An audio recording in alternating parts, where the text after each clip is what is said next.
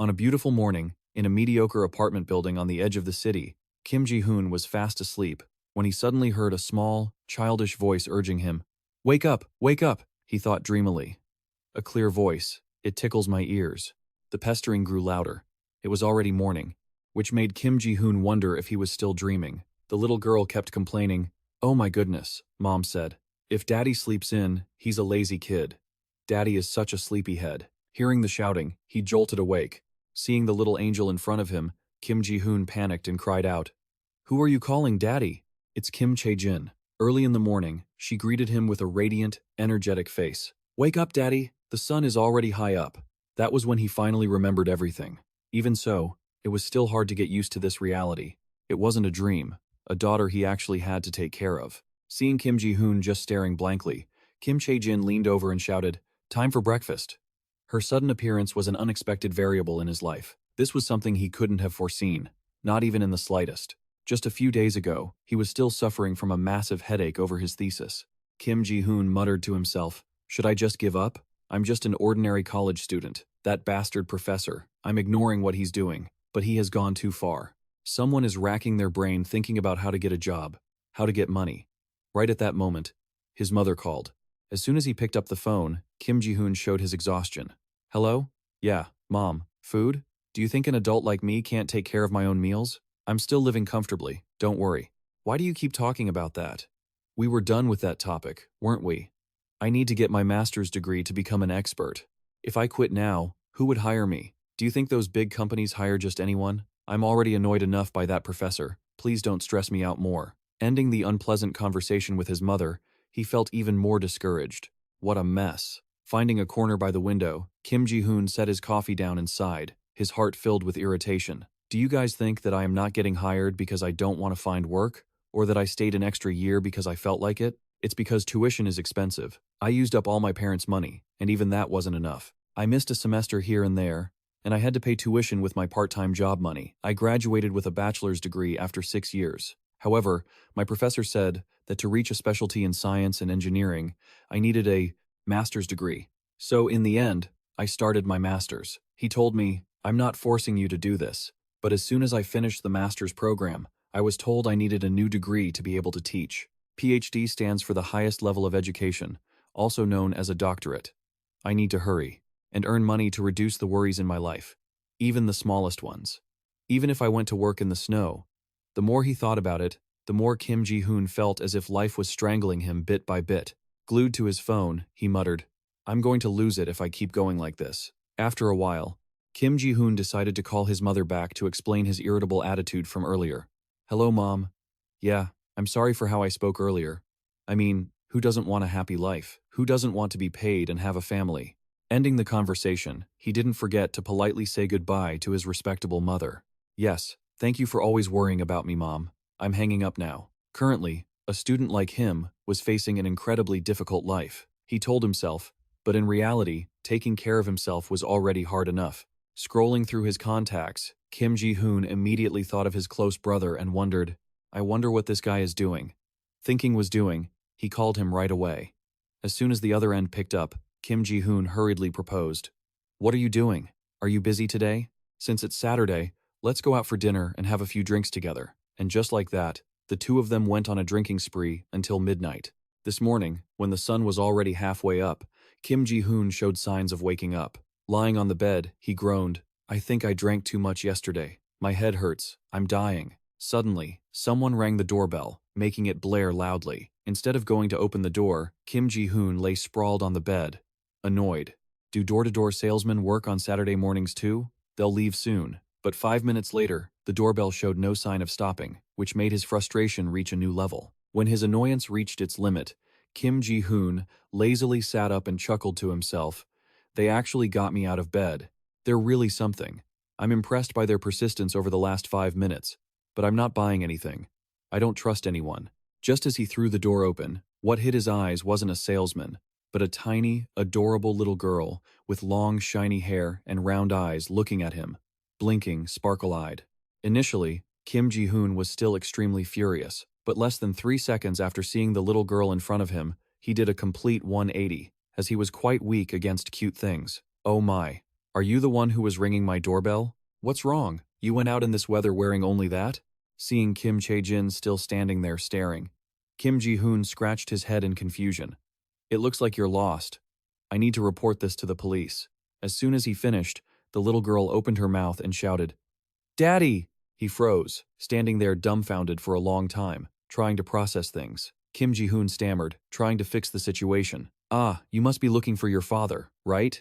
This gentleman here must look like your father, huh? But Kim Chae-jin immediately denied it.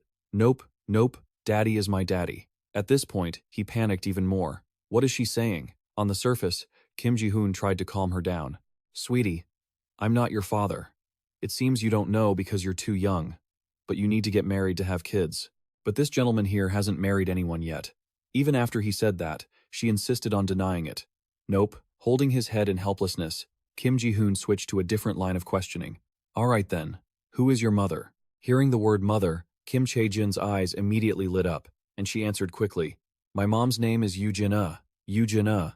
Hearing this name, Kim Ji-hoon felt as if he had been struck by lightning, hurriedly digging through long-forgotten memories. Yoo Jin-ah? Yoo Jin-ah? No way. Yoo Jin-ah, the person who once lived in the first complex in Rua? Wait, it's true that 7 years ago, Yoo Jin-ah and I went on a trip and slept together, but after that trip, she suddenly disappeared.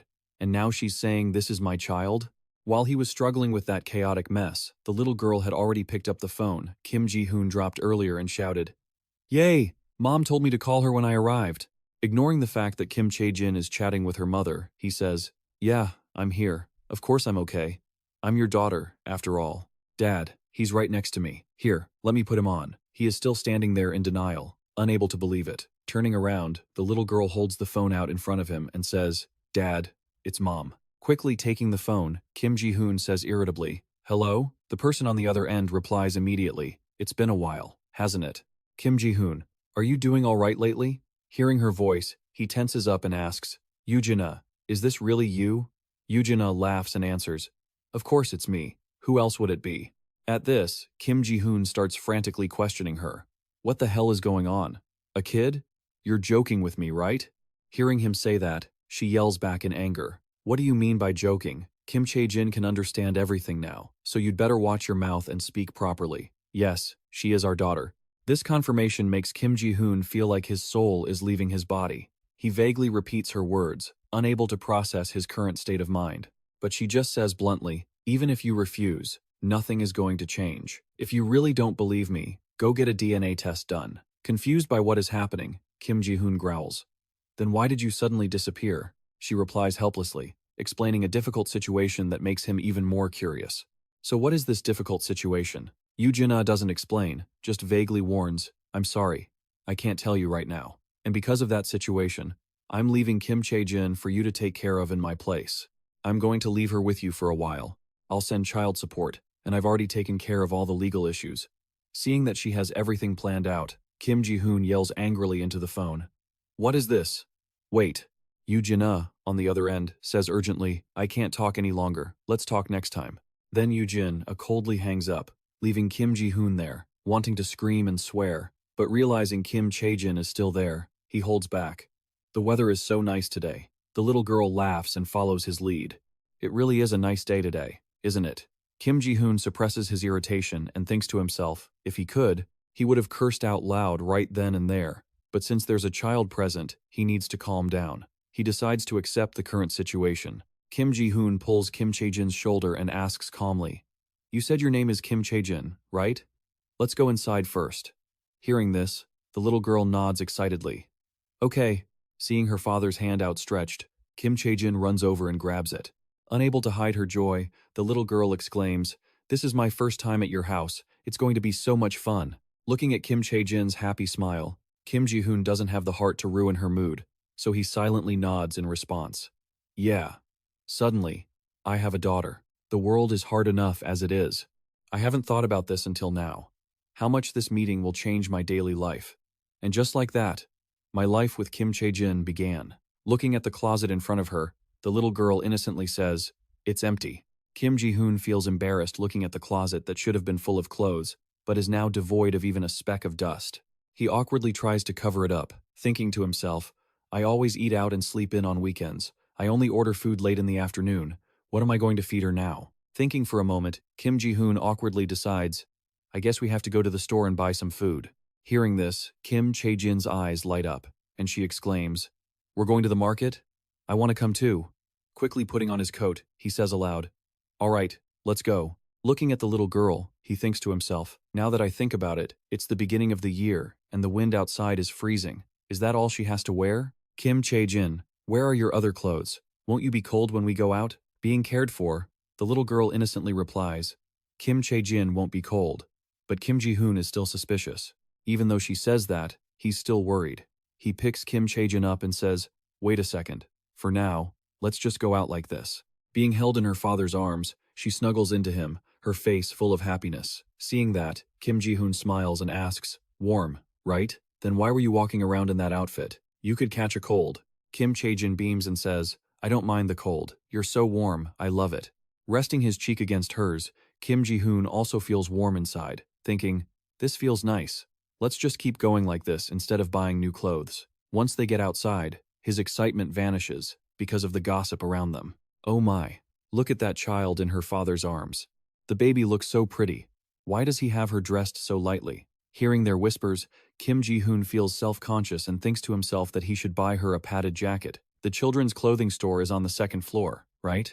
I'll buy her something before I attract more attention. So, the father and daughter dash to the nearby supermarket. A while later, the store clerk says cheerfully, Thank you, see you next time. Kim Ji-hoon nods in reply. Yeah. On the outside, he's composed, but on the inside, he's crying looking at the receipt. How on earth are children's clothes as expensive as adults? Below him, Kim Chae-jin is constantly praising everything in delight. The first clothes, Dad bought for me. Looking at the little girl, he silently screams, I can hear the money in my bank account draining away. Seeing Kim Ji-hoon lost in thought, Kim Chae-jin asks quietly, But Dad, are you in pain anywhere? No, he quickly deflects. It's just your imagination, the little girl remarks. Dad's expression is so strange. Reaching the lower floor, the two begin to wander around looking for food. Pushing the cart, he mutters, When was the last time I cooked? I don't even know how the rice cooker works. I'm out of money. Should I just eat cereal for a while? Picking up a box of food, Kim Ji-hoon asks tentatively, Kim Chae-jin, do you like cereal? The little girl excitedly replies, I like everything if you make it. Hearing that, he sighs with relief that she at least likes it. But the next second, Kim Ji-hoon's heart skips a beat. His face turns pale, like a cold surge of electricity has just passed through him. He frowns and thinks, This feeling. Kim Ji-hoon quickly instructs, Kim Chae-jin, I need to go to the bathroom urgently. Can you stay here? The little girl nods obediently. Yes, I'll go look at everything. As soon as he finishes the sentence, he dashes off. Kim Chae-jin stands there watching him with a smile, but a second later, her expression changes drastically, putting on a cold face. Passers-by see this aura and start whispering, That child is really beautiful. Is she a child model? Why is she standing there alone? A fat man steps forward and asks quietly, Little girl, where are your parents? Are you lost? Kim Chae-jin turned her head slightly and replied in a cold voice, I'm in the restroom. Hearing that, the man happily patted her head and asked, Is that so? Are you sure you aren't lost? Do you need some help? Before he could finish his act of kindness, Kim Chae-jin snapped at him with a warning that made him pale. Hey, this is none of your business. The killing intent radiating from the little girl made the crowd freeze, and everyone felt a chill run down their spines. They began whispering. Did you see that just now? I definitely saw a black lightning bolt behind her. Just then, Kim Ji-hoon hurried back to apologize to Kim Chae-jin, with a large crowd already gathered there. The crowd eagerly leaned in to gossip. Seeing her father, the girl quickly regained her usual innocent look, immediately hugged him tightly, and said, It's okay. I was such a good girl waiting here for you, Dad. Your stomach doesn't hurt anymore, right? Kim Chae-jin's hands are doctor's hands. They'll make you feel better. As soon as she finished speaking, Kim Ji-hoon's stomach pain vanished. He wondered vaguely, Am I imagining things? My stomach really does feel better. People nearby took the opportunity to gossip about the father and daughter. Is that really her father? They don't look alike at all. Keep it down, she probably looks more like her mother. Her mother must be very beautiful. He surely has plenty of money, but is he actually rich? He looks kind of poor, doesn't he? Malicious words kept pouring out, making Kim Ji-hoon uncontrollably angry. How can they gossip like that when they don't even know me? It's true that we don't look alike at all. Maybe she isn't my biological daughter. After thinking for a while, he waved his hand and said, Let's go home, kid. That night, after Kim Chae-jin was fast asleep, Kim Ji-hoon started to reflect on everything. Sitting in front of his computer, he pondered. Testing fees at a private clinic are very expensive, but it's the only way if I don't want to draw too much attention. It seems all I need is hair, so I'll just take a few strands while brushing her hair. I have to do it tomorrow. I'll tell my professor I'll be late for personal reasons. I'll probably get yelled at again. Looking at Kim Chae-jin sleeping peacefully, Kim Ji-hoon felt anxious. Recalling what the girl said this morning, he felt depressed and thoughtful. Yoo Jin-ah said she was our daughter, but she doesn't have any traits that resemble me. I can only conclude she isn't my child. I'll have the exact answer once I get the DNA test results tomorrow. At the crack of dawn, Kim Ji-hoon dragged himself to the university hospital to run the test. But when he saw the results, he couldn't hide his shock and shouted, "What?" Holding the report board out, the doctor spoke excitedly. Based on the blood test results for Kim Ji-hoon and Kim Chae-jin, you two are indeed blood-related. As if he hadn't heard clearly, he shouted again. What was that? Ignoring the other person's reaction, the doctor maintained his tone. The girl is your biological daughter. Kim Ji-hoon tried to object, but we don't look alike at all. Holding the results up to his face, the doctor slowly explained, since all the markers align, there is no reason to doubt these results. At this point, Kim Ji-hoon had to accept the truth. Kim Chae-jin is truly my daughter. Walking back home sluggishly, he kept muttering to himself, what should I do? Can I even afford to raise a child? Yoo Jin-ah said she would cover the expenses, but I still have to go to the lab. If I send her to daycare, how will I be able to pick her up? The more he thought about it, the more complicated things got, making Kim Ji-hoon sigh in frustration. Ugh, I already have so much to worry about, and now there's something else. As soon as the door opened, Kim Chae-jin excitedly lunged at him. Hugging her, he secretly replied, "Did you have fun playing by yourself?" Kim Chae-jin replied obediently, "Yes, watching TV was so much fun." Kim Ji-hoon calmly taught her, "If you sit too close to the TV, your eyes will get blurry, and you'll need glasses." She widened her eyes and said, "Kim Chae-jin has great eyes, I'm perfectly fine." Sometimes her adorable liveliness comforted Kim Ji-hoon a little. At least his mood improved with Kim Chae-jin at home. Gently patting her head, he instructed, "Dad's going to take a shower. Watch a little more TV, okay?" While grooming himself, Kim Ji-hoon pondered, "Geez, everything will work itself out, right? Since things have ended up like this, I should just give up on my studies and find a job. I don't like that arrogant professor anyway, so everything will be fine, I guess." While deep in thought, Kim Chae-jin suddenly burst through the door, interrupting him. Kim Chae-jin wants to brush her teeth too. "Dad, give me some toothpaste." He quickly complied. "Here you go." Receiving the toothpaste, she skillfully put it in her mouth and brushed back and forth. Looking at that small figure, a strange emotion surged in Kim Ji-hoon's heart. She's so cute. Only then did he have time to ask, "What did you do all day today?" Kim Chae-jin quickly replied, "I watched TV." Hearing that, Kim Ji-hoon gently asked, "Didn't you get bored?" Hitting the right frequency, the girl's eyes shimmered with tears as she acted clingy. "I was so bored. I wanted to play with you, Dad, but since you had to work, Kim Chae-jin could wait." Seeing how sensible she was at such a young age, he couldn't help but exclaim, "Our Kim Chae-jin has grown up so much." Being patted by her father, she happily replied, "Mom always told me that too." Mentioning that, Kim Ji-hoon asked loudly, "Where did you live with Mom?" Kim Chae-jin mysteriously said, "In a place very far from here. I wish you were there with me." Hearing this, a thought flashed through his mind. Immigration? Maybe abroad. But this isn't the Joseon dynasty, so immigration isn't a huge deal right now. Honestly, I want to ask about many things, but I can't press a child too deeply about a topic.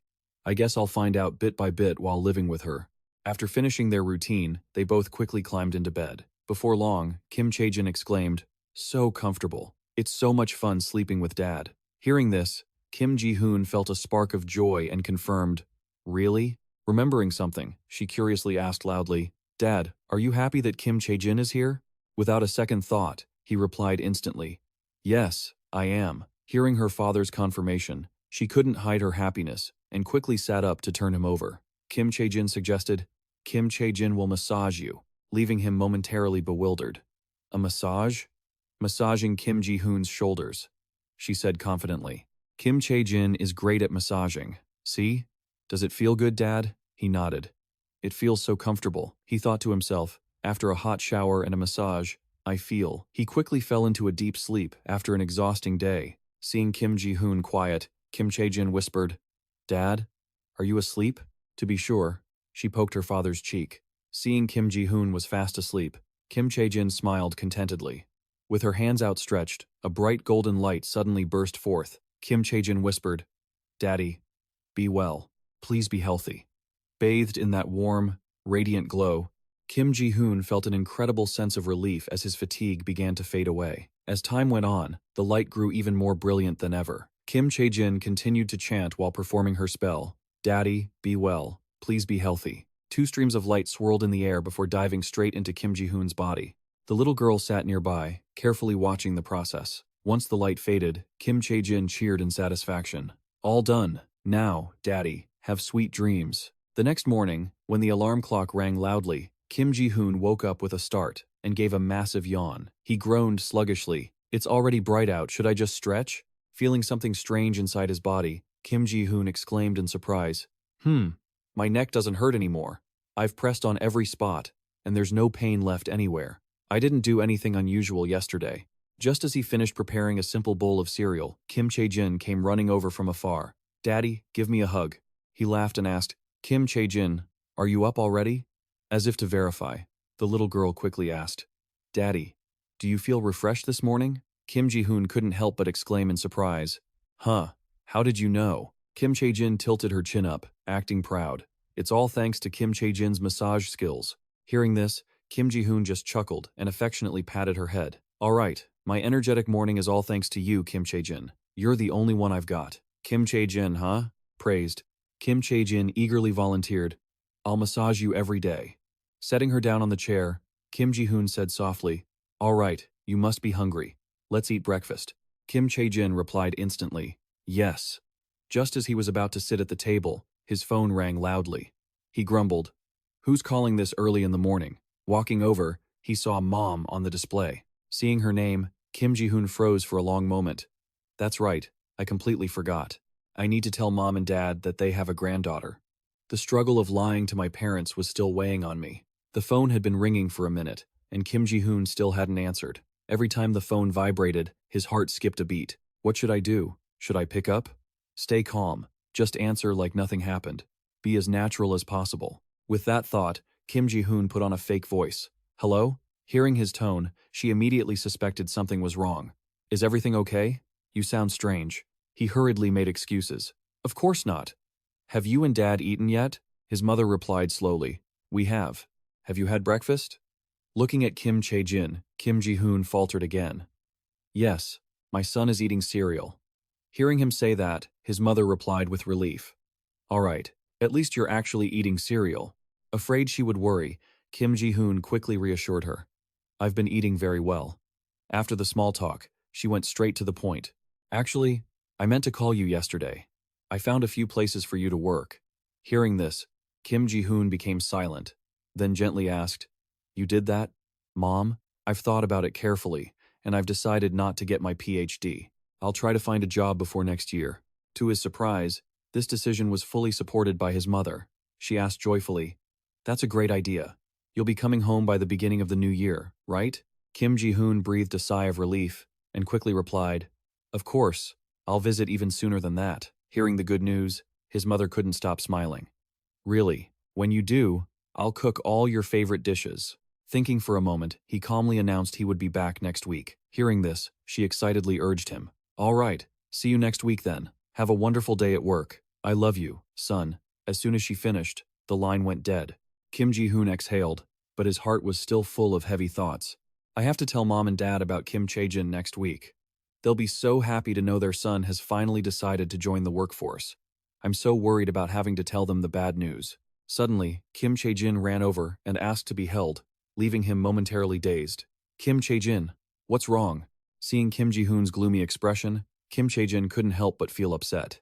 Daddy doesn't look happy, so Kim Chae-jin feels uncomfortable too. Hearing this, he hurriedly reassured her. "It's nothing. Daddy is fine. You don't need to worry." Suddenly, Kim Chae-jin's eyes welled up with tears, and she whimpered, "Daddy has to tell Kim Chae-jin. If something is bothering you, Kim Chae-jin will make all your worries disappear." Looking at her sobbing figure, Kim Ji-hoon could only force a smile. "I promise. Now, go back to the table and finish your breakfast. Is the cereal okay?" "She is such an understanding girl," Kim Chae-jin quickly replied, Yes, it tastes better because I'm eating with Daddy. After saying that, she gave a radiant smile that made Kim Ji-hoon's heart warm up a little. He thought to himself, seeing Kim Chae-jin smile. Somehow, it made all my troubles disappear at that moment. It would be nice if time could stand still and all my worries truly vanished. Very quickly, the two adapted to each other's lives. Kim Ji-hoon called out, "Do you want more milk?" Kim Chae-jin cheered happily. After saying goodbye to her, he rushed to the lab as usual. Just as he walked in, Chang-soo frantically called out, "Senior Kim Ji-hoon, did you visit a dermatologist or something?" The dark circles that used to be deep under his eyes were gone. He smiled awkwardly. "I don't really know, myself." Before that, when he first woke up and saw his own vibrant reflection in the mirror, even Kim Ji-hoon himself was extremely surprised. "I didn't think much about the pain disappearing after sleeping, but the dark circles that had been there since I started working at the lab had also vanished." A suspicion flashed in his mind. Was it really because Kim Chae-jin massaged me? But that's scientifically impossible. Remembering something important, Chang-soo announced, "Oh right, Senior Kim Ji-hoon, the professor was just looking for you." Kim Ji-hoon asked in surprise. "The professor? Why?" He cautiously reminded him, "I'm not sure either. It looks like he's in a bad mood. Be careful." Kim Ji-hoon's mood instantly plummeted, but he tried to put on a brave face. "All right, thanks for letting me know." A moment later, he stood in front of Professor Yoo Jin Dong-ho's office. Kim Ji-hoon cautiously stepped inside. "Professor, I heard you were looking for." Before he could finish his sentence, the old man angrily threw a stack of papers in his face and scolded him. "Hey, Kim Ji-hoon, do you really think this is an excellent summary? You're writing poetry in here? Are you planning to debut as a poet? You should write that concept in detail and accurately for me." Facing Professor Yoo Jin Dong-ho's fury, he could only grit his teeth and endure it, frantically picking up the papers while apologizing profusely. "I am sorry." The old man grunted. "Look at this bright face of yours. How can you sleep so soundly after writing such a trashy summary?" Kim Ji-hoon slowly stood up, not forgetting to apologize. "I'm sorry," Yoo Jin Dong-ho asked indignantly. "What kind of criticism do you think I'll face if I recommend you to a company I know? You don't even meet the basic requirements. It's embarrassing. You're almost 30. How can you not act like a decent human being? Do you not need my recommendation anymore? Do you have any idea how much influence a few words from me carry in this industry? My recommendations are all about hierarchy and employment." The bastard kept barking, his words growing more excessive by the moment, but he tried to hold it in, despite the resentment boiling inside him. Just yesterday, the professor said it was a decent approach. Every time he was in a bad mood, he would pick on the smallest things for no reason at all. And if there was nothing to criticize, he would play power games with his staff. After the verbal abuse, Yoo Jin Dong-ho lowered his voice to give instructions, his attitude still incredibly condescending. "So, can you do better from now on? How is your doctoral progress going? Have you made a decision yet?" Kim Ji-hoon stuttered in response. "Not yet?" Hearing that, the old man put on a fake, caring tone. "You'd better commit to technical research with a PhD, so think about it some more. You're dismissed." He bowed obediently. "Yes, Professor." Once he stepped out of the office, Chang-soo ran over, looking worried. "Senior, are you okay? Don't pay him any mind. He's always like that." Feeling comforted by him, Kim Ji-hoon calmed down a bit. "Yeah, thanks." But back in his own room, he felt utterly exhausted and stressed. "I just want to mess everything up. If I could, should I just start a huge fight and use it as an excuse to leave this place for good?" Kim Ji-hoon's eyes brightened. Somehow, his phone wallpaper had been changed to a photo of Kim Chae-jin and him. Seeing it, he exclaimed in surprise, "This is Kim Chae-jin. What is this cute little thing?" Looking at the picture always made him feel better. Leaning back in his chair to relax, Kim Ji-hoon told himself, "All right, I'll stay for just another 6 months and then bolt out of here. I just need to play dumb until then. I won't do anything that would get me picked on anymore. I'll just act like I don't exist." Thinking this, Kim Ji-hoon's mood improved visibly, and he even had time to hum a few tunes. His determination to conquer this flared up. So many seniors have done it before. Why can't I? After a morning of struggling with edits, the research paper was finally finished. Looking at the finished product, Kim Ji-hoon whispered to himself, "Perfect. Even the corrections are done. I should go home and take care of Kim Chae-jin." "Hey, Kim Chae-jin, do you know where the professor is?" She replied firmly. "I don't," she said, making him nervous. Turning her head slightly, Kim Chae-jin added, "How would I know?" Having been shut down so bluntly, Kim Ji-hoon kept his composure. "Sorry for bothering you. Is she under a lot of stress lately? It seems like she's been under more pressure recently." Stepping out of the lab, Kim Chae-jin walked slowly down the hallway with a heavy, thoughtful expression. Suddenly, a disgusting voice made her spine chill. "My dear Kim Chae-jin, why the rush? Don't forget to swing by my office before you head home." Kim Chae-jin stopped in her tracks, glancing back at Yoo-jin Dong-ho with a look of clear disgust. By the time he reached home, it was late in the afternoon, but Kim Ji-hoon felt full of energy. He called out loudly, "Kim Chae-jin, I'm home." Hearing her father's voice, Kim Chae-jin ran over to hug him, cheering, "Daddy, I missed you so much." Kim Ji-hoon asked softly, "I missed you too. Have you had dinner yet?" The little girl replied obediently, "Dinner? I reheated the rice and ate it. Am I good, Daddy?" Looking at the hot food on the table, Kim Ji-hoon was about to praise her, but when he saw how sparse the meal was, he was shocked. Thinking about Kim Chae-jin being hungry and thin, Kim Ji-hoon couldn't hide the panic in his eyes. What if she gets malnourished eating like this? Yoo-jin-ah will kill me. I can't let that happen. I'll go home tomorrow. I haven't even thought about how to explain this to my parents yet. It seems I have no other choice. I can't just leave her alone. Time passed until the next day. Kim Ji-hoon nervously made a call. "Hello, Mom. I have something I need to tell you." Before he could finish, Professor Yoo-jin Dong-ho screamed over the phone. "What? You're going to be late for family reasons? Is this lab a marketplace? Why don't you just quit your degree altogether?" Standing at the bus stop, he answered timidly, "I'm sorry. I will resolve this quickly and return to work as soon as I can." Even so, the old man criticized him bitterly. "I'll be waiting to see what time you actually show up." Hanging up, Kim Ji-hoon paced back and forth, muttering to himself, "Even though the project is in the final stages, this isn't even a busy time. He's just venting his anger at me regardless." Watching him look so confused, Kim Chae-jin asked worriedly, "Daddy, who is that? Why was he yelling at you?" Kim Ji-hoon comforted her awkwardly, "It's nothing. That's the professor in charge of my project, but I made a small mistake." Hearing that, the little girl asked curiously, "You made a mistake?" He nodded and explained, "Yes, it was my fault. So don't worry."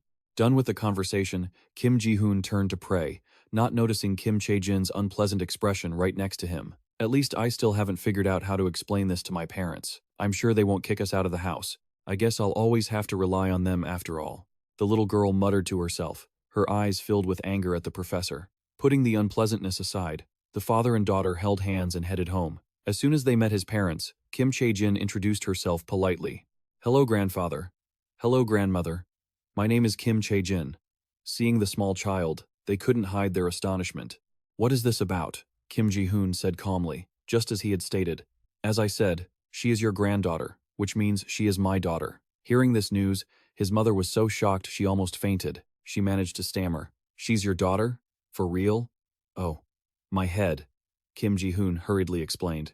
"I found out 2 days ago when Yoo-jin-ah called me." Hearing her name, his mother raised her voice. "Yoo-jin-ah? Is that the girl you dated back in high school?" Kim Ji-hoon nodded in confirmation. "Yes, that's her. Do you remember when we went on that trip? I think that's when this happened." At this point, Kim Ji-hoon's father spoke slowly. "So, Yoo-jin-ah was pregnant with Kim Chae-jin from that trip, and she has been raising her all by herself ever since?" He opened his mouth awkwardly. "That's what she said." Before Kim Ji-hoon could even finish, his father lunged at him and kicked him, scolding him incessantly.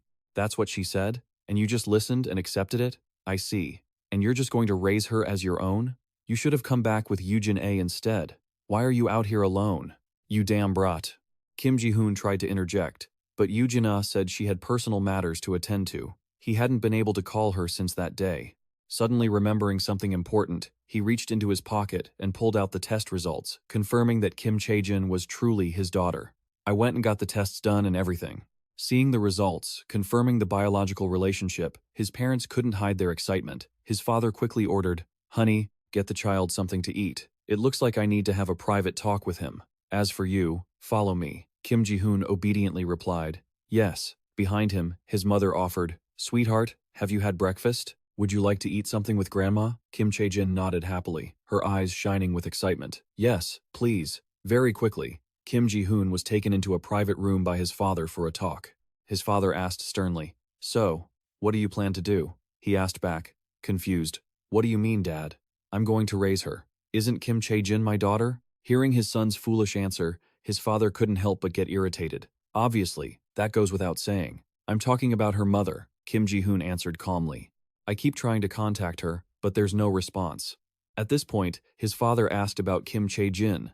You said her name is Kim Chae-jin. Did you decide to come home this weekend because of her? Kim Ji-hoon scratched his head, explaining awkwardly. Yes, I couldn't look after her while I was at the lab, and I couldn't feed her properly, so I felt pretty terrible. As he finished, the room fell silent. The two men stood there, hearts heavy with thoughts, but unable to say another word. Kim Ji-hoon thought to himself, it would make perfect sense if I got kicked out of the house for bringing some child here out of nowhere. I haven't even found a job yet. What the hell am I doing? But contrary to his fears, his father spoke softly. All right. Naturally, you'd be worried. Your mother and I can help you look after her, but it's best if you meet her mother soon. A mother and father should raise a child together. If you aren't giving up on finding a job, you should live with Eugenia and raise her together. Hearing every word, he couldn't hide his joy. So, you acknowledge her as your granddaughter, don't you, Dad? Facing his son's oblivious question, his father retorted indignantly. Why ask something when you already know the answer? I'm not doing this for you. I'm doing it for Kim Chae-jin. Kim Ji-hoon hurriedly bowed deeply. Thank you, Dad. Thank you so much. Even though he had softened his stance, his father still acted tough, saying not to think that everything was solved yet. I'm not happy thinking about having to spend all the money I saved for your wedding because of your mistakes.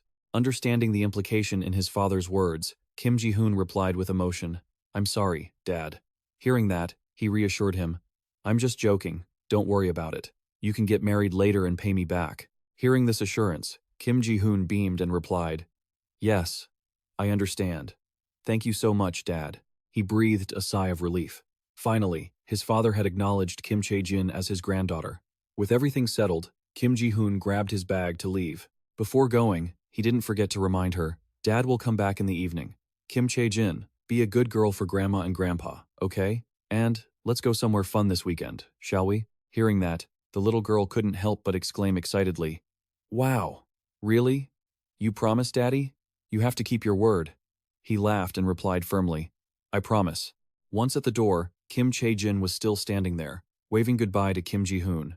He added, All right, Daddy will be back. My footsteps today felt so light, unlike any other day going to work.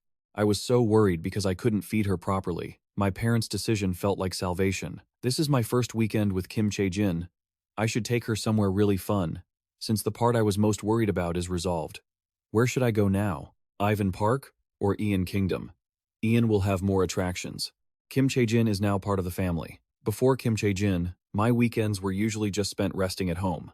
I was really looking forward to this weekend. But that night at the research institute, Kim Ji-hoon blurted out in confusion. Huh? Hiking? Professor Eugenia Dongho's voice rose, full of provocation. Why do you look so surprised? The project is almost done, and it's the end-of-year holiday. Let's go hiking this weekend. I assume you don't have any family plans for the weekend, do you? You've already taken leave twice this week. Surely the matter is resolved. Even though he had planned otherwise, facing the old man, Kim Ji-hoon still felt timid. I actually have some plans for that day. Hearing that, Eugenia Dongho frowned slightly. Plans? Looking at the man's indignant attitude, he swallowed the words he was about to say. No, I can go. I've sorted out my family matters. Seeing that Kim Ji-hoon had compromised, the old man patted his shoulder with satisfaction. There? Isn't that better? Let's go hiking and recharge our energy. Hey Jane. You can go too, right? Right, Chang-soo. You too. Seeing they didn't object, he assumed, okay, everyone's going. I'll be very angry if any of you bail on that day. Just like that, the professor dusted himself off and left the lab, leaving everyone there feeling frustrated. Chang-soo was the first to complain. Damn it, I was planning to go see a movie this weekend. This is such a hassle. Does he think everyone stays home on the weekend like he does? The dark-haired guy next to him echoed. Exactly. He should have asked if we had plans first before deciding. Hearing them, Kim Ji-hoon could only empathize. Everyone was angry at Professor Eugenia Dongho's behavior, but no one stood up to him decisively. Professor Eugenia Dongho held their future careers in the palm of his hand. Chang-soo knew that, so he could only complain indignantly. What can we even do? Kim Ji-hoon sat there, calculating. I guess I have to postpone the amusement park trip until next week. No one likes this, but the only thing we can do is accept it. Damn it. I don't even have the right to refuse things like this. Kim Chae-jin is going to be so disappointed. After work, Kim Ji-hoon swung by his parents' house to pick up Kim Chae-jin, then they headed home together. Standing at the bus stop, he spoke up awkwardly. I'm sorry, sweetie. Daddy can't go out with you this weekend. Kim Chae-jin didn't answer, but her eyes welled up with tears. Kim Ji-hoon panicked, trying to fix it. But we will go next week. I'm sure we'll be able to go then. Look here, I've even booked the tickets already. The little girl nodded reluctantly, then didn't forget to whine, I want a hug. He was slightly flustered. Very quickly, Kim Ji-hoon replied, Okay. Hugging Kim Chae-jin, Kim Ji-hoon asked softly, Are you sad? Wrapping her arms around him, she whispered, Chae-jin is fine, but you look like you don't want to go, Daddy. It feels like you're being forced to do it. I don't like that. Seeing Kim Chae-jin caring for him, he couldn't stop smiling. Are you worried about me? Think of it as a chance to get some exercise. Hearing his father say that, she blinked, wide-eyed, double-checking. Really? Hugging Kim Chae-jin, Kim Ji-hoon gave a slight nod. Really? Suddenly remembering something, Kim Chae-jin asked, Dad, you said the person who told you to go hiking was the man who called you this morning, right? Kim Ji-hoon was taken aback for a moment but quickly composed himself. Oh, yeah, that's right. He's a professor, and the team just finished a project. He wanted us to go hiking together to celebrate. Hearing this, she urged him to come back home safely and not get hurt. Seeing Kim Chae-jin so worried about him, he quickly comforted her. It'll be fine. It's a stable and safe mountain. Thanks for worrying about me, Chae-jin. Back home, Kim Ji-hoon took a long, refreshing shower. Phew, it feels so good to be clean. I guess she's already fast asleep. She had been on the bus and subway for over an hour with Yoo-jin Dong-ho today, so she must be exhausted. It's such a shame. I couldn't even chat with her before she fell asleep. But I guess there was no other choice. Picking her up from my parents' place was way too late. I just got home and showered, and it's already 1 in the morning. Today is fine, but if it's like this every day, the transportation costs will really add up. I'll have to look into a daycare center later. I'll think about it tomorrow. After thinking for a while, he grew tired and drifted off to sleep without even realizing it. Hearing his steady breathing, Kim Chae-jin slowly pulled the blanket off her head, staring at him with wide eyes. She sat up abruptly and whispered excitedly, Dad's sound asleep. Confident, Kim Chae-jin invoked her healing spell once again. She muttered like she was casting a charm, Help my dad get a deep and restful sleep. A warm sensation washed over his body, and Kim Ji-hoon unconsciously broke into a satisfied smile. Seeing that, Kim Chae-jin couldn't help but exclaim, Dad's smiling, but a second later, her smile vanished. Now, I'll take care of that professor. With that thought, she snapped her fingers to cast a spell. Dad, I'm just going to read your memories for a bit. A series of images of the nasty Professor Yoo-jin Dong-ho appeared clearly in her mind. Pinpointing her target, Kim Chae-jin whispered, His name is Yoo-jin Dong-ho. He's an old uncle who pretends to be kind, but is actually very cunning. On top of that, he's a terrible person acting humble in front of the strong while being arrogant toward those weaker than him. As she read his memories, she suddenly remembered a conversation with her mother, Yoo-jin-ah, who had once warned her, Chae-jin, if you ever meet a hypocrite who harasses others, you have every right to teach them a lesson. However, you must never interfere with the consequences for the person you've taught. You must let them be consumed by their own sins. Remembering her mother's words, Kim Chae-jin slowly summoned a magic circle. Her body floated in midair, surrounded by countless colorful rings of light, but her gaze was chillingly cold. Yoo-jin Dong-ho, tell me where you are. After a moment of tracking, the light flickered as a signal. Having pinpointed the target, Kim Chae-jin spoke in a low voice, glancing briefly at Kim Ji-hoon. She whispered, Dad, I'll be back as soon as I teach that bad man a lesson. With that, Kim Chae-jin vanished, leaving only a hint of warmth behind. A moment later, in Professor Yoo-jin Dong-ho's bedroom, a blinding light suddenly struck. In an instant, Kim Chae-jin teleported right in front of him. Looking at the hateful man sleeping soundly, she spoke softly, This is Yoo-jin Dong-ho. Let's see what sins he's committed. As she finished, a surge of dark purple energy dove into his head to investigate. Looking at the glowing spots of sin, Kim Chae-jin reflected, There are so many here that are ripe. Which one should I let blossom? All right, this one seems like it will cause the most impact. It'll be a bit annoying since I'll have to keep an eye on someone else. But if it's for Dad, she commanded in a high voice, merge with Yoo-jin Dong-ho and the other one. Now, that sin will reach its absolute limit and explode soon. It will be very painful when that happens. But it's better than letting it fester. I'll come check on him later. Mom said I must always watch from afar after doing something like this to a human. The very next second, Kim Chae-jin returned to the cozy home she shared with her dad. Lying comfortably on the bed, she whispered, Dad, I'm back. You'll be so surprised when you find out. You won't even know that everything happening lately is all thanks to me. Once you find out, I'll tell you it was a surprise gift. Sleep well, my dad. Following her plan, on the weekend morning, Kim Ji-hoon headed out early to be on time for his meeting with that awful professor. Just as he was about to leave, Kim Chae-jin rushed over to hug and kiss him goodbye. Dad, be careful not to trip. Setting her down, Kim Ji-hoon gently instructed, I know. Remember to listen to Grandma and Grandpa while I'm gone, okay? Have lots of fun tomorrow. Looking back, Kim Chae-jin quickly asked her grandparents behind her, See, Chae-jin is very well behaved, right? His mother nodded in agreement. Our Chae-jin is so cute and well behaved, don't you worry. Seeing such a harmonious family scene, Kim Ji-hoon felt an unexplainable warmth in his heart. I think I feel happier when someone praises her in front of me. It makes me so happy when Chae-jin gets complimented like that. Before he left, his mother didn't forget to warn her son. The mountain is very treacherous in winter, so please be very careful. Kim Ji-hoon nodded eagerly. Yes, I'm heading out. But as he reached the stairs, he felt his heart grow heavy and couldn't help but grumble a little. This isn't the weekend I was hoping for. The dull life of a research student is tied to their professor. In no time, Kim Ji-hoon reached the meeting spot. Seeing that everyone had gathered, Professor Yoo Jin-a Dong-ho spoke enthusiastically, even though no one wanted to listen. Listen up. Thank you all for coming early on the weekend. Let's enjoy the cool mountain air and show the unity of our lab. Now, let's get started. With that, he led the hiking group forward, looking way too excited. But he didn't realize the students behind him were constantly complaining. If he likes coming here so much, why doesn't he just go alone? Why drag us along? Kim Ji-hoon, standing nearby, signaled them to stop.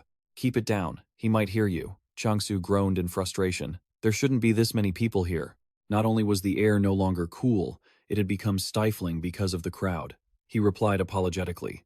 I heard that many people still love outdoor exercise in Korea, so I guess that's not wrong. After climbing a few steps, Chang-soo said wearily, No, but this hike is actually pretty tough. When I was in high school, I climbed a mountain just as high as this. But honestly, I'm so tired right now I feel like I'm going to die. He kept rambling on, leaving Kim Ji-hoon feeling helpless. You say you're tired, but your mouth won't stop running. Turning toward him, Chang-soo whispered, Hey, aren't you tired? Startled by his junior's question, he quickly replied, Me? I'm fine. Hearing that, the younger man skeptically asked, Have you been working out lately without telling me? Kim Ji-hoon explained helplessly, My schedule is exactly the same as yours. Do you see any time for me to work out? I won't let this slide. Chang-soo didn't stop asking. So are you eating health supplements all by yourself? Your face looks much better than before, doesn't it? No matter how much he talked, he didn't believe him. He could only sigh and ask what he was talking about. How could such a thing be possible? But Kim Ji-hoon himself had a few doubts in his heart. Now that he thought about it, his body had been feeling light lately. He used to be sore all over whenever he woke up, but after Kim Chae-jin arrived, his body had improved. He regained his energy by thinking about her whenever he was given a hard time by Professor Yoo Jin-a Dong-ho. Thinking of this, the longing for his daughter rushed back. He wanted to go home to see Kim Chae-jin soon. He wondered if she was eating well. Seeing Kim Ji-hoon looking not only tireless but incredibly cheerful made Chang-soo uncontrollably jealous. I'm so disappointed in you, senior. We've always been together. I'm sure you're hiding something. He kept smiling to himself, and it almost made him jump out of his skin. Hey, don't get the wrong idea. I already told you it's not like that.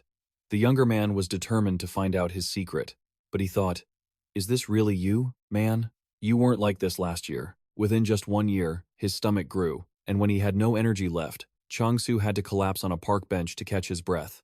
Seeing that, Kim Ji-hoon encouraged him to exercise more often. Come on, man, you're only in your 20s. Yet, he still had the energy to whine. You're so weird. You're like a lab rat with that kind of stamina, it's so unfair. He replied helplessly, I was just born like this. But before he could finish his sentence, Professor Yoo Jin-a Dong-ho's voice suddenly rang out. Are you tired? Take your time. Kim Chae-jin watched the old man keep hovering over her with concern, and Chang-soo grew interested in the gossip. Doesn't Kim Chae-jin's expression look much gloomier lately? Hearing that, Kim Ji-hoon quickly agreed. Yeah, do you know anything about that? The younger man hesitantly voiced his thoughts. I'm not sure either. She's been acting like that since the year-end party last year.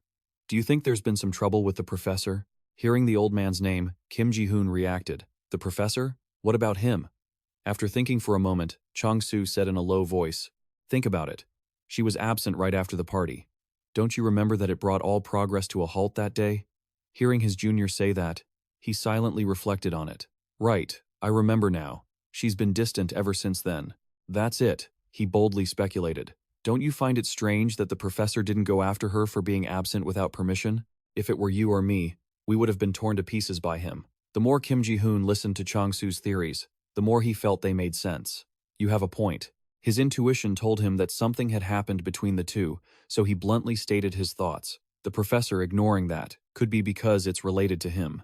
That's why he shouted at us not to worry about it when we asked why she was absent. Fearing this would reach Professor Eugene Dong-ho's ears, Kim Ji-hoon quickly signaled for him to stop. Hey, watch your mouth. If the professor hears you, you're done for. Yet, he casually replied, then I'll just say you started it. Hearing that, he flew into a rage. What? Are you crazy? Do you have any idea how much you owe me? Chung-soo quickly backpedaled. Ah, I was just joking. Just joking. A while later, the whole laboratory was present at the Hang No barbecue restaurant. At the end of the mountain climbing trip, everyone treated themselves to a celebratory feast. Everyone cheered loudly for the laboratory's victory. Yoo-jin Dong-ho stood up to give a speech. You all have to finish your glasses. Drinking alcohol after coming down the mountain was easy, wasn't it? The old man sat next to Kim Chae-jin, constantly trying to seduce her. What's wrong? Kim Chae-jin, drink some more. Even though she felt very uncomfortable and was disgusted to the point of wanting to vomit, she still tried to hold it in on the outside. Yes, Professor. She reluctantly took the glass of wine in front of her and slowly brought it to her lips. Before that, Kim Chae-jin quietly spoke up. Professor, you haven't forgotten your promise, have you? The old man blankly asked back. Which one? At this point, the shamelessness of Professor Yoo-jin Dong-ho made her nothing but furious. Seeing Kim Chae-jin's face turn bright red, the old man hurriedly remembered. I was joking. Of course I remember. I will find a place for you to study abroad and let you become a professor when you return. Don't you know me well? I'm Yoo-jin Dong-ho. Even though the disgusting nature of Yoo-jin Dong-ho had reached its peak, for the sake of her future and her dreams, she still couldn't turn against him right now. Kim Chae-jin clenched her fists, trembling as she gritted out. You must keep your word. Otherwise I will do something. Hearing this, the old man snapped back. What? Are you threatening me? She calmly replied, No, I'm not. But in her heart, she had secretly made a resolution. You said you would block my path if I reported you to others. He's truly disgusting. But stay calm. You're doing very well. I must. But why couldn't she control her emotions today?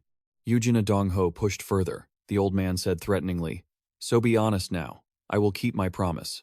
So, can you be honest with me? Suddenly, Kim Chae-jin softened her tone to go along with him.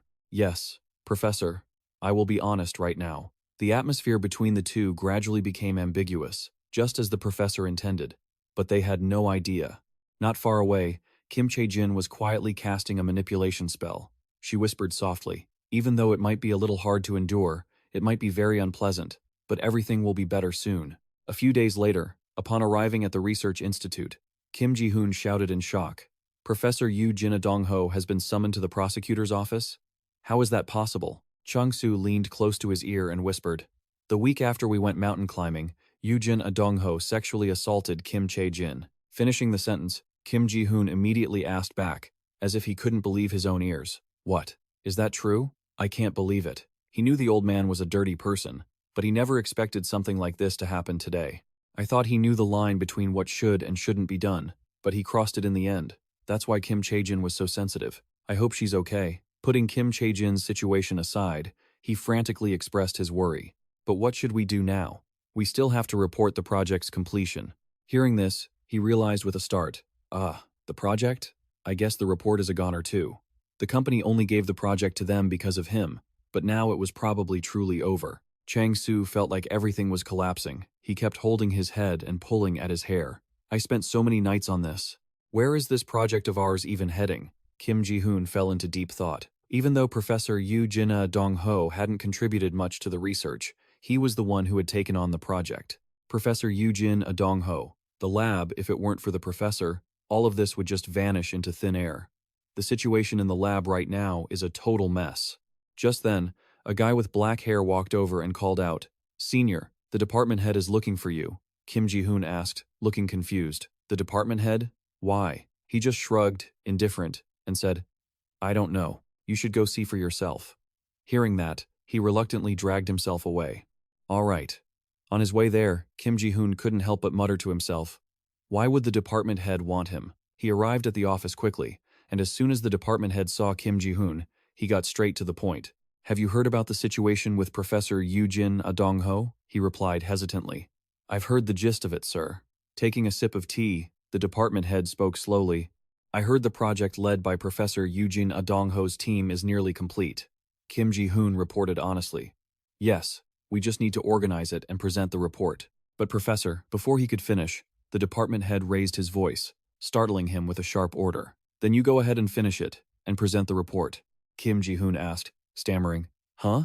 But the department head lowered his voice and explained, aren't you a senior student in that lab? Since the professor is leaving anyway, you should take responsibility and finish it, shouldn't you? Hearing that, Kim Ji-hoon couldn't believe his ears, and he screamed internally. There's no way the department head doesn't know how a university research project works. Competitors are also fighting for the top spot in the financial world. Department head. This is a bit. Understanding his concern, he had already taken care of everything. I've contacted Hate Corp for you. So, report back as soon as it's finished. Don't be nervous, and just do as well as you always do. Given this tough responsibility, Kim Ji-hoon reluctantly replied, Yes, I understand. Back at the office, he slowly recounted their conversation. So, he wants me to present the project results and wrap it up. Hearing such amazing news, the team members couldn't help but be excited. Really? Chung-soo guessed shrewdly. Is it because of that? There's a dean election coming up. I bet he wants to take over the project under his own name to boost his reputation for the election. Hearing him say that, the group nodded in agreement. That makes sense. He's always wanted to be dean. I can totally see that. Suddenly, Kim Ji-hoon's spirits lifted. So I just need to present the results well. Chung-soo warned him immediately.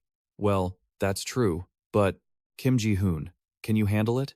If you stutter, the department head might blame you. So remember to take your medicine before the presentation. As soon as he finished, a loud, thunderous smack rang out, leaving Chung-soo clutching his stomach and kneeling on the ground, groaning, Senior, that's so cruel. How could you hit someone just for joking around? Kim Ji-hoon just ushered everyone out. Let's get this project done. We've already wasted the whole morning, so the schedule is going to be pretty tight. But since the deadline is tomorrow, we can definitely do it. Come on, let's finish this up. That evening, as usual, after work, Kim Ji-hoon went to his parents' house to pick up his daughter. The two of them laughed and chatted on the way home. How was your day? Did you listen to Grandma and Grandpa? Kim Chae-jin replied excitedly. Yes, I was very good, and I got to eat lots of yummy food. Hearing that, Kim Ji-hoon breathed a sigh of relief. Thank goodness. I'm sorry for picking you up so late, sweetie. The sensible girl nodded. Daddy had to work. Kim Chae-jin understood. He told her awkwardly that tomorrow he had to go to a big company called Hate, so he had to work late to finish everything. Hearing the name Hate, Kim Chae-jin paused, curious. Hate? What are you going to do there, Daddy? Kim Ji-hoon explained happily. Daddy is going to present the project he's in charge of. Kim Chae-jin, can you cheer for Daddy so he has the motivation to do a good job? She was silent for a moment, but soon she gave a bright, cheerful smile. Yes, of course I will. They reached home late. Kim Ji-hoon was so tired he fell asleep instantly. Standing by the edge of the bed, Kim Chae-jin muttered, What should I do? Suddenly, she cheered. Aha! That's it! With a wave of her hand, Kim Chae-jin summoned numerous colorful vials of liquid. Seeing them, she cheered with joy. Which one will be useful for Daddy? Okay, I've got it. Kim Chae-jin quickly grabbed the blue vial, representing knowledge, and swiftly poured the liquid out. She thought expectantly, adding a little bit of knowledge, confidence. And maybe some charisma will be helpful, right? Just a tiny bit. Oh no, I accidentally added too much. I only meant to add 3 drops, but it looks like it spilled over by 10, it'll be fine, right? The more charismatic, the better. What could possibly go wrong? After finishing the concoction, a round ball of liquid appeared right before her eyes. Kim Chae-jin waved her hand, and the ball slowly seeped into Kim Ji-hoon's body, bit by bit. All done. She wiped the sweat from her forehead, feeling relieved, and whispered, Good luck tomorrow, Daddy. In the morning, he was up early to prepare. I haven't dressed like this in a while, so it feels a bit unfamiliar. Kim Chae-jin. Does Daddy look okay? She gave him a thumbs up. Yes, you look great. Daddy is the best. Adjusting his lapel, Kim Ji-hoon secretly steeled his resolve. Okay, that's strange. Yesterday I felt so nervous. Finishing his preparations, Kim Ji-hoon said confidently, I'll be back soon. Today, I feel like I can do anything. After a long commute, Kim Ji-hoon arrived in front of the massive Hate Corp building. He told himself, I'm here. I've arrived. But this is my first time here alone. I'm so nervous. Should I have taken the medicine like Chang-soo said? Calm down now. I just need to present well. I've met Supervisor Eugenia Jung-suk before. It'll be fine. Suddenly remembering Kim Chae-jin's praise, Daddy is the best. Kim Ji-hoon felt his confidence soar. That's right. Kim Chae-jin cheered for me. Let's be confident and do a great job. Following the directions, he slowly entered the meeting room. The secretary quickly greeted him. The boss will be here soon. Oh, the boss said he wanted to come personally. You still have time, so go ahead and prepare. Hearing that, Kim Ji-hoon responded enthusiastically. Oh, no need. I'm well prepared already, so I'm good. But would you mind printing these documents for me? But seeing him trembling, she felt uneasy and thought to herself, is he actually going to be okay? Despite his words, inside, Kim Ji-hoon was actually not okay at all and was screaming internally. I'm doomed. Why does it have to be the boss himself? Somehow, I had a different kind of confidence this morning than usual. I should have just taken that medicine. I was doomed from the very start. Once the boss arrived, everyone else would follow. If I messed up, I'd be kicked out of this world for sure. Just then, a colleague walked up and called out, Hey, Kim Ji-hoon, you're already here? Kim Ji-hoon turned around, dazed, and hurriedly greeted him. Hello, Supervisor Eugenia Jung-suk. Eugenia Jung-suk said awkwardly, Oh man. In a situation this bad, his words left him feeling completely rattled. Why would you say that? Eugenia Jung-suk turned away, but not before leaving a cryptic remark. I'll talk to you after this is all over. Hearing that, he could only hang his head in despair. His morale had completely collapsed before he even started, and now, he couldn't remember a single thing. He had to present in front of people that even Professor Eugenia Dong-ho had never met before. Nearby, the secretary was busy arranging seats for the attendees. As soon as he sat down, Tae-in scowled and ordered, Start. On the podium, Kim Ji-hoon was so nervous that his whole body was trembling. Was the vibe radiating from him even more intense than what I saw on the news? It felt like I'd be kicked out immediately if I made even the slightest mistake. Whatever happens, just do it. He cleared his throat. Well then, I will begin my presentation. The goal of this research is, and just like that, he finished the presentation. As expected, the moment Kim Ji-hoon completed his task, the crowd below sat dead silent, which only made him tremble more. Why is it so quiet? Did I make a mistake somewhere? I need to try and remember where I went wrong, but I can't even remember what I said. Whatever happens, I just hope it ends soon. After a long while, Tae-in finally stirred. Kim Ji-hoon asked blankly, The name of our project is? Before he could finish, the man corrected him in a cold tone. I have eyes, and I can read what's on the screen just fine. Not that. What I want to ask is your name. The name of the presenter. Seeing the man's attitude, he timidly thought to himself why he was asking for his name, then answered honestly, Kim Ji-hoon. Hearing that, Tae-in nodded slightly. All right, Kim Ji-hoon, you mentioned that for a project's success or failure, a 95% completion rate could be considered a success. So, what are the main factors leading to that figure? Faced with this question, Kim Ji-hoon answered fluently without any difficulty, though his tone was still incredibly timid. There are three main aspects. First, the reaction that occurs at room temperature. After presenting, he secretly thought to himself, he definitely smiled. It was a success, right? His smile is a good sign, isn't it? Suddenly, the man stood up abruptly and said in a flat tone, That's all I need to hear. And just like that, Tae-in left the meeting room. Everyone present scrambled to bow, saying, See you again. Goodbye, boss. Take care. Kim Ji-hoon alone stood frozen, not understanding what was happening. He felt restless. It's over. I'm done for. I thought that smile was a good sign. Was I just being delusional? Walking out like that, I'm really finished. While drowning in silent panic, someone called out loudly. It took 2 tries for Kim Ji-hoon to snap out of it. Kim Ji-hoon asked timidly, Yes? What is it? Jung-suk didn't hold back his praise. You did a great job on that presentation. I think the boss feels the same way. Still, he was extremely skeptical. Does he really think it was good? If so, why would he have left like that? But the atmosphere seemed good. The gap between the two moments was so large that I don't have a single clue. Is this good or bad? Suddenly, an argument broke out in the corner of the room. We must merge this newly discovered process as quickly as possible. If we rely on these documents, we can beat our competitors at a reasonable price. The other person retorted, Then how are we supposed to recover the invested funds? Are you suggesting we should just throw that money away? Neither side gave in, and the atmosphere became incredibly tense. We need to recoup our investment first, right? The source of the investment isn't what's important right now. Kim Ji-hoon stayed put, hesitant. It seems like they're going to keep arguing about the company's internal secrets.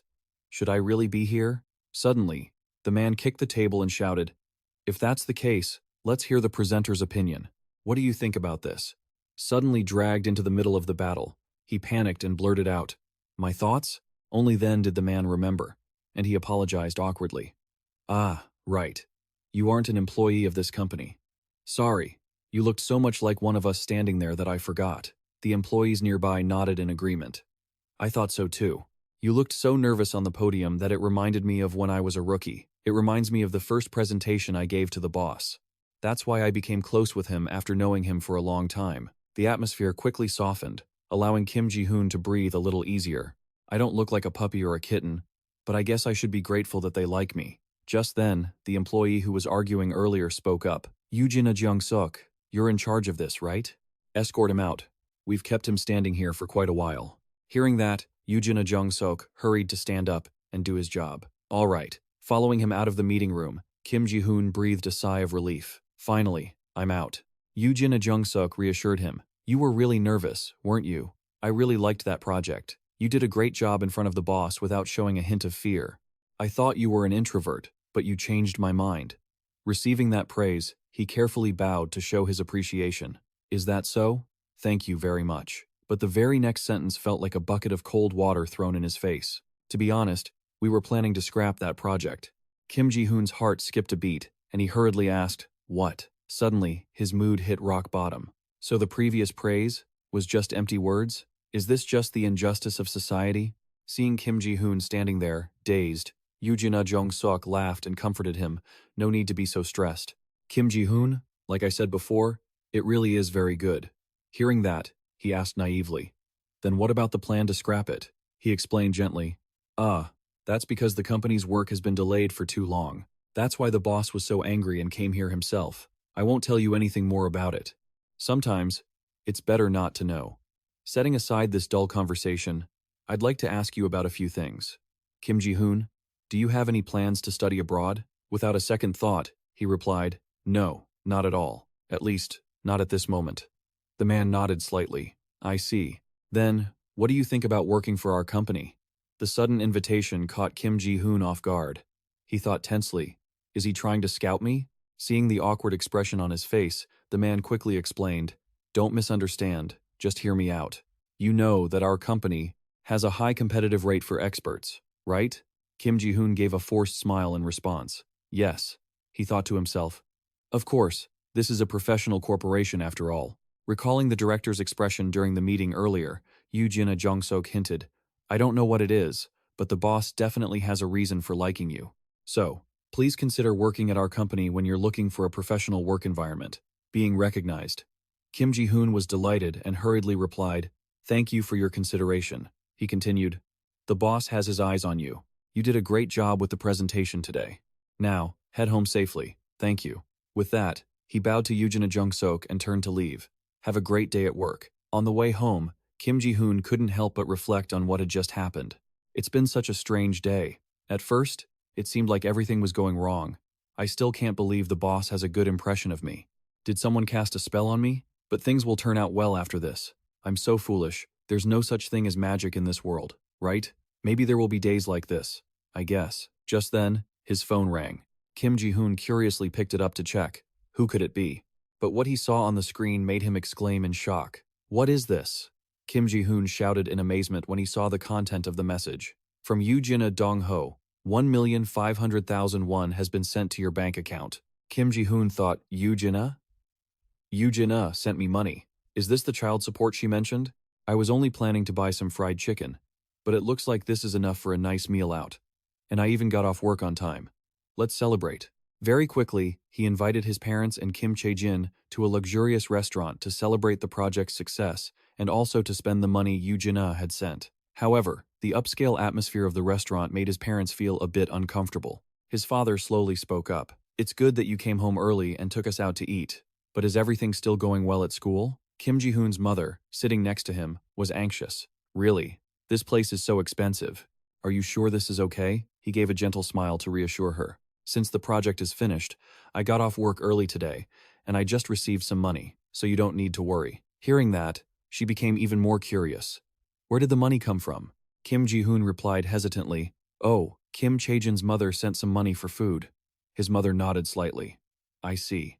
She turned to the little girl. The grandfather couldn't stop praising her. Kim Chae-jin, you're so good at cutting meat. Who taught you that?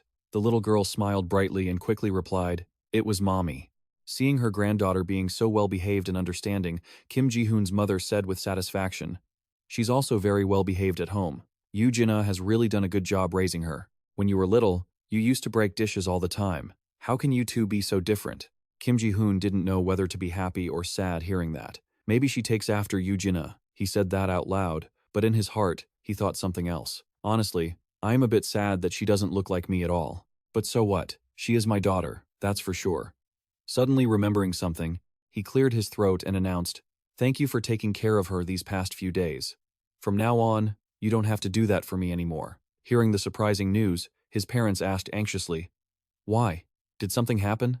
Kim Ji-hoon slowly explained, after carefully considering the situation regarding Professor Yoo-jin Ah-dong-ho, which he had mentioned before, had become serious, so he wouldn't be able to return as before.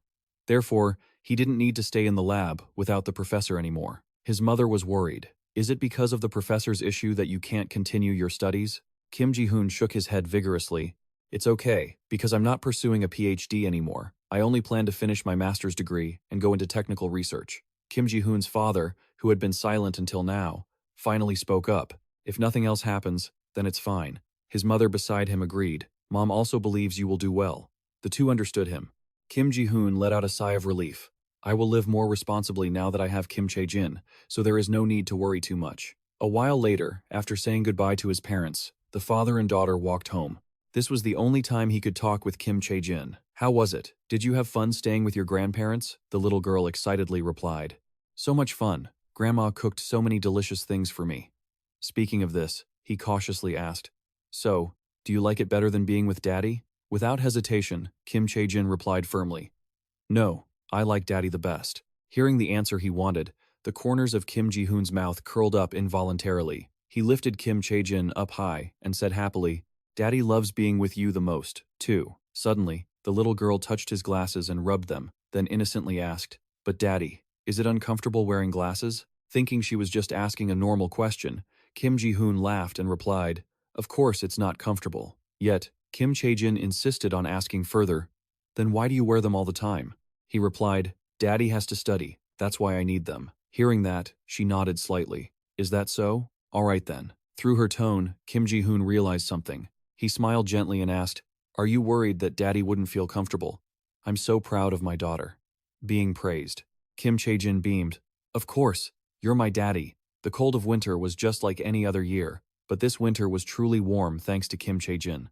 The investigation into Professor Yoo-jin Ah-dong-ho made rapid progress because Kim Chae-jin had gathered a lot of evidence. The student council started to take action after hearing about his situation. Professor Yoo-jin Ah-dong-ho was stripped of his title. As punishment for his disgusting acts of harassment, there were no more courses taught by him. He was officially fired. And because of that, Kim Chae-jin and I were able to spend time relaxing together without needing to go to the research lab. Kim Ji-hoon spent all his time with his daughter. Early in the morning, Kim Chae-jin excitedly shouted, So finally, tomorrow we can go to the amusement park, right? He quickly replied, That's right, tomorrow is the day.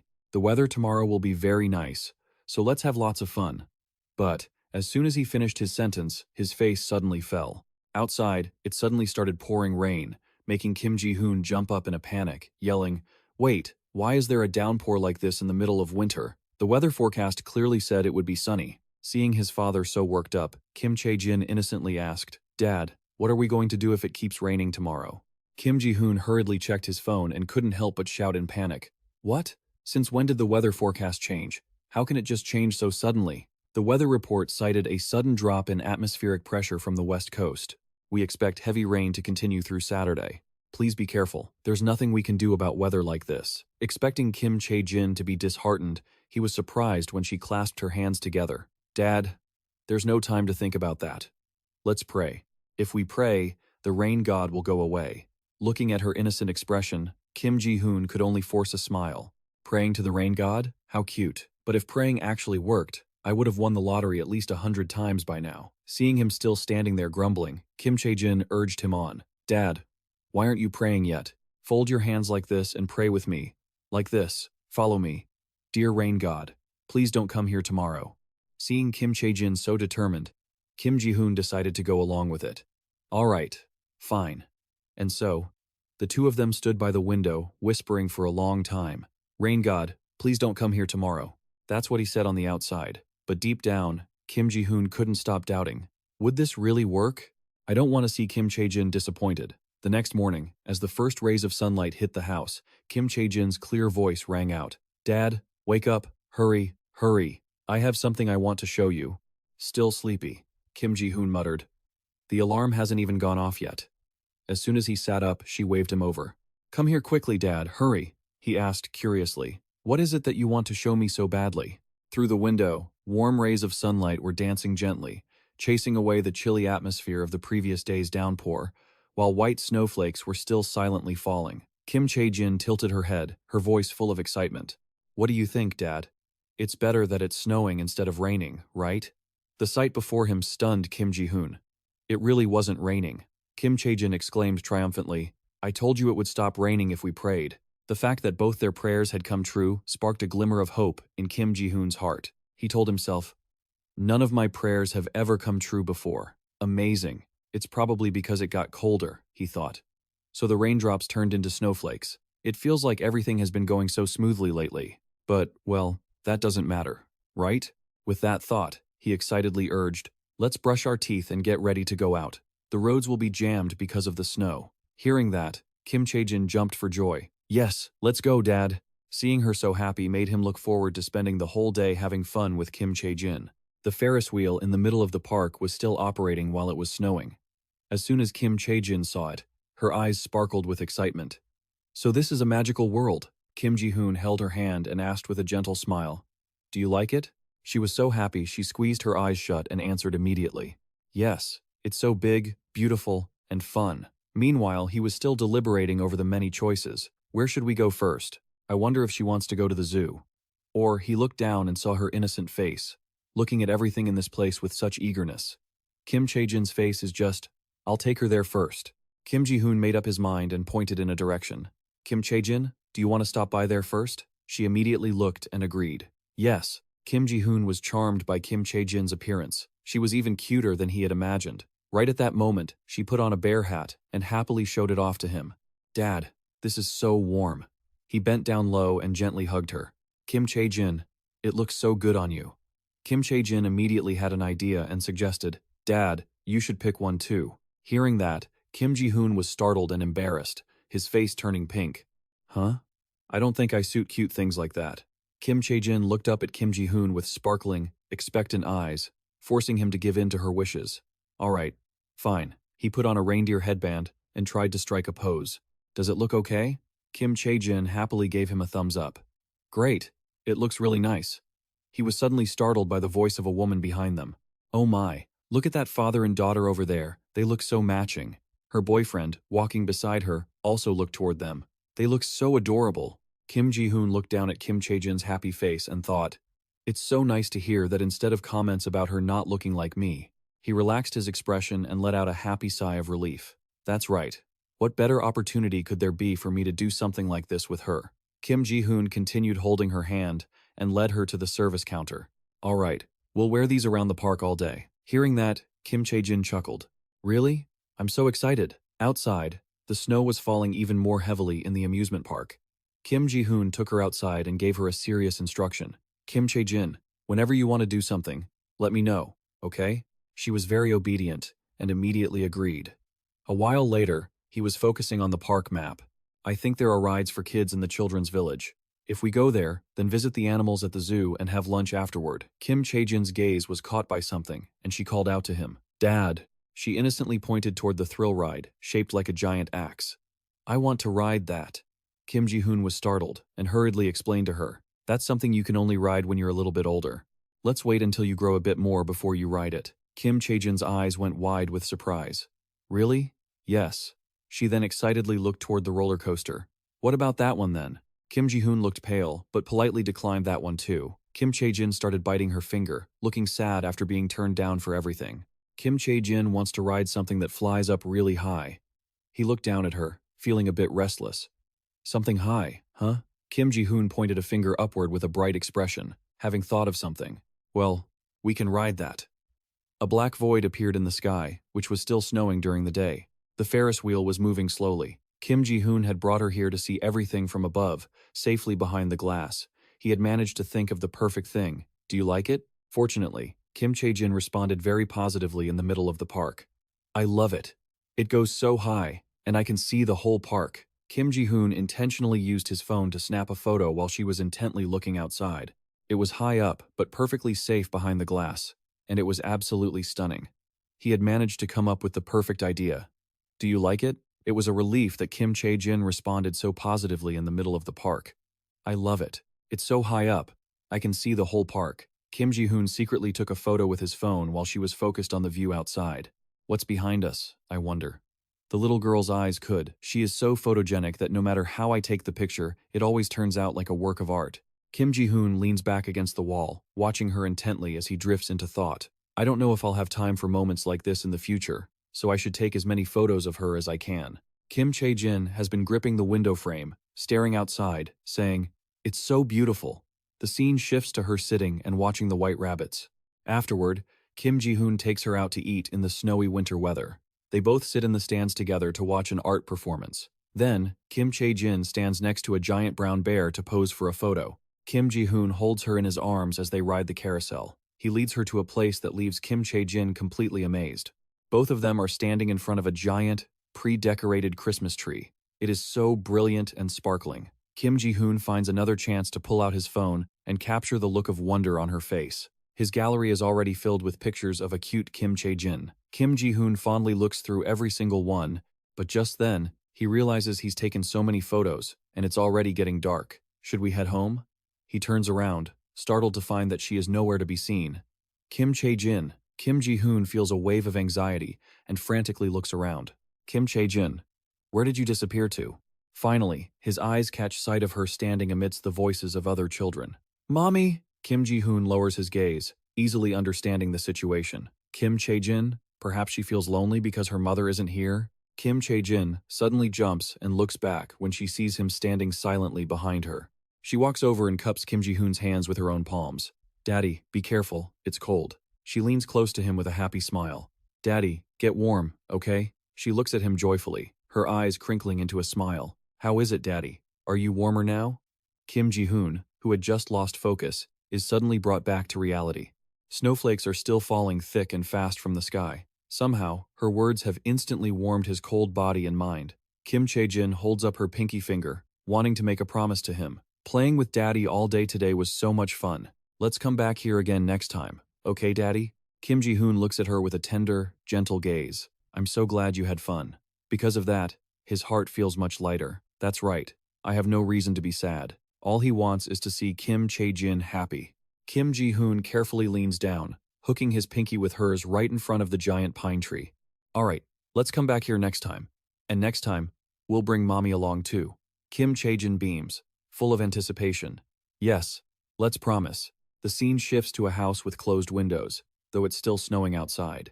Kim Chae-jin lies on the bed, eyes wide and excited as she tells him, that treat was so delicious.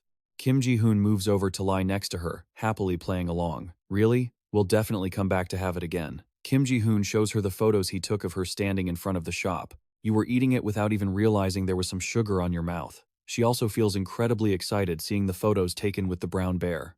The bears at the zoo were so adorable too. Kim Chae-jin still remembers the novel feeling of standing there for a long time just watching things. And the garden was so bright and beautiful. Kim Chae-jin let out a sudden giggle. She said this was her favorite photo, and he couldn't help but act curious. Which one? It was the photo where she was hugging Kim Ji-hoon so happily with a big smile. This one. I love this one the most because I'm with Daddy. He looked over at her with a look of pure happiness. You really like taking pictures with me that much? Kim Chae-jin answered him so honestly and sweetly. Yes, I love being with Daddy the most. Kim Ji-hoon looked at her and suggested earnestly, let's take lots and lots of pictures together from now on. Kim Chae-jin agreed immediately, lying there on the bed, feeling so happy. Okay, then I'm going to take so many pictures of you, Daddy. Night had fallen, and the snow felt colder with every passing hour. I'm just so grateful that she had such a fun day today. I really hope she keeps growing up like this. Before they knew it, the next morning arrived, and Kim Chae-jin woke up all sleepy-eyed. Daddy, wake up. The sun is already way up. Kim Ji-hoon was still so exhausted he couldn't even open his eyes. Didn't you get tired after playing so much yesterday? But she looked so bright and fresh, ready to greet the new day. Nope, not tired at all. Kim Ji-hoon rubbed his chin, looking pensive, as he noticed something strange. Now that he thought about it, Kim Chae-jin always seemed to wake up before him. Don't kids usually sleep a lot? Kim Chae-jin looked at him with big, innocent eyes.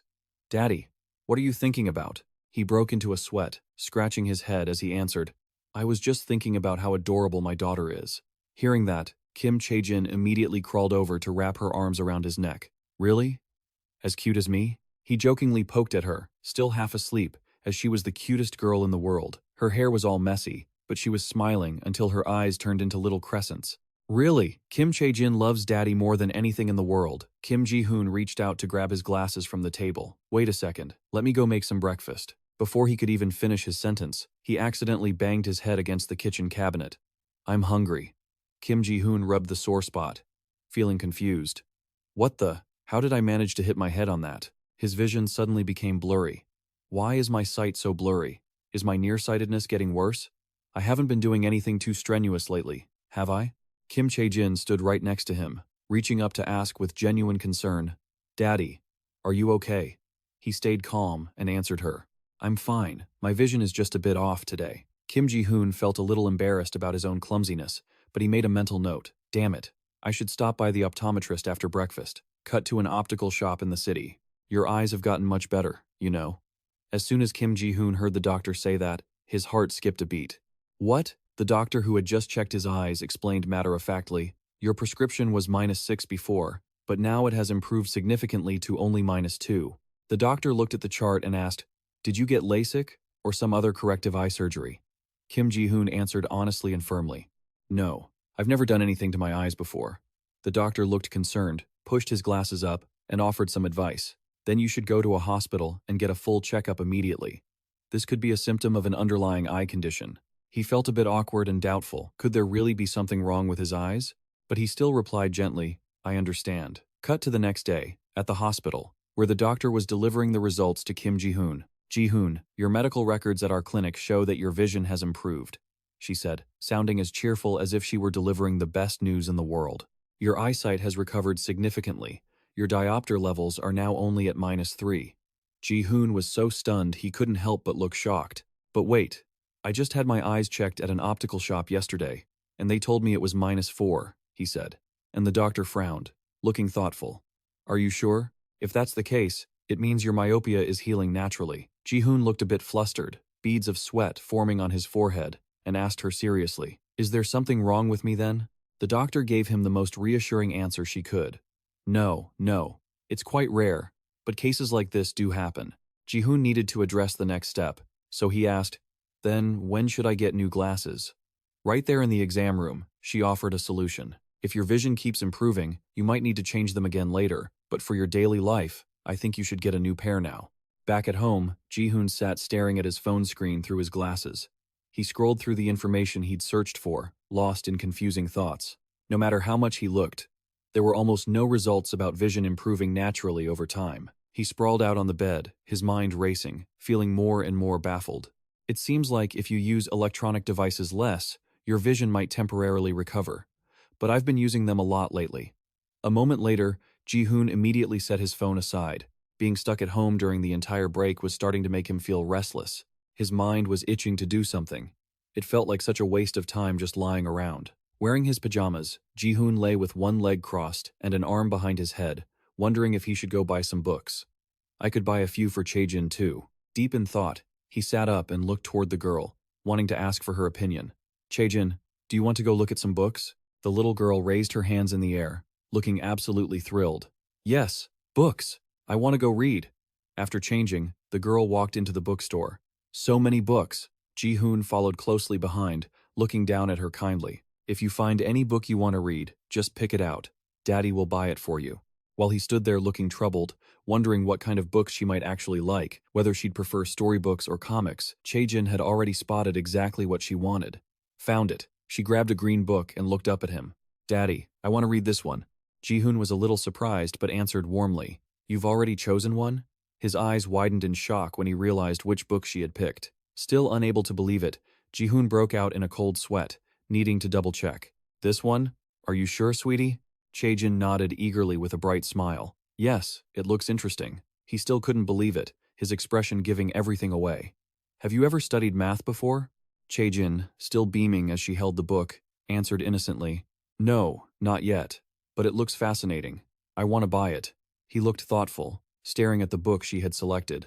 It feels like I'm wasting money if I buy this. She'll probably read half a chapter and end up using the book as a paperweight. I can see the future. But in reality, Ji-hoon came up with a solution and held out his pinky finger.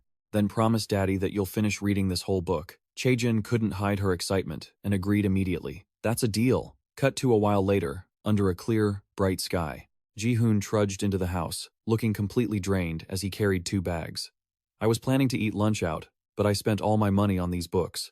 Is there anything left to cook at home? Meanwhile, Chae-jin was hugging her book, incredibly excited. It's time to read. As he took off his jacket, he gave her some instructions. Daddy is going to make some food now, so you go ahead and read. The girl had already hopped onto the bed. Okay. Ji-hoon watched her affectionately while opening the kitchen cabinet, still not quite understanding it all. He kept glancing at her, puzzled by how intensely she was focused on the book. Is there really something that fun in there? A little later, Ji-hoon finished setting the table. Most kids hate math. Chae-jin will probably give up on it soon enough. Suddenly, the girl hugged the book tight, her round eyes looking toward him. Daddy! Hearing her call, Ji-hoon turned to look at her gently. Are you hungry? I'm done cooking. Come over and eat. Chae-jin opened the book casually and showed it off to him. Look at this, Daddy. I finished it all. The moment those words reached his ears, Ji-hoon's expression turned serious. You solved all these math problems? The girl beamed, her cheeks flushed pink. Look, aren't I smart, Daddy? Ji-hoon's eyes bulged in shock. He couldn't believe her casual claim. Look, you did all of this? He was so flustered he had to ask again just to be sure. You really solved all these problems? Chae-jin kept the book open, proudly showing it off. Don't you think I'm smart, Daddy? Ji-hoon began carefully inspecting each page. You solved every single one? Oh my, the girl stood by his side, waiting expectantly. Yes. Can you check if they're all right? He hadn't expected this at all, and all the answers were written down very neatly. This is an elementary school math workbook. She had solved every problem without ever having gone to school yet. Ji-hoon raised an eyebrow, and as he quickly flipped through the pages, he realized she had gotten everything right. Did Jinna teach her addition and subtraction already?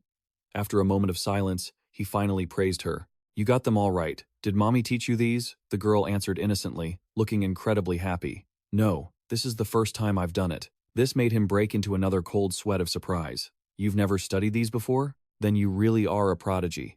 Chae-jin stretched her arms out wide, answering him joyfully. Yes, I thought the numbers were very interesting, and it turns out they are. Ji-hoon looked at her with skeptical eyes, wondering if she truly had a gift for mathematics. Chae-jin continued to dance and sing in front of him. I'm a math genius. At that, he closed his eyes, rested his hand on his chin, and looked incredibly proud. Blood really is thicker than water. She's definitely my daughter. Makes me remember the days when they called me a math prodigy. He closed the book in his hands, looked at her, and suggested, Do you want to learn more about this after dinner? Daddy will teach you. Her eyes widened, sparkling with excitement. Really? Yes. I love you so much, Daddy. A while later, the sound of happy chatter drifted from the small room near the desk. Finally, 14 plus 6 minus 3 equals Chae-jin smiled as she gave the answer to the math problem Ji-hoon had set. 17! He clapped his hands, encouraging her even more. Great. You've mastered addition and subtraction. Kim Ji-hoon sat there, scrolling through his phone, deep in thought about teaching his daughter, Kim Chae-jin, multiplication and division next. Can she memorize the multiplication table? Should I test her? He refocused, held up a finger, and started to speak with a playful, curious tone. Kim Chae-jin, do you want to try learning this? It's called a multiplication table. You just need to repeat after me. The little girl obediently followed his lead. Okay. Papers filled with basic math problems covered the table, and Kim Ji-hoon began this new lesson. Okay, repeat after me. 2 times 1 is 2. 2 times 2 is 4. He smiled and, reaching the final calculation, playfully teased her. 9 times 9 is 81. Can you remember all of that? At first, she bit her finger and blinked her eyes in hesitation. Yes. Seeing this, Kim Ji-hoon just let out a sigh. It's hard to remember everything after just one look, right? But suddenly, She raised her hand with confidence and asserted firmly, "No, I can remember it." This left him staring in sheer amazement. Thinking his daughter was just being smart, Kim Chae-jin tilted her head in confusion. "What did you just say, Dad?" Kim Ji-hoon quickly snapped back to reality and tried to brush it off. "What did I just say?" Kim Chae-jin got a little annoyed and scolded him. "You were doubting me, weren't you?" Seeing his daughter acting so clever, he panicked and tried to explain as gently as possible. "No, I was just surprised at how smart you are." The little girl puffed out her cheeks, eyes wide, and glared at Kim Ji-hoon. "Don't you trust Kim Chae-jin? I'm Kim Chae-jin, your daughter." His heart skipped a beat. He forced a stiff expression, trying his best to sound calm. "Right, I trust you. Of course I trust you." She rushed over, reached out, and pinched his cheeks hard. "Then why is your face like that? If you really trusted me, you should be smiling like this." In the end, Kim Ji-hoon had to surrender to the girl's mischief. "All right, I believe you. Really." She stood there with her hands on her hips, looking both pouty and confident, insisting that Kim Chae-jin could truly remember it all. Kim Ji-hoon helplessly rubbed his sore cheek and moved on to the next task. "Okay, let's test it then." Kim Ji-hoon started reading the first question, waiting for Kim Chae-jin's response. 4 times 6? Without a moment's hesitation, she calmly answered, 24. Cold sweat began to roll down his face. 7 times 7? Kim Chae-jin giggled playfully and replied, "Easy as pie, 49. Next, Kim Ji-hoon gave her a harder one. 8 times 6? She stood there and confidently answered, 48. He was still highly focused, testing her with another one. 9 times 9? Surprisingly, Kim Chae-jin answered easily, 72. Kim Chae-jin happily raised both hands, looking triumphant. "See? I really did memorize them all." Kim Ji-hoon looked at her with bewildered skepticism he couldn't quite explain. "No way. Are you sure your mother didn't teach you this before?" Kim Chae-jin frowned, opened her mouth wide, and looked at him with total sincerity. "Mom never taught me. Why do you keep doubting me?" She sat down, bit her finger, and looked deeply saddened. "You said you would trust me." Kim Chae-jin isn't lying. Kim Ji-hoon panicked and rushed over to explain, trying to soothe her. "I'm sorry. I was just a bit surprised. My daughter is truly amazing." Surprisingly, she was really sulking. She turned away and hid under the blanket, acting as if she were distancing herself from Kim Ji-hoon. "I won't trust you anymore. Your daughter is a liar, so I'm going to hide under the blanket and reflect on myself." This made him break into a cold sweat, feeling incredibly flustered. "No, you're not a liar." Kim Ji-hoon backed down, rubbing his palms together and sweating as he spoke in a gentle, coaxing tone. "I'm really sorry. I won't doubt you again. Please forgive me this one time, okay?" Her eyes flicked toward him, sharp and serious. "You must never doubt me again, okay?" Kim Ji-hoon, still in a weakened state, immediately agreed. "I promise. So, will you forgive me this time?" Kim Chae-jin then accepted his apology, acting very magnanimous. "Okay, since you're my dad, after all." Kim Ji-hoon happily lunged forward and hugged her tight. "Thank you, my daughter is the best." His gaze drifted elsewhere. As it turned out, Kim Ji-hoon still had many concerns in his mind. Is it normal for a child this age to learn multiplication? Or is it possible that my daughter is a genius? Outside, the weather was early, cloudy but not sunny, over their small house. That was why, like many other parents, I believed my daughter was a genius and decided to teach her math until the new semester began. Math notebooks and pencils were laid out on the table. I've certainly started to get interested. Kim Chae-jin's voice rang out as she focused on her calculations. 4 times 4 times 3.14 equals 50.24 centimeters squared. She cupped her face in her hands, looking at Kim Ji-hoon with a radiant smile. "Is that right?" Kim Chae-jin is a math genius. As for him, he was so shocked his whole body trembled. He couldn't believe what was happening. Oh my god, she already learned how to calculate the area of a circle. How could a 6-year-old learn the entire elementary school math curriculum? Advanced math books had been easily conquered by Kim Chae-jin, leaving Kim Ji-hoon even more stunned. Not only could she solve basic problems, but she could also handle advanced ones. That means not only does she learn fast, but she also truly understands the fundamental concepts. His vivid imagination began to conjure an image of Kim Chae-jin standing in a halo of light, holding a gold cup. At this rate, wouldn't she win a medal as the youngest participant ever? Of course, this was noted as mere excessive delusion from a parent. Kim Ji-hoon looked at Kim Chae-jin's childish face, only able to smile as he pondered confusing thoughts. Regardless, where did such superior intellectual talent come from? He carefully covered his mouth with his hand, his eyes wavering as he looked at her. I'm just an average person, and as far as I remember, Gina is an average person too. They say a child's intelligence might not be inherited from their parents. Perhaps that's true. A difficult problem arose for Kim Ji-hoon. After realizing Chae-jin was a special child, I had one more thing to worry about. He searched for gifted education centers on his computer, but it still seemed very difficult. How should I educate her now? Schools for the gifted. He turned to see Kim Chae-jin still humming away at her desk. I feel a bit overwhelmed knowing she's this smart. If Yoo Jin-ah were here, we could have looked into this together. His phone lay neglected in a corner, screen pitch black, showing no signs of life. I haven't been able to contact Yoo Jin-ah since she sent me the money. She hasn't answered any of my calls. What can I do? He leaned back in his chair, sighing as he struggled with the situation. This was a huge deal for her future, and he couldn't just decide it on his own. While Kim Ji-hoon was still deep in thought, Kim Chae-jin was happily lying on the bed, solving math problems. Since the new school year is coming up, I should talk to Mom and Dad about this. The scene shifts to a beautiful day at another house. On the first day of the new year, Kim Ji-hoon's mother beamed as soon as she saw the little girl, reaching out to welcome Kim Chae-jin. I'm so glad you're here, sweetheart. The little girl was delighted and rushed right into her arms. I missed you guys so much. Kim Ji-hoon's father noticed him and asked with concern, You got here fast. Didn't you get stuck in a lot of traffic? Meanwhile, his mother was patting Kim Chae-jin's head, praising her. My granddaughter is the cutest. Kim Ji-hoon scratched his head and politely replied to his father, It's pretty close, actually. I just really hoped the drive wouldn't be too jammed. He carefully closed the car door. All right, we still have a long way to go. Let's hurry and get moving. His mother noticed how skilled Kim Chae-jin was and smiled. Look, Kim Chae-jin is buckling her own seatbelt. The little girl squinted her eyes and beamed, showing off to her grandmother. Mom taught me that I have to buckle up when I'm in the car, the girl added, her eyes wide with excitement. That's right, and Dad is teaching me math too. His mother looked startled. You're already learning math? Kim Ji-hoon turned around from the front seat, happily sharing Chae-jin's achievements. Kim Chae-jin is truly brilliant. She mastered the entire elementary school math curriculum in just 3 weeks. Kim Ji-hoon's father, who was driving, glanced at her in the rearview mirror, still finding it hard to believe. Really? No way.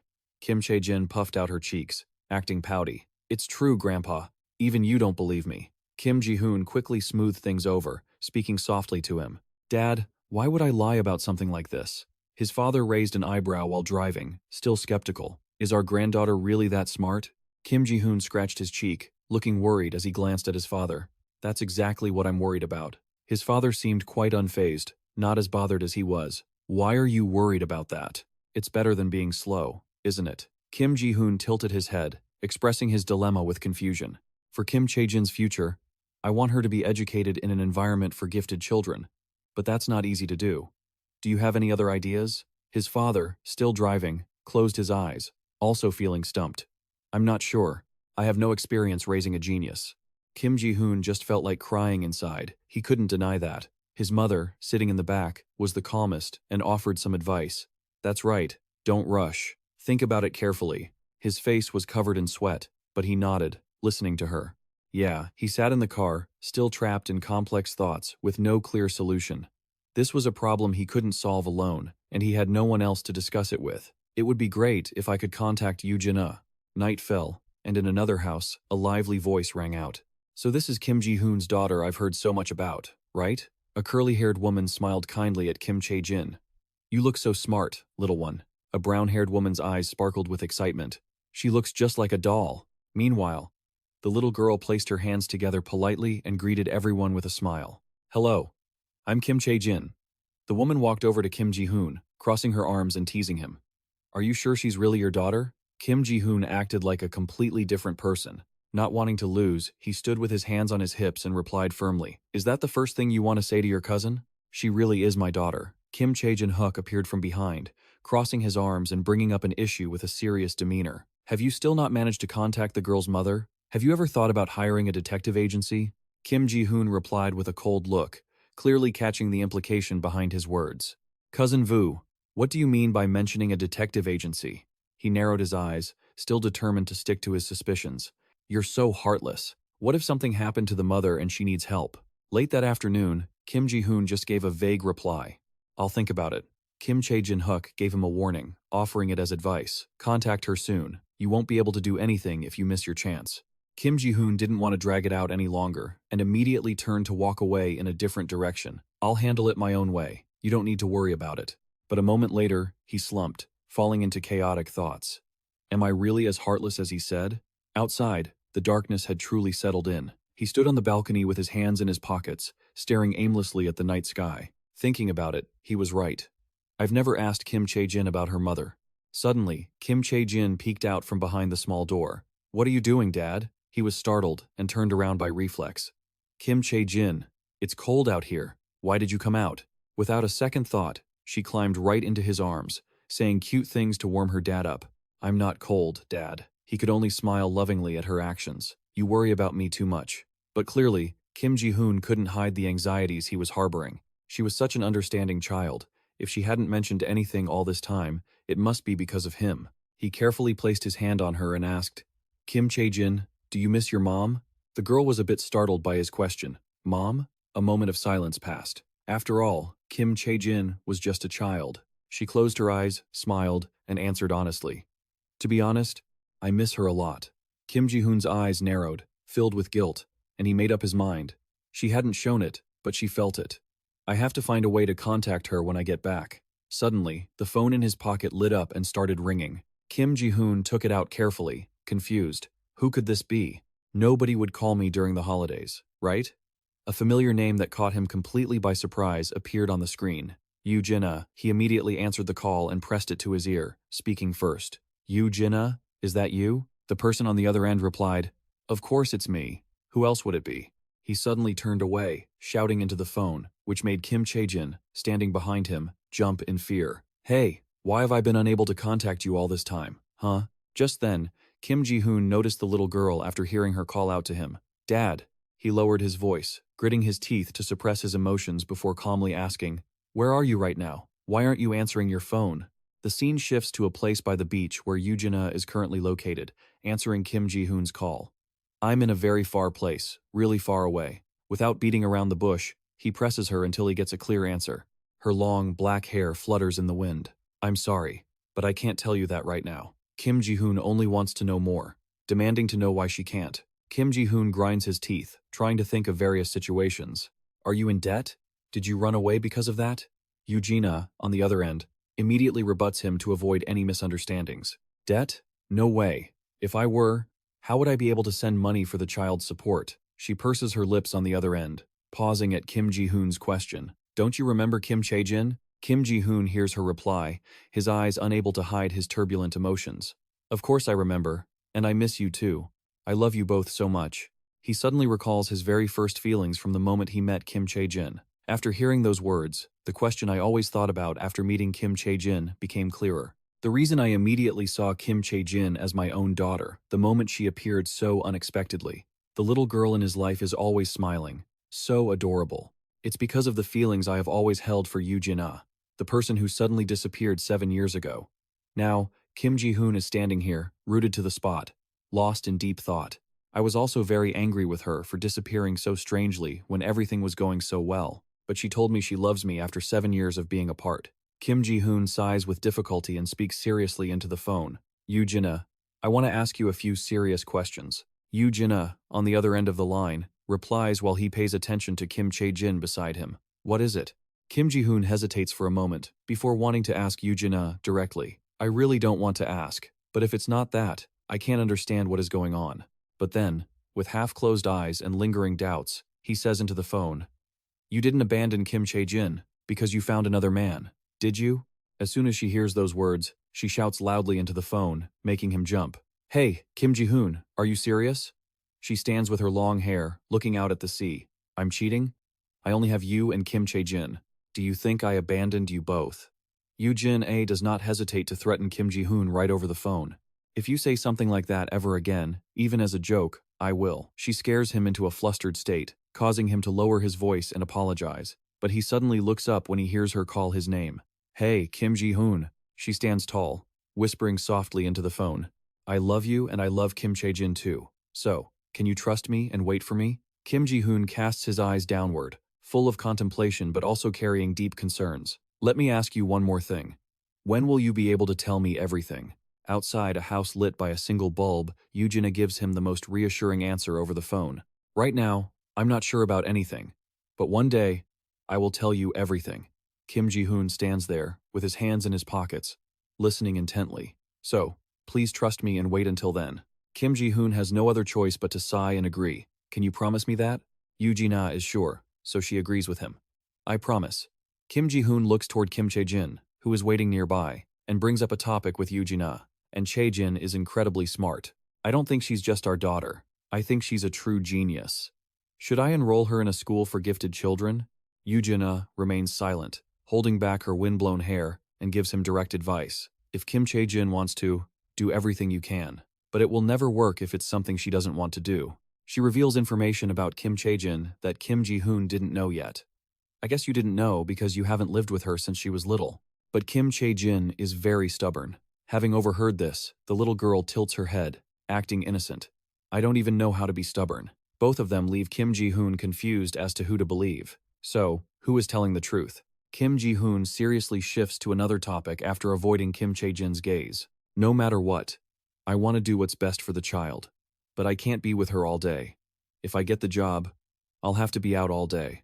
While he is still finishing the rest of his point, I need you here for times like Yoo-jina interrupts from the other end with a decision that leaves Kim Ji-hoon stunned. Then I will send more money, hire someone. Kim Ji-hoon stands frozen in disbelief. What? Yoo-jina remains firm in her intention, even instructing him on how to do it. You can hire a nanny or someone like that for her. I will pay for it. Just let them take care of her. Her words, which seem harmless, only infuriate Kim Ji-hoon to the point where he grinds his teeth and trembles. How much is enough? Probably somewhere between 300 and 500. Kim Ji-hoon can't take it anymore and immediately loses control, shouting into the phone, Yoo-jina, this is a matter directly involving Kim Chae-jin. It's not something that can be solved with a quick fix. Yoo-jina maintains her composure, unable to change her situation. But no matter what, I can't go back there. As I said before, I have Kim Chae-jin, having seen Kim Ji-hoon, is scared to the point of tearing up. Daddy, Kim Ji-hoon can't do anything but accept her damn job. Fine. He frowns seriously, firmly insisting to Yoo-jina and forcing her to keep her promise. I will raise her myself, so explain it to her properly later. She still wants to explain, but he can't take it anymore and hangs up the phone forcefully. Kim Ji-hoon. This isn't what I... He sighs heavily, lost in thought. He also regrets his recent actions. This isn't what I wanted. Should I call her back? Kim Chae-jin, who has been watching everything from behind, asks Kim Ji-hoon innocently. Daddy, did you just argue with Mommy? He is startled, turning around to deny what she is curious about. No. Kim Ji-hoon carefully crouches down, takes her hand, and speaks gently to soothe her. Are you scared because Daddy shouted? I'm sorry. The little girl looks at him with wide eyes and reminds him, we shouldn't argue with Mommy, okay? Kim Ji-hoon clearly shows his sadness and exhaustion, feeling some regret for his actions. I've shown her my bad side just now. From now on, I shouldn't have heated arguments in front of her again. Afterward, he takes her hand, intending to open the door and go inside. Are you cold? You go inside first, I'll be in later. Kim Chae-jin obediently follows. Okay. Afterward, he stays out on the balcony, turning on his phone with the intention he had in mind to apologize to Yoo-jina. But suddenly, his eyes widened in shock as he heard the automated voice. The number you have dialed is currently unreachable. Kim Ji-hoon still tried to smile, clinging to a fragile sense of reassurance. She couldn't have blocked him after such a short time, right? Let me try calling again. He hit redial and pressed the phone to his ear with a glimmer of hope. The number you have dialed is currently unreachable. Kim Ji-hoon bit his lip in frustration. Realization hit him like a physical blow. Did she really block me? No matter how many times he called, the same cold, familiar message played. The number you have dialed is currently unreachable. Kim Ji-hoon collapsed to his knees, lashing out at himself in agony. I never thought I wouldn't be able to reach her again. If I had known, I would have told her I loved her too. Suddenly, his reflex kicked in as the screen lit up with a notification. On the screen was a message from Yoo-jina, picking up where they left off. Kim Ji-hoon, I've been thinking about what you said. I'm sorry if I seemed dismissive about it earlier, but I really gave it some thought before talking to you. Kim Ji-hoon felt a surge of emotion. He furrowed his brows, glued to every word of her message. I want to keep in touch with you and talk to Kim Chae-jin too, but it's hard for me to take calls right now, so please reach me via text. I can reply anytime, even late at night. Kim Ji-hoon was still skeptical and wanted to be sure, so he typed back a quick question. Really? Yoo-jin responded immediately without hesitation. Of course. Trust me a little, won't you? Anyway, I'll send the money. If you don't intend to hire a nanny, at least buy the little one some books. Kim Ji-hoon was still confused. Was she really insisting on this after what she said about hiring help? It would cost hundreds of thousands every month. Where on earth was she getting that kind of money? His expression darkened, cold as ice. As dark, cynical thoughts crept into his mind. As far as he remembered, Yoo-jin came from a normal, middle-class family. Was she doing something illegal to get that money? Kim Ji-hoon decided he had to ask her directly. I need to get to the bottom of this. He quickly fired off a message. You know it would be a huge problem if you're making money through illegal means, right? To his surprise, Yoo-jin was brutally honest. Kim Ji-hoon, you're funny. What are you talking about? Don't you know my family is wealthy? The money I sent is just my allowance, so don't worry. Kim Ji-hoon read the message and nearly jumped. Her allowance was as much as his monthly living expenses? That's insane. He rubbed his chin, deep in thought, and decided to settle his doubts. I'll ask Kim Chae-jin tomorrow. Kids don't know how to lie. I'll ask about the house she lived in before. Cut to the next morning. The sky was clear. Back at the house he and Kim Chae-jin visited yesterday. The sun was high. She spread her arms wide, trying to describe it as best as she could. Mommy's house, it was big, so big, it was this huge. Kim Chae-jin laughed, reminiscing about her time there with Kim Ji-hoon. I even got lost inside, but the butler found me. He froze, still holding the box of supplies. Wait, what? His imagination went wild, picturing a mansion and a butler. She had a house big enough to get lost in, and actual servants? That sounded hard to believe, even for a lottery winner. Just how rich was her family? This didn't make sense. Kim Ji-hoon's mother appeared from behind, covering her mouth to whisper. Kim Ji-hoon, is everything all right with Yoo-jin? I heard she called back yesterday. He gave a strained smile, trying to keep her at ease. Yeah, she seems to be doing fine, Mom. No need to worry. His mother stepped closer, curious about something else. So, you don't need to hire anyone to find her anymore, right? Kim Ji-hoon flashed a bright smile but gave a vague answer. Yeah, it seems she had some family matters to sort out. Kim Ji-hoon was still lost in thought, his face betraying his lingering doubts. If they were rich enough to get lost in their own home, there had to be some serious conflicts. There would be tons of issues regarding inheritance if they were truly that wealthy. My imagination can only take me so far. Suddenly, Kim Chae-jin ran up to him, beaming with pride and making a promise. Daddy, I saw so many stars here and ate so much good food. I love it. Let's come back here, okay? He gently patted her head. Let's come back together. Kim Ji-hoon could only sigh, though he was content with the present. All right, from now on, I'll teach you a little more. As they drove off, Kim Ji-hoon took a moment to compose his thoughts. I don't need to rush to any conclusions. I have plenty of time to spend with Kim Chae-jin. Morning at a familiar, large optician's shop. It had been a week since the new year, and his new glasses still weren't giving him clear vision. So, he went back to the shop, and the doctor pushed her glasses up, looking surprised as she announced, "Both of your eyes are at the same prescription." She grabbed his hand in admiration, startling him. I can't miss a rare case like this. Please, allow me to use this in my research paper. Kim Ji-hoon agreed but pointed at himself to clarify. Sure, that's fine, but does that mean I don't need to wear glasses anymore? The doctor's immediate answer caught him off guard. Isn't that obvious? You don't need them anymore. You can go now. Kim Ji-hoon couldn't believe it, his face lighting up with pure joy.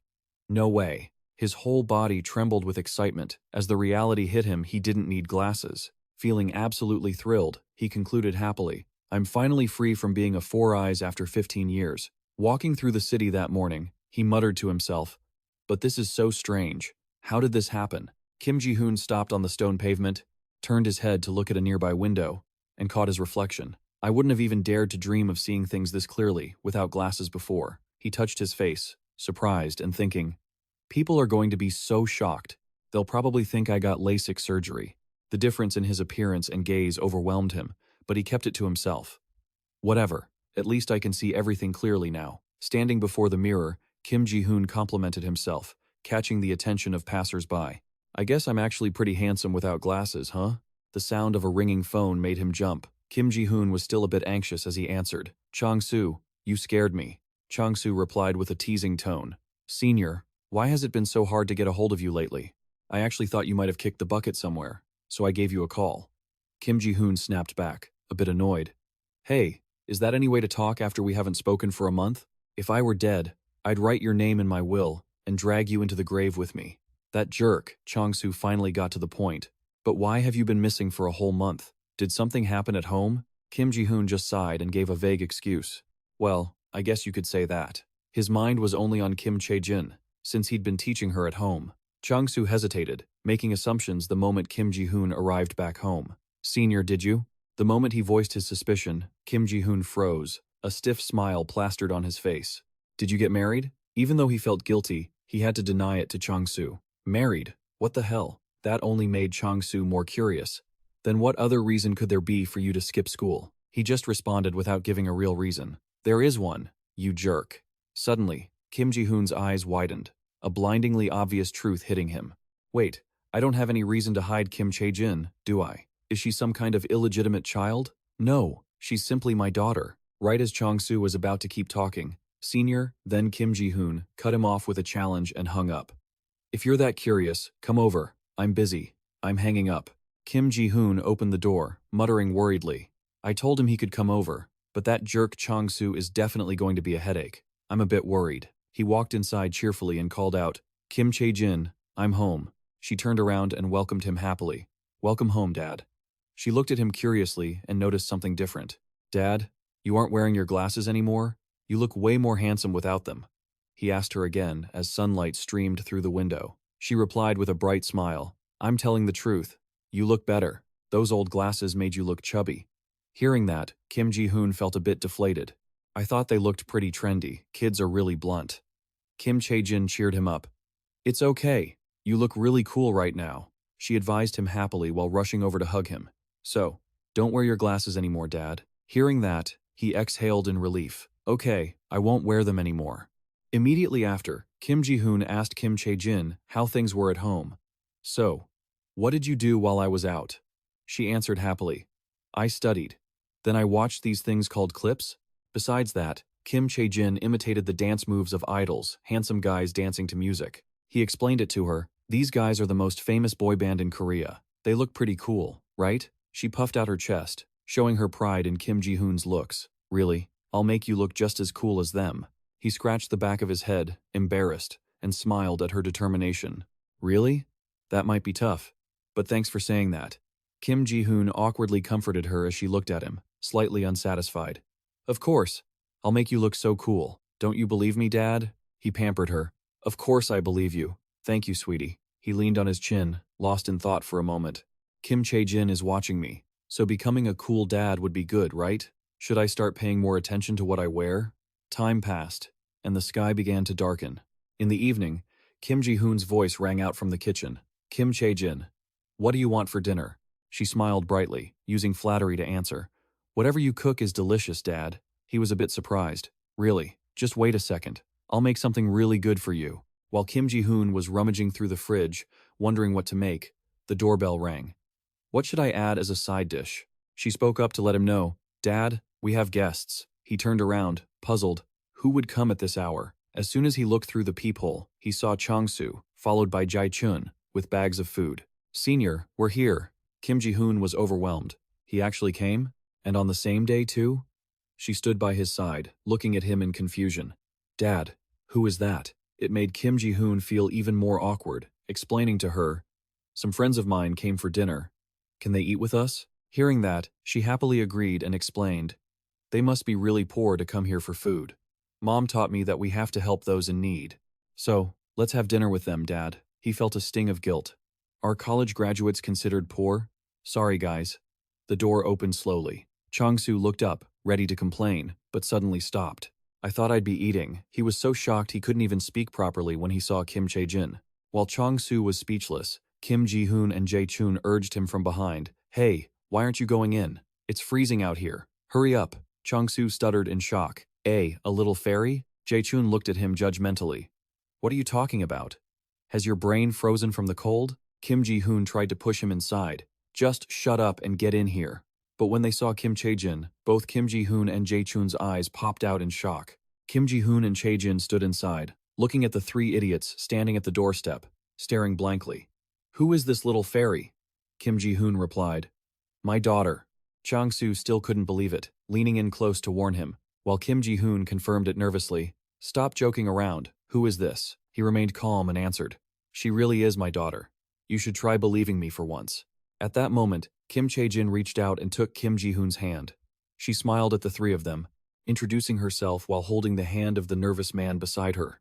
"Hello, my name is Kim Chae-jin, and I really am his daughter." Kim Ji-hoon and Jae-chun stood behind, eyes wide in disbelief. "No way," Chung-soo asked again. "Did you adopt her?" This time, Kim Ji-hoon was annoyed, confirming it and challenging him. "How can you say things like that in front of a child? She is my daughter, but why are you here, and what's with the bags?" Chung-soo was flustered, holding up the bags. "You said to stop by if I was curious, so I did. I was wondering how you've been, and wanted to have a few drinks with you." He shook his head and refused. How can I drink all night in front of a child? That made him even more confused as it got darker. "But, I mean, you were single 2 months ago, right? How could you possibly have a child in just 2 months? Kim Ji-hoon dug through the folder on the table to their curiosity, since words weren't enough. "Should I show you this paper?" Kim Ji-hoon held out the paternity test result for himself and Kim Chae-jin. "Should I show them this paper?" Kim Ji-hoon held up the relationship test results for himself and Kim Chae-jin. "Take a good look now." Chung-soo and his friends were stunned, staring in disbelief. "It's real." Kim Ji-hoon sighed, helplessly and sarcastically. "You think I'd fake something like this? What a cynic," Chung-soo muttered, still struggling to wrap his head around it. But it was hard to believe. Who would just take someone's word for it if they suddenly claimed to have a kid? Jae-chun agreed. "Exactly. Even Kim Ji-hoon isn't the type to actually." To be honest, even Kim Chae-jin was surprised by the reaction. She found it hard to believe as well. Kim Chae-jin whimpered. Kim Ji-hoon saw her standing there and asked, "Why are you standing over there?" He took the test results back and apologized. "That's my fault. I should have explained it clearly from the start." He turned his back on them with the paper in hand and nervously invited them in. "Come on in. I'll explain everything while we eat." In the house, filled with books, the sun began to set. As they snacked, Chung-soo asked, "So, you haven't seen her mother for 7 years?" Kim Ji-hoon confirmed that was the case.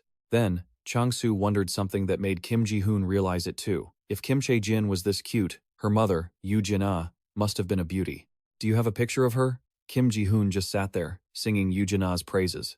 "I don't, but she was truly beautiful." Chung-soo, showing no restraint, commented bluntly, "Just look at Kim Chae-jin, you can tell. Thank heavens she doesn't look like you. Usually, the firstborn takes after the father more. If she looked like me," Kim Ji-hoon snapped and took him down. "So you're asking for a beating, huh?" Chung-soo lay on the ground in pain. "Senior Kim Ji-hoon, you're so mean. You knew I was just joking." Kim Ji-hoon laughed. "But seriously, Senior Kim Ji-hoon, I'm not kidding, you're actually really handsome."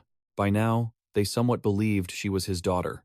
Jae-chun carefully observed him, noticing a change in his appearance, and asked, "You used to wear glasses. Did you get LASIK during the break?" Hearing them both praise him, he shyly scratched his head. "Really? Is that so? My vision just suddenly got better, so I don't need them anymore." This was the first time he'd heard such compliments since he started looking after Kim Chae-jin. It felt great. Kim Chae-jin sat there and gave Kim Ji-hoon a thumbs up. She thought her dad was the most handsome man ever. Jae-chun turned to compliment the little girl. "With a kid as cute as Kim Chae-jin, of course she's Kim Ji-hoon's daughter." Kim Ji-hoon was touched and stood on his side, adding, "If I had a daughter like that, I wouldn't leave the house either." Seizing the chance, he bragged about her to them, even though they were skeptical. "One more thing, my daughter is extremely smart. She's only been studying for a month, and she can already solve quadratic equations." Kim Ji-hoon and Jae-chun's shock was written all over their faces and voices. What? Solving quadratic equations after only a month? That sounded completely absurd. Kim Ji-hoon looked at them seriously, with Kim Chae-jin by his side, and stood by his claim. "Why would I lie to you guys? It'd be found out sooner or later. Kim Chae-jin really can do it." Though hesitant, Kim Ji-hoon wrote a problem in a notebook and handed it to her. "Really? Then try solving this." Kim Ji-hoon sat happily by her side, watching Kim Chae-jin focus on the math. "Okay, just a moment, calculate this. Then that." Shortly after, she held up the answer sheet. "See? It's right, isn't it?" Kim Ji-hoon was amazed. She actually solved it? Jae-chun looked at the handwritten math and wondered, what was I doing at that age? Probably just eating and pooping. Chang-soo chimed in.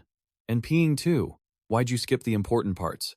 They watched Kim Chae-jin dancing happily, feeling a bit jealous as they spoke to Kim Ji-hoon. "Smart and cute? That's just cheating. This world is so unfair. Didn't you know that?"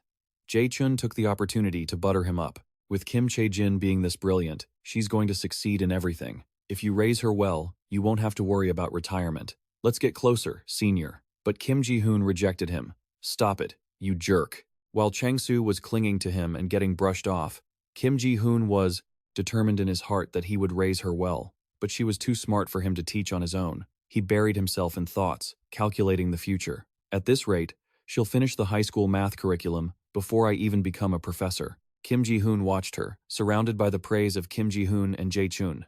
She's so smart. She even solved this one? Kim Ji-hoon couldn't stop worrying, thinking, what will I do when I have nothing left to teach her?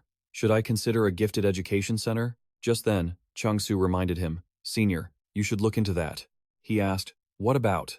Chang-soo suggested excitedly. Our school holds a genius competition every month. Why don't you sign her up and see? Hearing that, Kim Ji-hoon looked at him, hesitant. She might still be too young. Can you really register her? Chang-soo reassured him. You can do anything if you have connections in South Korea. Just trust the king of connections, Chang-soo. Despite his worries, Kim Ji-hoon decided to agree. I don't have high expectations, but fine, I'll trust you. A clear morning arrived, with blue skies and white clouds. His phone rang a call from Chang-soo. He immediately asked Kim Ji-hoon the moment he answered, Senior, are you free this Friday? He asked back, slightly suspicious. This Friday? What for? Chang-soo got to the point. Kim Chae-jin's competition. I've already planned it with the professor in charge. It stunned Kim Ji-hoon even more. You actually pulled it off? Chang-soo explained clearly. If I want to get favors from you, this is nothing.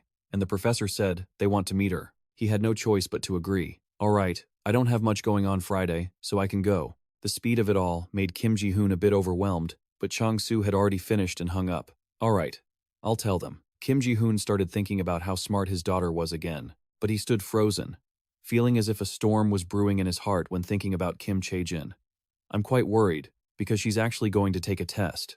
What if I get too excited and accidentally let them know she's a genius? Kim Ji-hoon recalled memories of being rejected whenever he tried to talk about her to others. No, solving a quadratic equation at 7 years old is at least a prodigy-level feat. They would doubt it and then deny it. You're saying a 7-year-old is a genius just because she can solve a quadratic equation? Nowadays, to be called a genius, you should be able to solve college-level calculus. It made Kim Ji-hoon doubt himself too. Had he underestimated the standards of geniuses? As soon as Kim Ji-hoon heard Kim Chae-jin's voice, he snapped out of his thoughts. Daddy, what are you thinking about? Seeing the bright smile on his daughter's face, Kim Ji-hoon suddenly felt more at ease. That's right, I have nothing to worry about. No matter what happens, Kim Chae-jin will always be my daughter. I need to stay steady and not show any signs of hope or disappointment in front of her. Calming down, he happily hugged Kim Chae-jin and promised her, Kim Chae-jin, even if you weren't a genius, I would still love you just the same. Kim Chae-jin replied happily, I love you too, Daddy. That morning, at the large building for the interview, Bae Na-hee adjusted her glasses and greeted the girl with a smile. Are you Kim Chae-jin? Nice to meet you. I am Professor Bae Na-hee. You can call me Professor B. Kim Chae-jin smiled brightly and greeted her politely. Yes, Professor. It's a pleasure to meet you too. Then, the professor turned to Kim Ji-hoon to offer some praise. Your daughter is quite energetic. I've prepared a set of questions to test her. He responded politely and cheerfully, hiding his excitement. Thank you, Professor. I'll leave her in your capable hands. Bae Na-hee smiled and gently instructed Kim Chae-jin. Now, try to solve as many problems as you can within 1 hour. The girl nodded obediently. Yes. Standing to the side, holding his coat, he felt a little nervous inside. Kim Chae-jin had never worked on a test for an hour straight before. Would she be able to focus? Time passed quickly. After hearing the signal, Kim Chae-jin smiled politely and handed in her test. I'm finished, Professor. She looked at the test papers with slight astonishment and pushed her glasses up. Solving all these problems proves that her concentration is excellent, but finishing it all within an hour, I hope the results are good. Please wait here, I will bring the results to you. Hearing that, Kim Ji-hoon was nervous but also surprised. He thought to himself, really? Well, now I have a little bit of hope. Is that right? Expectation gauge increasing, but as he sat down, Kim Ji-hoon placed his hand on his chest, reassuring himself. No, if I expect too much, I'll just be let down. If I have no expectations, I won't be disappointed. Expectation gauge decreasing. Kim Chae-jin sat by him, looking expectant. Daddy, I hope the results are good, don't you? Hearing that, he turned to her, smiled, and reminded her once more. I just want to say again that no matter what the results are, I will always love you. Hearing this, Kim Chae-jin's expectation gauge decreased. Kim Chae-jin happily made a heart shape with her hands toward Kim Ji-hoon. Yes, I love you this much, Daddy. Just then, Bae Na-hee's voice called out to him, Mr. Kim Ji-hoon, the results are ready. Kim Ji-hoon's expectations suddenly skyrocketed as he tried to calm himself. What should I do? I'm so excited.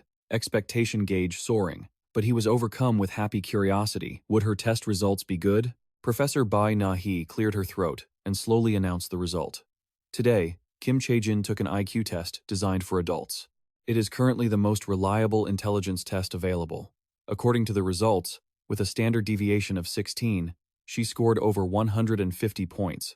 This score indicated that she was a true genius, in the top 0.4%. The result completely exceeded Kim Ji-hoon's expectations. It took him a long while to steady himself. My daughter is truly a genius, the professor continued. She also scored very high on social skills. Her future will be very bright. The praise continued non-stop, making Kim Ji-hoon beam with pride. He quickly replied, Thank you. She paused for a moment. Professor Bae Na-hee then asked about their future plans. What do you think about enrolling her in the Gifted Education Center? Kim Ji-hoon was stunned and repeated, A Gifted Education Center? Isn't that a school for middle school students and up? She explained calmly. They have a facility for elementary students, usually for 6th graders. But from what I've seen, Kim Chae-jin is a perfect candidate. Hearing this, Kim Ji-hoon was a bit swayed, but he still turned to ask Kim Chae-jin for her opinion. Kim Chae-jin, what do you want to do? The little girl replied quickly without thinking. If I can study with Daddy, I'll go. Kim Ji-hoon laughed helplessly. Daddy can't study with you. Seeing that her father wouldn't be with her, Kim Chae-jin flatly refused. Then I don't want to. I'm not interested at all. Hearing his daughter's wishes, Kim Ji-hoon could only say awkwardly, I think we should respect Kim Chae-jin's decision. Professor Bae Na-hee also felt regretful. Oh my. Well, if she changes her mind, call me anytime. I'll look into a position she can apply for. Ending the interview, the two left the office. As soon as the door closed, Chung-soo ran over and asked, Senior, are the results out? How did it go? Kim Ji-hoon replied calmly, She's at a level that even if a person were born twice, they couldn't compare. Hearing this, Chung-soo couldn't contain his excitement and shouted, Really? Did Professor B say anything else? He replied with a hint of regret. She suggested enrolling her in the Gifted Education Center, but she's not interested in that. I don't intend to force her to do things she doesn't want to do. Chung-soo sighed. What a waste. I thought she'd be the first to win an Olympic medal in track or a Nobel Prize. Kim Ji-hoon chuckled and played along. Who knows? She might change her mind later. Getting back to serious matters, Chung-soo asked Kim Ji-hoon for his thoughts. By the way, which courses are you taking this term? He answered calmly. The same as last time? No. Since there's no one else to take care of Kim Chae-jin, I have to change my schedule. Suddenly, Chung-soo had a crazy idea. Can't you just bring her to class? Kim Ji-hoon had thought about it, but only now had a chance to consider it carefully. Class, maybe she'll be bored. Unexpectedly, Kim Chae-jin shouted excitedly from beside him. Kim Chae-jin wants to go to class. Kim Chae-jin wants to go to class. He probed cautiously. You have to sit still for 2 hours. Can you do that? Her eyes lit up, and she said with full confidence, I'll watch my movies very nicely, so I can sit still in class. Seeing his daughter's determination, he finally agreed. All right, but if you get bored, I won't bring you anymore. Okay? Hearing this, Kim Chae-jin ran over and hugged him joyfully. Really? Yes, that's perfect. She then planted a big kiss on Kim Ji-hoon's cheek. Daddy is the best. Watching the happy father-daughter duo, Chung-soo, standing nearby, couldn't help but feel envious. Senior, are you just going to ignore me like that? I love you so much, Daddy. From that day on, as my classes continued, I began to teach Kim Chae-jin English, and her intelligence also shone through in language. She just grabbed the English book and translated it fluently, leading the police and prosecutors to a remote coastal area. This made Kim Ji-hoon amazed once again. I only taught her the basic structures, yet she's already starting to read and write. Even a high schooler could only learn so much in a week. Soon, she'll be chatting away fluently. Honestly, there's really nothing left for me to teach Kim Chae-jin. What should I do now? Should I hire a tutor with the money that Jin-A sent? But what subject should I even hire a tutor for? Korean, English, or math?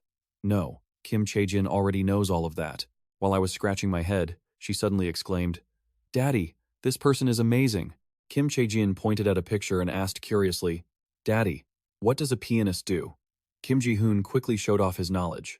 A pianist is someone who plays an instrument called a piano. Do you want to learn piano? Kim Chae-jin's face lit up at the idea of trying something new. Yes, that sounds like fun. I'll learn if you learn with me, Daddy. But he had to awkwardly decline. I don't have the time to learn piano. Can't you go to the academy by yourself? Kim Chae-jin shook her head vigorously. It's not fun if you're not there. I want to learn with you. Giving up on the piano plan, Kim Ji-hoon tried another direction. Kim Chae-jin, do you like math? Do you want to study more advanced math? Without a second thought, she answered firmly. I'll only study it if you're the one teaching me. Kim Ji-hoon felt a bit helpless and asked point blank. Then what do you like? Kim Chae-jin's eyes widened and she shouted excitedly. Anything I can do with you. I like everything. Her answer made him want to collapse, and he muttered to himself, I guess I expected too much. What if she really only wants to do everything with me? It's true that I want to be with her, but that doesn't mean I can live for 100 years with her. To figure out what Kim Chae-jin likes, we're going to have to try a lot of different things. But I don't have the money or the time to try everything. Suddenly, Kim Ji-hoon had an idea, a way to experience everything indirectly. After thinking for a moment, he asked her, Do you want to go to the library? Let's go read books and find what you like. She blinked, surprised. The library? We're going together, right? Kim Chae-jin was thrilled. With that, the two of them packed a few things and headed off to the library. But as soon as they arrived, the librarian stopped them hesitantly. The child was too young to enter the library.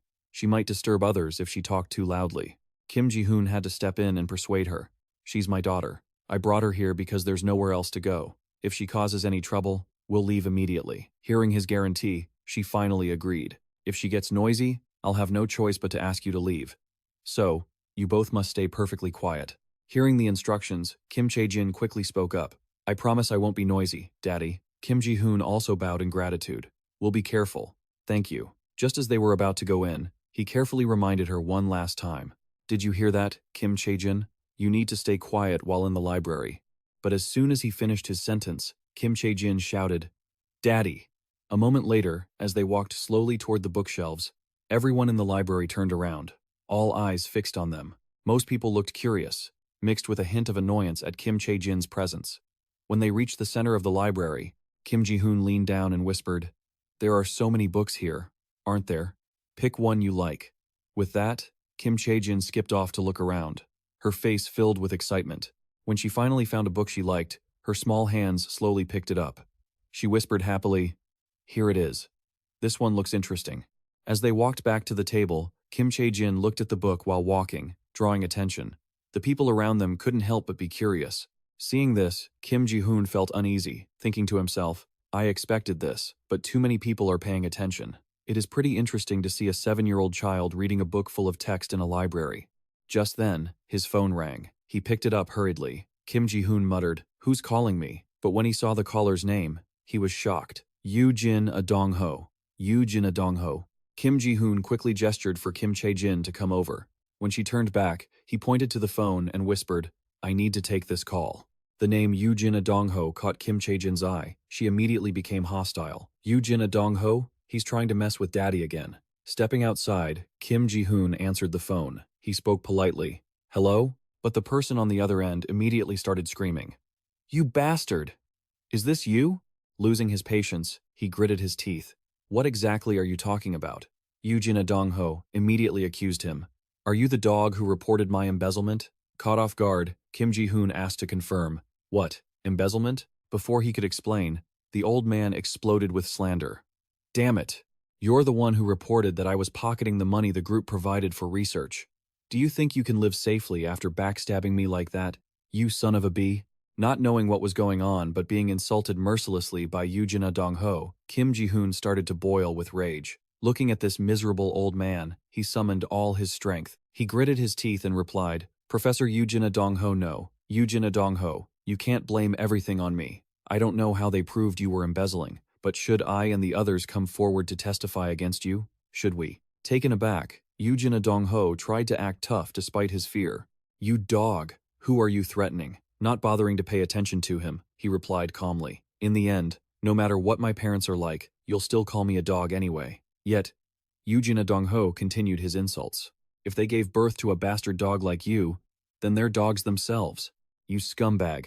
You don't have an ounce of respect for your superiors. At this point, Kim Ji-hoon couldn't take it anymore and started to yell, You old scumbag, but just then, A small hand pulled lightly on his sleeve to stop him. When he realized it was Kim Chae-jin, Kim Ji-hoon immediately reined in his killing intent, then left the old man with a final warning.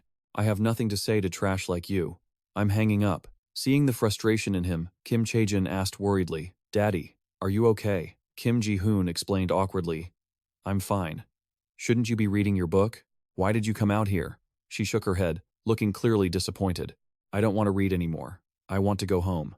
Seeing that, he didn't want to force her, so he signaled, all right, let's go home. On the way back, Kim Ji-hoon was still annoyed by the conversation earlier. He really wanted to curse the old man, but he couldn't do that in front of Kim Chae-jin, especially since he mentioned the embezzlement of the funds. I should look into that first. That night, Kim Ji-hoon spent the whole evening planning with his subordinate. Chang-soo, that old man Yoo-jin Dong-ho mentioned something about embezzling funds. Have you heard anything about that? He quickly replied, his voice full of anger. That scumbag would do anything without a second thought. But wait, what happened? Ah, he sighed, and told me that today, that old man suddenly called me and said that I was the one who reported his deeds, and he even cursed my parents. Hearing that, Chang-soo lost his cool and started yelling. What a lowlife. Should we find the records and compare them with what he said? Kim Ji-hoon agreed. Yeah, probably. I'll drop by tomorrow. Hang up. He secretly planned that since he'd be busy all day tomorrow, he would send Kim Chae-jin to his parents' house. After thinking it over, he turned to ask for her opinion. Kim Chae-jin, Daddy might be pretty busy tomorrow. Could you go stay with Grandma and Grandpa? Just hearing that she couldn't be with her father, she looked sad and asked back, Daddy is going to be busy all day tomorrow? Kim Ji-hoon felt helpless, so he gently suggested, yeah, so go play with Grandma and Grandpa, okay? But Kim Chae-jin pouted and refused. I want to play with Daddy. Kim Ji-hoon softly patted her head to comfort her. Daddy wants to play with you too, but I can't be with you all day. You're so smart, Kim Chae-jin. You understand, Daddy, right? Hearing that, she finally nodded. Okay, I don't want to be away from you, but I don't have a choice. Seeing his daughter say that, Kim Ji-hoon beamed and hurriedly coaxed her. Thank you for understanding, sweetie. It's late. Let's go to sleep. Kim Chae-jin obediently replied. Okay. 10 minutes later, the whole room fell silent, with only the steady sound of Kim Ji-hoon's breathing. After a little more quiet time, Kim Chae-jin suddenly opened her eyes, sat bolt upright, and quietly cast a healing spell like she did every day. A warm, golden light immediately spread throughout Kim Ji-hoon's body. Kim Chae-jin whispered, Daddy, be healthy, and sleep soundly. As soon as the energy entered his body, her expression instantly changed. Now it's time to punish the sinner. Take me to Yoo-jin Dong-ho's house. Immediately, the space around her shifted violently. In the blink of an eye, Kim Chae-jin was at Yoo-jin Dong-ho's house. Looking around the empty house, she thought to herself, no one's here. So, this is Yoo-jin Dong-ho's place? Where did he go? Not a single clue. Kim Chae-jin ordered angrily, I know where he is. After searching and tracking for a while, she said in a low voice, found him. Immediately, Kim Chae-jin walked faster, following the mysterious trail of light. The final destination was a small, dark room, hidden right at the back of the house. Yoo-jin Dong-ho's voice sounded hoarse. Damn it, I'll destroy you all. Just wait. You think you'll live peacefully after doing that to me? I will never forgive you. I'll make you pay, you bastards. Looking at his pathetic state, she pondered for a moment. How should I punish him? How can I humiliate him in public? Suddenly, he screamed and violently smashed a liquor bottle on the floor. I'll destroy them all. Damn it, those bastards. I'll wipe you all out. I'll be the one to end you. Kim Chae-jin furrowed her brow slightly. He'll destroy himself soon enough, but his rage is too intense to just let be. Thinking this, she waved her hand, and countless purple lights rushed forward, trapping Yoo-jin Dong-ho tightly. Having finished everything, Kim Chae-jin turned to leave immediately. All right, work here is done. I only wanted to punish him, but that's been restricted. This is so annoying, but since I've received everything, I need to stop by a few more places. I'm going to be pretty busy tonight. The next morning, Kim Ji-hoon had things to take care of at the research institute, so he brought Kim Chae-jin to stay with his parents. With teary eyes, she pleaded, Daddy, do you really have to go? Although he didn't want to be away from his daughter, he gritted his teeth and coaxed her. Don't be like that. You promised you'd be good and stay with Grandma and Grandpa. Kim Chae-jin intended to say something but stopped. Mistaking it for her being clingy, Kim Ji-hoon said firmly, Can't you let today slide? Kim Chae-jin, I can't let someone like Yoo-jin Dong-ho affect you. Do you two have other issues? She said nothing, just stood there and huffed. But a moment later, she ran over to hug her father and said softly, "It's nothing, because Kim Chae-jin is very obedient to Daddy. So I'll wait." Seeing her yield, Kim Ji-hoon sighed in relief. "Thank you.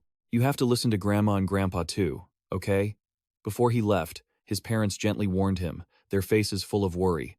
"Don't overdo it. That's right. Don't put yourself in danger." He looked back, carefully reassuring them, "Nothing bad will happen. Please take care of Kim Chae-jin for me." With that, Kim Ji-hoon opened the door and left, leaving Kim Chae-jin standing there, lost in thought for a long time. Even if Daddy doesn't do anything, he'll destroy himself. I already knew the outcome, but because I can't tell Daddy, it's really frustrating. I want to play with Daddy. 30 minutes later, he arrived at the institute. Seeing Kim Ji-hoon arrive, Chang-soo called out loudly, "Senior, you're here?" He nodded slightly and asked in surprise, "Is Jae-chun and Kim Ji-hoon here too?" He explained irritably. "Well, that bastard Yoo-jin Dong-ho called me and the others to curse at us too." Jae-chun also complained, feeling frustrated because they were being berated for no reason. Sitting tiredly in his chair, Kim Ji-hoon asked coldly, "He really is a madman. So, how far have you gotten with the investigation?" Chang-soo handed over a stack of documents and quickly reported, "I got the research expense statement from his computer. Do you want to take a look?" Looking at the contents, he couldn't help but gasp. "So much. I didn't expect him to be caught only now." He smirked triumphantly. "Should we investigate his other projects too? There's still a statute of limitations for prosecution." Hearing this, everyone agreed in unison. "Of course. All right. Let's get to work, everyone." Okay. By late afternoon, the investigation by the team members still showed no signs of stopping. Looking at the stack of documents, Kim Ji-hoon couldn't help but ponder. Another project he snatched? He's truly insane. All right. Comparing these two documents, just then, Chang-soo suddenly shouted with a panicked expression, "Everyone, come over here and look at this news." Kim Ji-hoon asked curiously, "What is it?" The whole team hurried to huddle around his desk to see. He slowly read aloud, word by word. "Let's see. An attack with a knife for personal revenge related to a sexual assault case.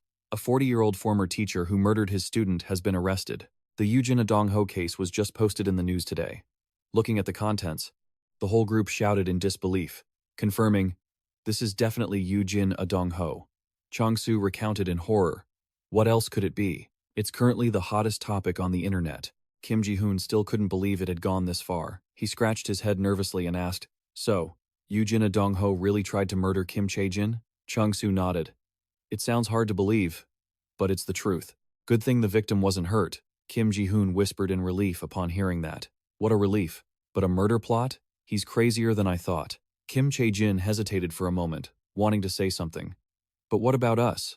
What if Yoo-jin Dong-ho decides to take revenge once we expose everything he's done?"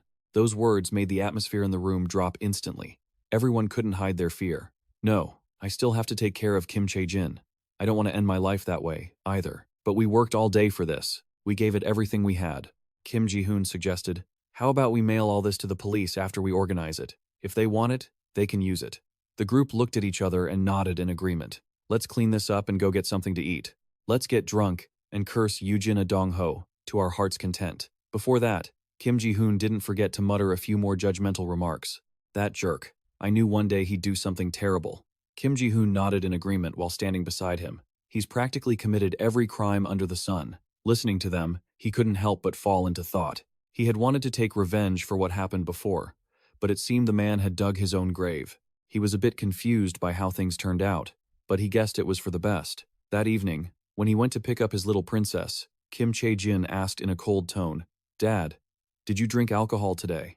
He reeked of alcohol. She had caught him easily. Kim Ji-hoon could only give a sheepish smile. "Does it smell that bad, sweetheart?" "I only had a little bit."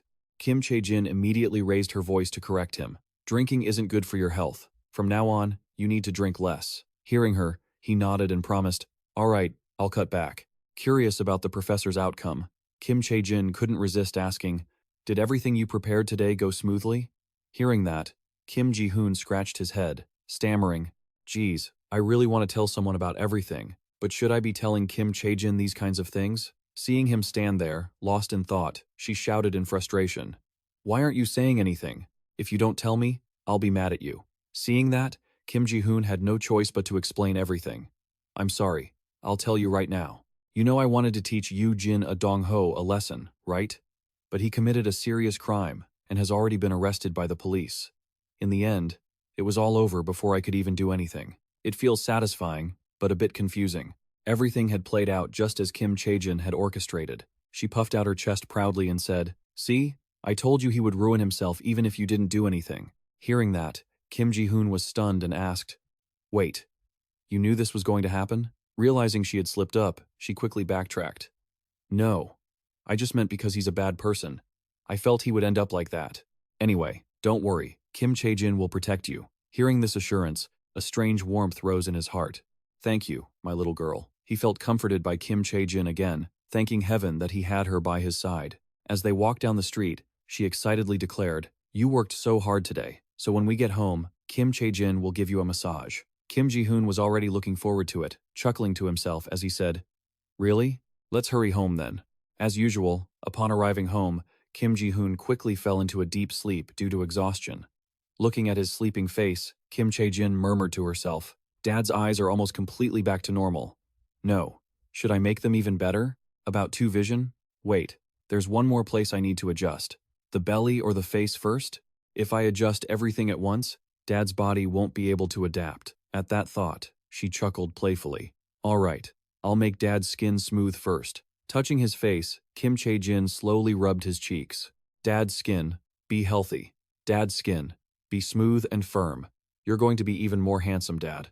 Finished, she clapped her hands excitedly. "That's enough for today. Sweet dreams, Dad." The next day, we heard the news that Eugene Ah-dong-ho had officially been arrested. Kim Ji-hoon held the morning newspaper, thinking to himself that he hoped the old man would be locked away for 30 years. He stretched wearily to loosen his muscles, muttering, "Since that's all settled, should I focus on finding a different professional research position?" Kim Ji-hoon's gaze shifted to Kim Chae-jin, who was sitting on the bed, reading intently. It turned out she was excitedly looking at a college math practice book, which he took a special interest in. The thing he needed to focus on was teaching Kim Chae-jin, especially what to teach her and how. Kim Ji-hoon scratched his face, thinking, "I've already taught her almost everything academic. All that's left is art and sports, but she won't study if she doesn't learn with me." He began to wonder if he should find her an instrument. Perhaps she would discover what she liked if she tried them out. When a wealth of information appeared before his eyes, Kim Ji-hoon gasped in surprise. Suddenly, he was much more excited. "Perfect. It's not too big to keep in the house." Kim Chae-jin showed interest in the piano last time, so she'll probably like this, right? Then, Kim Ji-hoon realized one thing. She might not want to do it if she wasn't learning with him, so he had to learn a few things first. He started tapping away on his computer keyboard. A few days later, back at that familiar apartment, piano keys began to ring out, followed by Kim Ji-hoon's voice. "Our teacher is waiting for us." As soon as he finished speaking, Kim Chae-jin's eyes sparkled with emotion. "Dad, you're so good." He, having practiced in secret, quietly wiped the sweat from his forehead, not forgetting to boast, "I can play this easily with my eyes closed." She proudly patted her chest. "Kim Chae-jin wants to be like Dad. Teach me how to play, Dad." Kim Ji-hoon breathed a sigh of relief. Kim Chae-jin was finally interested in an instrument. He let her sit properly on the chair, patiently instructing her, "Here, each key has its own note, and all these notes have names. The white keys from here on are called do, re, mi, fa, sol, la, ti, do." She listened obediently and replied, "I understand." Kim Ji-hoon held up a finger again. "So, in the part of the song I just played, the school bell ringing, it would be sol, sol, la, sol, sol, mi." Suddenly, the clear sound of the piano rang out. Kim Chae-jin asked excitedly, "Like this?" She danced her fingers over the piano keys while singing the school bell song. "Let's go home from school together." By now, he couldn't believe it and was skeptical. "No way. I only just mentioned the notes and she's already able to play this?" Kim Ji-hoon crossed his arms and leaned in to ask, "Kim Chae-jin, how did you play that? Did you study piano before?" Kim Chae-jin smiled brightly and answered, "No. I just did exactly what you did." Seeing how talented she was, he held his breath for a moment. So can you do this too?"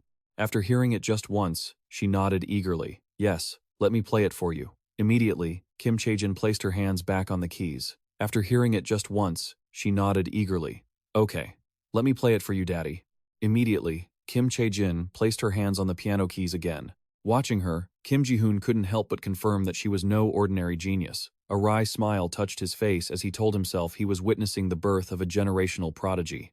Images of Renaissance legends flashed through his mind like Leonardo da Vinci, a genius in art, math, architecture, and philosophy.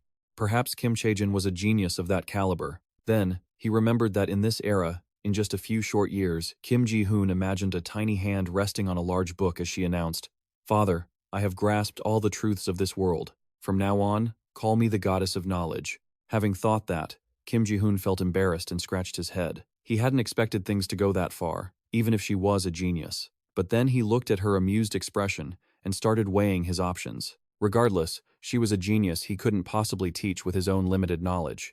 It felt like a waste of time to just let her be. Kim Ji-hoon knew one thing for certain. Kim Chae-jin was the kind of child who would be willing to do anything as long as it was with him. Kim Chae-jin had once cheered excitedly, "Daddy, look, I made this man out of mud today." Back then, he had clapped and cheered, "My daughter is a master of mud." Kim Ji-hoon hesitated. Surely it would be better if she just played in the mud, like other kids her age. Torment washed over him, and he instinctively bit his lip. No, he couldn't think like that. Using a talent that occurs in 1 out of 7 billion people just to play with mud? He couldn't let that happen. A moment later, Chang-soo frowned and spoke up. Because of that, he wanted to ask for advice on what to teach Kim Chae-jin. Kim Ji-hoon nodded, looking incredibly serious. Didn't he think it would be a huge loss for all of humanity to just leave her like that? Chang-soo looked confused and repeated, "Senior, didn't you say you wouldn't make Kim Chae-jin do things she didn't want to do?" He was taken aback, confused. "Well, that is my intention, yes." Hearing this, Chang-soo patiently explained, "But what you just said makes it sound like you're going to force her to do something she doesn't want to do. That's why we have the saying, you can lead a horse to water, but you can't make it drink," he advised. "Just leave her be. Kim Chae-jin will do anything once she decides she wants to." Kim Ji-hoon just stood there blankly, not knowing what to say.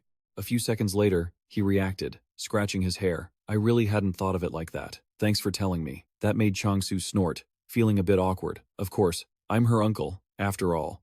But immediately, Kim Ji-hoon's brow furrowed. "Uncle?" Kim Chae-jin didn't have an uncle like him. "I don't recognize you as her uncle," he retorted. Naturally, that annoyed him. "I'm just giving advice like an uncle would. What is with your attitude?" Kim Ji-hoon's expression remained annoyed. "Thanks for the advice, but not for the uncle part." Chang-soo gave him a thumbs down. "Don't be like that, senior. Kim Chae-jin is going to pick up your bad habits." Kim Ji-hoon's face darkened instantly. "What did you say?" As he raised his fist, Chang-soo pulled his phone out of his pocket and shouted, "Oh, I have a call. I've got to take this," and he bolted away. Kim Ji-hoon frowned, thinking to himself that the guy was always great until he acted like that.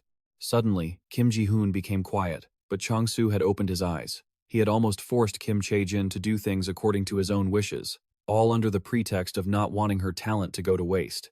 Kim Ji-hoon instinctively thought of Kim Chae-jin's smiling little face. Even if he taught her a dozen things and raised her to be a great genius, if it wasn't what she wanted, Kim Chae-jin would never be truly happy. He smiled contentedly at the realization. So, he must not forget that what matters most is her own thoughts. Just then, Chang-soo returned. "Senior, you know Professor Choi Gu-taek, right?" Kim Ji-hoon nodded. "Of course. Why?"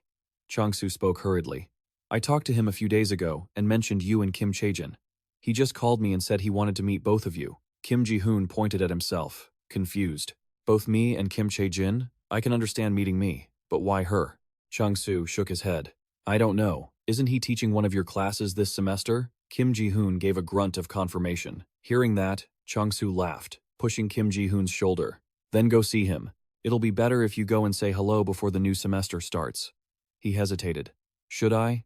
Kim Ji-hoon remembered that Professor Choi Gu-taek specialized in neuroscience. He was known for being generous and extremely intelligent. He had heard he was recently researching why would he want to meet him and Kim Chae-jin. Still, he was a little worried. But as Chang-soo said, meeting him wouldn't do any harm, and Kim Chae-jin would go if she were with him. Kim Ji-hoon reassured himself. He wasn't a bad person like Yoo Jin-a-dong-ho, so it should be fine. He turned to Chang-soo and said, "Let's go grab something to eat, my treat." Naturally, he was thrilled. Okay. Soon, the meeting with Professor Choi Gu-taek was underway. Kim Chae-jin gazed at the large, luxurious school building. She ran ahead, not forgetting to hold Kim Ji-hoon's hand. "It's so cool to go to school with Daddy." Suddenly, Kim Chae-jin turned back and asked, "But Daddy, Professor Choi Gu-taek won't be mean to you, right?" He hesitated. "Well, actually, I only attended his class once. I think I tried really hard in class, but he only gave me a B+. And when he met him to ask why, he was met with Choi Gu-taek's piercing eyes locking onto his as he said, "You don't know why? That's the highest grade you could possibly achieve." Kim Ji-hoon regretted it now. He shouldn't have asked him that. Thinking about it now, what if he thought poorly of him because of that? Seeing him stay silent, Kim Chae-jin called out, confused, "Daddy? Why aren't you answering me?" Kim Ji-hoon raised his hands to explain. "Oh, I was just thinking about something. I just didn't get a high grade in his class, but he's a good person." He smiled reassuringly. "So you don't need to worry." Kim Chae-jin, even though he was incredibly nervous inside, thinking he hoped nothing embarrassing would happen in front of Kim Chae-jin during this meeting. In a minimalist room with black and white as the main colors, Kim Ji-hoon bowed politely. "Nice to meet you, Professor Choi Gu-taek." Kim Chae-jin did exactly the same. "Hello, I'm Kim Chae-jin." The professor smiled kindly. "So this is your daughter. I've heard from Chang-soo and Jae-chun, but she really is cute." He gestured to the table, already prepared with snacks. "Let's have some treats together." She was immediately tempted, her face lighting up with excitement. "Cookies!" she chirped. Kim Ji-hoon politely replied, "Thank you."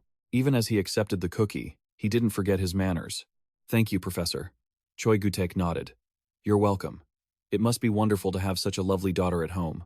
Kim Ji-hoon felt a bit shy at the compliment and scratched his head. "Yes, she is. She always cheers me up whenever I'm stressed." Kim Ji-hoon paused, then asked, "But sir, why did you want to see both me and Chae-jin?" The professor didn't beat around the bush.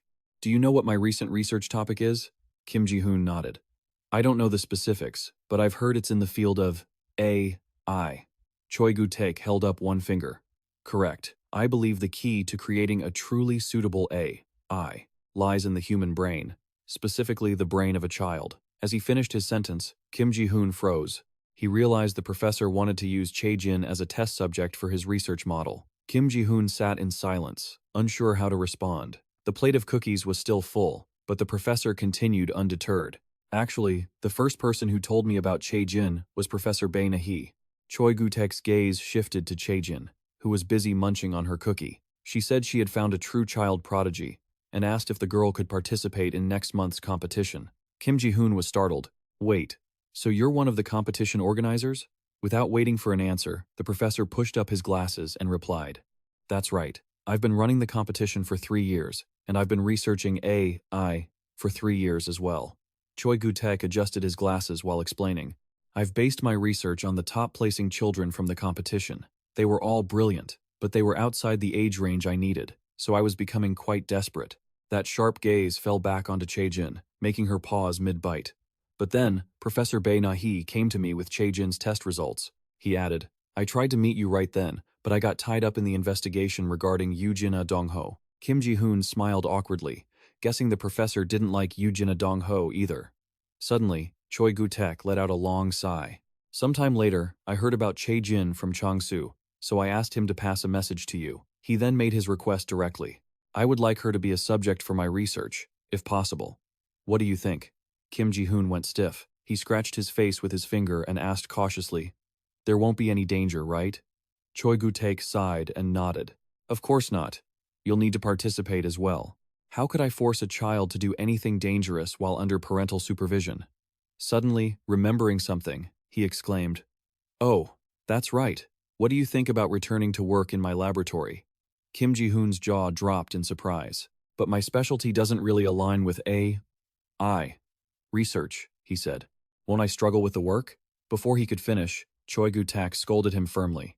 "You won't do well? Are you kidding me? I remember very clearly that when I first met you, you were already a junior. Am I right?"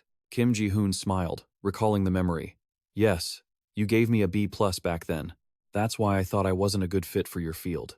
Hearing this, Choi Gu-taek chimed in, "It seems I've given you the wrong impression." He explained patiently, "I never give students an A. I believe an A is a grade no student can truly reach." Choi Gu-taek tilted his head and added, "That's why I give a plus to students I want to mentor. I gave you that plus because I saw your passion and determination for your studies." Looking at Kim Ji-hoon's stunned face, he continued, "I knew you would become a talented scientist. You are still a tree in the midst of growing." Choi Gu-taek suddenly turned to the side and asked, "What do you think, Chae-jin?" Chae-jin nodded and hugged Kim Ji-hoon's arm, replying, "Yes, Dad is really smart and great at helping me with math. The professor laughed. Did you hear that? My judgment of people isn't wrong. That's why I was quite disappointed to hear you were working for Professor Yoo Jin Ah Dong Ho.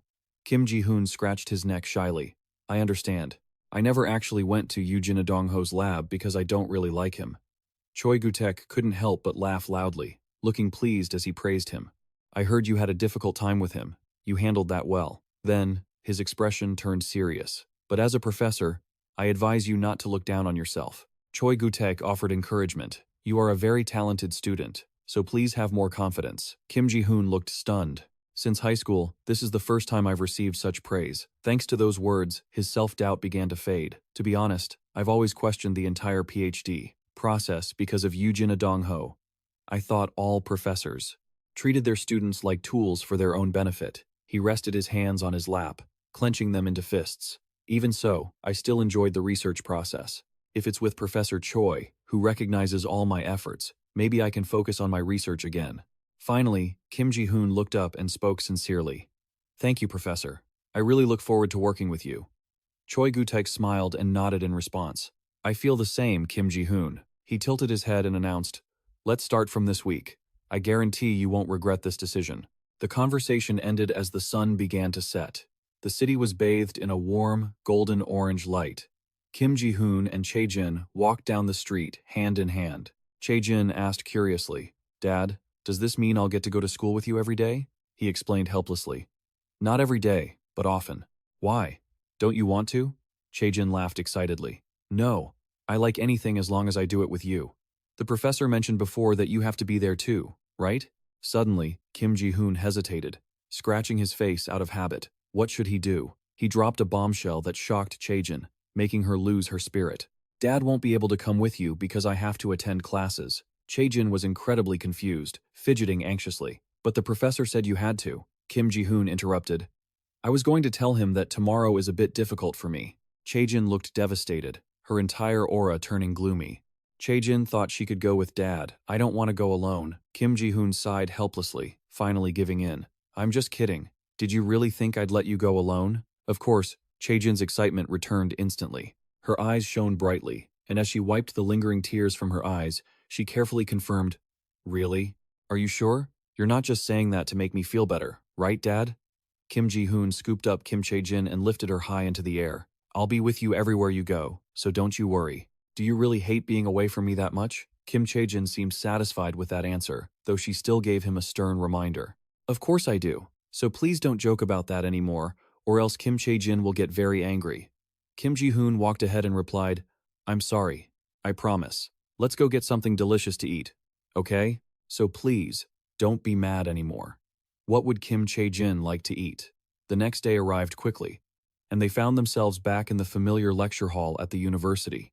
Seeing them walk in, Choi Gu-taek seemed to have predicted it, as he grinned widely. I knew you'd come. I'm so happy. Come on in. Kim Ji-hoon shyly rubbed the back of his head, thanking him for the warm welcome. So, what does Kim Chae-jin need to do now, Professor? The professor pulled out a thick book and replied, For now, she just needs to study. I'm thinking of creating an AI model based on how she learns. Choi Gu-taek added, As I mentioned yesterday, you will be a part of this process too. So don't worry. Hearing this, Kim Chae-jin looked up with great anticipation. Is that really true? You'll be working with me, right, Dad? Upon getting confirmation, the little girl let out a sigh of relief. That's good. I was really worried that I wouldn't be able to do everything with you. Seeing this, Choi Gu-taek offered a few words of reassurance. Don't be anxious. It's all right. He's going to be watching over you. The professor adjusted his glasses and announced, Then, let's get started. The main goal of this research is to see which parts of her brain are active while she's learning. She needs to study high school level math, since that's the level she reached during her last intelligence test. With the guidance of a formal tutor, Kim Chae-jin's learning speed was truly extraordinary. Kim Ji-hoon stood to the side watching her, unable to help but smile to himself. He had tried his best not to push her too hard during their lessons, but now that he saw how fast she was learning, it felt like he had been holding her back this whole time. Suddenly, Choi Gu-taek walked over and asked, Impressive, isn't it? If I succeed in creating a model using her brain, AI technology will advance exponentially over the next decade. The professor seemed fired up, and his enthusiasm was infectious. My motivation is burning bright, thanks to Kim Chae-jin. 2 or 3 days isn't enough. We need to work every single day. Suddenly, Kim Ji-hoon raised a hand to interrupt. Professor, I'm sorry to. Interruption. But I don't think we can work every day. This news hit Choi Gu-taek like a physical blow, his face twisting in dismay. What? Why not? Kim Ji-hoon explained softly. Well, the new semester starts next week, so I really can't commit to research every day. He added that Kim Chae-jin would only come here if he was with her. This seemed to ease the professor's mind a little. He patted his chest and laughed loudly. I know perfectly well how much she likes you. I'll try my best to change her mind, so don't you worry. Kim Ji-hoon responded quite bluntly. I don't think that's possible, sir. Without hesitation, Choi Gu-taek waved his hand toward the corner of the room and shouted, Impossible! That word doesn't exist in my dictionary. I'll change the entire interior of the lab just for Kim Chae-jin. But the floor was already scattered with toys, and Kim Chae-jin's childish voice rang out. It's so boring. The professor trembled, unable to accept this reality, as he asked, Why? Why is it boring? Yesterday you said it was fun. Immediately, the little girl shook her head repeatedly. It's not fun if Dad isn't here. Kim Ji-hoon hugged Kim Chae-jin close to his chest and spoke up. And Professor, as I mentioned before, I plan to look for a job at a private laboratory after I graduate in June.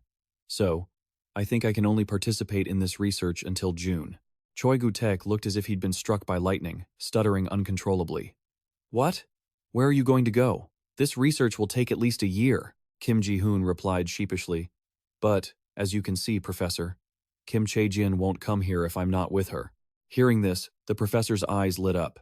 Are you aware that the Neural Information Research Lab is hiring? Kim Ji-hoon's face turned pale, and cold sweat broke out. No, sir. Since when? Choi Gu-taek shoved a piece of paper right into Kim Ji-hoon's face and shouted, From now on, that's all you need to know. Sign here. Kim Ji-hoon reached out to block it, exclaiming in surprise. This is so sudden. As his eyes scanned the paper, Kim Ji-hoon was shocked to see what it was. Wait, the paper already had his details filled in. He realized this was the research position Choi Gu-taek was in charge of. Research director, I'd definitely be hired if I signed this. Choi Gu-taek smugly adjusted his glasses. I guarantee you'll have a place to work. You just need to join this research project. What do you think? That's an attractive offer, isn't it? Kim Ji-hoon was trembling with excitement. The paper in his hands seemed to glow. He quickly composed himself and replied, Thank you, Professor, but I need time to think about it. My entire future depends on this decision. Suddenly, the professor's haggard, pitiful face zoomed into his field of vision. Hey Kim, didn't you say you would work under me? Are you saying you've been leading me on this whole time? Choi Gu-taek gestured toward Kim Chae-jin. And think about your daughter. Do you really think those big corporations or other labs out there will be as generous with your situation as I am? Even so, Kim Ji-hoon remained firm. No, but there is still one place I want to try applying to. The professor cut him off without a care. Of course, I can't pay you as much as a private company, since this is a university lab. Choi Gu-taek raised his fist with determination. But for Kim Chae-jin's sake, you should consider everything. Do you think we keep people locked up here 12 hours a day? No, we don't do that at all. He then shifted to a gentle expression and sat down to talk to the little girl. Hey, Kim Chae-jin, can you tell me, do you want your dad to be rich? Or do you want him to have plenty of time to play with you? Kim Chae-jin answered obediently. I want Dad to have lots of time to play with me. Kim Chae-jin's mother's family is very rich, so we don't need money. Kim Ji-hoon was deep in thought, feeling a headache coming on. She only studies for 3 hours a day. That leaves a lot of free time. Should I accept the offer now? Seeing he couldn't sway him, Choi Gu-taek tried his old tactics again, but let out a tired sigh. I'm sure there's no other place in Korea that would welcome you as much as I do. But looking at your expression, you're still not sure, right? He then lowered his head to hide his disappointment. But I don't blame you at all. It's all my fault for not making you feel secure. Kim Ji-hoon watched this, feeling a sense of doubt. Then, Choi Gu-taek turned to him and muttered, as if talking to himself, Kim Chae-jin, unfortunately, it seems like your dad prefers making money over playing with you. The girl grabbed her face in fear and screamed. It can't be. But he kept rambling on. I must have been a vain professor who underestimated your talent. Kim Chae-jin couldn't help but question him. Dad, do you really not like spending time playing with me? Kim Ji-hoon's face darkened, wondering to himself, how can I turn him down now? Just then, Choi Gu-taek reached out to take back the paper. Fine, I'll just pretend this never happened. Hand it over to me. He was slightly stunned by this action. The professor looked away in distress, honestly saying, even I struggle to reach that level of expertise.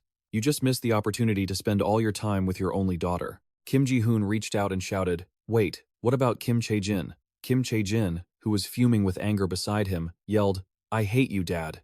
Her eyes filled with tears, and her voice trembled. "Kim Chae-jin likes researching with you. Do you really want to abandon me?" As the registration paper was slowly being fed into the shredder, Kim Ji-hoon hurriedly shouted, "I'll sign it." Choi Gu-taek's eyes lit up as he asked, "Really?" He immediately pulled the paper out of the shredder, grinning ear to ear.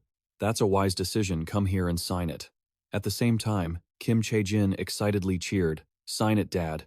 In his heart, he thought, "It feels like I'm being psychologically manipulated." As he picked up the pen to sign, Kim Ji-hoon was still lost in thought. "That's right. The last time was just an offer. It didn't guarantee anything.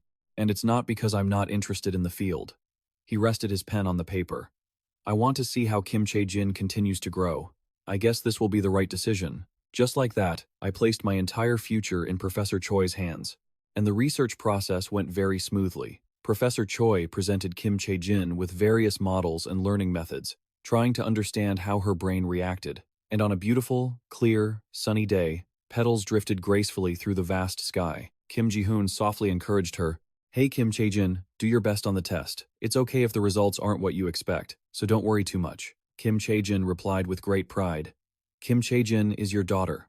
Of course I'll do great." He knew the long-awaited talent competition had begun. Before going in, she didn't forget to wave and remind him, "We'll go on a trip for Children's Day if I do well on the test." "You promised." Kim Ji-hoon lovingly said goodbye to his daughter. A while later, inside the lab, Choi Gu-taek was already waiting. Seeing Kim Ji-hoon appear, he immediately spoke up. "Hello, did you see Kim Chae-jin? Kim Chae-jin off to the test?" He replied excitedly, "Yes, Professor." The professor asked with concern, "Wasn't she nervous? After all, it's her first time taking a test with others. She must be quite anxious." Kim Ji-hoon smiled, thinking that she didn't seem nervous at all. He didn't know who she took after, but she was incredibly confident. Hearing that, Choi Gu-taek couldn't help but laugh and pat him on the shoulder.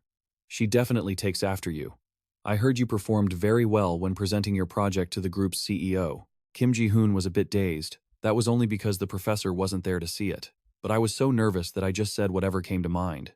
Suddenly, his mood dropped a bit. "About that, I wonder if you've reconsidered the speech at the high school?" Before he could finish, the professor shook his head. "No, I think you'll be a perfect candidate." Kim Ji-hoon explained nervously. "But regarding this topic, I think I'll just be talking nonsense. I feel like I'll ruin the lab's reputation." Choi Gu-taek looked out at the light through the window, suggesting that perhaps the things you say without thinking are the things you know best. If you knew nothing and that made you worry, you wouldn't be able to say anything at all. He suggested further, "Think about your project presentation at the group. There were many people who didn't understand or asked questions after the presentation." He thought seriously and replied, "No." Choi Gu-taek smiled contentedly, breathing a sigh of relief. "That means your speech was a success. If you weren't truly good at presenting, Chang-soo wouldn't have rated you so highly." Pausing for a moment, Kim Ji-hoon said sincerely, "Thank you. I still think the speech wouldn't be good if I just rambled in my nervousness." Next, the professor patted his shoulder again to reassure him.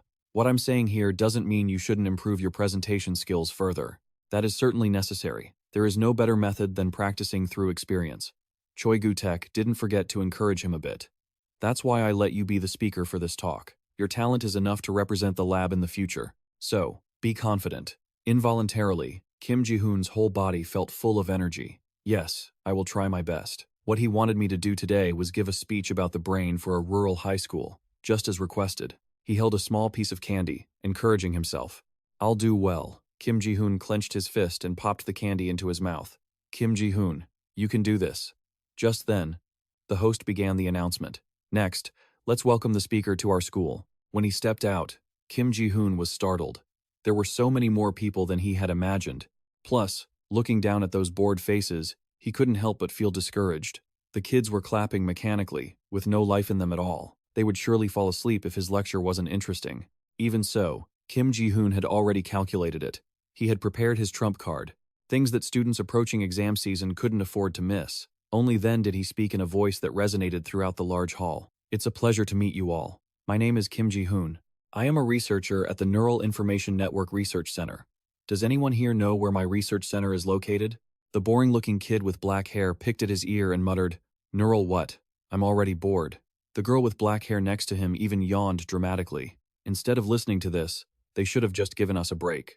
On the podium, Kim Ji-hoon remained calm. Just as I thought, the name of the research center isn't something you've heard of before, right? The Neural Information Network Research Center.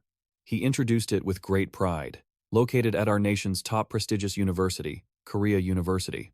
Whispers broke out below. Korea University? Some thought it must be a low-ranked university because they'd never heard of it. Someone else seemed disappointed. Our school only invites speakers from unknown universities. Kim Ji-hoon held up a finger in the lab. We have prepared a course that will help you find ways to raise your grades. This topic sparked instant interest. Someone exclaimed in surprise, "How do you boost your scores? I have to hear this."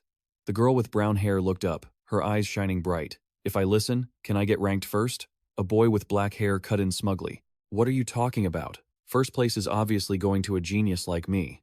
Seeming to have predicted it, he thought with satisfaction. Just as I thought. Students are easily drawn in by talk of grades and college admissions. All right, since I've successfully grabbed your attention, let's start the lecture, shall we? Kim Ji-hoon looked down at the rowdy students and continued. So, what are we looking into? It's about the human brain. Kim Ji-hoon explained. We are studying the connection between the brain and computers at the lab. He added some intriguing details. The goal of this research is to develop them to a level where they can think like humans instead of just following algorithms. An AI that can predict and analyze your academic performance just like a teacher would. At this moment, Kim Ji-hoon kept talking without stopping, yet everyone listened intently, secretly thinking about how he was explaining the purpose and results of the research by connecting it to their own grades. He had truly captured the students' full attention. Next, he placed his hand on the stack of prepared documents. Let's take this chance to play a rather interesting prank that Chung-soo told me about, he muttered, after finishing the lecture. Anyway, I've just finished my master's program, and am currently preparing for my PhD. Kim Ji-hoon laughed loudly, appearing surprised. You guys don't know what a PhD is? The difference between a master's degree and a PhD is like the difference between unfermented kimchi and fermented kimchi. In the end, both ferment in a sealed space. Hearing that, the brown-haired girl gasped. What? Did he just tell a joke? The brown-haired boy shook his head with a serious face. I don't know, man, maybe students at Korea University are all just that funny. Up on the podium, he secretly wanted to cry, thinking how foolish he was to trust that jerk Chung-soo, and could only announce. Anyway, if anyone is interested in the research center, feel free to ask questions during the Q&A session. But after a while, there was no response. The banner outside was still firmly on the door. Is AI in our future getting there? Kim Ji-hoon awkwardly declared. Well, I'll end the lecture here. The atmosphere became extremely awkward. The teacher walked up to him, bowed, and spoke. Thank you for the wonderful presentation today. Kim Ji-hoon responded politely. Not at all. I have to thank the students for listening so attentively. She smiled shyly and said, This is the first time the kids have sat and listened this well during a talk. None of them looked sleepy at all. And all the kids asked questions. It's all thanks to your successful presentation. But the teacher then brought up the end. Of course, the joke at the end was a bit, which made him turn pale from embarrassment. I'm truly ashamed of that. The teacher still sincerely promised. Anyway, thanks again for a great presentation. I hope if there's a chance, you'll come back to our school in the future. The sky outside was as clear as before, casting shadows over the luxurious school grounds. Kim Ji-hoon walked down the hallway alone, scratching his cheek, thinking, this is the first time I've given a public speech and had it go this well. I've always felt overwhelmed speaking in front of crowds, but it feels great to have done a good job. Suddenly, he felt cheerful and hummed a tune. I'd definitely agree to speak in the future if asked. He was happy the lecture was a success, but suddenly, Kim Ji-hoon felt a bit anxious. By the way, I wonder how Kim Chae-jin did on her test. He heard this test was harder. Last time, when he touched the door handle, he paused for a moment. What if she cries because she couldn't do it? Since this was her first test, he was even more worried. She's still just too young, after all. Kim Ji-hoon carefully opened the door, his tone becoming cautious. Kim Chae-jin, Daddy's home. How was the test? Before he could finish, he saw the scene inside. Kim Chae-jin was sitting with her head buried in her knees, while Choi Gu-taek was sitting next to her looking worried. He shouted anxiously, Kim Chae-jin! Kim Ji-hoon hurried over and asked, Professor, what happened? Did she fail the test? He frowned slightly, scratching his head. Che, the thing is, the questions for this round were indeed harder, but I didn't expect them to be that difficult. Choi Gu-taek also recounted the situation, looking bewildered. Less than an hour after the test started, she left the center, and she had been there ever since. At this moment, the little girl looked up, tears streaming down her face, and called out softly, "Daddy." Hearing this, Kim Ji-hoon was startled and exclaimed, "Less than an hour? Really, Professor?" Choi Gu-taek nodded. "Exactly 45 minutes. I checked the CCTV, so I'm sure of it." He looked down at Kim Chae-jin, who was crying into her hands, feeling suspicious. How hard could the test be if she gave up after only 45 minutes? Whatever the reason, wasn't he too harsh on a child taking a test for the first time? Kim Ji-hoon gently pulled her into his arms, petting her head to comfort her. "Daddy knows you feel bad because the test was hard, but you did a good job anyway." Kim Chae-jin sobbed. The test was really, really hard. Then she asked hesitantly, "What if the other kids are sad because Kim Chae-jin finished too quickly?" As soon as he finished speaking, he was dumbfounded, his head full of giant question marks. Kim Ji-hoon spoke with difficulty. "Kim Chae-jin, what are you saying?" At this moment, Kim Chae-jin returned to her radiant self, smiling brightly like a blooming flower. Choi Gu-taek also chimed in. "As you heard, Kim Chae-jin finished the test in 45 minutes and left the center." The girl laughed innocently, saying, "The math problems weren't hard at all, so I did them all in 30 minutes and spent 15 minutes checking the results." Kim Chae-jin's eyes sparkled as she looked at Kim Ji-hoon. "Did I do a good job, Daddy?" "Yes, you're smart for finishing all the math problems."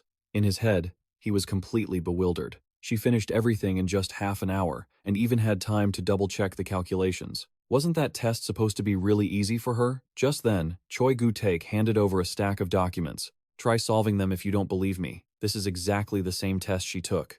Kim Ji-hoon continued to dote on her, patting her head. He slowly looked over the documents. So shocked, his jaw dropped. These materials were meant for third or fourth year college students at the very least. She actually solved all of them? He confirmed it. Kim Chae-jin understood everything. She had been playing her part very seriously. Kim Ji-hoon looked at the two of them, confused, but all those facial expressions from earlier. Choi Gu-taek shrugged nonchalantly. "We were just acting," Kim Chae-jin added. "Dad played a prank on me earlier, so I decided to prank him back." Hearing that, he could only scratch his head in total helplessness. He had fallen for the act completely. At this point, the professor spoke seriously. "Regardless, Kim Chae-jin's learning ability is far greater than we ever imagined. Do you know B. Newman and Quill Amzi, the geniuses of the 20th century?" Kim Ji-hoon thought for a moment before answering. "I've heard of them." Choi Gu-taek added more important information. Man was able to solve 8-digit division problems at age 5, and Sid was already surpassing the skills of his father, a Harvard professor. He looked at the little girl with immense pride. "Kim Chae-jin here is even more talented than both of them. If you raise her well, history will change because of Kim Chae-jin," he said, making Kim Ji-hoon gasp. "That's incredible." Choi Gu-taek gave Kim Ji-hoon a satisfied pat on the shoulder and advised him. "So, raise her properly. You'll be blessed, and you'll find her mother soon enough." He clutched his aching shoulder dejectedly and replied, "I'd love to, but it's not that easy." Suddenly, the atmosphere turned strange. Kim Ji-hoon asked, confused, "Is there something on my face?" But Choi Gu-taek just kept staring intently at him. After a few seconds of silence, the professor replied, "No, you just look much better than before. Did you go to a dermatologist or something?" He shook his head nervously, over and over. "Not at all." Choi Gu-taek stroked his chin, puzzled. Then, "How did your skin get so good?" He frowned. "I happened to overhear some students talking. They said, you." Choi Gu-taek paused for a few seconds before continuing. "We're doing skincare to prepare for a wedding." Kim Ji-hoon immediately jumped in shock and shouted. He stepped back a few paces, trembling, his forehead beaded with cold sweat. "Is there no privacy policy for rumors around here?" the professor said with a straight face. "In the lab, anything related to research topics spreads like a wildfire." Kim Ji-hoon's face turned pale. What on earth does my wedding have to do with research topics? But Choi Gu-taek focused on a different issue, asking seriously, "So, you're preparing for a wedding by doing skincare?" He muttered helplessly. "I don't even have anyone to marry." The professor was still curious. "Really? Then how is your skin so nice?" Kim Chae-jin, sitting between them, just smiled softly. Only then did she jump down, hug Kim Ji-hoon's arm, and explain. It was because Kim Chae-jin had been massaging her dad's face every night. "I promised I'd make Dad as handsome as those guys," Choi Gu-taek exclaimed in amazement. "Really?" He kept muttering to himself. "I think I'd look 20 years younger too if I had a daughter like Kim Chae-jin." Kim Ji-hoon thought wearily. "He's not listening to a word I say." Then, Choi Gu-taek turned serious, pushed up his glasses, and warned, Anyway, don't do anything that would have a negative impact on Kim Chae-jin. I think living single like this isn't so bad. At that point, Kim Ji-hoon finally understood and asked, "So, did you ask about my skin?" Because, before he could finish, the professor gripped his shoulders tightly, cutting him off. "Of course, it's because of Kim Chae-jin. I don't care about your private life, but it would be a completely different story if it involved her." Kim Ji-hoon lowered his gaze. "Then where can I go to find my own value?" Choi Gu-taek shrugged. "That's not something you'll find in this lab. You have to find it yourself." Hearing that, he could only shed tears silently, thinking that he felt like nothing more than an accessory to Kim Chae-jin. "I thought the rumors about my marriage would disappear quickly, but I was wrong." The next day, back at the familiar school, Jimin was biting her lip, thinking about something. Kim Ji-hoon leaned away in fear, unable to stop himself from asking, "Why are you staring at me like that? It's not comfortable at all." She wondered aloud, "Senior, what have you been doing lately to make your skin look so good? Are you really preparing for a wedding?" Kim Ji-hoon sighed. "It's so frustrating." He frowned. "Do you really think I'd be getting married while I have Kim Chae-jin to look after? I guess it's because there's no stress lately, so that's why." Unconsciously, Jimin slumped down, her face darkening. "That must be it. You already have a secure position. I heard Professor Choi Gu-taek guaranteed you a spot. You don't even have to worry about your grades anymore. I'm jealous of you." Kim Ji-hoon could only say, "Don't be like that. Just because it looks that way doesn't mean I don't have any worries." "Even so," she insisted, "but your job position is guaranteed, as long as you show up." Jimin just kept worrying. "I don't have a guaranteed professional position like that. Now I have to think about what to do next." Kim Ji-hoon explained once more. "I accepted that guarantee because the terms were good, but I still have to think about what I'll do afterward.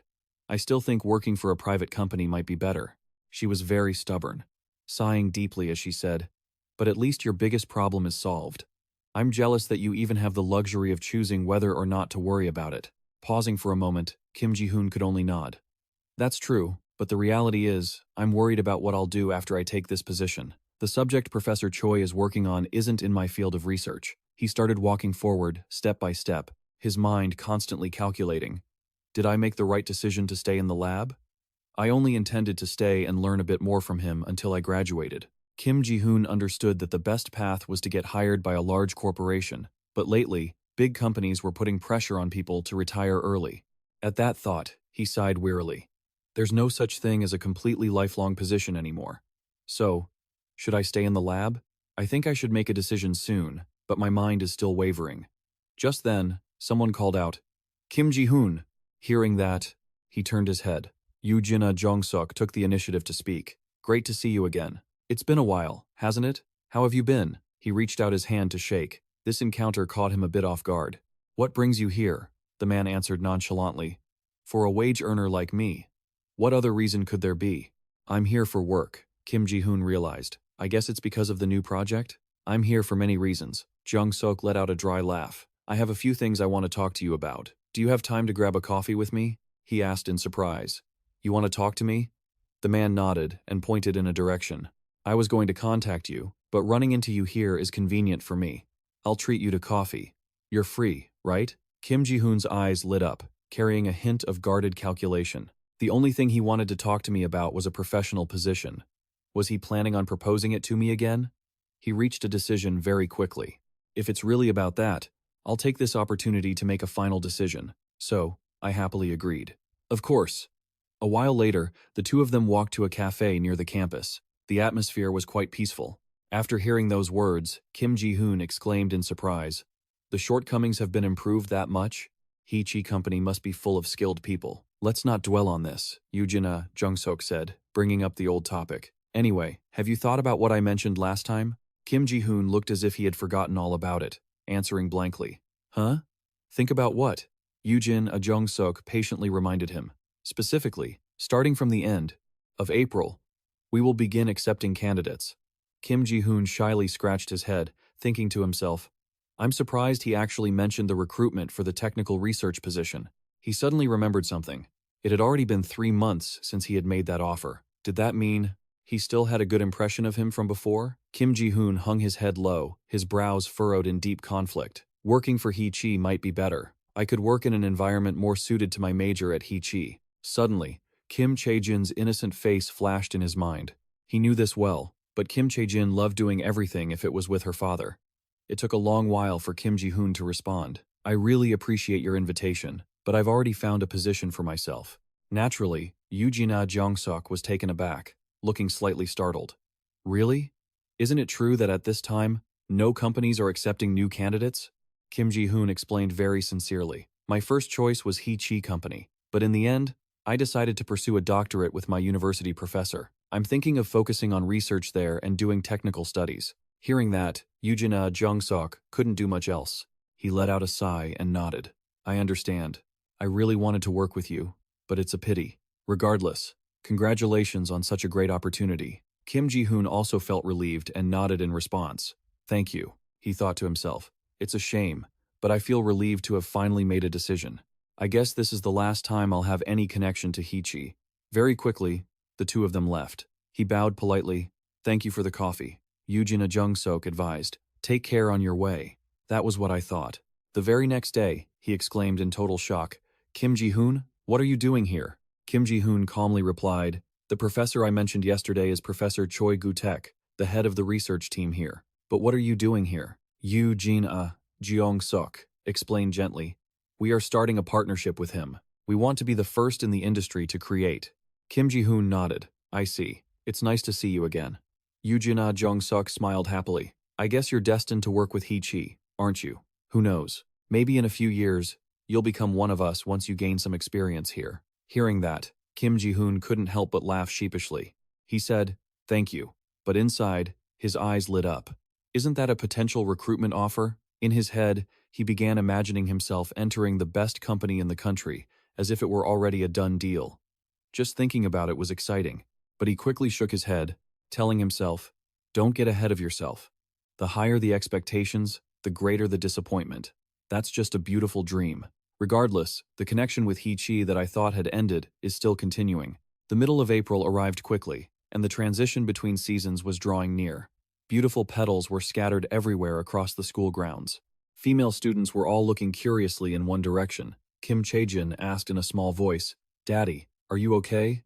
Am I too heavy? It turned out Kim Ji-hoon was carrying her, walking steadily inside. He answered comfortably, You're not heavy at all. I can carry you just fine, no problem at all. I'm walking around campus to avoid unwanted attention. People thought I was carrying Kim Chae-jin everywhere to attract attention. Everyone was staring, but the real reason behind this, despite the attention, was that the weather had become warmer, more people were entering the school, and more students wanted to talk to Kim Chae-jin. As a father, this was my struggle to protect my daughter. Carrying her like this meant not many students would crowd around. But at that moment, the arm Kim Ji-hoon had propped against the wall couldn't stop trembling. He leaned against the wall, panting, his face turning pale. There's no one around here, right?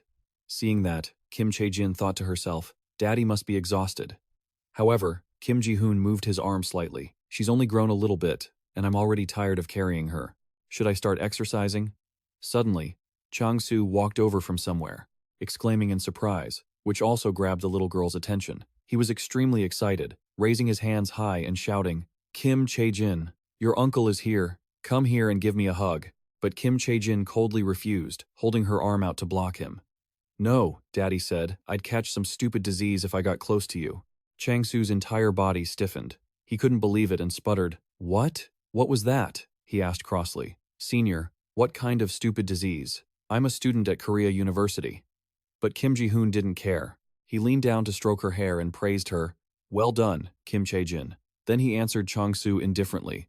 Think back on your past behavior. Naturally, Chang-soo wasn't satisfied and demanded, What about that? At least introduce me to her properly. Kim Ji-hoon kept his haughty attitude and replied, Fine. Kim Ji-hoon leaned down to hold Kim Chae-jin and introduced her sincerely. Kim Chae-jin, this is Uncle Chang-soo, a student at the nation's best university, Korea University. He has a lot he wants to teach you. Actually, the little girl was among the top 0.4% of geniuses. Continued. Actually, the little girl was among the top 0.4% of geniuses. But Kim Chae-jin was very excited and shouted, Really?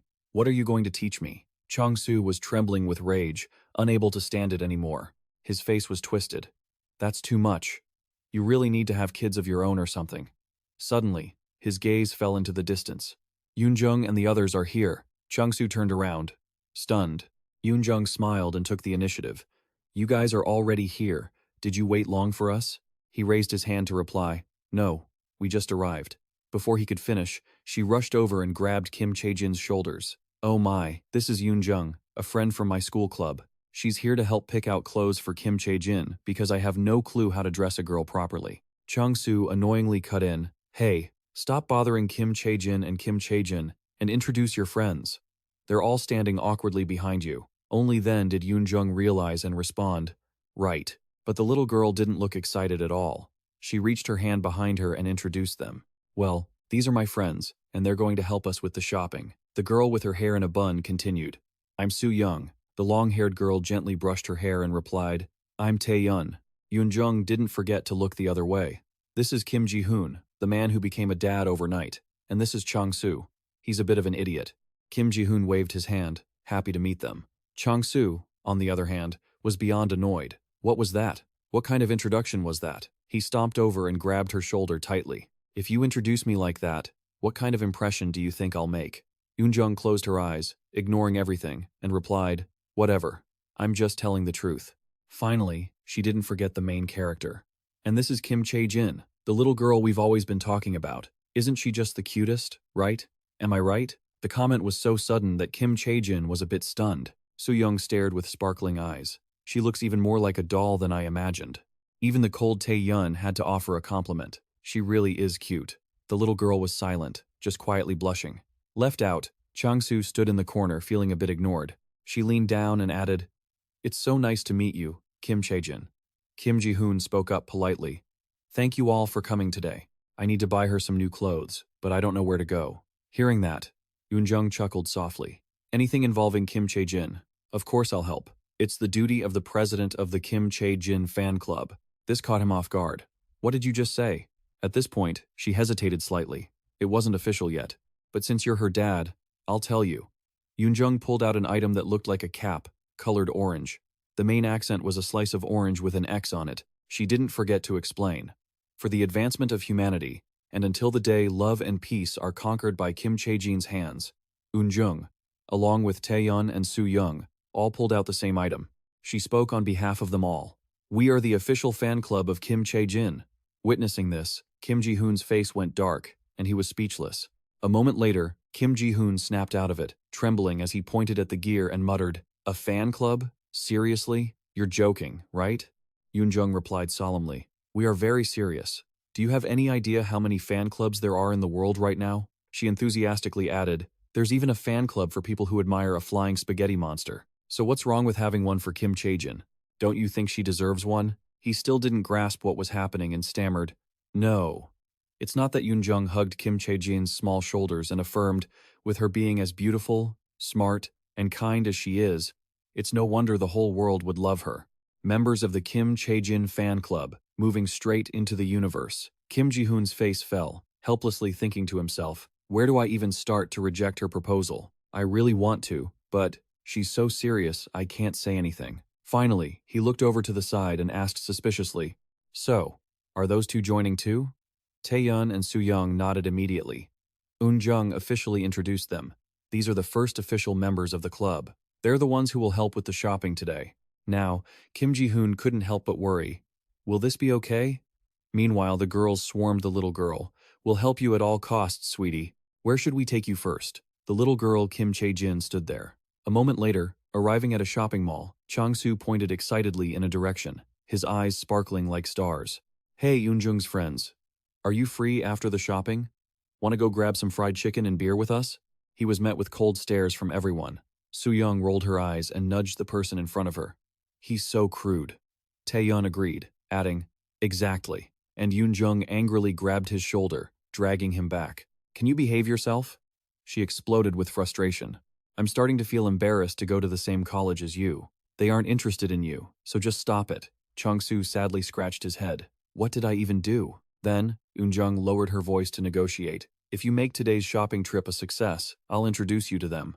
Okay. Naturally, he was extremely satisfied and nodded. Really? Deal. As he turned around, Chang-soo was so happy he skipped. Let's go shopping. Watching this, she was shaking with anger, thinking to herself, I shouldn't have brought him along. Even so, Eunjung understood one thing, but I need him if I want to be around Kim Chae-jin longer. She imagined the scenario where Kim Ji-hoon hugged Kim Chae-jin and waved goodbye, saying, "I'll be going now." Eunjung was sure Kim Ji-hoon would try to leave as soon as possible, because he felt awkward being surrounded by women. Ignoring the nonsense, the atmosphere returned to normal. She pointed in a direction. "This shop has a lot of beautiful things. Can we go take a look?" Chang-soo nodded excitedly.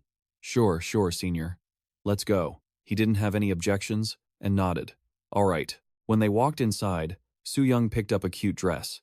"Look at this dress. Chae-jin, you'll look so pretty in this." Tae-yeon also picked one out and was admiring it. "This simple dress looks good too, right?" Seeing that, Eunjung pushed Kim Chae-jin forward. "Don't hesitate, pick them all. We have samples here to try everything on," she replied happily. "All right," she said. "Let the little one try this one on." Meanwhile, he stood helplessly outside, watching the chaos and scratching his head in frustration. It's only just started, and it's already like this. Very quickly, she walked out to announce, "Attention, the fashion show is now beginning." Soo-young blushed. "What do you think of this one? Isn't it cute and graceful?" It was the first dress from earlier. Next was Tae-yeon. "This knitted vest looks really good on her, right? It looks comfortable too." It was a fairly simple outfit. It didn't stop there. Kim Chae-jin was now wearing a red princess dress. Eunjung was very satisfied. "What about this style? She looks just like a celebrity, doesn't she?" Kim Ji-hoon couldn't help but beam with a wide grin. His daughter looked beautiful in anything she wore. Beside him, Chang-soo chimed in, as her uncle, feeling very proud. But the three women couldn't stop overthinking. Tae-yeon crossed her arms. "Doesn't that outfit look a bit unapproachable?" Eunjung countered. "No, she needs something more special." The three of them started arguing immediately. The little girl grew tired of just being the subject of their clothes talk. "Don't you know comfort is the #1 priority?" Anyone disagree? A cute girl like Kim Chae-jin needed to wear something eye-catching. Seeing this, she stepped forward and asked, "Kim Chae-jin, tell us, do you like your clothes to be simple or stylish?"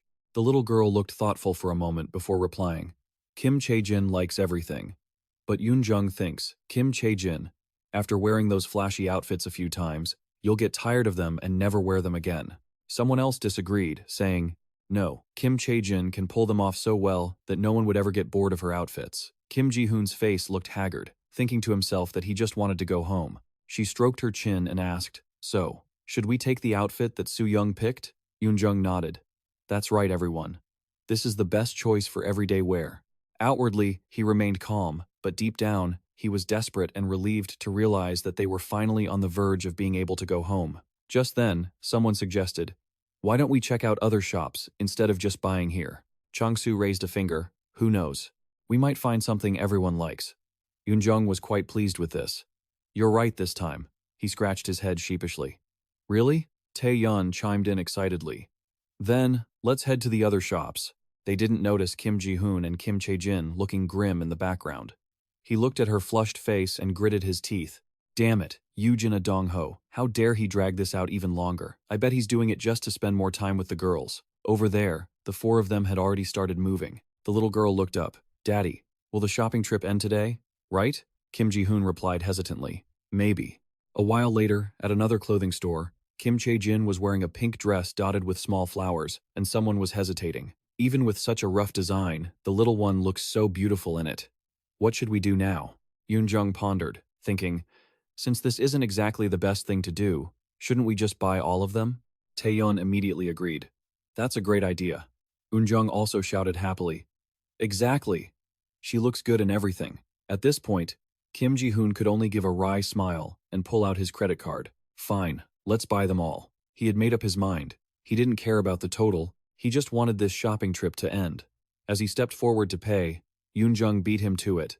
"We'll pay with this card." The sudden action caught Kim Ji-hoon off guard. "What are you doing?" she replied nonchalantly.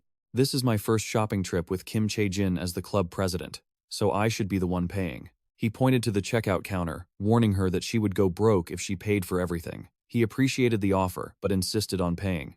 However, Eunjung pointed her thumb at herself triumphantly. "Come on, I've had 10 years of experience as a hardcore fan. This is nothing, so don't you worry." Suddenly, Eunjung chimed in with a suggestion. "How about you treat us to dinner? Isn't a fan's biggest wish to have a meal with their idol?" She clapped and added, "He's right." At this point, Kim Ji-hoon had no choice but to turn to the little girl. Kim Chae-jin, would you like to go have dinner with my friends? She replied innocently, Kim Chae-jin just wants to go with daddy. He paused for a moment and then agreed. All right. Let's go get something delicious for dinner.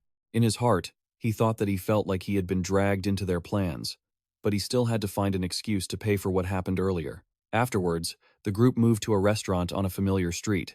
Yoon-jung was clutching her face. Trembling bringing him along had been a complete mistake. Kim Ji-hoon also looked grim, holding his face and muttering, "Why am I the only one who feels embarrassed?"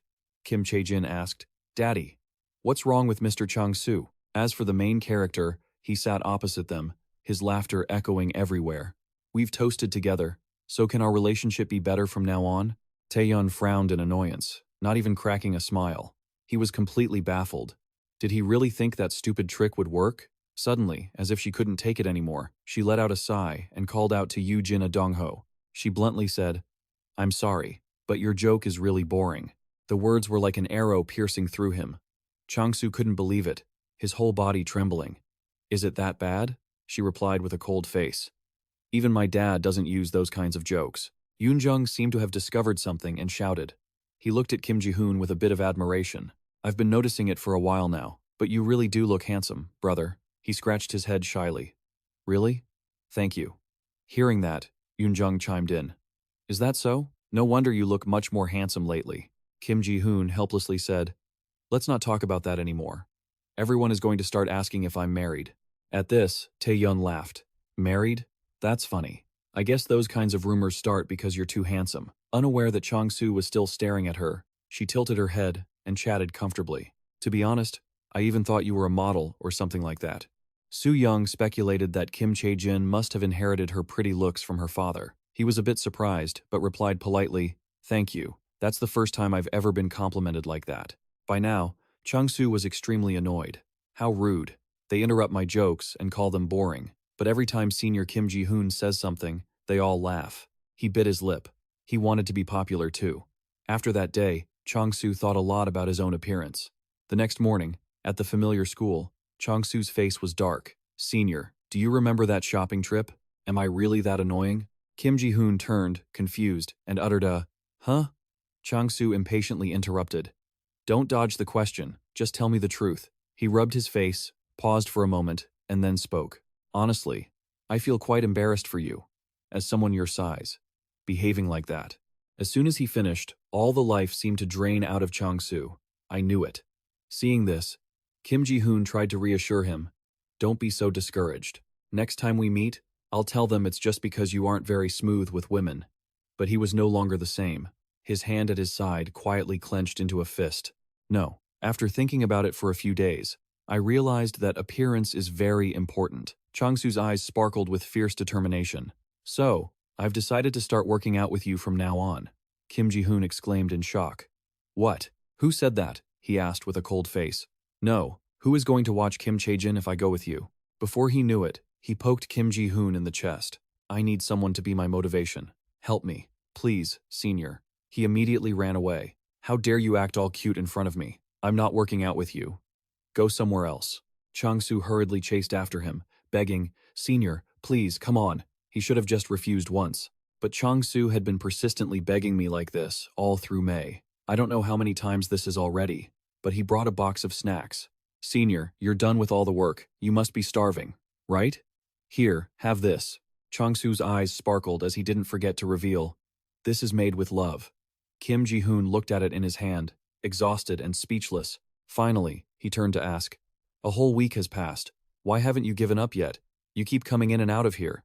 It's really annoying." He went back to the old topic, suggesting sincerely, "Just come exercise with me then." Kim Ji-hoon patiently explained again, "I've told you so many times, I can't go because of Kim Chae-jin." Chang-soo didn't care at all and continued, "Senior, doesn't this remind you of anything?" He held his face, tears streaming down. "When you were studying abroad and working, you couldn't even eat properly because you were so busy. That's why I brought you food and other things." Hearing that, he snapped irritably, "Don't be so petty." Kim Ji-hoon squeezed his eyes shut, his brows furrowing as if trying to crush a bug while he thought. After considering what he had done for him before, I wanted to hit the gym with him too, but Kim Chae-jin was my priority. Suddenly, a voice spoke up from behind. "How about this?" Hearing that, Both turned their heads. It was Choi Gu-taek. I intend to measure Kim Chae-jin's physical potential and compare it with her brain. Why don't the two of you come together? You'll have time to exercise anyway. I wondered, would that be okay? He replied quietly with tears in his eyes. Of course. I've seen how honest Chung-soo is with you. As a professor, how could I look the other way? Meanwhile, Chung-soo was happily giving a thumbs up. No one beats the professor when it comes to caring about students. Kim Ji-hoon said awkwardly, "Thank you." But he warned him sternly, "Since I've agreed to train with you, you have to promise me one thing. Every time you don't want to come to the gym, I'll use force and drag you there. Deal?" He confidently pointed at himself and affirmed, "Don't worry, I'll never give up." Just like that, Chung-soo and I started exercising together thanks to Professor Choi's consideration. And a week later, beads of sweat dripped down onto his arms, which were pushing against the ground. Chung-soo was whining, "I give up. I'm not doing this anymore." Kim Ji-hoon stood calmly, looking down at him. "Did you forget your promise? You're the one who started this, so you aren't allowed to quit." Chung-soo lost all motivation and slumped over. "The only exercise I do is lifting a spoon to my mouth while catching my breath." "Are you being too strict?" he questioned, while wiping his head. "Even if you've never exercised before, aren't these exercises still too easy? Stop acting like a child." Suddenly, Chung-soo jumped up and grabbed his shirt. "That's not fair. Where are you pumping all that energy from without telling me?" Kim Ji-hoon leaned back, grabbed the guy's wrists, and asked, "What kind of nonsense is that?" He frowned in annoyance. "Why would I lie to you while exercising with you?" Kim Chae-jin, who had been quiet, finally chimed in. "That's right. My daddy isn't a liar." Both of them made Chung-soo's face go dark, losing all his drive. He slumped away. "Strange. It's just really strange. Why am I the only one here feeling tired?" Kim Ji-hoon didn't forget to announce, "I'll come pick you up on time tomorrow." But he stroked his chin and pondered, "It's true I said that. But it's weird I've never exercised before either, so why don't I feel tired?" A thought flashed through Kim Ji-hoon's mind. Could I be in that 0.4% of people with extraordinary athletic potential? But when he looked down at the little girl, an answer appeared. No, the reason Kim Ji-hoon adapted so easily to exercise was because of Kim Chae-jin. In the dim scene, Kim Chae-jin's young voice rang out. "Be healthy," the little girl kept murmuring, feeling no fatigue. "Become stronger." A moment later, Chae-jin stopped, satisfied, and wiped the sweat off her forehead. "Okay, that healing magic should be enough. Should I do a health check for today?" The girl had a systematic plan. "I'll fix Daddy's face first, then get rid of the excess fat." But Daddy had already lost quite a bit of fat from those exercises. Kim Chae-jin took out her book, brimming with excitement. So everything would be fine because it was still within the acceptable range. "Daddy's skin is good now, so I should move on to the next step." She started choosing images from the book. Eyes like this one, nose like that one. Then she gently squeezed her arms, cheering herself on. "I can do it." Kim Chae-jin used her hands to mold Kim Ji-hoon's nose. "Daddy, be more handsome, even more handsome." Golden lights burst forth one after another. Even the girl herself was amazed. "I can't believe it." Kim Chae-jin stood up straight, her eyes wide. "My magic skills are truly amazing. Daddy's face is glowing." Next, she lay down, resting her head on his chest. "I'm so excited to see how handsome Daddy will look." Daddy. Dream of Kim Chae-jin. Okay? Time flew by. It had now been 3 weeks since they started hitting the gym. Chung-soo's body was trembling. "I can't believe it. We've been training together." He yelled furiously. "Then why? Why are you the only one showing such drastic changes?" Kim Ji-hoon shyly touched his jawline and replied, "I'm not sure." At this moment, Kim Ji-hoon had begun to realize that he was becoming more and more attractive. They say losing weight is always better than plastic surgery. But the appearance Kim Ji-hoon remembered before, he gained weight, was far from the look he had now. Looking back at his thinnest days in high school, no one had ever told him he looked handsome until today. Chang-soo reached over, grabbed Kim Ji-hoon's shoulders, and screamed, "Tell me, senior, what did you do to get like this?" He shook his head blankly. "I don't know either." Kim Ji-hoon chimed in to tease. "Life has always been unfair like that." Jae-chun argued that senior Kim Ji-hoon was already handsome to begin with, and now it was just showing more because he lost weight, which made him grit his teeth and snap.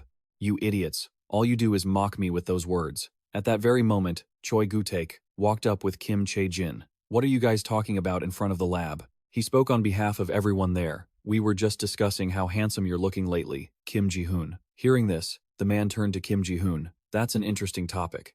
We're actually quite surprised by how much more handsome he's become too." He scratched his head and replied, "Thanks." Suddenly, one of the lab guys suggested, "Why don't you become the mascot for the lab?" Kim Ji-hoon gasped in surprise.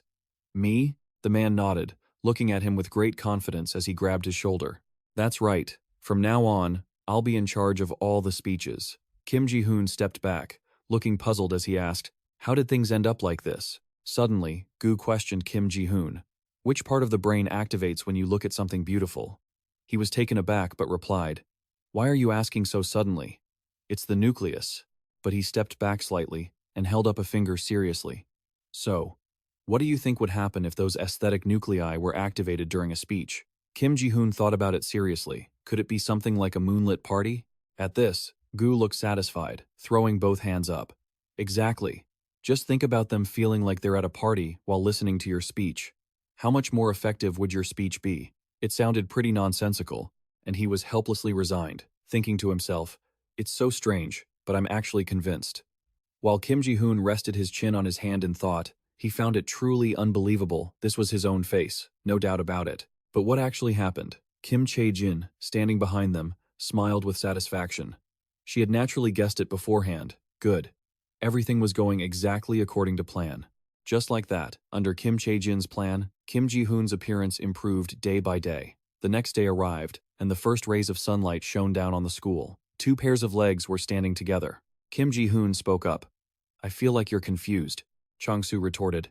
No, it's just that you've really grown taller. He looked into the large glass pane. Look, senior, your height used to be the same as mine, but now it's clearly different. He was astonished this time. Since when did I grow so tall? Chang-soo crossed his arms and questioned him.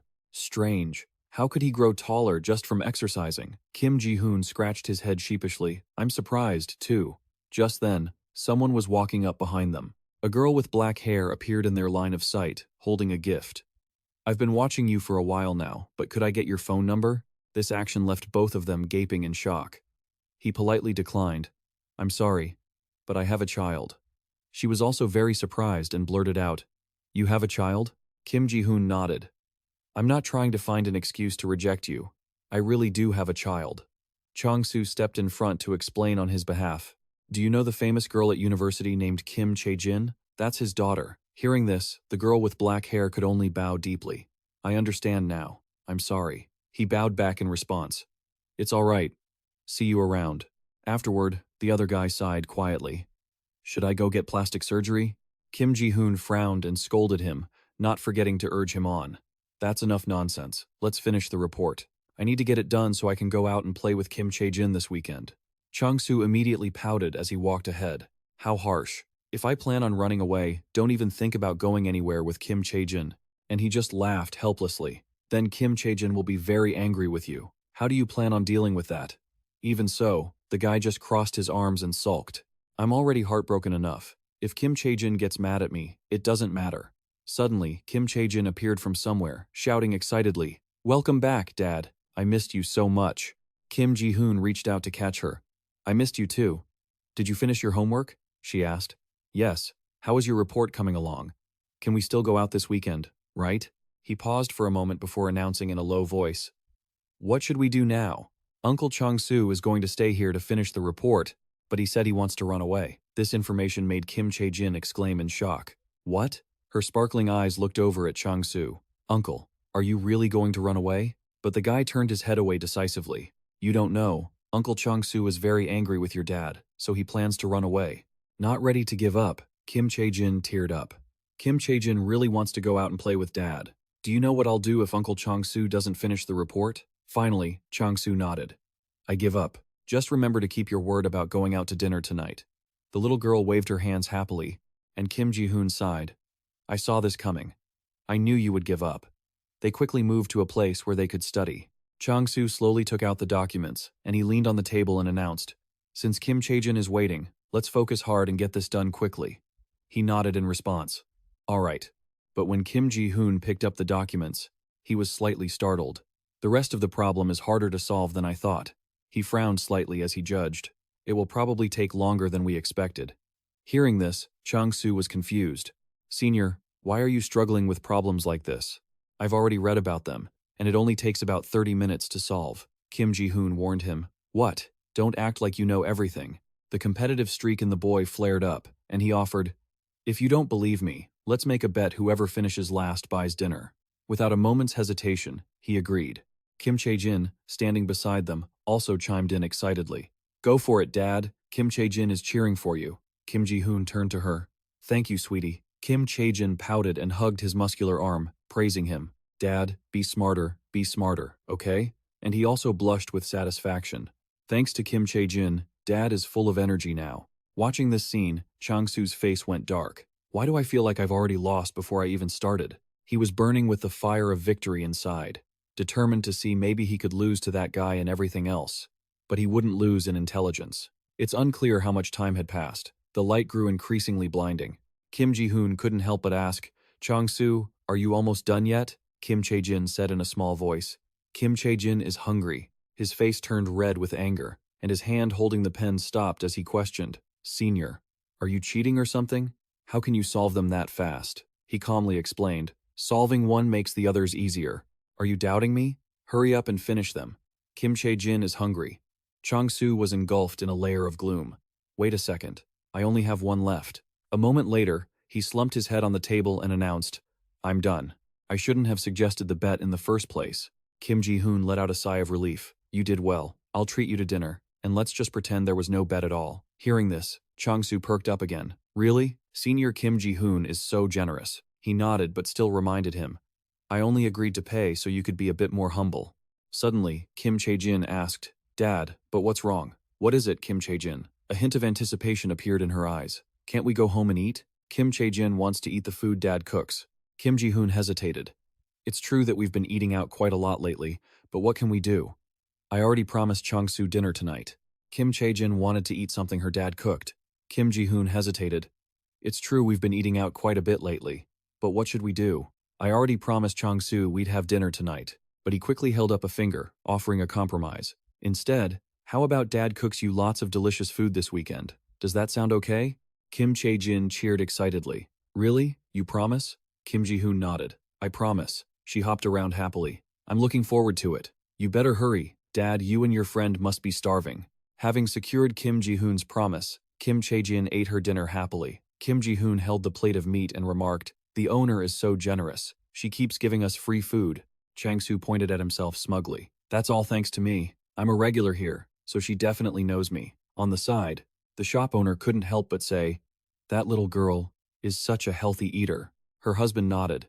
It just makes me want to keep feeding her. It turned out Kim Chae-jin was eating with such delight. So delicious. This was the secret that only Chang-soo didn't realize. The owner gave them free food simply because Kim Chae-jin was such a good eater. The weekend Kim Chae-jin had been waiting for finally arrived.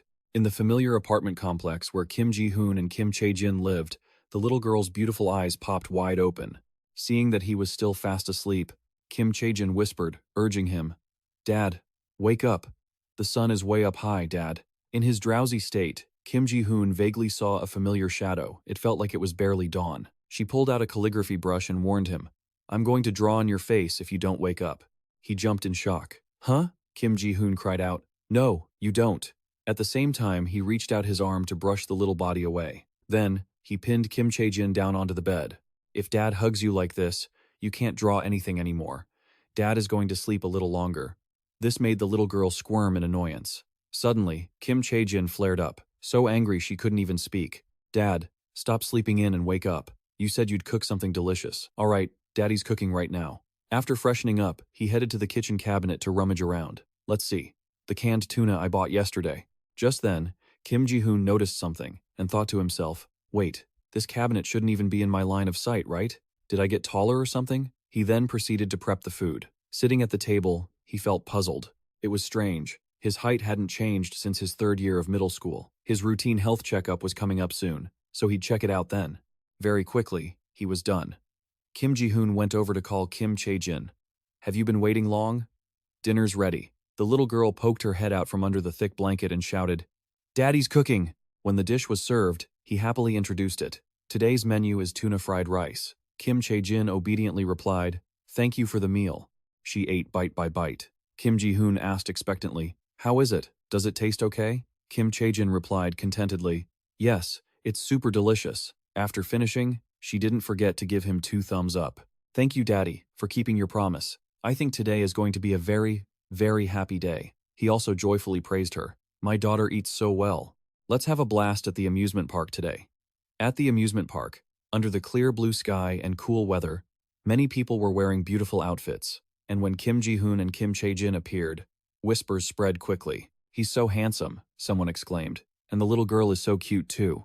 The two of them were a very eye-catching pair in the crowd. The girl looked at the people around them and smiled, covering her mouth. Her father had become much more handsome. "I'm so glad those massages every night have been working." Kim Chae-jin looked at her father and said to herself, "I want to tell Daddy that I did it all with magic, but now isn't the right time. I must be patient." Just then, he asked Kim Chae-jin, "Do you want to ride anything?" She replied, "Yes, please." Then, as if remembering something, Kim Chae-jin held up one finger. She excitedly tugged on Kim Ji-hoon's hand, saying there was a ride she wanted to try over there, which surprised him. "Really? Which one?" Kim Chae-jin pointed at a ride with a look of anticipation. "We couldn't ride this last time. I can finally ride it now." "You've grown taller now, huh?" Kim Ji-hoon hesitated. "Are you sure?" He looked up at the tilting ship and whispered to himself, "We won't die if we ride that, right?" As a safety-conscious person, he absolutely hated dangerous rides like this. Kim Ji-hoon's face stiffened as if he were hesitating. "No. I can't be a coward in front of my daughter. We won't die. I just need to ride it once." Then he became excited and said, "Our Kim Chae-jin is as brave as her daddy. Let's go." Kim Chae-jin raised her hand, flattering him. "Daddy is the best. This will be so fun." After boarding the ship, the girl became even more thrilled. Kim Ji-hoon, meanwhile, sat with his mouth agape, trying to keep his cool. By the time they got off, he couldn't help but lean against the wall, feeling like he was about to throw up. But Kim Chae-jin noticed another game and shouted, "This looks like fun." She turned the instruction sheet around to announce, "Daddy, I can play this carousel too." When Kim Ji-hoon glanced over, he couldn't help but wonder why they would advertise such games for kids. Kim Chae-jin quickly caught the pale look on his face. "Dad, you look terrified, but you're still trying to act like you're fine." "No way, let's go," Kim Ji-hoon added. "I'm a very brave person." At that moment, Kim Ji-hoon felt like his life was in danger. As they boarded another high-speed ride, he gripped the safety harness so tightly he wanted to scream, "Help!" Then, as it went upside down, he whispered to himself, "Help me." At that moment, Kim Ji-hoon's face turned pale. "Help me." Meanwhile, Kim Chae-jin was incredibly excited, shouting, "This is so fun." A moment later, after getting off the ride, Kim Ji-hoon's feet couldn't stop trembling as he stood on the ground. A dark cloud hung over his head. "I want to go home." Beside him, the little girl was still looking at the brochure, wondering, "Have we played all the rides we can play yet?" But Kim Chae-jin understood and said, "Dad, let's save the ones we can't play yet for next year. Kim Chae-jin is growing up so fast, I bet we'll be able to play them all next year." Kim Ji-hoon nodded. "Right, let's do that next year." Just then, a woman approached them. "Excuse me, is the little girl next to you your daughter?" He was slightly startled but nodded. "Yes, she's my daughter. Is something wrong?" The girl with the glasses introduced herself. I'm the screenwriter for a drama called Dating Art Leading to Breakups. I was wondering if you two could be extras in our drama." Kim Ji-hoon felt a bit uneasy. "Extras? We're not prepared for anything like that. Is it really okay?" The screenwriter explained. "The director wants something very natural. It's not a difficult role. You just need to play Mejigo with the child." He turned quickly and asked Kim Chae-jin, "Do you want to do it? Playing with Mayo is fun, but you'll be on TV." At first, she was stunned, blurting out, "TV?" But very quickly, she excitedly accepted. Kim Chae-jin wanted to be on TV just like that. Kim Chae-jin wanted to give it a try, so they started moving to another location. Ahead of them was the carousel, and a large crowd had already gathered there. A woman with black hair recognized they were filming the series, Dating Art Leads to Breakups. Nearby, a girl with twin tails exclaimed in surprise, "Wow, really? That's my favorite drama. I'm so excited." While Kim Ji-hoon and Kim Chae-jin were sitting on one of those horses, he took the moment to reflect that he didn't usually watch TV, so he hadn't known. But this must be a pretty famous drama. The little girl looked up at Park Yumi and complimented her. "Daddy, look, she's so beautiful." Kim Ji-hoon realized it then and explained, "Ah, she's the lead actress of the show." Involuntarily, his face tensed up. If he were right behind the lead actress, he might end up on TV. That made him a little nervous. At that moment, the director shouted from outside, "Look here, smile. Everyone, please smile brightly." And the father-daughter duo, Kim Ji-hoon and Kim Chae-jin, followed the instructions. There were other pairs of mothers and children over there just like them. He reminded them again, "Be more natural." "Yes, that's great." Kim Ji-hoon asked, slightly anxious. Kim Chae-jin, what do you think? Do I look stiff? The little girl reassured him. No, Daddy, you look very natural. The director looked into the camera and announced, beautiful, let's start filming. It turned out this was the scene where he was stroking his chin, and everything went better than expected. He observed them and evaluated. I was quite worried, because this is a public filming set, but the lead actress is embodying the character very well. Suddenly, Director Kang's eyes froze. Wait, should I include more shots of the supporting cast? Naturally, he meant Kim Ji-hoon and his daughter, he noted. His appearance is very pleasing, and his acting is supernatural.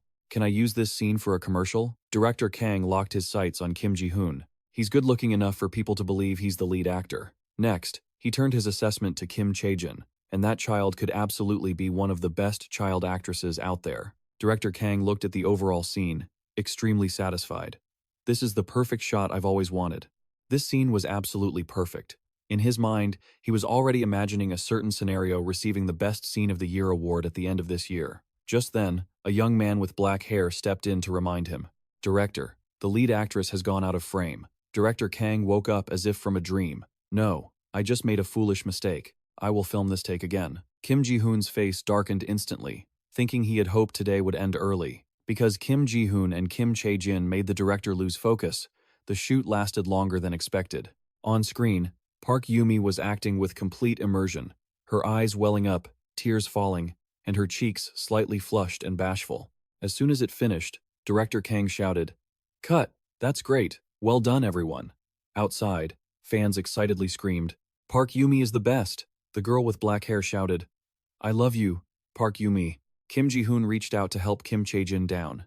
That was fun, wasn't it? The little girl nodded. Yes, it was so much fun. When the two of them walked out, someone quickly recognized that she was the child who sat behind the lead actress earlier. The girl with black hair remarked, "So cute, she must be a new child actress." These words reached his ears, and he thought to himself that Kim Chae-jin attracted all the attention wherever she went. His daughter truly had the makings of a celebrity. Suddenly, the screenwriter from earlier ran over. Wait, Kim Ji-hoon turned his head, wondering, what's wrong? Is there another scene to film? She held out an envelope. No, you forgot to take this bonus, he exclaimed in surprise. A bonus? Kim Ji-hoon felt a bit embarrassed. I didn't really do much. Is it okay for me to accept this money? The screenwriter explained. You gave us your time, so of course you deserve this payment. Finally, she didn't forget to remind him. Please watch the upcoming episodes of the drama so you can boost our ratings. You can also watch the scenes your daughter is in. After the screenwriter left, the father-daughter duo felt happy. Kim Ji-hoon held up the envelope to ask her, "This is the first time you've earned money." Kim Chae-jin hugged it and cheered. Kim Chae-jin's first income. He offered some suggestions. Kim Chae-jin, what do you want to do with this money? Shall we eat something delicious, or go buy books? The little girl became quiet again. Wait a minute. Kim Chae-jin thought for a few seconds before shouting, Kim Chae-jin wants a stock account. I want to have a secure account. Kim Ji-hoon was stunned, his mouth hanging open. What did I just hear? He leaned down to ask. Kim Chae-jin, do you even know what stocks are? The little girl proudly held up a finger. You think I don't know? It's the shares of a company. Kim Ji-hoon looked down at his daughter, remembering, right, Kim Chae-jin was a college-level math genius at only 7 years old. But isn't the stock market too risky? He imagined a scenario where she would be sad. Even a genius scientist could be crushed by stocks. I've lost everything. I'm worried she'll fall into depression if she loses it all. Kim Chae-jin's eyes sparkled like stars. Daddy, if you're that worried, can we try some safe measures? Kim Chae-jin could earn more money from stocks. Kim Ji-hoon curiously wondered, where does she get that confidence? He sighed helplessly. Yoo-jin-ah once said that if you can teach her how scary the outside world is, it would be for the best. I guess this might be the chance to teach her that. But in the end, Kim Ji-hoon still agreed. All right, then Daddy will register an account for you. Let's deposit this money and the money you got for the new year into it. The little girl's eyes brightened again. Really? Daddy is the best. I love you, Daddy. At the same time, he made a promise. But Daddy will delete the account if you lose all the money, okay? Kim Chae-jin nodded repeatedly. Yes, I'll listen to you, Daddy. I created the account to keep my promise to her. The little girl cheered excitedly. Done. I wanted to open it since before. Kim Ji-hoon reminded her with a bit of anxiety. Kim Chae-jin, you didn't forget the promise, right? We stop trading stocks if you lose all the money. Kim Chae-jin sat in her chair, singing. Yes, Kim Chae-jin is very good at keeping promises. Suddenly, she turned to question him. But you talk as if I'm going to lose all the money. Daddy was doubting Kim Chae-jin's ability again, making him panic and explain. No way. Daddy believes in Kim Chae-jin. Hearing that, Kim Chae-jin proudly rested her chin on her hand and reassured him. Daddy, don't worry. Just cheer for me. Once I make a ton of money, I'll give you some. Kim Ji-hoon scratched his neck and replied, That's good. We'll eat something really delicious and go to fun places if you make money. The little girl agreed. Okay, then we'll go to the amusement park once a month. Deal? In his heart, he thought, That's right. I've been indulging her too much, always saying she's so smart. She'll get a lesson once she loses all 200,000 won. After going to the amusement park with Kim Chae-jin and creating the stock account, it was finally time for my thesis review. After arriving at school, Kim Ji-hoon pulled out a stack of documents and handed them over. Professor, here is my thesis. Choi Gu-taek pushed up his glasses and praised, Well done. I'll read through it. He stood there, thinking to himself, I'm so nervous.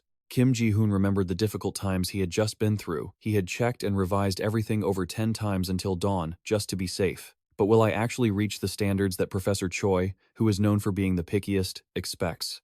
His body trembled, unable to stop the speculation. This essay has so many flaws. I'm clearly not cut out for research. I should have just given up and tried to find a job. A few minutes later, the professor finally spoke up. This is actually quite good. These words made Kim Ji-hoon's jaw drop in shock. He laughed. Really? Don't you realize you've been working by my side for months now? If I say it's fine, it means it's fine. Have some confidence. He replied sincerely, Thank you, Professor. But he still held doubts in his heart. No way. Professor Choi actually liked it? Suddenly, Kim Ji-hoon fell silent. Only now do I realize, why has everything been going so well for me lately? The presentation and the essay, too. As he walked out into the hallway, he was still confused. Have I used up all the good luck of my entire life in these past few months? Yujin Dongho is really strange. The more I think about it, the more suspicious I get. My suspicion had reached its peak. When I went for a health check at the military administration office, Kim Ji-hoon was shocked to the point of shouting, 177 centimeters? But I stopped growing at 171.9 centimeters back in high school. The nurse calmly replied, There are cases where men have late growth spurts. Please go to the next examination room once you've finished here. He nodded and said, Okay. As he turned away, Kim Ji-hoon scratched his head and pondered. If she's right, it means my growth has been happening all this time, but I've grown 5.9 centimeters after not growing even 0.1 centimeters in the 10 years since high school. He remembered Chang-soo's foolish face at that moment and still found it hard to believe. I've grown after 10 years. I've lost weight, and my face has changed. Did I mutate or something? Kim Ji-hoon's face hardened. This is truly unbelievable. I have to get to the bottom of this. Next, he helplessly rubbed his head again and again. But how do I do that? After the health check, I told everyone around me about my condition. Chang-soo stood in the middle of the room, pointing at Kim Ji-hoon. See? I told you were getting taller. I thought so too. Even he was endlessly shocked, helplessly explaining. But that's completely irrational. How could I suddenly grow 5 centimeters after 10 years of not growing? And my vision has improved noticeably too. Kim Ji-hoon stroked his chin, looking thoughtful. He's right. That's really strange. He turned to question. Why can someone with cancer also miraculously get healthy? The human body is still a mystery, Chang-soo suggested. Or ask the professor. Maybe he knows something. Kim Ji-hoon replied, I already asked, but he just brushed it off and said it was just one of those strange phenomena. Hearing that, Kim Ji-hoon wondered, Why don't you go to another doctor to see if you're on a growth spurt? It only costs about 50 to 60,000 won. But he nudged his chest and said, Hey, why waste money on useless curiosity? Kim Ji-hoon countered, Why not? Why are you so negative about things I say? Chang-soo shrugged, I'm just telling the truth. Seeing this argument, he could only scratch his neck.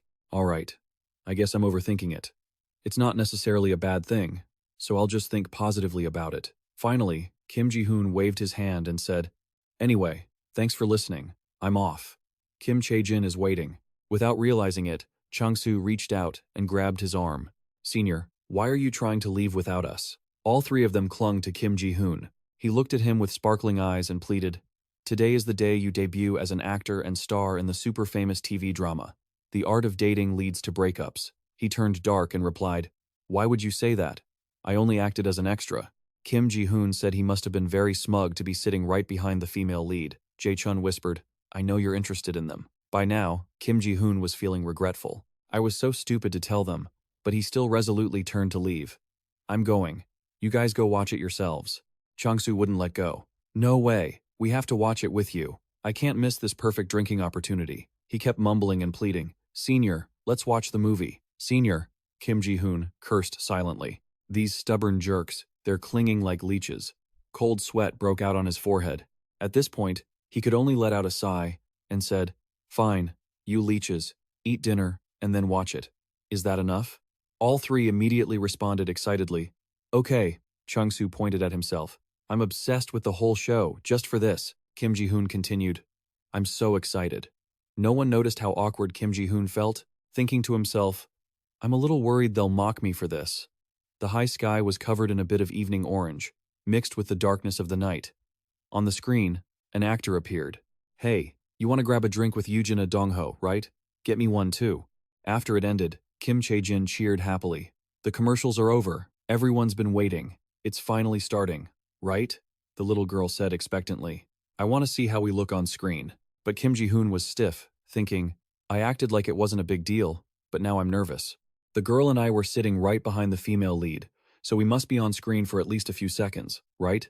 Suddenly, Chang-soo whispered, Senior, I'm really worried for you. He frowned and asked, What are you talking about? His eyes were watery. I heard today's episode will be very sad. The female lead will act with all her emotions, but it will be hard to focus with someone who looks like a squid behind her back. And you will be compared a lot and wedged between a celebrity and a goblin baby. As soon as he finished, Chang-soo was given a solid blow. Several bumps had to stack up on his head. Kim Ji-hoon gently warned, You should feel grateful for what you just received, because Kim Chae-jin is here. Kim Ji-hoon agreed and scolded. What a disaster. And he was still complaining. So cruel. You're so violent. Just then, it started playing on the screen, and someone shouted that it had begun. Everyone, be quiet and pay attention. Kim Ji-hoon was curious. I wonder when the scene at the amusement park will come, he reassured them. Just wait a little longer. It's only just begun. 20 minutes later, all four of them were still in the same position. Then, 40 minutes later, Kim Ji-hoon was gradually losing patience. Are they going to the amusement park? Chang-soo frowned. The movie's almost over, and even Kim Chae-jin wondered. Dad, where did Kim Chae-jin go? Even Kim Ji-hoon was confused. It was strange.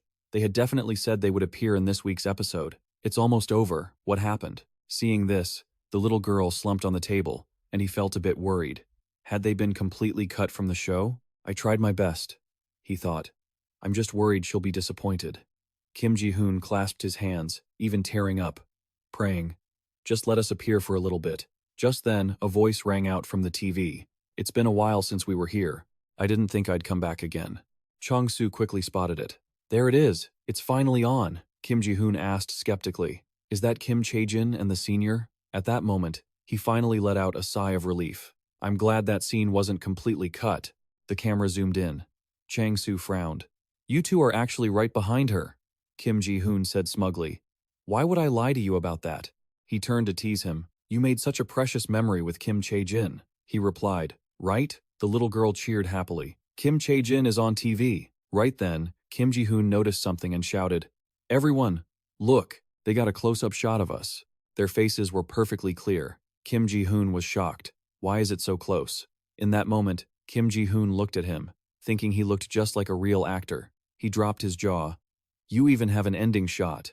Jae-chun searched on his phone and exclaimed, Isn't this a really famous drama? He kept reading the comments. The first viewer said it was amazing. What would happen if you actually debuted as an actor? He patted Kim Chae-jin's head, thinking to himself, It was just an extra role anyway. I'm kind of embarrassed. Chang-soo took out his phone and announced, Senior, you and Kim Chae-jin are trending.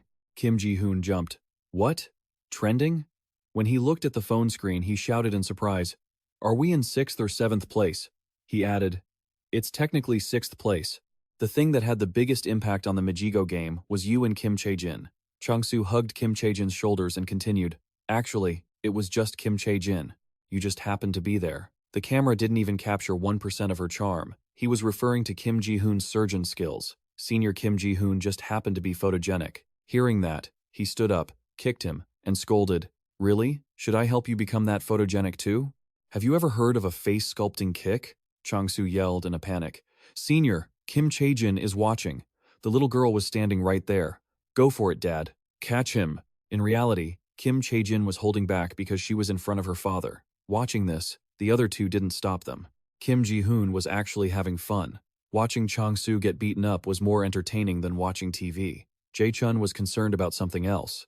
But Senior, she'll become famous if she's trending, won't she? Kim Ji-hoon's face turned red, and he crossed his arms, refusing. No way. Kim Chae-jin is beautiful and cute, but not everyone becomes a celebrity. Kim Chae-jin was opening a big bag of snacks, saying, I'll have my snack for the day. Jae-chun teased, Senior, I can see you're blushing. He turned away and replied, Well, I wouldn't object to it. Whatever Kim Chae-jin wants is fine. Kim Chae-jin, do you want to keep appearing on TV? Kim Chae-jin looked up. On TV? Can you appear with me, Dad? Kim Ji-hoon answered firmly, No. As soon as he said that, she shook her head and walked over to hug him. So you don't want to? You aren't interested? Kim Ji-hoon looked at the other three. See? He let out a long breath. Tch. A genius like Kim Chae-jin should become a scientist to help humanity. Chang-soo got up from the floor. What about you? Senior, you've lost weight and look handsome. He dismissed it without hesitation. No, I don't look that good. Hearing that, the other guy nodded. Right, a little fairy like Kim Chae-jin should be a celebrity. If that happens, you'll look more human. Though, you look more like a manager than a celebrity, don't you? This comment made both Kim Ji-hoon and the little girl angry. Their lips tightened, their faces darkened, and the atmosphere became tense. Chang-soo shouted, not understanding. Hey, what's wrong? I just praised her. She refused to lose and countered. Dad is super-duper handsome, so I can't stand your words anymore. He coughed, adding, Good for you. Despite the fact that Kim Chae-jin was the one who fixed Kim Ji-hoon's appearance, Chang-soo had to pay the price for those insults. And the extra roll I thought would only happen once Kim Ji-hoon looked at his phone and gasped in surprise. What is this? He stared at it, frowning. What on earth? It really wasn't just a one-time thing. The internet is a place where unexpected things happen every day. Whose fault is this? And people hide behind anonymity to harass others. Kim Chae-jin and I became a heartwarming moment in a place like that, helping to cleanse people's souls. Kim Ji-hoon looked at the articles skeptically. Is our popularity growing? He read the comments, guessing that Kim Chae-jin must have truly healed the viewers. They praised her, saying she was adorable. After watching, one person commented, I watch this at work every day. Just looking at it makes me happy, he muttered to himself. But the more popular I get, the more worried I feel. Kim Ji-hoon sighed tiredly. It's not just fleeting popularity. It'll pass after a while. Just set it aside and prepare the curriculum first. That's what I thought, as I arrived at the lecture hall again. His voice echoed steadily. That's everything I wanted to share. Currently at Korea University, the main topic was artificial intelligence and our future. Lecturer Kim Ji-hoon, from the Neural Network Center as usual. Kim Ji-hoon said, Now it's time for Q&A. Does anyone have any questions? But this time, as soon as he finished, a flurry of hands went up with sparkling eyes, leaving him confused about what was happening. Kim Ji-hoon felt shy. I've lectured in many places, but this is the first school with so many questions. You in the front row, what would you like to ask? The girl with the bun clasped her hands sincerely. I don't know if I should ask this, Ji-hoon. Relax. You can ask whatever you want. She's asking, Are you the dad from that viral melt-your-heart moment? Ji-hoon was caught off guard, completely stunned. Below, a female student asked curiously, Wait, what do you mean? A short-haired girl followed up. See? I told you. Another girl chimed in. Exactly. He looks even more handsome in person. Ji-hoon stood on the podium, helplessly announcing, I'm sorry, but I can only answer questions related to the subject matter. Someone interrupted before he could finish. Are you really the dad from that moment? A student asked curiously. Do you plan on becoming an actor too? Another complimented him. This is amazing. You're so handsome. But it didn't stop there. Things went further. A suspicious student asked, Can I take a picture with you later? Someone else was probing. Is the little girl from that moment really your daughter? Cold sweat broke out across his skin, and he whispered to himself, Should I just admit it before all this Q&A time is wasted? Suddenly, Ji-hoon spoke up. Wait, everyone. Please quiet down for a second. He gave a gentle smile. My daughter and I appeared as extras in that short film about dating and breaking up. I trust your curiosity is satisfied now. Let's go back to questions about the lecture. But to his surprise, the crowd erupted in a buzz. Someone shouted, "It's real," while another urged, "Quick, let's take a photo." Another person chimed in, "He's so handsome," someone else wondered. So, there was a female lead in that breakup film? Finally, Ji-hoon decided it was best to just stay silent. Contrary to his expectations, the popularity of that heart-melting moment grew day by day. The next morning, at Korea University, Chang-soo held up his phone, showing a news article, "Senior, you've become an internet celebrity overnight." He turned pale and gasped, "What is this?" The screen showed lines of text. "I met the dad from that moment. Sorry, the photo is blurry. I was about to fall asleep during the lecture, but I heard everyone whispering. So I looked up. It was the dad from that father-daughter video." Everyone was waiting for the Q&A to ask if that really was the dad. He admitted it, and the girl was very shy because all the students were talking about how handsome he was. He didn't forget to express his disbelief. "I'm so surprised." Ji-hoon couldn't understand it. Why would she post that? Who would care about a random person appearing in public? But Chang-soo didn't care about that and turned to point it out. "Senior, look at the number of likes on this post." This time, he yelled in shock. "What? There are tons of comments too." Someone is saying, "He's so handsome. Does he teach at Korea University? That child is definitely his daughter. Both of them are so beautiful." Someone else discovered, "He often comes to school with his daughter. I go to the same school as him." Others were saying, "Prove it." Chang-soo speculated that, at this rate, he would be the trend of the week. Ji-hoon's face darkened. What is going on? Why? Chang-soo, being observant, noticed something and reminded him, "Senior, look at these friend requests. I'm sure there are dozens of them." Right then, a female student recognized him and shouted, "It's the dad from that meme." A girl with red hair handed him a piece of paper. "Could I get your autograph, sir?" The girl from earlier covered her mouth in awe. "You're so handsome. I can't believe it." Autograph? He felt nothing but confusion. The red-haired girl cheered. "Your signature looks beautiful too." Then came the photos. Ji-hoon was still skeptical. Is this real? The crowd kept growing. Ji-hoon felt like something wasn't right. Chang-soo patted his shoulder, satisfied. "Senior, we're so famous." A girl with black hair shouted, "Give me an autograph too." A long-haired girl complimented him. "You look so attractive." He frowned and asked, "Hey Chang-soo, isn't this weird? Why is everyone surrounding me instead of focusing on Kim Chae-jin?" Chang-soo casually replied, "I guess you have some kind of magic curse, right?" That remark made Ji-hoon snap. "Don't just brush it off like that." Chang-soo kept his indifferent attitude. "It's a good thing, though." Suddenly, his phone rang. After checking it, he was surprised. Yoo-jin-ah? The message from Yoo-jin-ah reminded him that in 4 days, it would be Kim Chae-jin's birthday. "Do you even know that?" Ji-hoon was genuinely terrified. "What, 4 days?" He felt like his strength had left him, and he stumbled. Chang-soo immediately shouted, "Senior, what's wrong? Senior Ji-hoon?" A moment later, he realized what happened. So, Kim Chae-jin's birthday was in 4 days, and he hadn't prepared a thing. He felt terrible, and began to fall apart, pulling at his hair constantly. "You know, I'm not the type to organize birthday parties. I was so busy, I didn't even think to ask when her birthday was." Chang-soo clicked his tongue. "At least you know now. When I was young, my worst memory was my parents forgetting my birthday." Hearing that, Ji-hoon looked up. "Really? I don't even remember my own birthday." Chang-soo nodded and explained thoroughly. "A lot of people throw parties for their kids while they're young. You'd better do something if you don't want to disappoint Kim Chae-jin." He sat there, dazed. "Of course, but I don't know what to do. I want to surprise her for the first birthday we're spending together." Chang-soo smiled and reminded him, "I told you, at this age, throwing a party is the best thing you can do." Ji-hoon knew she didn't go to kindergarten, so she didn't have any friends. Chang-soo, as if he just thought of something, shouted, "How about this?" He pointed at the screen. "You're a celebrity now. Why don't you ask everyone for birthday ideas? The internet is the best place to gather bold ideas. Don't tell me you don't know what gathering bold ideas means." A murderous aura flared up around him, his fists tightened, and his voice went cold.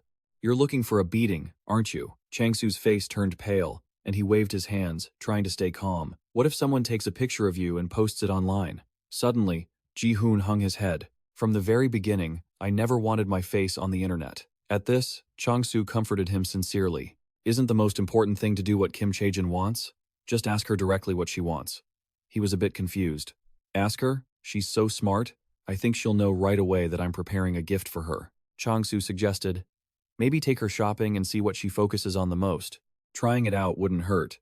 So, he decided to take her to the supermarket. Ji-hoon asked.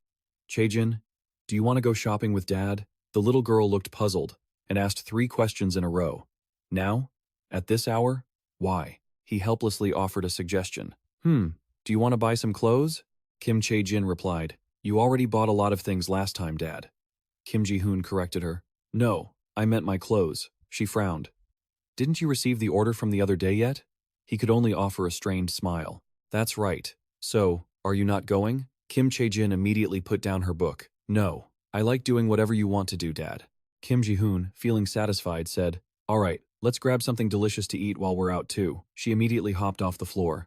Yes, and we can even pick up my birthday present while we're at it. He agreed without a moment's hesitation. That's right, we'll do exactly that.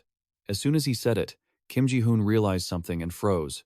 He looked down at her cheerful face, feeling suspicious. Does she already know? Kim Chae-jin was still lost in her excitement, cheering, This is so fun! Kim Ji-hoon rubbed his chin, muttering to himself, What kind of birthday present should I get? A toy? A book? He felt completely deflated, thinking that his plan was no longer a surprise. Tears welled up in his eyes. I really can't do anything right. I couldn't even manage a simple excuse for going shopping. Suddenly, Kim Ji-hoon felt depressed. Why do I always say stupid things and ruin everything in situations like this? No, it was his fault for not preparing properly from the start. Suddenly, she asked, Dad, what do you think Uncle would like as a gift? He exclaimed in surprise. Uncle? Do you mean Professor Yoo-jin Dong-ho from our lab? Kim Chae-jin nodded. Yeah, I thought you wanted us to go buy a gift for him since his birthday is coming up soon. Hearing this, Kim Ji-hoon scratched his head. Of course, that's right. But how did you know? Are you close with him? She declared smugly. Yes, there isn't anyone in the lab who isn't friends with Kim Chae-jin. At that moment, he realized something. Right, in the lab, Kim Chae-jin is a more important person than me. He clicked his tongue to himself. At least she hasn't figured out that I can still surprise her. A moment later, they arrived at the familiar shopping mall. A young boy was crying and rolling on the floor. I want it! I want it! I said I want it.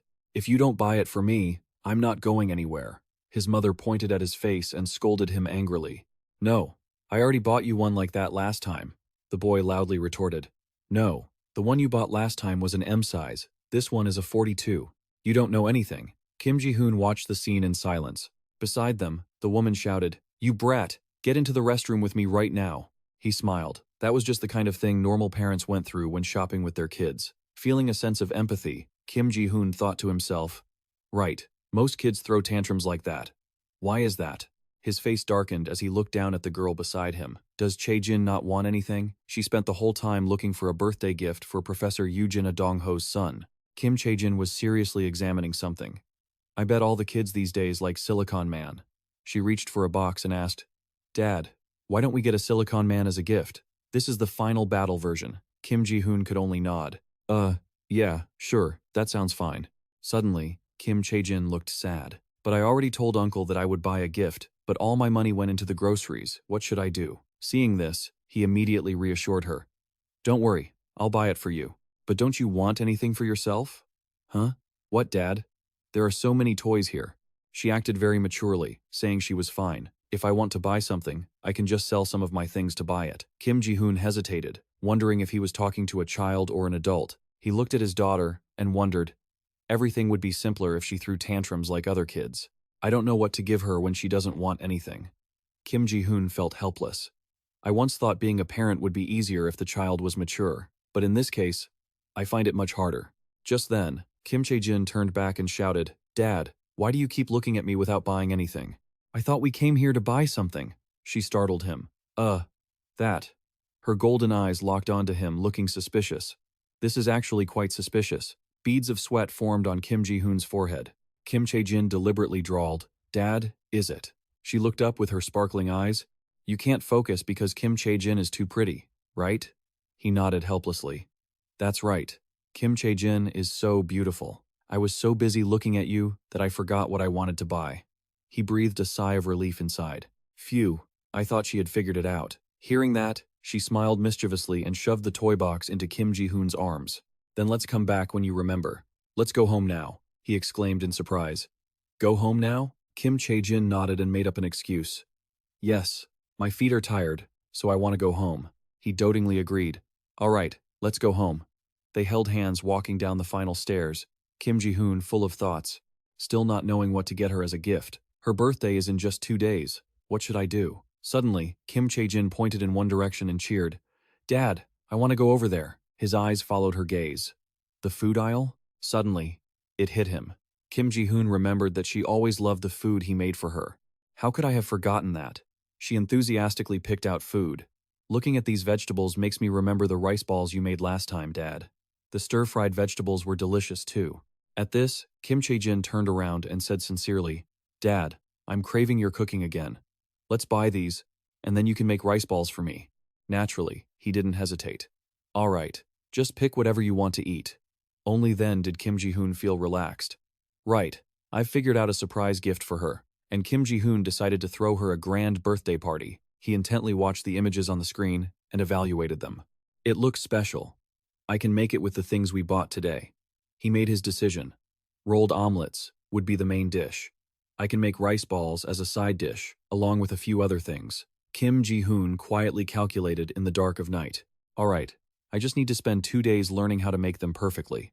I'll practice at home and ask him for his opinion. He clenched his fists and stretched, showing his determination. I've had cooking experience at home many times, so this is very doable for me. Be confident. Keep it up, Kim Ji-hoon. The next day, the egg dish and those rice balls were on the table. Someone exclaimed in awe, amazing. Kim Ji-hoon was surprised. Did you make this, senior? Chung-soo also had to give his assessment. The presentation is quite eye-catching, and he replied smugly, what do you think of my ever-improving cooking skills? Immediately, Chang-soo chimed in, who knows? It might look good on the outside, but what if it tastes terrible? Kim Ji-hoon scolded him irritably. Haven't you heard that if it looks good, it tastes good too? Just try it. Kim Ji-hoon and Jae-chun quickly scooped up a spoonful of food. Thanks for the meal. He waited patiently for them to get a taste. Kim Ji-hoon's whole body stiffened as he stammered, this can't be. He remarked that it tasted even better than food from a restaurant. Jae-chun was equally amazed. Senior, since when did you become such a good cook? Even Chang-soo gave him a thumbs up. Senior, I'm not joking. It really tastes amazing. I bet 100% that Kim Chae-jin will love it. Kim Ji-hoon replied shyly, thanks. I'm so glad you said that. They started pestering him. Come to my place and cook, Chef Kim, someone shouted. Come to our place too, he replied happily. All right, you little devils, Kim Ji-hoon thought to himself, feeling content that they all liked it. I'll make the same thing tomorrow. It'll definitely be perfect. But the biggest problem still lay ahead. Kim Chae-jin never sleeps during the day.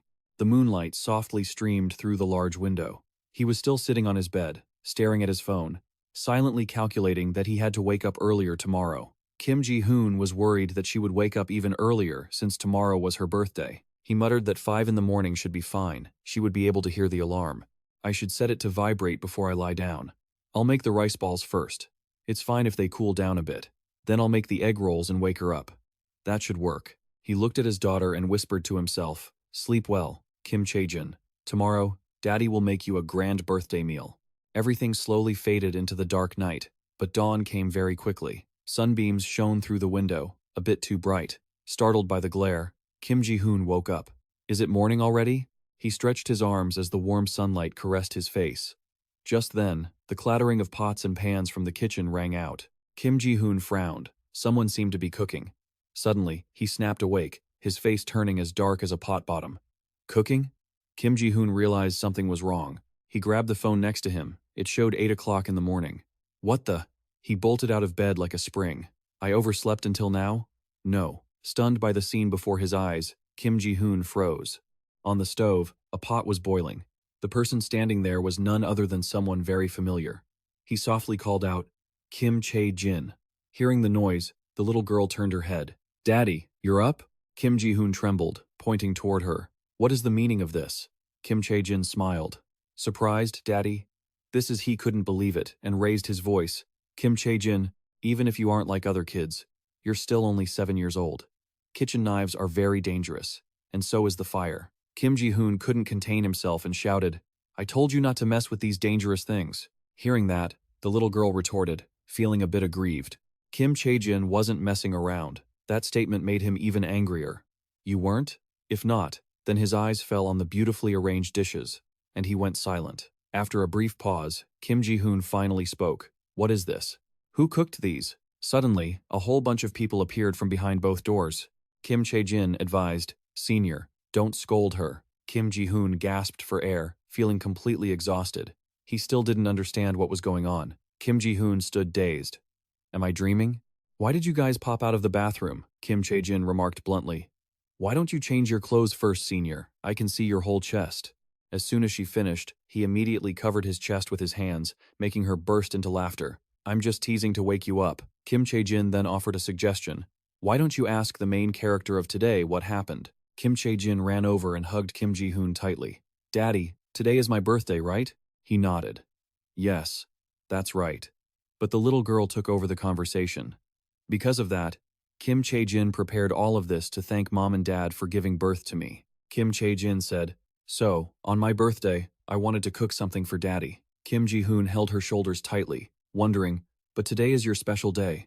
Why are you doing this for me?" Kim Chae-jin smiled and replied, "Yes, but Kim Chae-jin is here because of you, Daddy." This touched him so much, he nearly shed tears. Kim Ji-hoon felt something new, a warm gift he had never even thought of. This must be the joy of having a child. At this point, Kim Chae-jin explained further, "Kim Chae-jin came to ask for my help on her birthday. She wanted to cook, but she needed someone to help her use the knife and the oven." Once again, he asked in surprise, "So you did the cooking?" She shook her head. "No. Kim Chae-jin did it all by herself." Kim Ji-hoon asked, bewildered. "How could she?" Kim Chae-jin interrupted.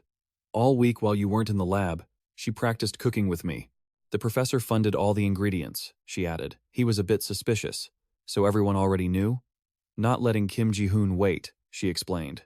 Everyone in the lab knew. It was so hard to keep it a secret. Kim Ji-hoon looked at the other three. They all knew too. Chong-soo revealed, "We were the first ones brought into the plan. Kim Chae-jin wanted to celebrate your birthday because we couldn't do anything for your birthday back in March." Suddenly, Jae-chun sighed. "The thing we were most worried about was you waking up early, but luckily, you were sleeping like a log." Hearing that, he blushed and covered his face. Feeling so embarrassed, all he could think about was that everyone saw him sleeping. Kim Ji-hoon walked over and handed him a birthday cake, happy that the plan went smoothly. "I bought some cake. Have it with Kim Chae-jin," Kim Chae-jin said. He was confused. "You didn't have to." Kim Chae-jin walked over and patted Kim Ji-hoon on the shoulder. "Thanks to you, I got the morning off." He stood there, stunned. "Oh, right," she added. "As for work, the professor said you don't need to come in today. Go out and play with Kim Chae-jin." Then, they all waved goodbye. Kim Chae-jin thoughtfully said, "We'll leave the space for you two."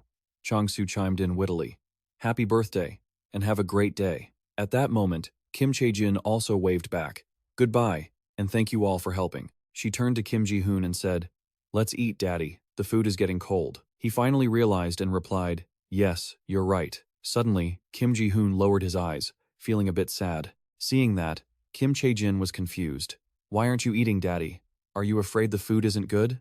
Getting no answer for a moment made the little girl anxious. Suddenly, a tear fell silently from the corner of his eye. Kim Chae-jin cried out in surprise. "Daddy," she said worriedly. "Daddy, why are you crying? Are you okay?" Kim Ji-hoon quickly wiped away his tears. "No, it's just been a long time since I've had a birthday party like this. Thank you, Kim Chae-jin." Hearing that, Kim Chae-jin smiled gently to comfort him. "Don't cry, Daddy. From now on, Kim Chae-jin will keep making you birthday meals for a long time," he replied happily. "Thank you, Kim Chae-jin." Kim Ji-hoon and his daughter shared the birthday meal together. In his heart, Kim Ji-hoon thought how lucky he was to have Kim Chae-jin with him. The next day, in the familiar research room, Professor Bae Na-hee smiled as she spoke. "I heard that Kim Chae-jin cooked a birthday meal for you." Kim Ji-hoon asked in surprise. "The professor heard about it too? Does the whole school know now?" She nodded as if it were a matter of fact. "Everyone has already heard the news about Kim Chae-jin. It's like a needle hidden in a bag that eventually pokes through." He just laughed helplessly. "So, why are you here? I don't think it's just about that birthday meal." Bae Na-hee suddenly shifted the conversation.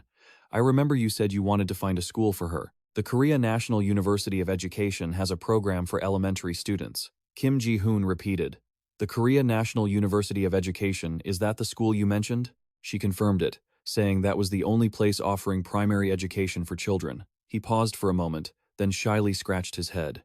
"Thank you for finding that for me. But Kim Chae-jin is a research subject at Professor Choi's lab, and I believe she should be wherever I am." At this, Bae Na-hee replied, "I understand. I've already discussed it with Professor Choi. Kim Ji-hoon asked curiously. You did?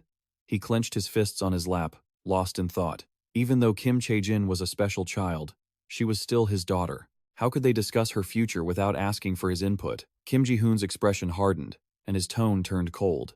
Are you saying you decided on a school for Kim Chae-jin without even consulting me? She replied in a panic. I'm sorry. That was a slip of the tongue. I didn't mean to enroll her without your permission, Bae Na-hee explained. Professor Choi said her brain is the future of South Korean science, and a standard curriculum would be meaningless for her. He listened seriously. She continued, adding more information. But according to the law, Kim Chae-jin has to start school next year. However, at this point, if we exclude standard elementary schools, that facility is the best option we have. Kim Ji-hoon questioned, so we really have no other choice? Bae Na-hee gently adjusted her glasses. Truthfully, attending that facility is also quite meaningless. But the law is the law. He suddenly snapped to attention, his body stiffening as he wondered, what should I do? Will I have to be separated from Kim Chae-jin? Kim Ji-hoon asked sadly. She frowned, pushed up her glasses, and replied, there's no other way. Honestly, that place won't help her much, but since it's mandated by law, we have to comply. Hearing this, his face showed clear anxiety as he whispered, what do I do? Am I going to be apart from Kim Chae-jin? Kim Ji-hoon hung his head and said, I understand the situation, but taking her away so suddenly, I'm afraid she won't accept it. She agreed. That's why I thought. She suddenly revealed that their school had a specialized training facility for gifted youth. He looked up, his surprise evident. She smiled gently and asked, are you sure we really need to send a child who is the future of Korean science to the Korea National University of Education? Kim Ji-hoon raised a hand to object. But I thought our school only accepted middle school students and older, she replied immediately. That's true, but this facility falls under my authority. She picked up her coffee and continued. For someone in my position as director, the news wasn't good because of our entrance requirements. Suddenly, she frowned uncomfortably and emphasized, so I discussed it with the principal. She stated clearly, I demanded he allow her admission due to her exceptional talent. This left him completely stunned and startled. His eyes went wide as he asked, you talked to the principal about that? She chuckled and said, why are you so surprised? Kim Chae-jin has proven she is completely worthy. She smiled happily. In short, I got permission. That's why I asked to see you, so we can talk about her fall semester enrollment. Kim Ji-hoon asked in astonishment. Fall semester? But don't elementary schools only admit students at the start of the year? She folded her hands, deep in thought. There was a case at another school where a student entered the 6th grade in November and graduated the following year. Kim Chae-jin can do it too. He wondered. So, Kim Chae-jin will be enrolling in the 6th grade? She couldn't help but acknowledge the girl's ability. Exactly. Her mathematical skills are proven, but she doesn't have enough formal titles to prove it officially. Her face was filled with a lingering sadness. You should know how important titles are. I want Kim Chae-jin to have a title that will be useful for her. Kim Ji-hoon listened seriously to her advice. If you agree, I want to use the exception clauses to register Kim Chae-jin for the 6th grade this fall. What do you think? He recalled the articles he had seen before, thinking that titles were very effective at grabbing people's attention. I am the genius, the youngest student at CT, who has swept numerous awards. Enrolled at CT as the youngest student ever. Even if the name is unfamiliar, people pay attention to titles. Kim Ji-hoon thought of Kim Chae-jin and realized it would be beneficial for her if she wanted to work in education later. The youngest student at the Korea National University of Education's Gifted Youth Facility, Kim Chae-jin, presents research on that way. More people would pay attention to her research. The room was deathly quiet as he pondered over his hot cup of coffee. Regardless, she had to enroll, so it was best to follow Professor Choi's advice, since she was an expert. Suddenly, Kim Ji-hoon spoke up happily. Of course, I agree. He smiled and scratched his head. I'm the one who asked you to look into it. Thank you so much. She crossed her arms and agreed. Of course, Kim Chae-jin is adorable. Adorable enough to give Professor Choi and me quite a hard time. He breathed a sigh of relief. Because of that, sometimes I wonder if it's okay for me to interfere with her future, even though I'm her father, because she's just too smart. Suddenly, she interrupted him, leaving Kim Ji-hoon stunned. Don't say that, Kim Ji-hoon. You are the only person she trusts and relies on. She smiled firmly, promising that his opinion would never be disregarded in the future. So, be confident in your contributions as her father. He nervously rubbed his shoulder and replied, Yes, ma'am. Deep down, he thought he was a good father, but the girl's upcoming enrollment made him feel less confident than before. Then, Kim Ji-hoon's voice suddenly rang out. Professor, you hurried to find the truth, but she is my daughter, and this involves her future. Shouldn't you have discussed this with me first? He hesitated and replied, I am truly sorry. Choi Gu-taek frowned, his remorse evident. I should have told you first. I won't let something like this happen again. Kim Ji-hoon's eyes showed a hint of sadness. Actually, I am a bit hurt. He smiled bitterly and said, I want to explain why I didn't discuss it with you beforehand. He bowed his head and replied, Yes. Many notebooks were scattered across the table, the sound of Choi Gu-taek's voice echoing in the room. The reason was the competition. The results had leaked due to the school's negligence. As he picked up his cup of water, he said, If it were just a leak, it wouldn't be a problem. But the number of schools wanting to take Kim Chae-jin in has increased. Kim Ji-hoon questioned, They want to take her in? If Kim Chae-jin doesn't want to go, it's useless. He replied, That's true. But so many people are asking to see you both, which means you're both going to face trouble. Chae-jin shared honestly, and I don't want to lose Kim Chae-jin either. So I spoke with Professor B before things got out of hand, and talked to the principal. Yesterday and today, he startled and blurted out. Yesterday, Choi Gu-taek just gave a bitter smile and said, Exactly, and I didn't have time to tell you because you had already gone home. He whispered apologetically. I didn't know. I'm sorry for raising my voice. He spoke up, sympathizing with Kim Ji-hoon. If it were me, I'd be angry too.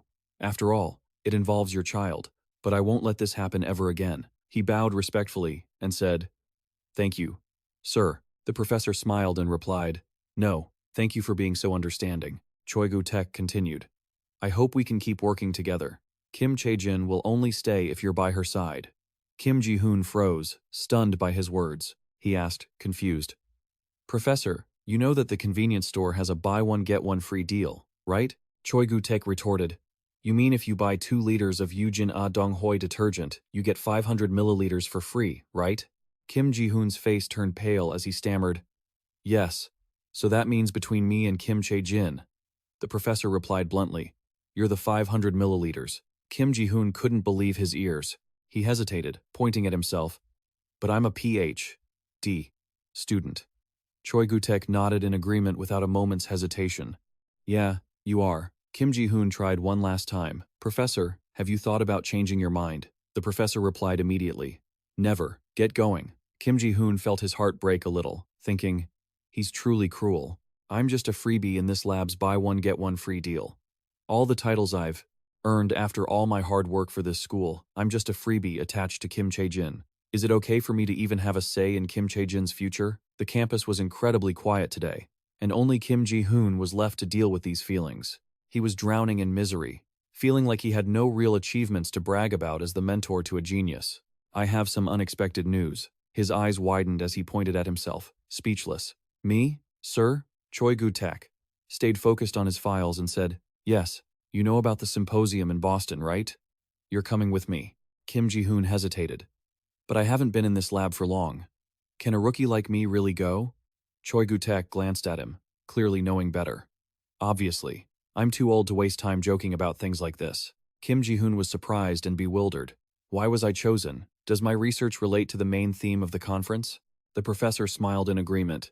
Exactly. Your research isn't bad at all. He cheered up. Thank you, sir. The professor continued to praise him. An interesting approach. A great piece of research. Kim Ji-hoon was deeply moved by the professor's words. It felt like he had finally fulfilled his purpose in the lab. Kim Ji-hoon looked at the vials on the shelf and asked, How long will it take? He replied, 3 days in the east and 4 days in the west. Pack enough luggage. He sank into thought. A whole week. What should he do about Kim Chae-jin? Should he ask her parents to watch her? Suddenly, the professor cut through his thoughts. And we'll be visiting some tourist spots if we have time, so bring some cute clothes for Kim Chae-jin. Kim Ji-hoon asked, startled. Wait, Kim Chae-jin is coming too? Choi Gu-taek's expression turned serious. Did you plan on leaving the girl at home? He stammered. Well, I thought only I was going, because the main purpose is the symposium, not a vacation. Suddenly, Kim Chae-jin's voice echoed from somewhere. Dad, she shouted, sounding a bit angry. You were going to go to the U.S. without me? Kim Ji-hoon gasped. Kim Chae-jin stepped in to defend her. My presentation was written based on Kim Chae-jin's model, remember? How could I possibly leave her behind? Kim Chae-jin cheered in agreement. Exactly, Kim Ji-hoon whispered. And her plane ticket? The professor replied immediately. The lab will handle everything. Don't worry about it, he asked with a tremor in his voice. So I'm really going? Kim Ji-hoon pointed at himself, feeling wronged. Is it not because my research is good, but because Kim Chae-jin won't go unless I go? Choi Gu-taek smiled and answered instantly. Obviously. Do you even have to ask? He turned to the girl and asked happily, Kim Chae-jin, are you excited to go to the U.S.? She laughed aloud and answered, yes. I want to go right now. Seeing this, Kim Ji-hoon couldn't help but tremble. How meaningless. He remembered how hard he had worked back in the day, even dealing with bullies. He studied hard just to beat his rivals in middle school. He was a slave to assignments, then through college and grad school, even getting humiliated by his peers. Now, Kim Ji-hoon collapsed under the weight of his own disappointment after all these years of effort. In the end, I'm just a freebie for a genius after 28 years of hard work. What was it all for? Kim Ji-hoon slumped in a corner, muttering, I'm just a freebie, it's all so meaningless. Kim Chae-jin blinked, confused, and pointed at him. Professor, Dad is acting weird. Choi Gu-taek saw this and replied, your father is weaker than I thought. He walked over and placed a hand on his shoulder. Stop suffering and get up. Choi Gu-taek laughed. I was just joking. Sorry. Do you really think you're just a freebie? Kim Ji-hoon muttered. Well, the professor continued. Did you think I only brought you along because of Kim Chae-jin? Do you really think I'd do that just for a research trip? Choi Gu-taek reminded him. I told you earlier that your research was excellent. I've told you many times, but I rarely give praise. Those words left Kim Ji-hoon deeply moved. Suddenly, sunlight streamed in through the window. Choi Gu-taek's words echoed through the room. I considered someone else besides you, but it would be hard for you to go abroad once you start professional research. He smiled faintly. That's why I chose you, so that a kind colleague could help you create some memories with Kim Chae-jin before you start your professional research. Kim Ji-hoon hesitated. So, were you also joking when you called me a freebie?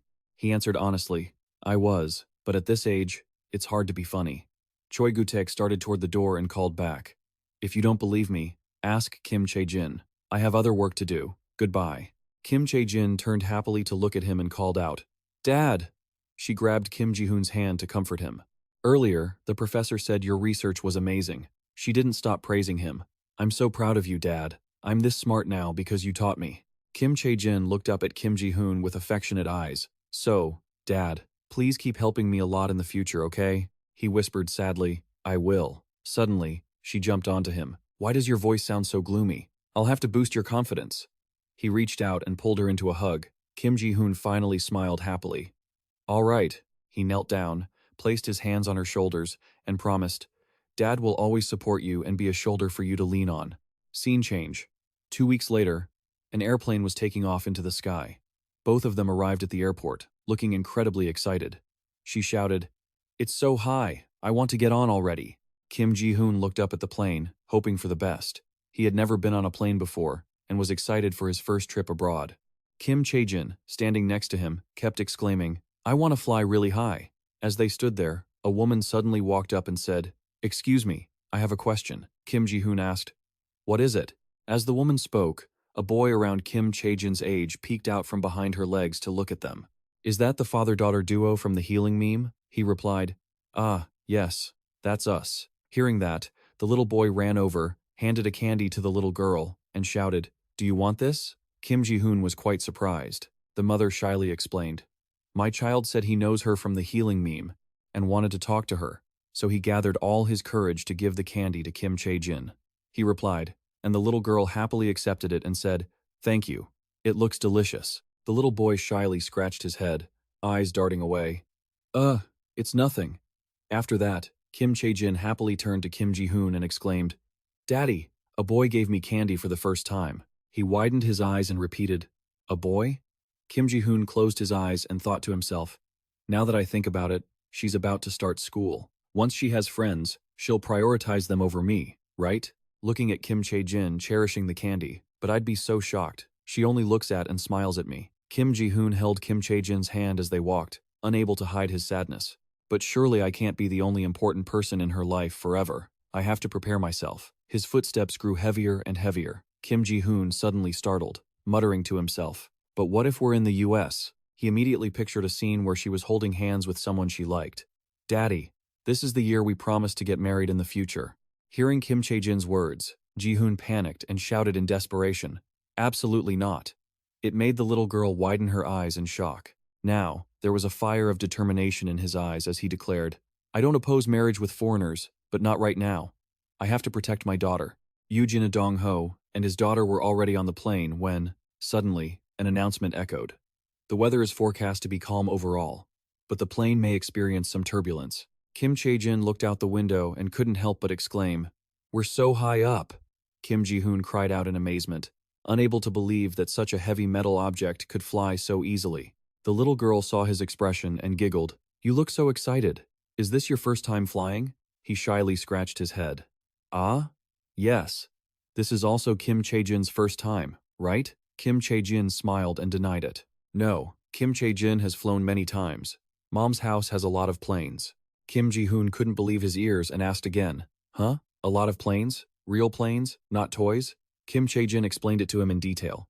Yes. Some don't have many seats like this, they only have a few. Kim Ji-hoon couldn't help but be surprised by what she said. So private jets are like that, and they only belong to the super rich, and your mom has a lot of them? Kim Chae-jin added happily.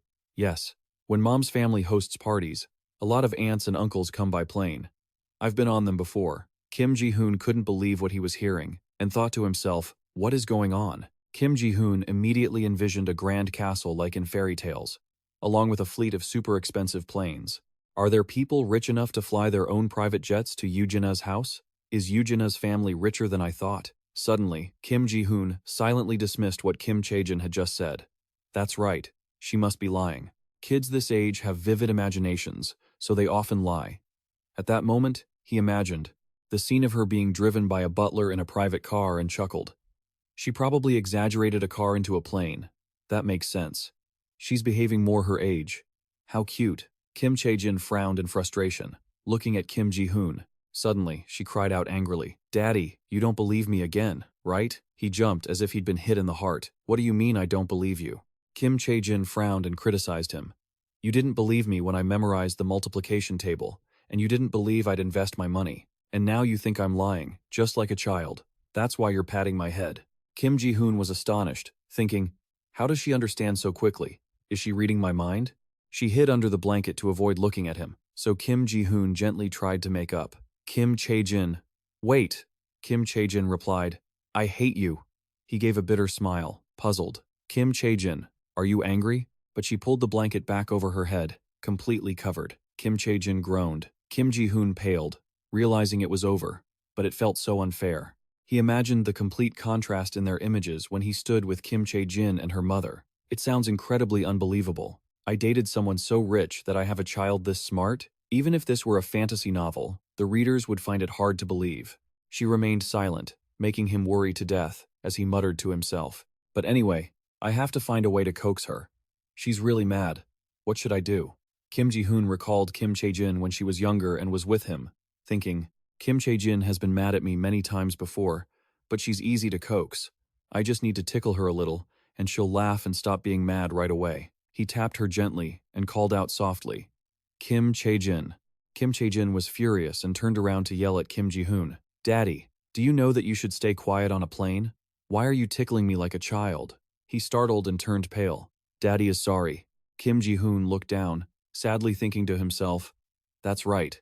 Instead of trying to make her forget, I should apologize sincerely. Then, Kim Ji-hoon scratched his head and spoke with sincerity. Kim Chae-jin, I'm sorry for not believing you. From now on, I will believe you absolutely. She turned her face away and asserted, you're lying. He clasped his hands together and insisted, no, I'm telling the truth.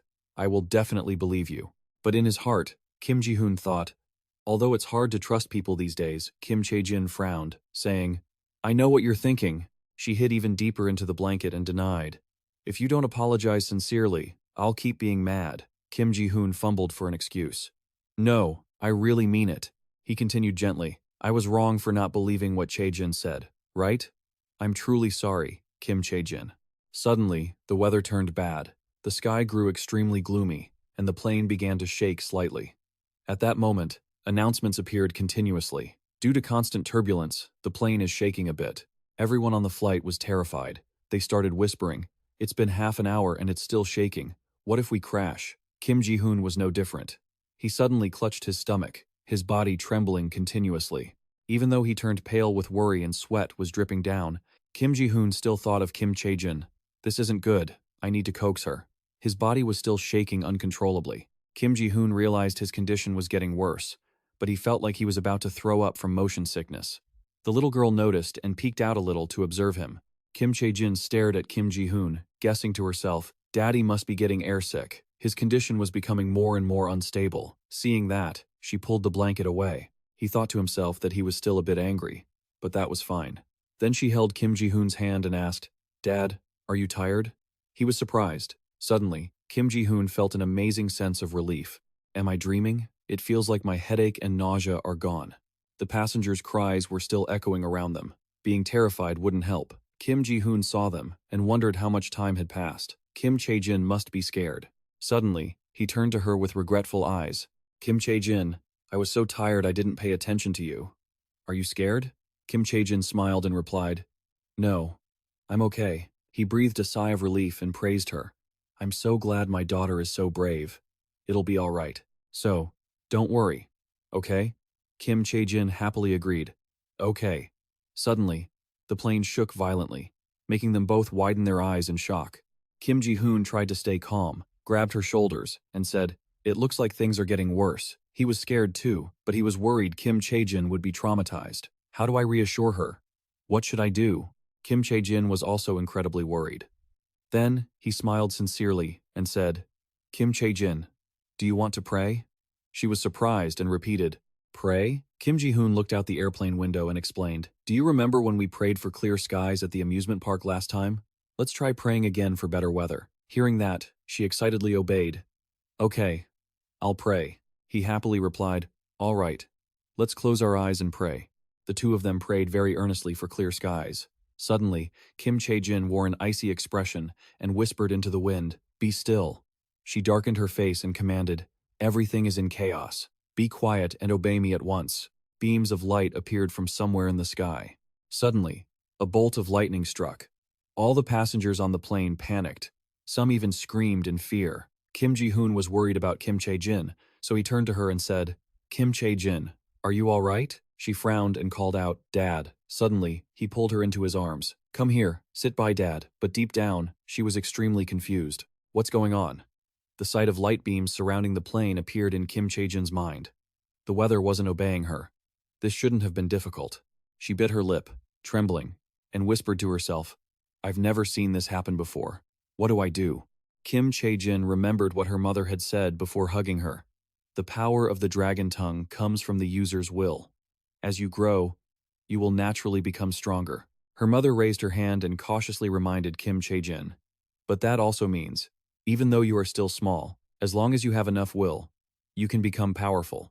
Hearing these words, her eyes sparkled as she took her mother's words to heart. However, there could be side effects if you use the dragon tongue carelessly, so try not to use it until you're grown. Back to reality. Kim Chae-jin closed her eyes tight, determined to try again. That's right, I need a strong will. Stay calm and focus all my senses.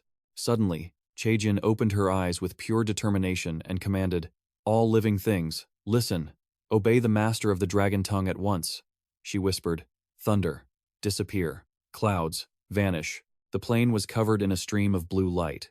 Kim Chae-jin's voice still echoed, Everything is in chaos. Stand still. The thunder gradually stopped. The gray clouds began to dissipate. The sky turned blue just as it was before. Everyone on the plane was surprised and exclaimed, Huh? The shaking stopped. Is it over? Kim Ji-hoon saw this and happily hugged her, saying, Kim Chae-jin, it seems our prayers worked. Kim Chae-jin smiled and played along. I'm so glad. But for a moment, Kim Chae-jin turned away, wearing a frustrated expression.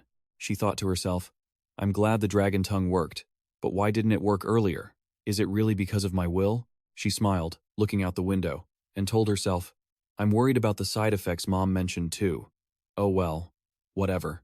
Mom will take care of everything if there's a problem. They had arrived in Boston, and night had covered the city. Choi Gu-taek smiled at the crowd. The seminar starts tomorrow, so everyone get some rest. See you tomorrow. Everyone agreed in unison. Okay. Then, he led her to their room. On the way, he told Kim Chae-jin, You did great on the plane today. Let's get some rest. She happily replied, Yes, Dad. When she opened the door, she exclaimed with a blank expression, It's huge. The two of them entered the room. Kim Ji-hoon looked around and exclaimed, "This is amazing!" Kim Chae-jin immediately jumped onto the bed and praised it. "The bed is very soft, too." Suddenly, Kim Ji-hoon pulled back the curtains, and the scene behind them left him wide-eyed with amazement. A starry night, along with ancient buildings, left him stunned by the splendor. Kim Ji-hoon whispered, realizing they were truly in America. Just then, Kim Chae-jin walked over and praised the view. "It's wonderful." His eyes showed clear excitement, thinking, "I might not be able to sleep early tonight." But she read all those thoughts. Kim Chae-jin calmly thought, "I want to ignore Dad because he didn't believe my story earlier, but if I do that, he'll be tired tomorrow. I'll help him." The girl reached out her hand slightly, and light began to appear, making the scenery before Kim Ji-hoon even more spectacular. He widened his eyes, unable to stop himself from exclaiming. Suddenly, Kim Ji-hoon narrowed his eyes and said, "I'm suddenly sleepy." He turned to Chae-jin. "Chae-jin, Dad is sleepy. I'm going to take a shower first." She smiled and replied, "Okay." Kim Chae-jin excitedly whispered to herself, "I'll cast a spell for Dad while he sleeps. Who else but me can take care of him?" Suddenly, a strange star appeared in the sky, as if it were an omen of something nearby. Only then did Kim Chae-jin discover that the star was sucking a large amount of wind into a sphere, signaling the serious consequences of her actions. Now in Boston, it was morning. Kim Ji-hoon was quite surprised and said, "You look more normal than I thought. I thought you couldn't sleep because you were too stressed about your first trip abroad." He bashfully scratched his head and explained, "Yes, I think it might be because the anxiety disappeared for a moment. Suddenly I felt very sleepy, and I was able to sleep soundly all night." Kim Chae-jin, standing nearby, was also in a very good mood. He laughed out loud and praised her. "That's good. If you're sleepy, it'll be very difficult to attend the symposium." Kim Ji-hoon asked back, "Is the symposium difficult?" Choi Gu-taek frowned and informed him seriously, "This place gathers the greatest scholars in the world. They don't care that you're a newcomer, so you must focus." Kim Ji-hoon hesitated and replied, I understand." Standing next to him, she encouraged him, "Dad, you can do it." Suddenly, an ominous feeling struck, making Kim Chae-jin startled as she sensed something unusual was coming. She sadly whispered to Kim Ji-hoon, "Dad, can I stay at the hotel and rest?" He was surprised and asked, "What's wrong? Do you not feel well?" She cleverly made up an excuse. "Yes, I'm still not used to the time zone. I want to sleep more." Kim Ji-hoon spoke up with concern for Kim Chae-jin, "You must be jet-lagged. Stay at the hotel and rest today." He followed Uch, not forgetting to turn back and wave goodbye to her. "See you later." Kim Chae-jin smiled and replied, "Yes, goodbye, father." Her arm raised subconsciously. Kim Chae-jin wondered to herself, "Am I overthinking this? I definitely felt a strange energy earlier." She looked around cautiously with a somber expression. "The fact that I couldn't use dragon breath on the plane yesterday really bothers me. I'm also worried about the side effects." Kim Chae-jin walked down the corridor, whispering to herself, "Maybe this is the only method I can rely on." A moment later, he and Kim Ji-hoon arrived at the venue where the meeting would take place. The professor standing on the podium was presenting a compelling argument on combining sequential language models with generative adversarial networks to obscure authorial characteristics. By tricking the authorship classification system, we can improve author anonymity more effectively. He gripped the documents tightly, his expression filled with anxiety as he thought, "I almost expected this, but for someone who has only worked in South Korea like me, it's quite difficult. The terminology they're using is already quite advanced." Kim Ji-hoon focused on the professor giving the presentation, thinking that perhaps it was also because the attendees were from all over the world.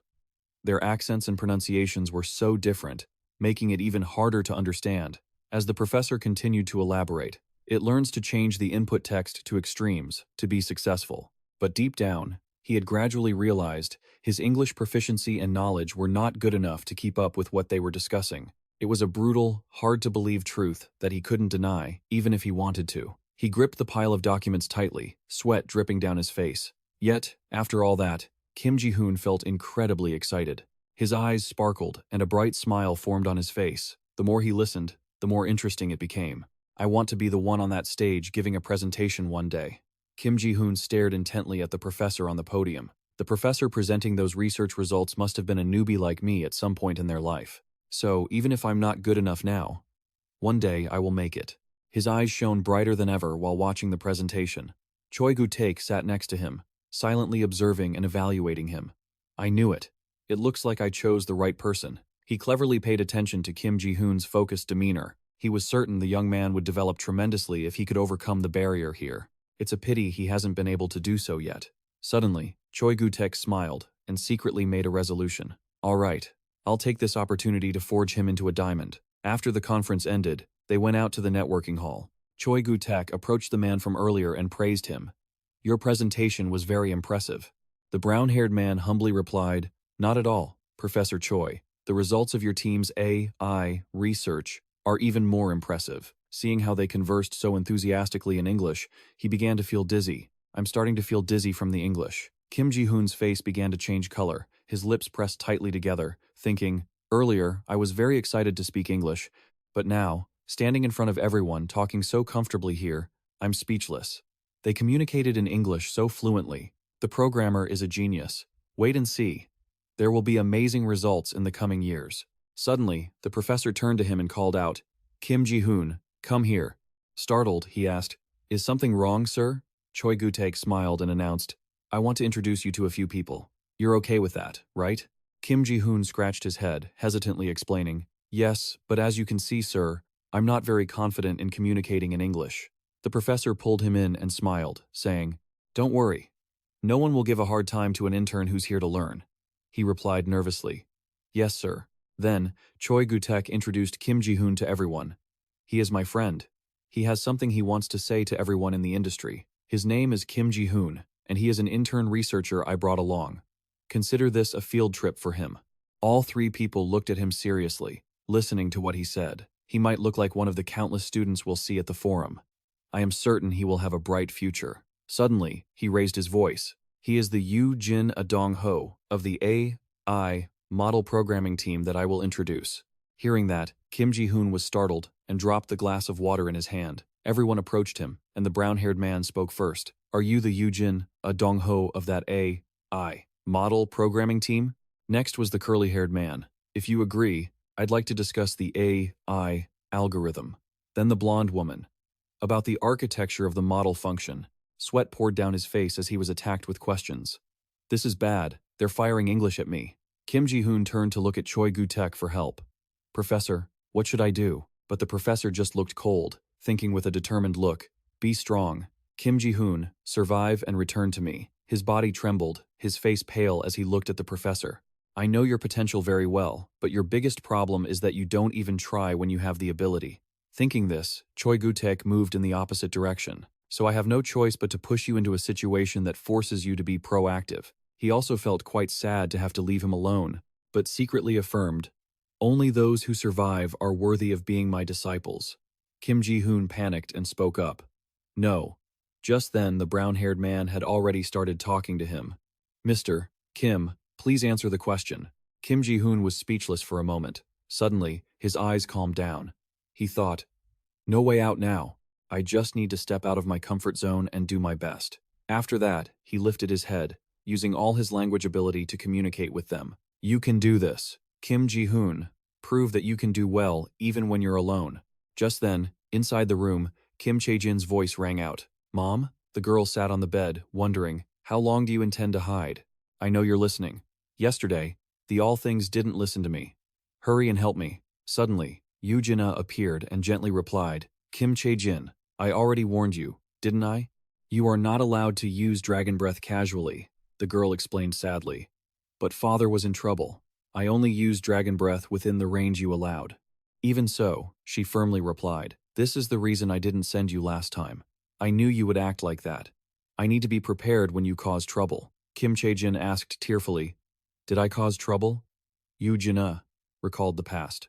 Do you remember when the dragon breath lost its effectiveness? Kim Chae-jin replied, I remember. She crossed her arms, looking strict as she scolded. Then why ask me? Why did you do that? Although she knew clearly, the girl sadly justified. But I forgot, because I was so flustered at that moment. Kim Chae-jin looked up, confused, and said, I'm sorry, Mom. Is that okay? Suddenly, Kim Chae-jin smiled and hugged her, speechless, and said, You think just apologizing solves everything? You little thing. The girl pleaded affectionately. Mom, please forgive me. Please. Kim Chae-jin laughed brightly, insisting she wouldn't do it again.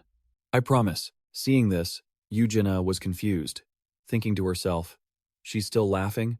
She should be crying after realizing what she's done. Immediately after, she spoke in a stern voice. All right, but Mom has one condition. Kim Chae-jin was still smiling as she asked. A condition? Yoo-jin emphasized.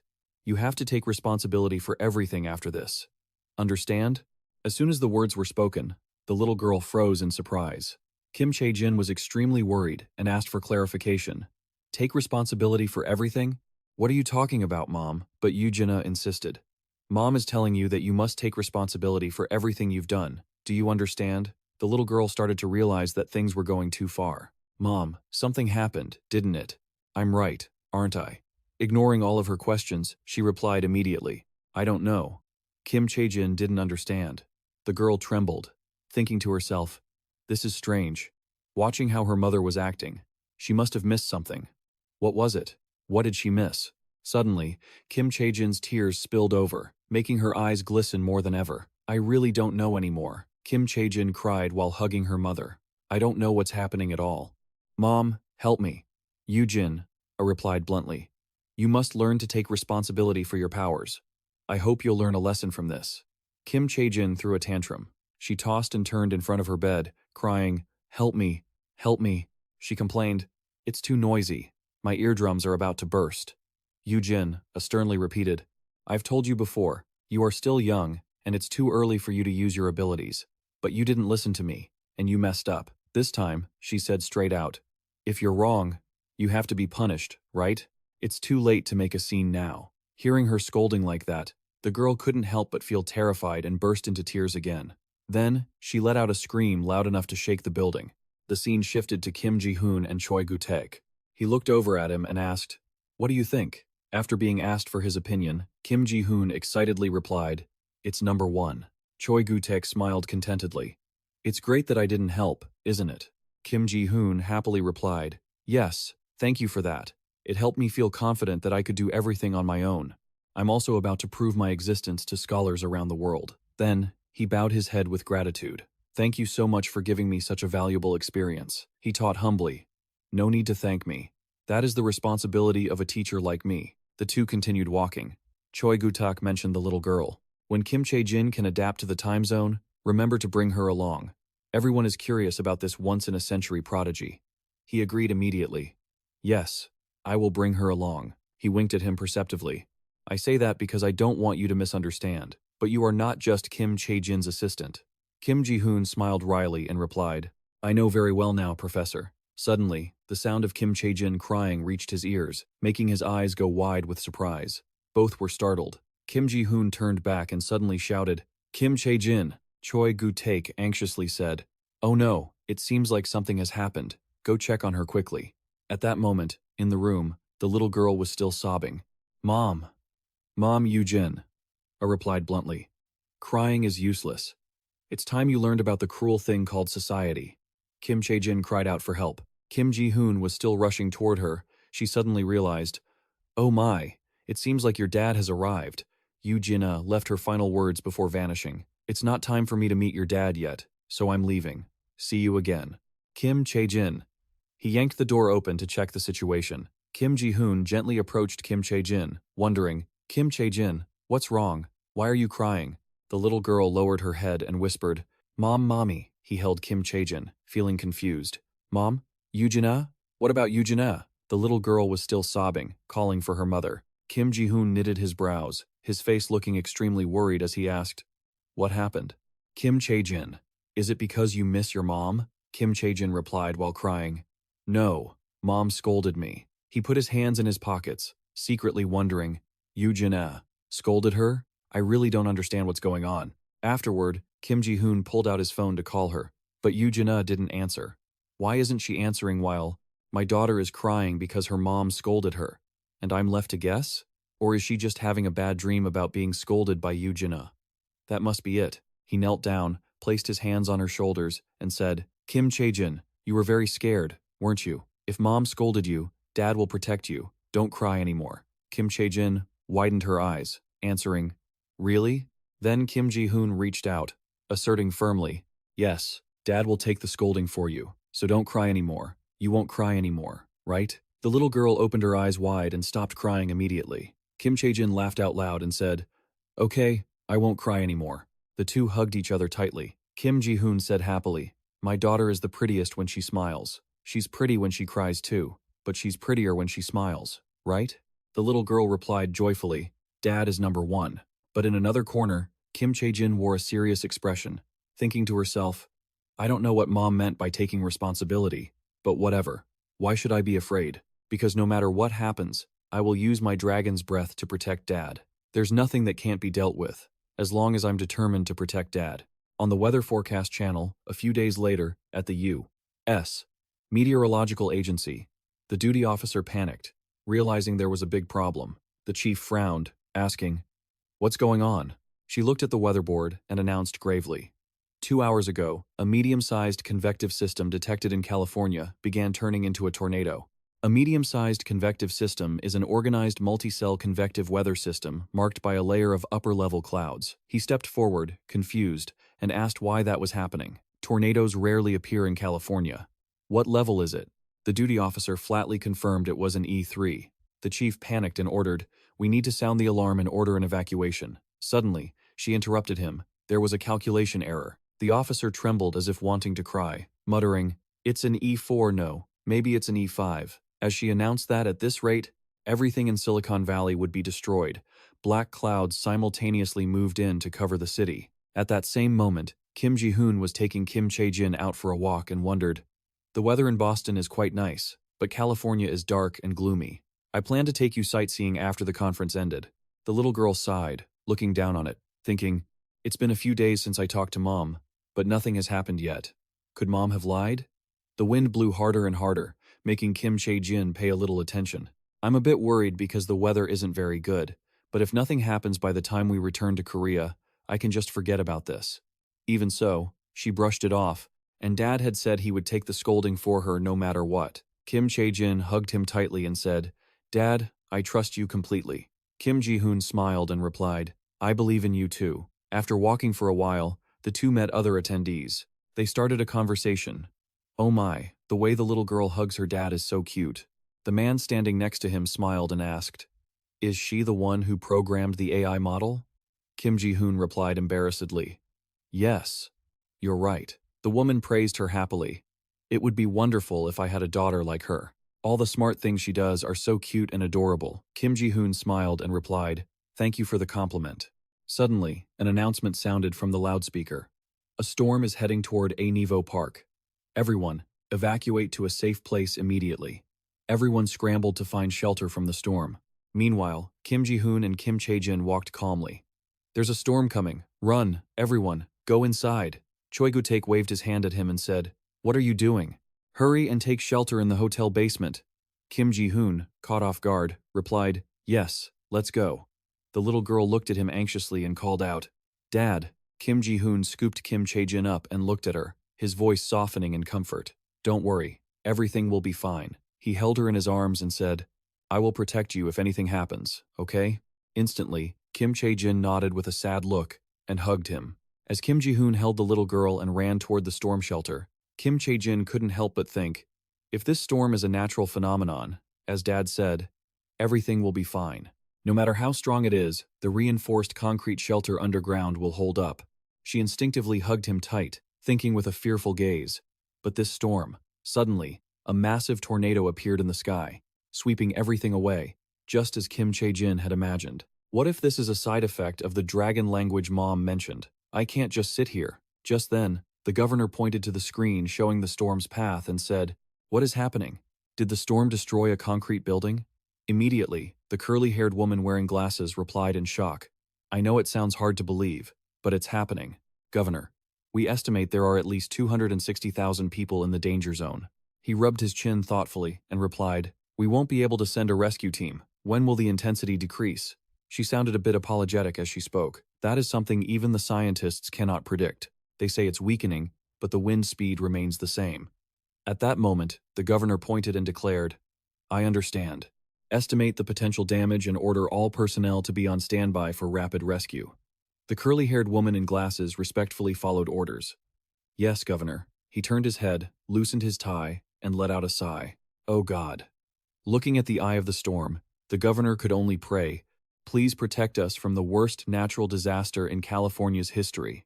Below, in an underground bunker full of people nervously avoiding the storm, the hotel's underground shelter Kim Ji-hoon looked at the video on his phone screen and blurted out in surprise, "Can you believe this? Cars are flying around like toys." He asked in surprise, "I thought it was a tornado, but isn't it much stronger than a normal tornado?" Choi Gu-tek, who was next to him, calmly replied, "I've experienced a few tornadoes, but none were like this."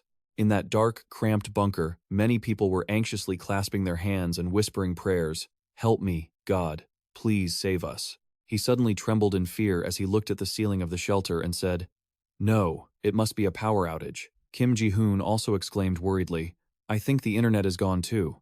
At that moment, Kim Chae-jin spoke up, making him confused about what to do. "Dad," he could only offer an awkward smile to comfort her. "Don't worry, Kim Chae-jin.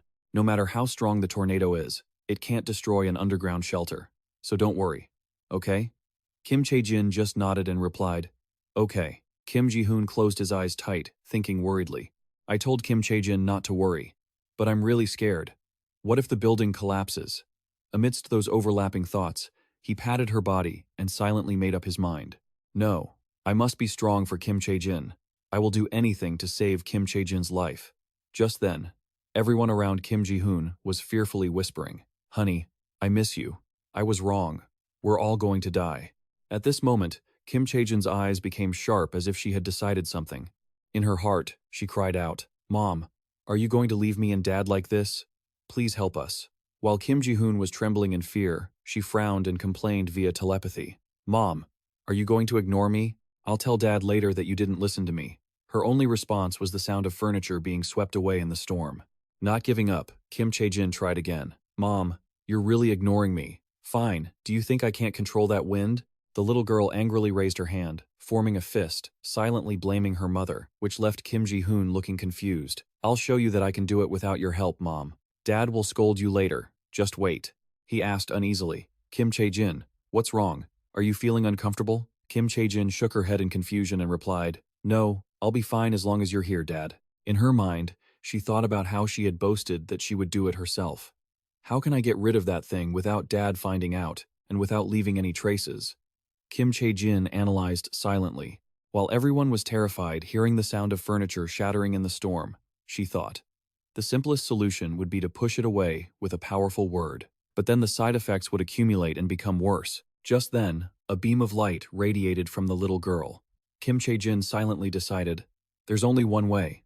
It's dangerous, but it's something I must do to avoid being detected."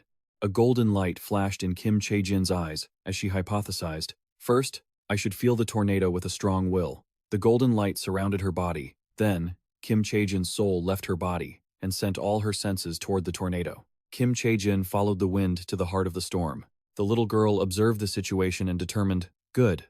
I got out without being noticed. Where is the core of the tornado?"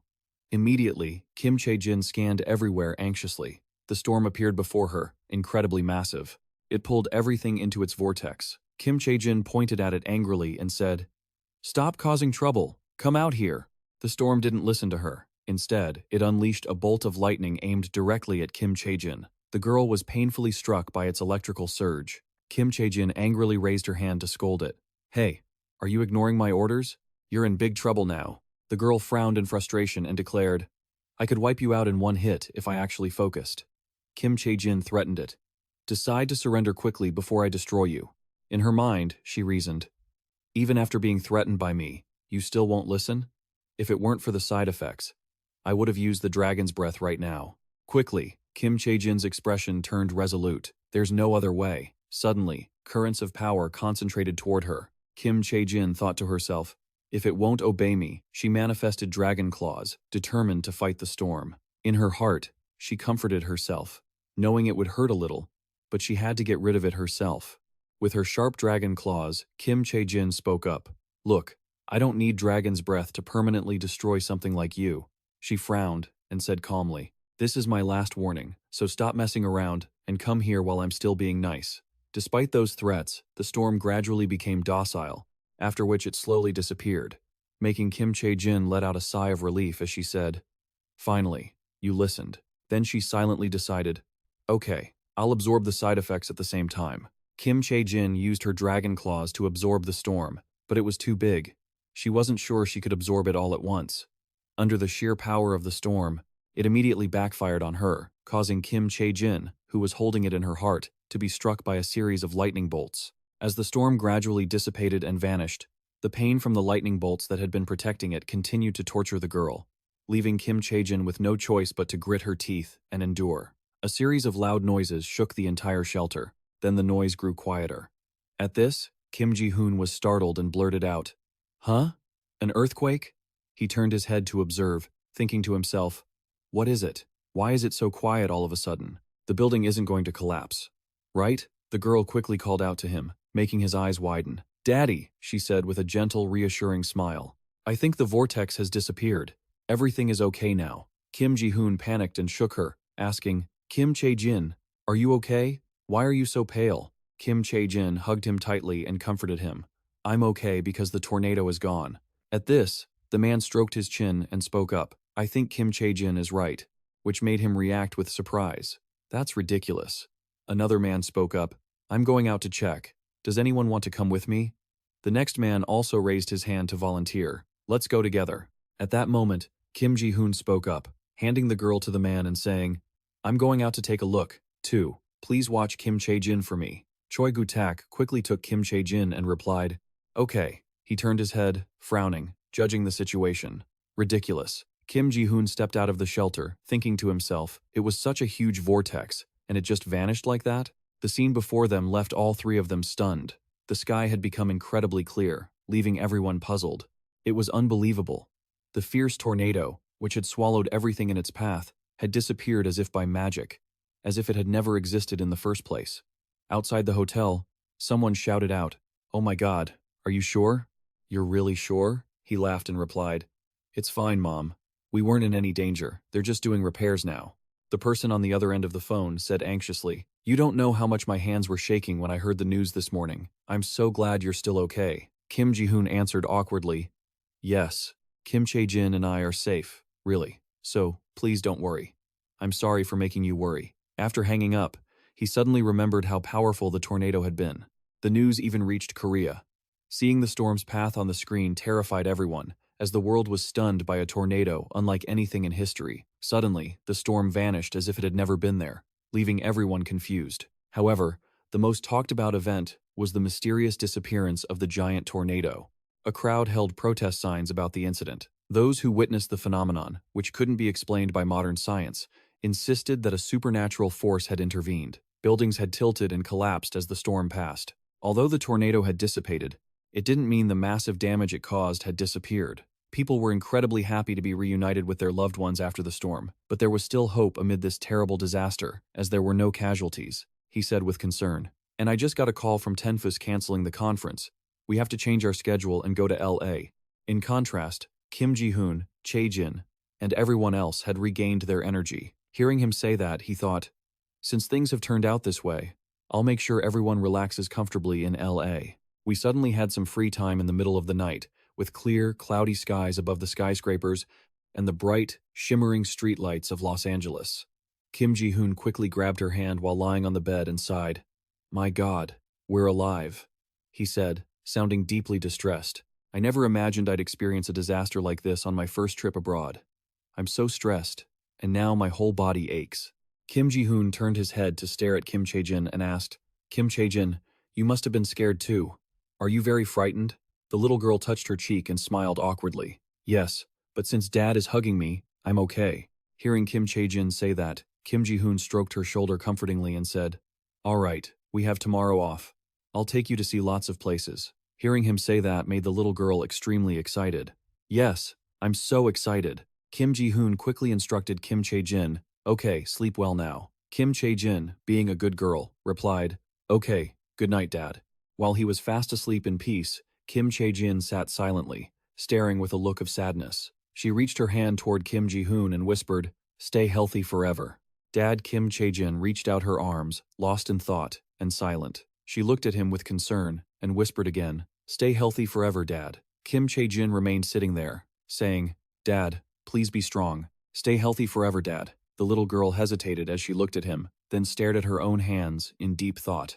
Why isn't it working? Has the dragon's mouth lost its power? She gripped her dress tightly and whispered, Mom, I need to talk to you, but I can't connect with you because I can't use the dragon's mouth. Kim Chae-jin felt increasingly sad, and tears welled up, wondering if she couldn't use the dragon's mouth anymore.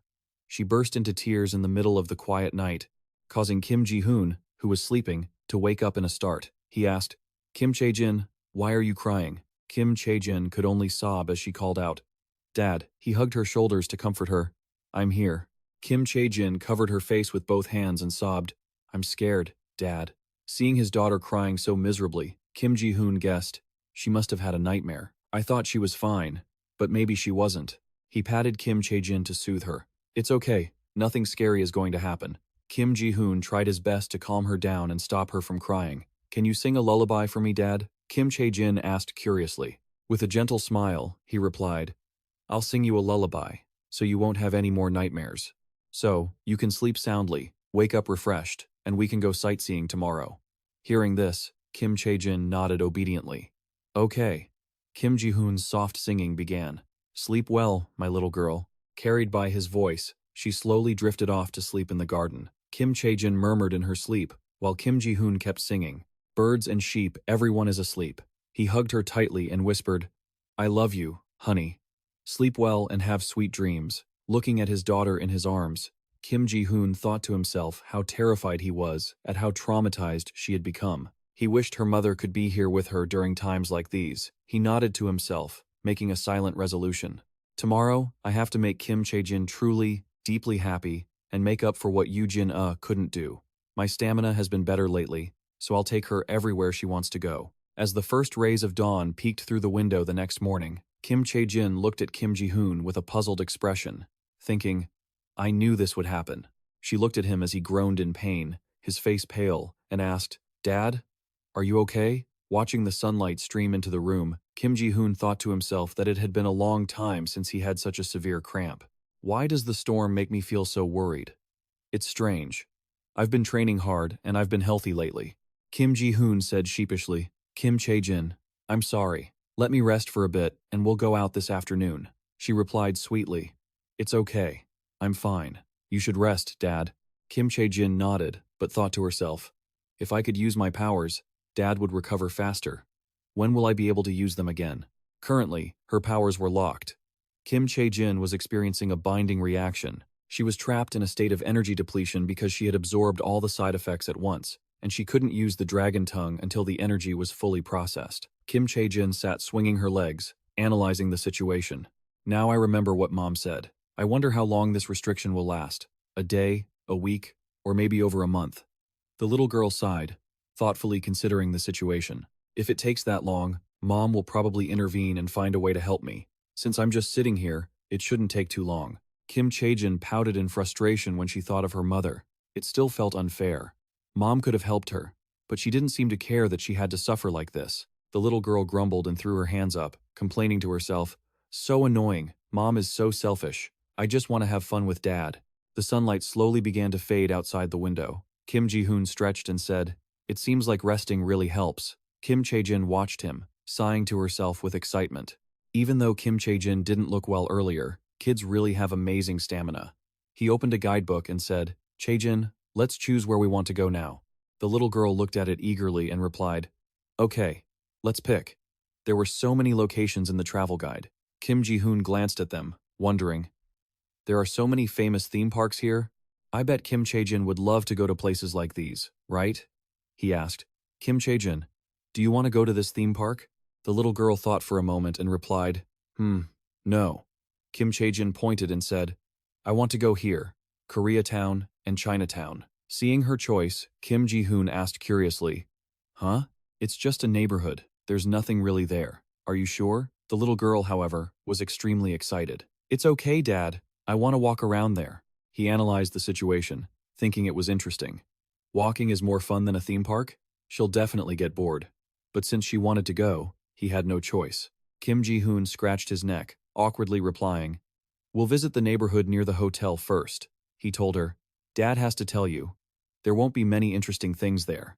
Kim Chae-jin obediently and excitedly replied, Okay, I understand. At a spot decorated in an eye-catching, antique style amidst the bustling crowd, he spoke up. Chinatown, it's so crowded. Kim Ji-hoon instinctively glanced at Kim Chae-jin. He was secretly happy to see her looking so joyful, humming as she walked. Thankfully, Kim Chae-jin seemed happy. Why was she so happy just looking at the scenery?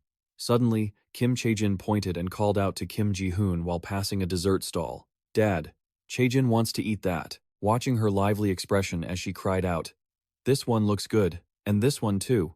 He wondered to himself. Does she just want to eat snacks? In Kim Chae-jin's hands were the delicious treats Kim Ji-hoon had bought for her. He smiled brightly and asked, "Is it good?" Kim Chae-jin adorably replied, "Yes.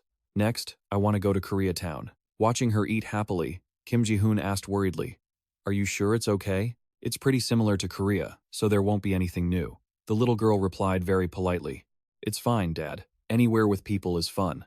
In the neighborhood full of East Asian architecture, he asked Kim Chae-jin, "Really? How is it fun?" The little girl politely answered, observing the people around them. Kim Chae-jin saw an elderly woman deep in thought and said, "I wonder what they are thinking." She then looked at a stylish girl walking by and mused, "What kind of life do they lead?" Observing the people here, Kim Chae-jin continued, "Especially since so many people here have left their homeland. I'm just curious about how they live." Kim Ji-hoon frowned, thinking to himself, "People who left their homeland, I wonder if Kim Chae-jin wanted to come here because she wanted to see people like herself?" He stared intently at the girl, silently speculating. Internally, I can understand why she suggested coming here. That explains why she told me to come. Then, Kim Ji-hoon chuckled and said, "So that's it. Dad didn't realize you were thinking like that." Kim Chae-jin smiled excitedly and said, "Dad should try thinking like me for once. It's fun." He nodded, thinking to himself, "I've never thought about it that way. But observing people is actually quite interesting." Kim Ji-hoon fell into deep thought. Come to think of it, I've never had the chance to rest and think about other people's lives. I've never really thought about the lives of others, he reflected quietly. After hearing what Chae-jin said, I want to see and experience more, and meet more people. After finishing my professional training, I'll save up some money and go traveling with Kim Chae-jin, right? Suddenly, a woman walked up and hesitated before speaking. She smiled brightly, approached them, and said, "Your child is so cute. Can we take a picture together?" Kim Ji-hoon was put on the spot and replied, "I'm sorry." Even though the woman asked again, "Can we just take one? I want to create some memories of this trip." He stared at her, quietly judging the situation. I'm not sure why she's speaking Chinese instead of English while we're in America, and I don't think I look Chinese. So, why is she talking to me in Chinese? Suddenly, Kim Chae-jin spoke up. "We aren't Chinese, we're Korean. Dad only knows Korean and English, so please speak English, please." Kim Ji-hoon was startled, thinking, wait, when did she learn Chinese? The woman was surprised and complimented the little girl. "You speak Chinese so well," she shyly explained. "I'm sorry. I thought you were Chinese because you were in Chinatown." He looked at his daughter and said, "It's okay." Then, "But what do you want?" Quickly, Kim Chae-jin whispered, "Dad, she's traveling. She said she wants to take a picture with me to make memories." After explaining it to him, the little girl turned to her and said with a smile, "Am I right?" The woman agreed and replied, "That's right." Kim Ji-hoon heard that and replied, "All right, go stand there and I'll take it for you." She handed him her phone respectfully and thanked him. "Thank you." He took the photo seriously. "Okay, I'm taking it. 1, 2. The woman stood frozen, looking at the phone, then said, "Is that all you can capture?" He was embarrassed and didn't know what to say, asking, "Is it not beautiful?" She hesitated and replied, "Well, you tried your best." But the woman gestured and said, "I don't think this will work. Let me teach you a trick. Go over there and stand with your child." Seeing that, he awkwardly followed her instructions. Okay. The image after she guided Kim Ji-hoon turned out extremely beautiful. Strike a pose. 1, 2. Seeing the photo on the phone, he was extremely surprised and exclaimed, "That looks great. You take pictures really well." Being complimented by Kim Ji-hoon made the woman very smug as she said, "Well, I have a beautiful model, so it was easy." She continued, "By the way, what brings you to America? Are you traveling with your family?" Seeing the woman asking him, Kim Ji-hoon hesitated, then answered, "Something like that. We're on our way to Koreatown." The woman raised her hand excitedly and said, "That's so convenient. I'm on my way to Koreatown too." She smiled brightly and introduced herself. "My name is Maya, and I'm from Sia. Since we've met, what do you say we hang out together?" After hearing the offer from Maya, Kim Ji-hoon was confused and wondered what to say. He quietly analyzed it. Isn't she just a stranger? I should ask Kim Chae-jin if she agrees. Kim Ji-hoon turned to ask for Kim Chae-jin's opinion. Kim Chae-jin, would it be okay if she comes with us? The little girl replied happily. I agree. If Dad agrees. She doesn't seem like a bad person either. Looking at her, as you said, Kim Chae-jin, she doesn't seem to have any bad intentions. Making friends with strangers while traveling is normal, right? Kim Ji-hoon shook her hand and said, It's a pleasure to meet you. I'm Maya. He also politely introduced himself. I'm Kim Ji-hoon. It's a pleasure to meet you too. Inside, he was feeling very appreciative. This kind of experience when traveling abroad will surely leave many beautiful memories. They stepped onto a road with a series of incredibly sophisticated Korean-style architectures. At this point, Kim Ji-hoon asked, So, did you live in China during your youth? Maya gently replied, No, I attended elementary school in England, middle school in China, and then high school in the US. She then asked back, What about you, Mr. Kim Ji-hoon? He smiled and answered, I studied in Korea. Maya laughed and said just that. Actually, I'm very interested in Korea, so when you said you were Korean, I felt very happy. He was surprised and answered, Really? Why are you interested? She replied. Well, the situation in SBA is similar to what Korea has gone through. At this, Maya turned her head and exclaimed, So whenever I have free time, I study it, using Korea as a model to revitalize SBA. Looking at her like that, Kim Ji-hoon thought to herself, Does she have political ambitions? She is good at foreign languages and has a lot of experience studying abroad, so maybe she comes from a wealthy family. Suddenly, Maya asked, What about Mr. Kim Ji-hoon's wife? Aren't you two traveling together? Hearing that, he answered a bit reluctantly, My wife is elsewhere. Kim Ji-hoon scratched his head and explained awkwardly, That's why I'm traveling alone with Chae-jin, but it's really a pity that she couldn't come with us. Don't you think so, Kim Chae-jin? At this, Kim Chae-jin pouted angrily and said, I don't want to see Mom, causing him to be shocked and say, You were crying yesterday because you missed Mom. The little girl hugged him and replied poutingly, I don't know. I won't talk about Mom anymore. I'm only going out with Dad. Seeing the closeness between father and daughter, Maya smiled and replied, It seems Kim Chae-jin really likes her dad. She spoke up, remembering, Kim Chae-jin is very good at foreign languages. Did she study abroad early? No. Actually, this is the first time Kim Chae-jin and I have been abroad. Hearing that, Maya said with admiration, Really? I think Kim Chae-jin's level is almost like a native speaker. Kim Ji-hoon also modestly said, My daughter is quite smart. She smiled and said a bit shyly, I'm so jealous. I want to have a daughter like Kim Chae-jin. Suddenly, Maya checked her phone and blurted out, Oh my, it's late. She offered, If you don't mind, why don't we go watch a baseball game? Hearing Maya's suggestion made him curious. Baseball? Maya explained. I originally planned to watch the game today. If you have time. Would you like to come with me? Kim Ji-hoon said, I heard that team has a Korean player, but I don't know much about baseball. Is that okay? She excitedly pointed to her phone and replied, It's fine. While watching the match, I'll teach you. Plus, there's a fireworks show in the evening. What do you think? He pondered the choice. When would they have the chance to watch American baseball in person? It would be a fun experience for Kim Chae-jin since it would be her first time witnessing a sporting event. Kim Ji-hoon turned his head and said with a smile, What do you think? Kim Chae-jin, do you want to watch baseball? There are fireworks there. Hearing that, the little girl exclaimed excitedly, Baseball, I want to go with Dad. Seeing that, he had to accept and said, All right, since Kim Chae-jin wants to go. Maya cheered and pointed. We're going straight to the stadium, right? Inside the stadium, it was full of people watching the match. Kim Ji-hoon shouted when he saw the player catch the ball.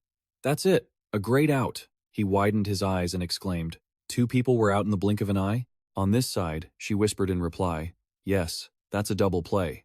Maya dedicatedly explained the situation on the field to Kim Ji-hoon. He could see the pitcher throwing the ball to second base before the batter touched first base. The defender at second base caught the ball and threw it to first base for an out.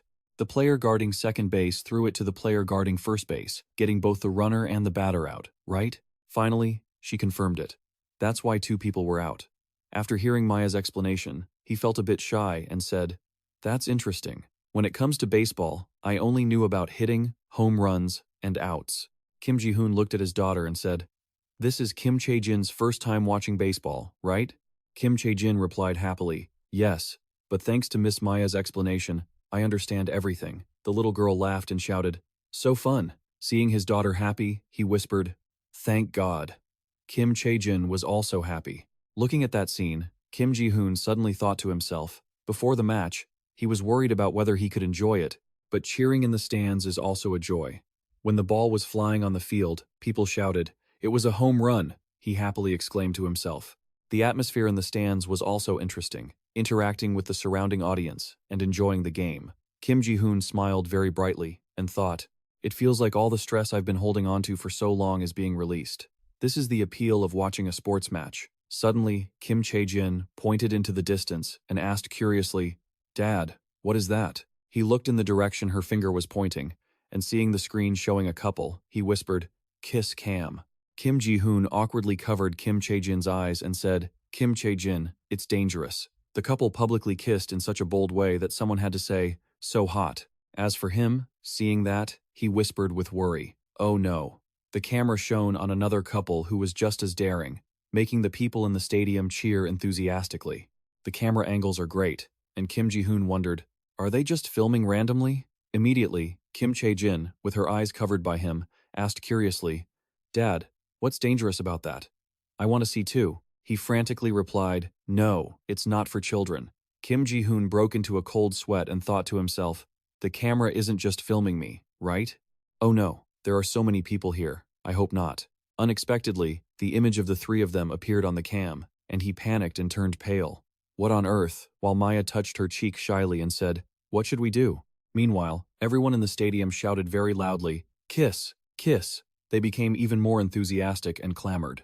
"No way, I'm not doing it." Every word of their encouragement made Kim Ji-hoon terrified. "Kiss!" he awkwardly denied. "We aren't like that." But regardless, they still chanted, "Kiss!" At this moment, Maya touched his shoulder and said unexpectedly, "Just get it over with." Seeing her close her eyes and prepare to lean in toward him made Kim Ji-hoon panic, his face darkening as he stood frozen in place. People in the stands didn't stop shouting and cheering. Looking at this chaotic scene, Kim Ji-hoon panicked and thought, the sound of cheering, looking at the lips just inches away. His thoughts suddenly became chaotic, the lips drawing closer. Kim Ji-hoon widened his eyes in panic. Kim Ji-hoon felt flustered. "Isn't this a bit too much?" he thought. "Should I just pretend?" Panicked by his own train of thought, he shook his head and scolded himself. "Have you lost your mind? What am I even thinking? I'm already married."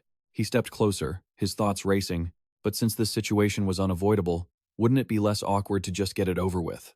Before their faces could touch, Kim Ji-hoon hesitated and stopped. "No, I can't. I'm not ready." Suddenly, an unexpected turn of events shocked everyone. Kim Chae-jin lunged from the side, wrapped her arms around Kim Ji-hoon, and gave his cheek a quick kiss. The crowd cheered with excitement. She struck a cute pose, and people couldn't help but sigh with envy. "She's such a sweet girl. I wish I had a daughter like that." Faced with the crowd's enthusiasm, Kim Chae-jin shyly hid her face against Kim Ji-hoon. Looking at her, he chuckled. "Oh, Chae-jin, are you embarrassed?" Suddenly, Kim Chae-jin called out to him, "Dad." Her face turned grim as she asked, "Why would you want to kiss someone other than Mom?" Kim Ji-hoon broke into a cold sweat at her question. "Even if we haven't seen each other in a long time, kissing someone else is normal. Do you think Mom would be happy if you told her?" Under the pressure of her words, Kim Ji-hoon imagined Yoo-jin-ah holding a baseball bat. Her face twisted in rage as she glared at him. "Kim Ji-hoon, have you lost your mind? Are you looking for a death wish?" Finally realizing how terrifying she could be, Kim Ji-hoon shouted in terror. "No." Seeing his panicked expression, Kim Chae-jin hugged his arm. She whispered comfortingly, "Don't worry, Dad." She smiled brightly and added, "I won't tell Mom. I trust you." Hearing her firm answer, Kim Ji-hoon asked happily, "Really? Thank you." She glanced into the distance, a cunning look crossing her face. "Mom didn't help me, did she? So, I'm keeping this a secret from her." Kim Chae-jin muttered to herself with a mischievous grin. "This is my revenge." Hooray! Fireworks bloomed across the night sky of the city. Bursts of light flashed and faded. Inside the busy shopping district, Maya looked at Kim Ji-hoon and asked softly, "I had so much fun today. What about you, Kim Ji-hoon?" He scratched his head and replied calmly, "It was really fun. I wish we could have stayed longer." She tilted her head to look at Kim Chae-jin, smiling gratefully. "Thank you, Chae-jin. If it weren't for you, I would have been so embarrassed." The little girl waved her hand dismissively with a mature expression. "I just had to protect Dad from Mom." As if just remembering, Maya turned to Kim Ji-hoon and asked, "Oh, by the way, do you use social media?" He was momentarily surprised but quickly answered, I only use YTAC. She shared her handle and said, "That's great. I'll keep in touch with you. My goal is to make friends all over South Continent. I love doing that." With that, Maya turned to leave. Before walking away, she waved goodbye, hoping they would cherish the memories of their trip. Kim Ji-hoon waved back happily. "Goodbye, Maya." He looked down at Kim Chae-jin and asked, "Shall we head back to the hotel?" "Yes," she replied. As they walked, Kim Ji-hoon tentatively asked, "How about we go to Hollywood tomorrow? What do you think?" Kim Chae-jin was silent for a moment before nodding. "Hollywood? Sure." Seeing her agreement, Kim Ji-hoon's eyes lit up with excitement. Visiting Hollywood, then the Griffith Observatory, and finally the film studios, it'll be perfect. Faced with his packed schedule, Kim Chae-jin looked at him with concern. "But Dad, are you going to be okay? You walked so much today." Kim Ji-hoon didn't hesitate to stretch his muscles to prove himself to her. "I'm fine. Since we're in the U.S., we have to see all the famous spots. Your dad isn't tired anymore." He flexed his arm muscles confidently, looking smug. "Your dad is in great shape lately. I'm not even tired after all that walking." However, Kim Chae-jin fell silent. She watched him, lost in thought. His endless stamina is only thanks to my ability. Seeing Kim Ji-hoon's excited smile, she worried that by tonight, she wouldn't be able to use her ability anymore, which would prove her theory. The next morning, Kim Ji-hoon was completely exhausted. He lay in bed, groaning, complaining that his body was aching from all the walking. "How is this possible? I only walked a little bit. I didn't think we walked that much yesterday. Hollywood, here I come. Film studios, wait for me." Hearing his groans, Kim Chae-jin just closed her eyes and sighed. He seems tired after a long day, but he's really overdoing it. And so, the trip ended after the first day. For the next trip, she would need to recover her strength. Kim Ji-hoon and Kim Chae-jin finished their vacation by just resting at the hotel. The trip came to an end, and they headed back home. Looking at the Eiffel Tower keychain dangling from his hand, Jae-chun, Chang-soo, and Kim Ji-hoon exclaimed in disappointment, "Aren't these souvenirs a bit ugly?" Jae-chun stared at the keychain with a speechless expression. "Who goes to L.A. and buys an Eiffel Tower keychain?" Chang-soo gestured with his hands in agreement. "I didn't think your taste was that bad, man." Suddenly, Kim Chae-jin spoke up. "I chose it." Jae-chun didn't hesitate to change his expression, turning to the little girl with praise. "Wow, Chae-jin, your taste is top-notch. I want to go to France, so this keychain is perfect." Kim Ji-hoon held up the gift bags and said, "Of course, I was just joking." Looking at the bags in his hands, Chang-soo, Jae-chun, and Kim Ji-hoon all gasped in shock. "Here are all the souvenirs and snacks you guys asked for." Jae-chun's eyes sparkled, and he couldn't stop praising him. "He's the best, isn't he?" Kim Ji-hoon stood by, arms crossed, looking smug. "You'd better treat me right from now on." He suddenly asked, "By the way, did you go to watch Lotto's match?" Hearing this, Kim Ji-hoon asked in surprise. "Yes. How did you know?" Jae-chun showed him his phone screen. "Look at this." It was a picture captured the moment Kim Chae-jin leaned in to kiss Kim Ji-hoon's cheek. "Wait, why is Chae-jin kissing you?" He panicked, his face pale with shock. "What is this? Why is this a meme?" Chang-soo added, "It's all over the internet." Jae-chun stammered shyly, "Hey, aren't you invited to appear on a show?" Kim Ji-hoon turned off his screen, scratched his cheek, and asked confusedly, "What do you mean, invited to a show?" Suddenly, his phone rang. His face looked stunned as he spoke to the person on the other end. "Yes, the show?" Hearing his conversation, Chang-soo, Jae-chun, and Kim Chae-jin watched with wide, curious eyes. "No, how did you get my number?" "I understand." Kim Ji-hoon smiled awkwardly and said, "I don't know. I'm sorry." As soon as he hung up, Chang-soo quickly stepped forward to ask, "Bro, was that Yi calling you? That show is super famous. Why did you turn them down?" Kim Ji-hoon replied with a nonchalant tone, "Give it a rest. I'm busy as it is. I can't even process this whole situation." Chang-soo hurried to add, "But I was hoping to ride your coattails to fame." Despite his desperate pleading, Kim Ji-hoon refused him point blank, without a second of hesitation. "That's not happening. Not in a million years." Choi Gu-taek walked in from outside, cutting their conversation short. He dropped the news that Kim Ji-hoon couldn't go anywhere right now because he was about to be sent to a training camp. Kim Ji-hoon jumped at the mention of the camp, turning around in a panic. "Wait, boot camp? I thought I still had 3 more years." Choi Gu-taek didn't deny it. He just nodded. "True, but this is for your own good." Hearing this, Kim Chae-jin eagerly chimed in. "What's a military camp? If Dad's going, I want to go too." Kim Ji-hoon looked at her in total shock, stuttering. Kim Chae-jin, caught off guard by her sudden interruption and confusion, Choi Gu-taek quickly laughed and said, Kim Chae-jin, let me talk to your dad for a moment. I'll explain everything to you later. Hearing that, her whole body slumped, drained of all energy. He had thought military service was a problem for the distant future. After moving to a quiet spot, Choi Gu-taek spoke slowly. I know you really wanted to delay it. He looked at him, explaining, but I have my reasons for wanting you to enlist early. Hearing this, Kim Ji-hoon quickly asked, what reasons? Choi Gu-taek immediately explained. You know how the Fourth Industrial Revolution is the hot topic these days, right? It's being talked about everywhere in politics.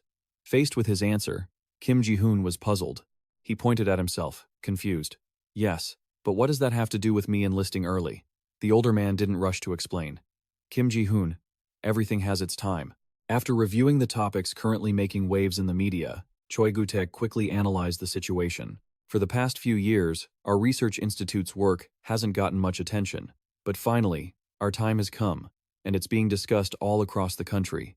This means our institute will receive more support in the future, and its impact on society is going to grow significantly. Looking at his face, the older man's tone turned sharp. And I believe you have the potential to take advantage of this momentum and soar high. Without stopping there, Choi Gu-taek slammed his hand on the table, making Kim Ji-hoon jump. But think about it. His eyes glinted, his expression turning serious. Imagine you're finally reaching new heights, and then suddenly, you have to leave for the army. Wouldn't that be a total tragedy? Facing such a well-reasoned argument, Kim Ji-hoon was soon convinced. You're right, sir. Seeing that his resolve had wavered, Choi Gu-taek pressed his advantage. That's why I want to get this out of the way as soon as possible. What do you think? As soon as he finished, Kim Ji-hoon fell into deep thought. His face showed clear signs of inner conflict. According to the professor, going to the army early was the best move, rather than dragging it out and causing complications later when things were important. Without overthinking it, Kim Ji-hoon made up his mind.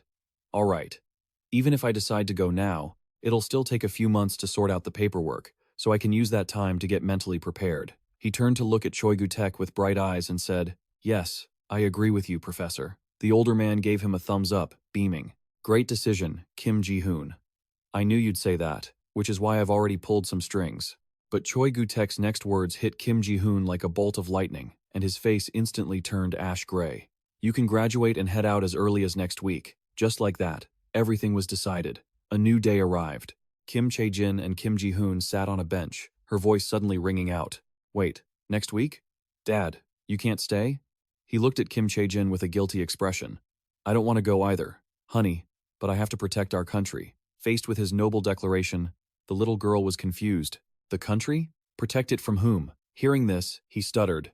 North Korea. We're still technically at war with them. When Kim Chae-jin heard the answer, her face scrunched up in an instant, and she started brainstorming plans in her head. Really? Can't we just bomb the whole country so you don't have to go? She turned her face away, lost in deep, heavy thought. But if I do that, I won't be able to enjoy my life to the fullest. But 4 weeks is way too long. Despite her dark thoughts, Kim Chae-jin started crying out loud, clinging to Kim Ji-hoon and throwing a tantrum. If you go to the military, I won't be able to spend time with you because I have to go to the education center too. If you leave, I'm not going to school. Seeing her flailing about, people nearby looked over in confusion. Kim Ji-hoon hurriedly tried to comfort her. No, Kim Chae-jin, you have to go to the education center, just like I have to go to the army. You're a smart girl, so you understand, right? Despite his soothing tone, she wouldn't stop crying. I don't want to. It's not fun without Dad. Looking at her pleading and sobbing, Kim Ji-hoon grew flustered. In situations like these, her stubbornness was no joke. Suddenly struck by an idea, he quickly placed his hands on her shoulders. How about this? Kim Chae-jin, if you do well at the academy, I'll grant you one wish. Finally, she stopped crying. She looked up at him with expectant eyes. Any wish? She went silent, deep in thought. It didn't take long before she smiled brightly. Okay, I just thought of a wish. Seeing her mischievous face, Kim Ji-hoon quickly warned her. But it has to be something that's within my power to do, okay? Kim Chae-jin jumped off the bench, spinning around happily, and nodded. Yes, I'll ask for something you can definitely do. Suddenly, she pointed at the university in front of them, declaring with poise and clarity, go to college with me. That is Kim Chae-jin's wish. The moment she finished, Kim Ji-hoon gasped in shock. What? College? How? Kim Chae-jin put her hands on her hips and replied mysteriously, I have a plan. She happily pointed to the plan she had laid out perfectly. She looked at him with innocent eyes. What do you think, Dad? 1. Graduate from the Gifted Education Center in the fall semester. 2. Take the middle school equivalency exam next April. 3. Take the high school equivalency exam the following year. 4. Take the university entrance exam the years after that. 5. Get admitted to Korea University. Looking at the whiteboard with every goal clearly mapped out, Kim Ji-hoon could only think helplessly. That's ridiculous. But he knew that was just how Kim Chae-jin was. Still, he asked tentatively, but what about the tuition? Kim Chae-jin didn't hesitate at all, speaking plainly. I've already calculated everything, I'll tell you later. Faced with her confidence, he could only nod in helpless agreement. Kim Chae-jin cheered happily because of it. All right, Dad doesn't know what it is yet, but let's just follow Kim Chae-jin's plan. As the joy faded, she lowered her head sadly and added, but you still have to be away for 4 weeks. He rushed to comfort her. Kim Chae-jin, if you listen to your grandparents, Daddy will come back soon, he promised. Then Kim Ji-hoon and Kim Chae-jin pinky promised each other. The little girl quickly promised. Okay, pinky promise. Kim Chae-jin will be a good girl and listen. For the rest of the days, Kim Ji-hoon went back to being busy. He had to go back and forth handling paperwork. A week passed by in a rush.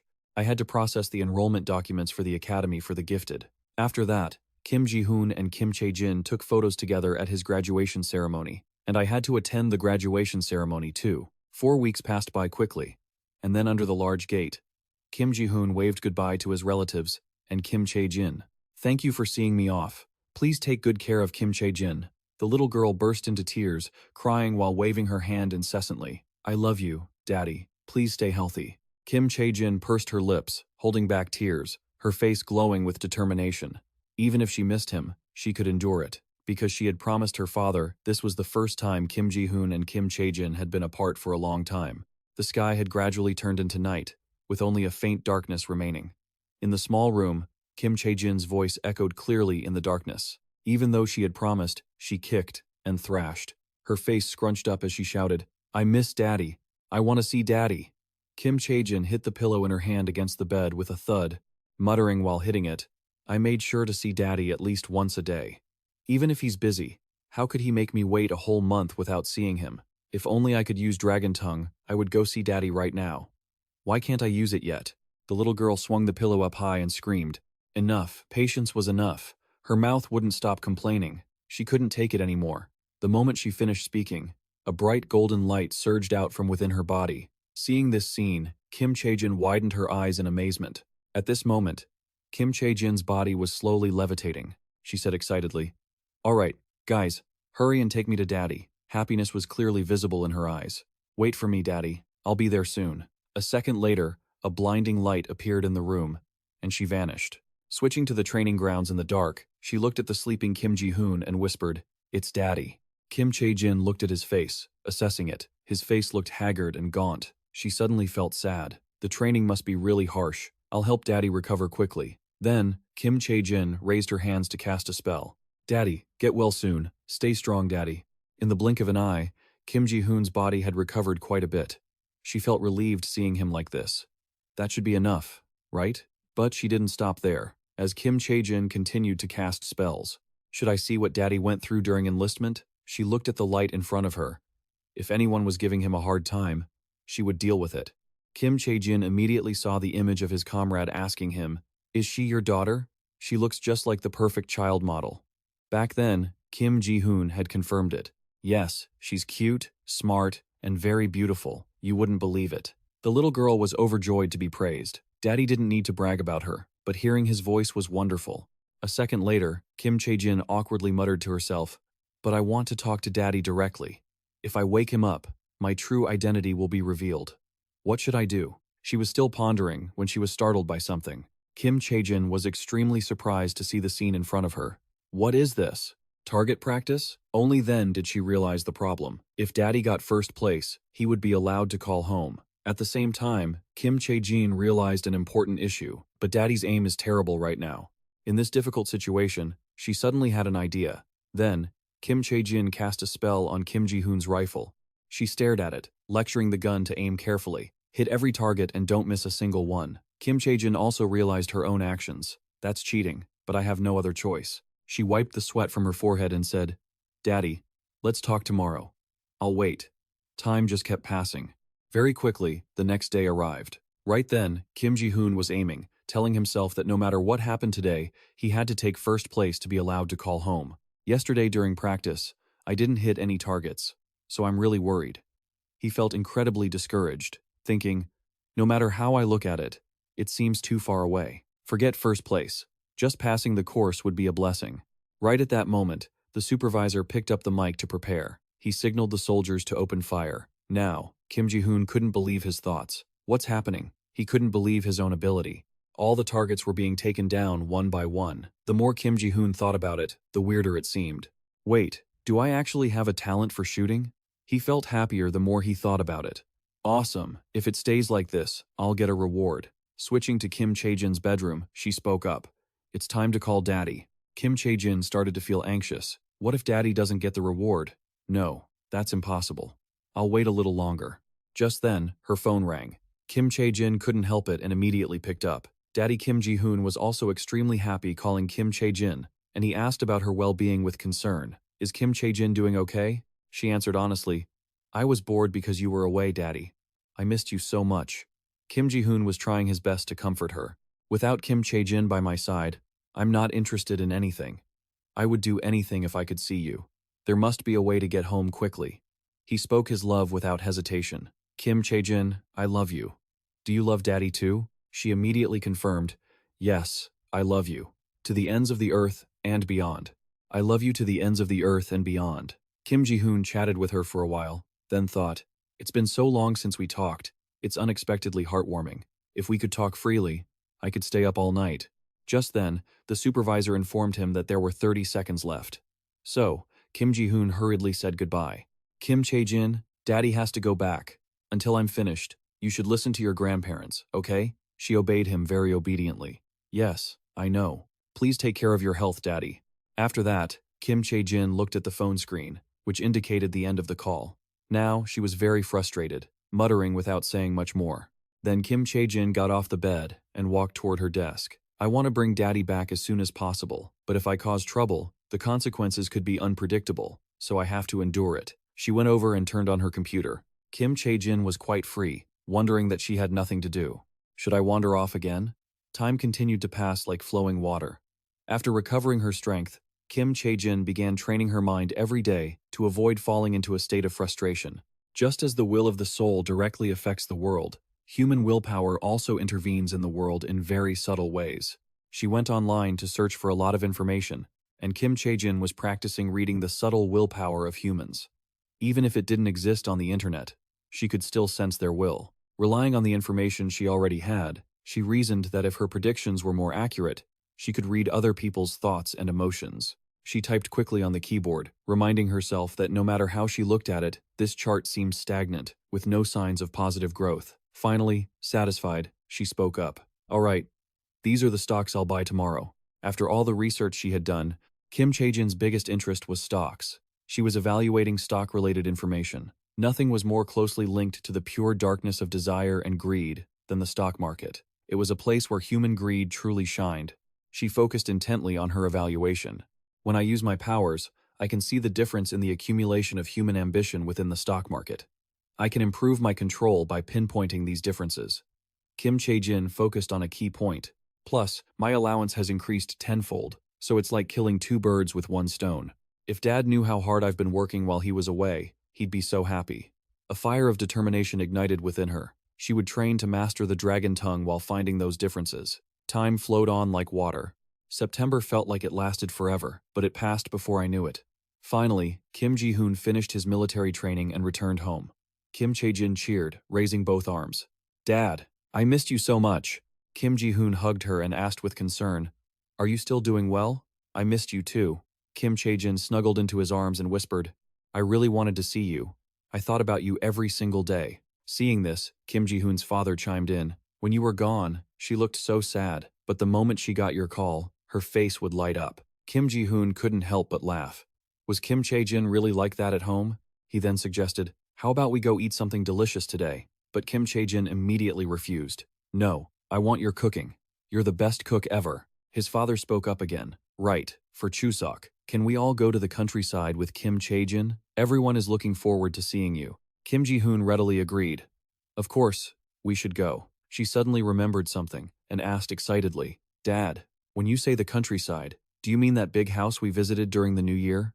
He confirmed, yes, since it's Chuseok, we'll go there to make traditional rice cakes. What do you think? She beamed with excitement.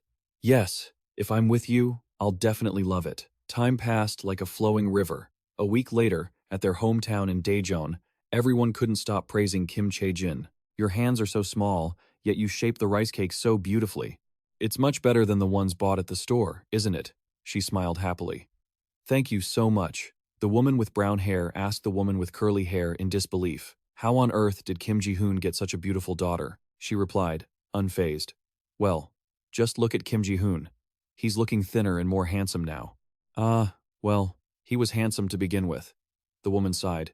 I never thought about marriage or having kids, but seeing Kim Ji-hoon with Kim Chae-jin makes me want one too. Hearing this, the woman with curly hair urged.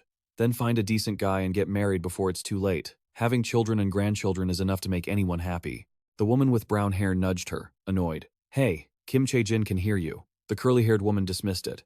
She's only 7. How much could she possibly remember? Kim Ji-hoon scratched his head awkwardly. Kim Chae-jin's memory is actually quite astonishing. She remembers almost everything that happened a long time ago. Curious, the woman asked. Really? How much do you remember? Kim Chae-jin answered confidently. I remember what clothes everyone wore last year. She recounted everything. A black tank top inside a green t-shirt. And underneath, you were wearing green pants with gray ones, right?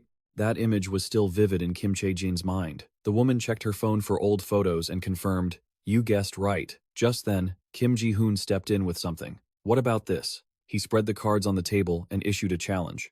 All right, look at these cards for 1 minute and try to remember them all. Then tell me the order from left to right. Can you do it? Kim Chae-jin glanced at them and said confidently, Can I start right away? Kim Ji-hoon asked, stunned.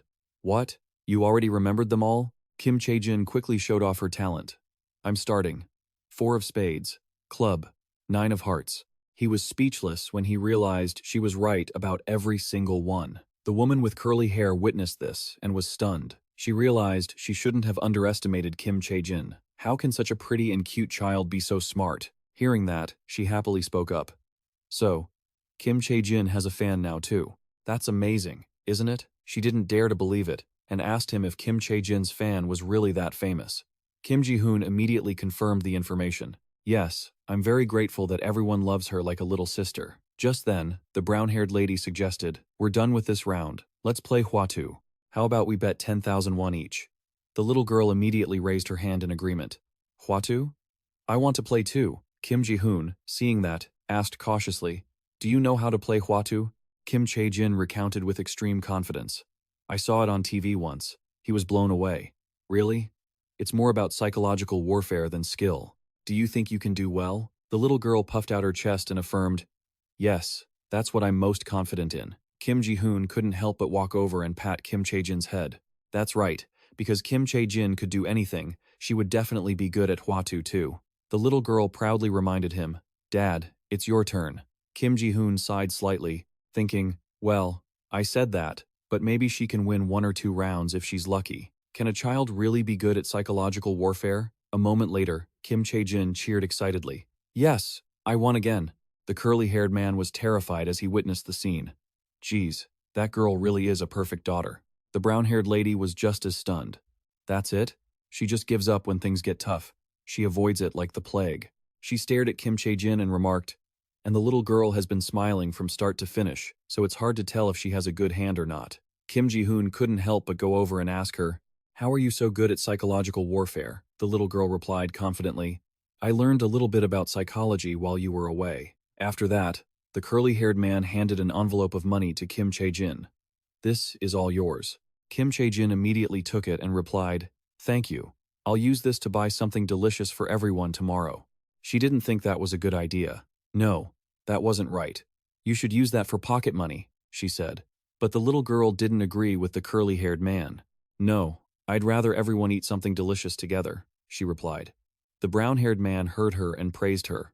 Oh my, our Kim Chae-jin has such a kind heart. Then use this money to buy something good to eat. And here is some pocket money from me. The little girl was incredibly surprised. Are you really giving this to me? Then, he told Kim Chae-jin that good deeds are rewarded, so she must remember to continue being kind and upright as she grows up. Do you understand? The little girl nodded, understanding the brown-haired man's lesson. Yes, thank you, sir. Kim Chae-jin then took her pocket money and ran over to show Kim Ji-hoon. Seeing that, he smiled happily. So adorable. We've got ourselves a little treasure. Time flew by, and soon it was late afternoon. He couldn't help but exclaim, "Finally, I can relax properly at home." Kim Ji-hoon lay on the bed and told Kim Chae-jin that coming back for the Chuseok holiday right after being discharged was quite rushed. Even though we were only gone for a day, it felt like a whole month. He felt incredibly happy and thought it was wonderful to eat so much good food. But there's truly no place like home, right? Kim Chae-jin disagreed. She didn't think so. No, I have a different opinion. Kim Ji-hoon was curious and asked, "Really? Do you like the big house in Detron better?" Kim Chae-jin denied his guess. "No, it's not that place either." He immediately sat up and asked, "If it's not the big house in Detron, then where is it?" "I want to go with you, Kim Chae-jin." Now, the little girl looked mysterious. "You have to guess it right, and then I'll tell you." Kim Ji-hoon was put in a tough spot and asked, "Can't you give me a hint?" Kim Chae-jin looked at him, confused. "No, it's so easy. But you still don't know?" Kim Ji-hoon tried hard to persuade her. "Can you just give me one hint?" Kim Chae-jin had no choice but to reveal a clue. "It's the place I go to every day." That was it. He relied on the data she gave him to deduce the answer. A place Kim Chae-jin goes to every day, and it's easy to guess? I can't think of anything. Kim Ji-hoon pondered for a while and thought, maybe I have to see it from Kim Chae-jin's perspective to figure it out. The scene shifted to the research lab, where Yoojin Jung-sok casually said, "It's super easy to guess, right?" Chung-soo chimed in. "I knew it the moment I heard it." He couldn't believe it and exclaimed, "Am I the only one who doesn't know? What is it?" He wouldn't give Kim Ji-hoon the answer, saying, "No, you can't do that. You have to figure it out yourself." He tried to persuade them, "Don't say that," but they just walked away, reminding him, "Think about it carefully. The answer is simple." Yoojin Jung-sok waved goodbye. "We're leaving now." Kim Ji-hoon was left alone, grumbling to himself, "I'll find out no matter what." Time passed, but Kim Ji-hoon's determination to find the answer didn't last long. That was because, right after, the research lab received shocking news. Someone couldn't help but exclaim, "What? Based on performance?" Choi Gu-taek immediately confirmed the information. "That's right. The headmaster wants concrete results before allocating the budget for our lab." "Think about what results we can actually achieve," a female researcher asked curiously. "What about organizing a technology promotion event, like the one held by the department, by hosting a Go match?" He denied her suggestion. "No, the headmaster doesn't want external promotions. He wants to commercialize the common model we've been developing for the past 3 years." A male researcher pointed out the issue. "But commercialization requires companies to give us research contracts, right? It seems we have to approach companies to sell it." Kim Chae-jin couldn't help but complain. "That's so hard. Sales isn't our field." Just then, Kim Ji-hoon suddenly raised his hand.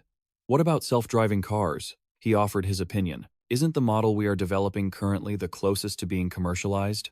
If we apply the Research Institute's technology to each car and integrate various capabilities into a database, self-driving cars will be completely feasible in the future." She heard him and started praising him.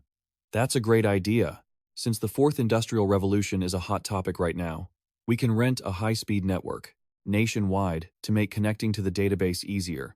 He also pointed out a potential issue.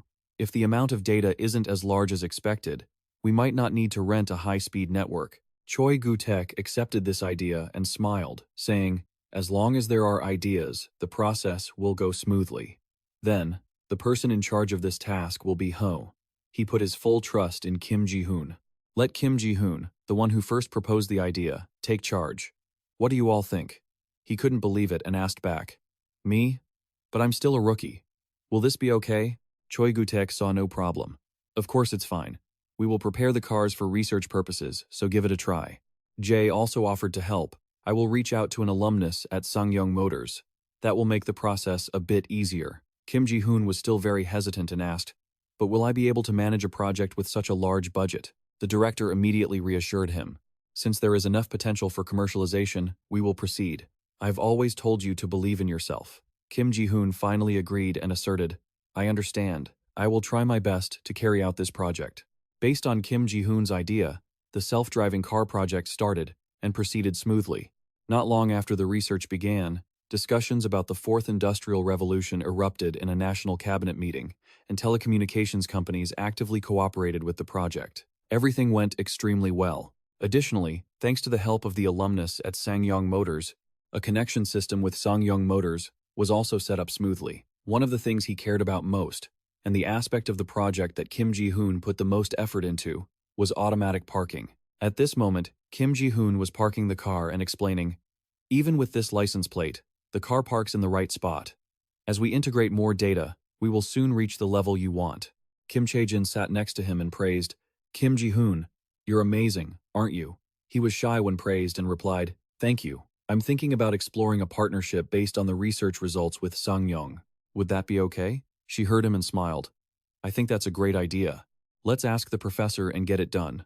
Kim Ji-hoon told himself, "All right, although our research institute doesn't specialize in cars and there might be concerns about reliability, the level of these results can be considered quite significant. If we present good results, we might be able to cooperate, right?" Things were still very difficult. However, that was just Kim Ji-hoon's naive thinking, because he had coldly refused. That's not going to work. He looked at him, bewildered, and asked, "Is it because the results were lacking?" He explained clearly to Kim Ji-hoon, "No, this was handled by our company's R&D team, from the perspective of the high-level board, regarding business cooperation with external research institutes." He set his coffee cup down and said, "But this is a good collaboration. Think of it as a struggle for survival." He didn't stop there, continuing to say that the collaboration was taking place on a larger scale and the team was moving forward quietly. But if the University Research Institute also takes on these detailed tasks, won't the work of that team become obsolete? He realized it based on those points. If that's the case, there's nothing we can do. He let out a soft sigh. It must have been hard to achieve these results. "I'm sorry," Kim Ji-hoon replied with a wry smile. "It's all right. I understand the situation." Scene shifts to his home in the evening. Kim Chae-jin looked at Kim Ji-hoon's expression and asked curiously, "Dad, are you sad? Are you in a bad mood?" He quickly denied her speculation. "No, I'm fine. I'm sorry I couldn't play with you, Chae-jin, because I was busy with work." Kim Chae-jin lay down next to Kim Ji-hoon and replied, "It's okay. I understand." Kim Ji-hoon watched her in his arms and sighed to himself. She says it's okay, but it actually feels quite bitter. It's great to have Kim Chae-jin by my side. He tried his best to encourage her. "Thank you, Chae-jin. Let's have a great time playing tomorrow. Sleep tight." Upon hearing she would get to go out, she was beyond excited. "I'm so excited. Good night, Dad." Soon after, Kim Ji-hoon quickly fell asleep. At this moment, Kim Chae-jin woke up and slowly sat up. Standing by the bed, she thought to herself, "It seems Dad is more troubled than I thought. Can I help?" Kim Chae-jin silently calculated in her heart, "If I have to punish a bad person like Yoojin Dong-ho, I can force myself to bear the karma that I will cause." She was also in a difficult position, but she couldn't force herself to do it. Even as a dragon, she couldn't restrict human free will. Kim Chae-jin paced around the room and thought, "So what should I do? Instead of using force, there must be a way to help Dad, right?" Just then, she thought of something and stopped. Kim Chae-jin said excitedly, "That's right. There's a way." She then headed toward the desk and turned on the computer. Looking at the glowing screen, she muttered confidently, "Sleep well, Dad. In the meantime, I will try to solve the problem." Time passed, and soon the next day arrived. Kim Ji-hoon looked at the menu in front of him and asked, "Kim Chae-jin, what do you want to eat?" She stated her preference, "Noodles and rice, please." Just then, his phone suddenly rang. Kim Ji-hoon looked at the name on the screen and realized it was manager Yoojin Jung-sok. Why is he calling all of a sudden? When he answered, Yoojin Jung-sok on the other end quickly said to Kim Ji-hoon, "Manager Yoojin Jung-sok, are you doing well?" Seeing this, Kim Ji-hoon politely replied, "I'm doing well. It's been a while. Is something the matter?" He quickly got to the point. "Actually, I heard that your lab has developed a great parking module." Extremely surprised, he asked back, "How did you know that?" Yoojin Jung-sok said straightforwardly, "I discovered it while researching the market. I want to discuss the details in person. Are you free?" He immediately agreed and replied, "Yes, you can come to our research lab." He proactively suggested a time. Then, "Can I come at 3 p.m.?" Kim Ji-hoon had no objections and replied with a smile, "All right. See you later." Then he looked at the call notification, bewildered, thinking, "I'm not sure why he wants to meet in person. And setting a meeting so suddenly is also quite strange." Kim Ji-hoon speculated about what could be happening. Could it be about the automatic parking module? But what does that have to do with the electronics company? Kim Chae-jin saw his reaction and thought with satisfaction. It was worth the effort I put in yesterday. As expected, everything is going according to my plan. Scene shifts to Kim Ji-hoon's research lab. At this moment, he asked in disbelief, "Are you interested in the automatic parking module? There wouldn't be any special connection with your company, unless you plan to enter the car business." Yoo-jin Jung-sok quickly confirmed the information. Yes, this time, under the leadership of the group's planning department, we decided to enter the electric vehicle business. While conducting research, I happened to come across it, and the module seems to have made significant progress. Then he mentioned an issue. Besides, the partnership with Shinsung has failed. Is that so? Kim Ji-hoon awkwardly confirmed Yoo-jin Jung-sok's speculation. You're exactly right. Currently, research on the automatic parking module has been postponed. Knowing that information, he spoke up. In that case, you might be confident, but Yoo-jin Jung-sok offered a proposal with many benefits. Our group wants to establish a business partnership with your research lab. What do you think, Kim Ji-hoon? He replied a bit flustered. I'm not the one who makes the final decision. But, before Kim Ji-hoon could finish, he interrupted. But I know Kim Ji-hoon is the lead researcher in developing the automatic parking module. If that is Kim Ji-hoon's opinion, Professor Choi Gu-taek will listen. Relying on Yoo-jin Jung-sok's words, he said, "Since you know all that, it seems you are very well prepared. I understand. I will pass the group's proposal to the professor first." Seeing the deal was successful, he said, "For further details, we will have our legal team contact you. See you again." Kim Ji-hoon also said goodbye to Yoo-jin Jung-sok. Yes, see you. Very quickly, he opened the door and left. Currently, Yoo-jin Jung-sok was thinking as he walked. So the rumors were true. After what just happened, the reason manager Yoo-jin Jung-sok came to see Kim Ji-hoon was due to an anonymous post about this group. At this moment, he was extremely puzzled. Information about the electric vehicle business and technology partnerships is strictly confidential. So who leaked it? Yoo-jin Jung-sok calculated silently while walking. When considering the situation at the lab, we cannot rule out the possibility that it came from someone inside. He raised a hand to scratch his head, deep in thought. If I think in that direction, there are likely thousands of suspects, so catching the culprit will be a challenge.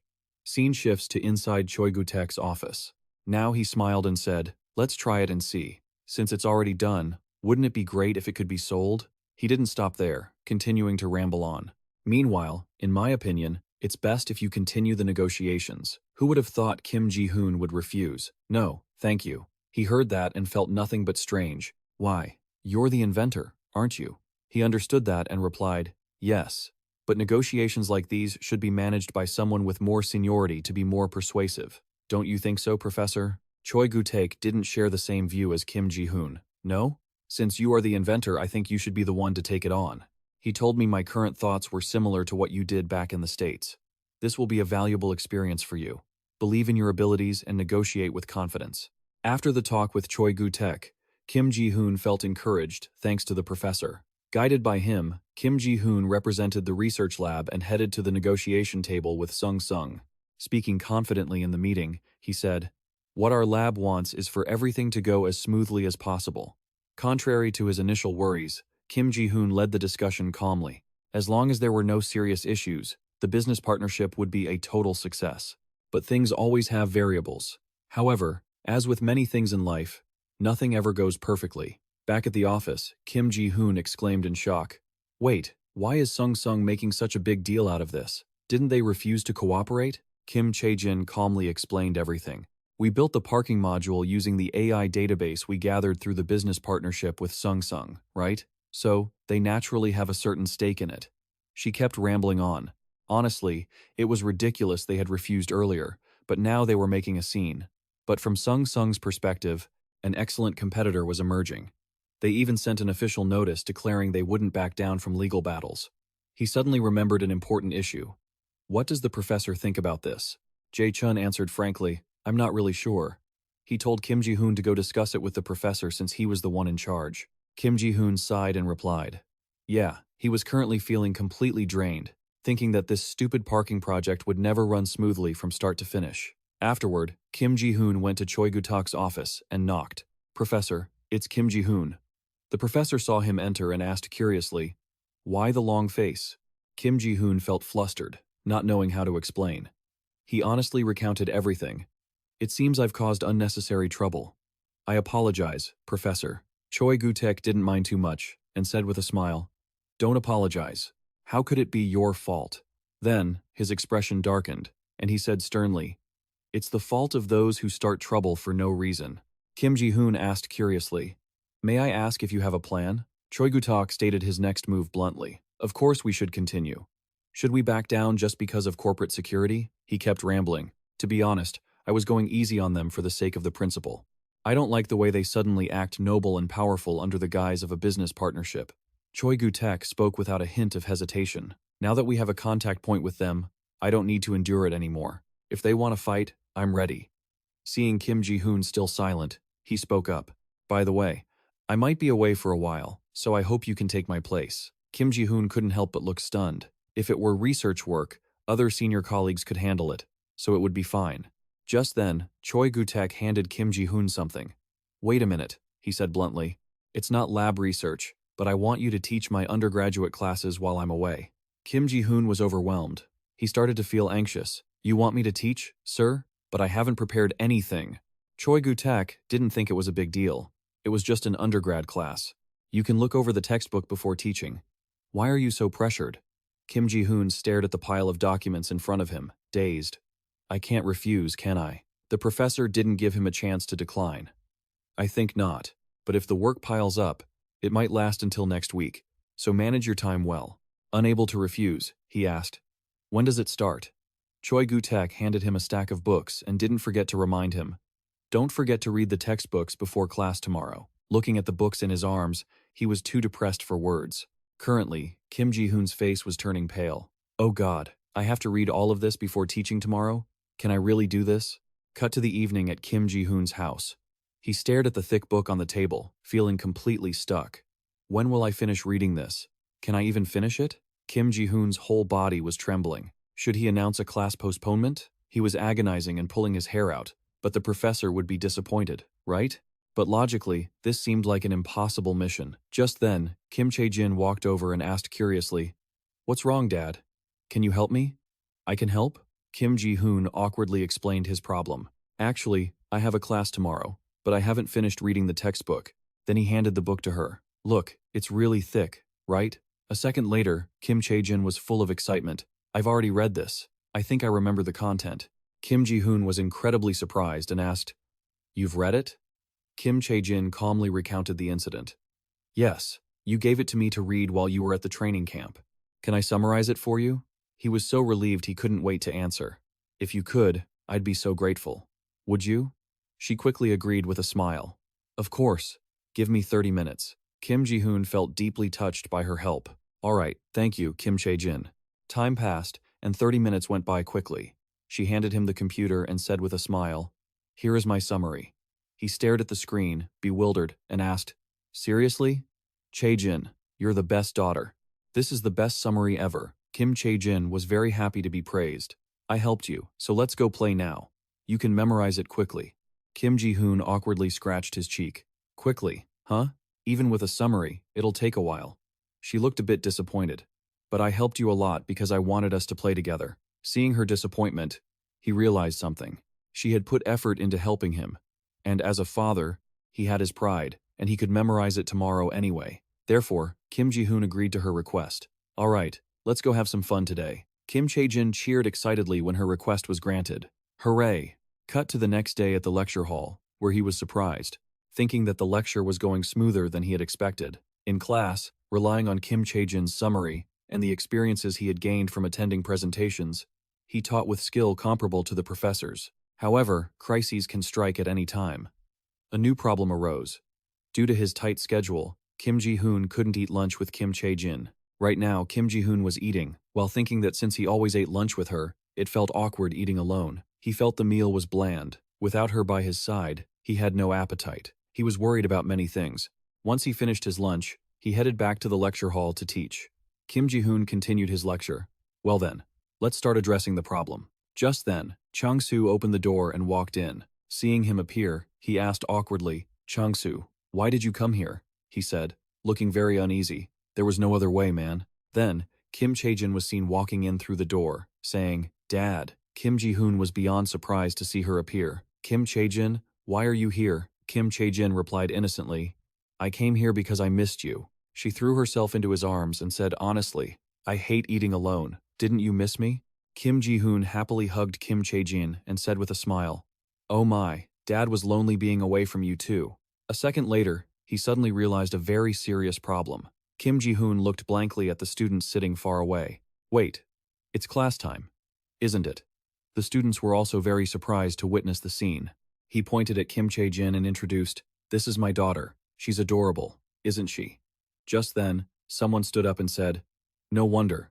The teacher looked familiar. A female student realized something and asked, is the teaching assistant Yoo-jin Dong-ho, the father of the famous Kim Chae-jin? The girl sitting next to her couldn't help but exclaim, that's so cool. Then, the people below started whispering, I've never met her in person before. She's so pretty. And the dad is handsome too. People say genetics determine your looks, right? Kim Ji-hoon heard that and thought, I still have to finish the lecture. So, he said to Kim Chae-jin, who was nearby, Kim Chae-jin, you're distracting the whole class. Why don't you go outside with Chung-soo? She immediately denied it. Not at all. We're fine. She's not a bother in the slightest. Kim Ji-hoon had no choice but to instruct her. Then why don't you take that empty seat over there? Kim Chae-jin obeyed him and replied with a smile, yay.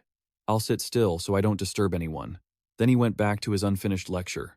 Now, let's get back to work. You have until exactly 4 o'clock to submit your assignments. If you finish before then and score above passing, you're free to go. Just then, the little girl made a suggestion to Kim Ji-hoon. Daddy, I want to solve the problems too. Following Kim Chae-jin's wish, he handed her some paper. Here you go. The student sitting next to them looked on in confusion. Can that kid really solve these problems? The student sitting beside her quickly replied, don't you know? She's a famous genius at Professor Choi Gu-taek's research lab. They kept whispering excitedly, but I still couldn't believe it. Just wait and see. Before long, Yoo-jin Dong-ho pointed out that it was exactly 4 o'clock. Kim Chae-jin quickly handed her paper to Kim Ji-hoon and said, Daddy, I'm all done. She couldn't help but urge him, check my answers. He reviewed Kim Chae-jin's work and told her they were all correct, praising her for doing a great job. She was thrilled to hear that. I got a compliment. Just then, the female student submitted her assignment to Kim Ji-hoon. Professor, I'm finished. Seeing this, he smiled and said, please, hand it over. Kim Ji-hoon reviewed her work and reached a conclusion. Your score is above passing, so if you leave quietly and don't disturb the others, you're free to go. He noticed the student hadn't left yet, and asked curiously, is something wrong? She couldn't help but ask, did Kim Chae-jin really get everything right? Are you joking, Professor? Hearing that, Kim Ji-hoon showed the student the paper, which left her stunned. The student turned pale, muttering to herself, no way she got them all right. A 7-year-old solved all the questions, and yet a university student couldn't. Seeing her reaction, Kim Ji-hoon tried to reassure her, don't be too discouraged. Your score was high too. As a free spirit, he silently thought that mere mortals couldn't compete with a genius, and there was no use trying to gain anything from it. As time passed, at Choi Gu-taek's office, Kim Chae-jin was quite surprised to see him appear. Professor, you're back early. At that moment, Choi Gu-taek curiously asked, so, nothing happened while I was away, right? He saw her reply straightforwardly. If anything had happened, I would have contacted you immediately. How did everything go? He stepped forward and whispered to Jae-chun, who was stunned to learn the truth. Is that really true? Jae-chun continued to recount what had happened. Yes, if it weren't for him, I would have been going around arguing with people all day. Then, Choi Gu-taek suggested, could you ask Kim to come to my office? I want to make the announcement as soon as possible. A moment later, he asked Kim Ji-hoon curiously, how was the class? Did you have fun? He spoke honestly about his experience. Well, it was challenging, but it was hard. I mean, it was interesting. Choi Gu-taek couldn't help but laugh. That's a professor's job to always keep moving forward despite the difficulties. Kim Ji-hoon realized an important issue. But you came back earlier than expected. How did it go? He saw him speak with utmost confidence. Trust me, the number of people I've met to solve this problem is countless. And among them, a friend of mine, who happens to be the head of the Ministry of Science and Technology, was a huge help. He was stunned and asked back, really? Choi Gu-taek patiently explained it to Kim Ji-hoon. That friend has deep knowledge of our project and is the perfect person to communicate our intentions to the people in power. He asked him pointedly, so, I mean, who do you think knows about this? Kim Ji-hoon considered the information and guessed, the Minister of Science and ICT? If that's not right, please give me another hint. Higher than that, he said innocently, offering his next guess. Then, The Prime Minister? To his surprise, the man just shook his head. Higher still. Kim Ji-hoon began to feel a sense of dread. It couldn't be. President Ha? The scene shifted to Kim Ji-hoon's pale face as he stammered, "Sir, are you talking about the president?" He took a sip of water and smiled kindly. "That's right. Our project has reached the president's ears." Kim Ji-hoon jumped, stammering in shock. The president?" Choi Gu-taek lowered his head and took another sip. "As you know, the current president is very interested in the Fourth Industrial Revolution, right?" He looked at the water in his glass as he spoke. When he heard that our research institute is leading the Fourth Industrial Revolution, he decided to support us instead of Sung Moto. He braced his hand on his chin, his eyes crinkling reassuringly. "In short, the problem is solved. Don't worry. Just keep going with the project." Kim Ji-hoon felt an overwhelming sense of relief wash over him. "Yes, I understand," he thought to himself. What a relief. The biggest obstacle is finally gone. The scene shifted to a high-rise building glowing in the night. Now that the issue with Shin Sung was resolved, the negotiations with them had gone smoothly and come to an end. Conversations could be heard inside the cozy room. "So, the electric cars produced by the company will use the technology you developed, but not right away. It'll take a few more years." Kim Chae-jin enjoyed the head pats while complaining slightly. "Well, at least everything worked out in the end. You've been so busy, Dad, and you're always home late." Kim Ji-hoon gave a wry smile, rubbed her head, and promised, "I'm sorry I haven't been able to play with you much lately. Starting today, let's have some fun." Kim Ji-hoon opened his eyes wide and looked down at Kim Chae-jin, asking, "So, what do you want to play today?" The girl answered happily and directly, "I'll do whatever you want, Dad." He paused for a few seconds, looking down at Kim Chae-jin with a puzzled expression. "Really? This is a rare chance to have some fun, you know. Wouldn't it be more fun to choose what you want?" Kim Chae-jin joked, raising her hand to make her point. "Doing it with Dad is what makes it fun." He happily indulged her and then made a suggestion. "Is that so? Then let's read some books together." Kim Chae-jin didn't hesitate and replied promptly, "Yes, I want to read too." Kim Ji-hoon turned to the bookshelf and looked at her as he spoke. "Dad is going to read some novels. But what about you, Kim Chae-jin?" Kim Chae-jin searched through the books, undecided. A moment later, she picked one up, leaving him truly surprised. "I want to read this." Kim Ji-hoon looked at the book cover and thought to himself, "My daughter is reading a foreign scientific journal, while I'm just reading a novel. Sorry, Dad." He closed his eyes tight, trying to reassure himself. "No, it's because Kim Chae-jin is a genius. If I had a daughter as tall as Kim Chae-jin, reading journals at this age is no big deal." After thinking for a while, he relaxed and laid back, scrolling through his phone while lying down. But reading scientific journals in his free time felt like an insult to his lifestyle. As he was scrolling, something unexpected happened that made Kim Ji-hoon blurt out, "What is this?" He stared at the bright red strike-throughs on the screen and analyzed the situation. "Out of the 60 novels I'm following, 47 have been discontinued, and the remaining 13 aren't even being translated properly." Kim Ji-hoon sighed deeply, turning to his side with a slumped expression. "Well, that's it for my precious free time." Kim Chae-jin couldn't help but jump up and ask, "Dad, what's wrong? Is something the matter?" He replied, his voice unable to hide his disappointment. "All the novels I read have stopped updating, so there's nothing left to read. How long have I been waiting for this?" She touched his arm with her small, delicate finger, curious. "Why are you so worried?" Kim Chae-jin shook Kim Ji-hoon and smiled, offering a solution. "If there's nothing to read, why don't you just write it yourself?" Kim Ji-hoon sat up, looking at her with his dark circled eyes, and spoke up. "Write it myself?" "Yes." Kim Chae-jin looked straight into his eyes and replied, "You can write well if you try hard enough." Kim Ji-hoon heard this and could only squint with a wry smile. "You give me too much credit. Creativity is for talented people." Cutting to the present, he looked exhausted as he heard the suggestion.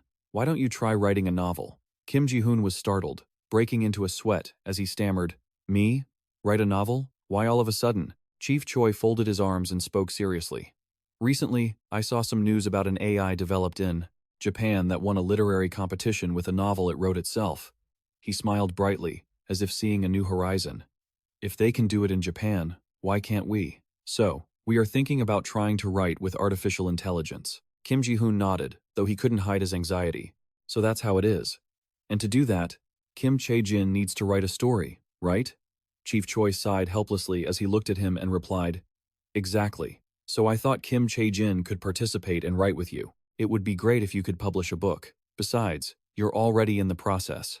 Kim Ji-hoon nervously voiced his concern. "But I don't have a knack for writing. Will it really work? The chief softened his tone to reassure him. The process is the most important part. Without going through that process, the AI won't be finished. Choi Gu-tek crossed his arms and squinted slightly. So, don't pressure yourself to write something amazing. Just feel free to write the story you want to tell. The sky shifted to a quiet, silent night. Kim Ji-hoon looked at the blank screen, struggling to rack his brain. Even though I said I'd try, I have no idea what to write. Kim Chae-jin approached with a curious look. Dad? What are you doing? He was startled, turned to her, and spoke. I'm planning to write a novel. As Kim Chae-jin suggested. Do you want to write it with me? She excitedly raised her hand, signaling she was ready. Yes, I want to write with you. He looked at Kim Chae-jin warmly and asked softly, All right, what genre do you want to write? Her voice rang out, full of determination. Fantasy. I want to write a fantasy novel. Kim Ji-hoon couldn't believe his ears and asked again. Really? Didn't you once say fantasy novels were boring? Kim Chae-jin excitedly placed her hand on her chest and clearly explained the reason. Yes, that's exactly why I want to write one myself. I'll show you a real fantasy novel where dreams and illusions become reality. Kim Ji-hoon leaned down to look at her, squinting with a smile. All right then, I'm really looking forward to it. Kim Chae-jin stroked her chin, looking at him. What about you, Dad? What are you going to write? Kim Ji-hoon looked at her typing away and suggested, I haven't really thought it through, so I'm not sure yet. Can you give me a suggestion? After typing for a while, Kim Chae-jin presented the result to him, her eyes filled with anticipation. How about a romance novel? A romance novel? She showed him a few stories like that and offered the idea. I've never read that genre before. Do you think I can write it? You could write a story about you and Mom. Kim Ji-hoon stroked his chin, looking off into the distance, thinking about a story involving himself and Yoo Ji-na. That's a great idea. Teen romance is always a popular topic. A moment later, he said to her, Thanks, Kim Chae-jin. You've given me a wonderful idea. Let's start writing. Kim Chae-jin happily wished him well. Yes, good luck, Dad. Kim Ji-hoon excitedly moved his hands across the keyboard without stopping. Great. The premise is set. Our first meeting, our first kiss, our first trip, I can focus on these 3 points. He smiled to himself as he typed, feeling old memories washing over him. I first met Yoo Ji-na in the 6th grade of elementary school. We became close when we took turns being the class president. Kim Ji-hoon's hands hit the keys, making a continuous clacking sound. We went to the same middle school and high school. She was smart and popular, so I often felt jealous of her. The image of that day, the day Yoo Ji-na took the initiative to kiss him, flashed back. It's too late, Kim Ji-hoon. Without realizing when he started typing, Kim Ji-hoon thought of her. I miss you. He stared at the computer screen, wondering, I wonder how you're doing.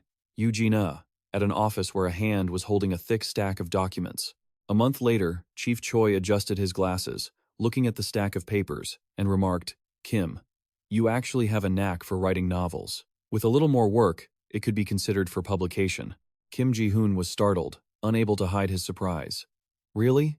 Thank you very much, he said, seriously. I'm not just giving you empty praise. We should add your novel, along with Kim Chae-jin's, to the database. Even though he didn't show much on the outside, his heart was blooming. I never thought my work would be recognized, but after being praised, my motivation to create has skyrocketed. He smiled happily, thinking, writing is more interesting than I thought. If that's the case, should I try writing something else? Kim Ji-hoon typed rapidly, his mind beginning to sketch out a new vision. After being praised by Professor Choi, Kim Ji-hoon immediately began working on his second novel. He wondered if he would be praised again. This time, I'll challenge myself to write the kind of web novel I actually enjoy reading. He stroked his chin, eyes squeezed shut, deep in thought about his upcoming masterpiece. Regression is the trend right now, so I'll combine punishment and regression in my story. Kim Ji-hoon placed his hands on the keyboard, ready for a new idea titled The Return of the Toxic Raider. Suddenly, he jumped, realizing something. Even the opening lines already feel like a masterpiece. Kim Ji-hoon stared at the screen, wondering, what if it immediately became a bestseller as soon as it's published? The Return of the Toxic Raider, Chapter 1. I used to be a third-rate failed raider. Why don't I try becoming a novelist? In South Korea, misconceptions aren't restricted, so Kim Ji-hoon immersed himself in them without restraint. After a while, he finished the final passage. This was definitely the dragon raid he participated in last year. To be continued done. Kim Ji-hoon excitedly looked at his new chapter and grinned. The first chapter went smoother than expected. Should I post it on the site? His cursor moved to the register button. He couldn't believe his eyes and said happily, I posted it. Kim Ji-hoon glanced to the side, wondering, How many readers would this story have in the future? What if it appeared on the newcomer bestseller list from the very first chapter? He sat and waited for a long time before clicking the button to check the view count. 10 minutes later, 5 views. Kim Ji-hoon continued to wait patiently, then refreshed it. 30 minutes later, 5 views. He stared at the view count in disbelief. No way? How is there still only one reader? Why? Kim Ji-hoon squeezed his eyes shut, trying to justify it. No. It must be because people these days only read stories with many chapters. If I post a few more, I'll definitely get a response. He looked at the screen and told himself, don't give up, just keep writing. Kim Chae-jin, lying down reading a book, saw him like this, and couldn't help but think to herself. Kim Ji-hoon didn't give up, and continued racking his brain. However, even though he tried to self-hypnotize, no one left a comment or even clicked on Kim Ji-hoon's story.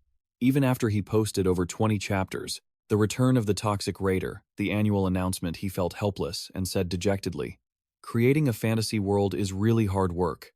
I underestimated it after getting praised for my first novel. Kim Ji-hoon stretched his arms back, sighing and reminding himself, I should treat this as a good experience. Now, just focus on working hard. Suddenly, something made his eyes widen in surprise. Kim Ji-hoon looked at the screen, where a comment was clearly visible, and blurted out, a comment? I've been following your work, and I'm a little disappointed. Personally, I think you've misjudged the direction of the story. Don't you think you should find inspiration in a more familiar place? He lowered his head, stroking his chin, and thought, find inspiration in a familiar place? That's useful advice. My previous novel was based on my own experiences too. Suddenly, the adorable image of Kim Chae-jin appeared in his mind. If I look for something familiar to me right now, something extraordinary. Suddenly, Kim Ji-hoon seemed to remember something and slapped his hands together. It was right under my nose. Maybe there's a fantasy entity right next to me? After that, he came up with a new title. Great! My daughter is a fallen angel. I can write this well. Behind him, Kim Chae-jin approached and looked up, asking, Dad, is your novel still going well? Kim Ji-hoon smiled, rubbed her head, and replied, Today, Dad got some advice from a reader, so I'm thinking about writing a new novel based on the story of Kim Chae-jin and me. Kim Chae-jin was delighted, her face unable to hide her excitement. So, will you and I be the main characters? I'm looking forward to reading it. Kim Ji-hoon looked at the smiling girl and asked, How is your novel? Is it almost done? Kim Chae-jin happily replied, Yes, I just finished it, so I want to show you. It's a fantasy novel. He looked at the stack of papers she handed him and said, Writing a fantasy novel must be very difficult. You're so talented. Let's see. The title is... Kim Ji-hoon looked at the prominent letters, puzzled. The Mysterious Bone Selecting the Golden Apple? What does that mean? The Mysterious Bone, Selecting the Golden Apple, written by Kim Chae-jin. The girl giggled, acting mysterious. You'll understand when you read it. Kim Chae-jin pointed at him and said, But promise me, you won't show it to anyone else before you finish reading it. You're the first one. Kim Ji-hoon smiled brightly and agreed to her wish. All right. Can I start reading now? Images of ancient, mist-covered mountains appeared. In the beginning, God created the world. People in ancient robes appeared. God created humans as his manifestations, and humans ruled the earth with prophetic power. When humans wanted rivers to appear in the desert, roads emerged in the middle of the ocean. Dry and barren fields became fertile. Crops grew on barren land, and water gushed from stone. On earth, humans were the supreme beings and feared nothing. Scenes of soldiers in armor, holding sharp weapons, appeared. As the prophetic power grew stronger, so did human greed. Finally, they rebelled against God, and a gentle hand pointed at them in punishment. Furious, God stripped the rebels of their prophetic power. From that moment on, humans became weak and helpless. Images of those people with twisted smiles appeared. Even so, those who stood by God could still use prophetic power. They mocked those who couldn't use the power, and to distinguish themselves from humans, they called themselves dragons. A group of people kowtowing to a pile of glittering gold appeared. The dragon race began to rule humanity by using the power of the dragon. All prosperity on Earth was in the hands of the dragon race. Humanity fought fiercely and pledged loyalty to the dragon race to receive. Then, the image of something pitch black appeared. Then one day, God left a message for the dragon race and disappeared. I will go to a very distant place.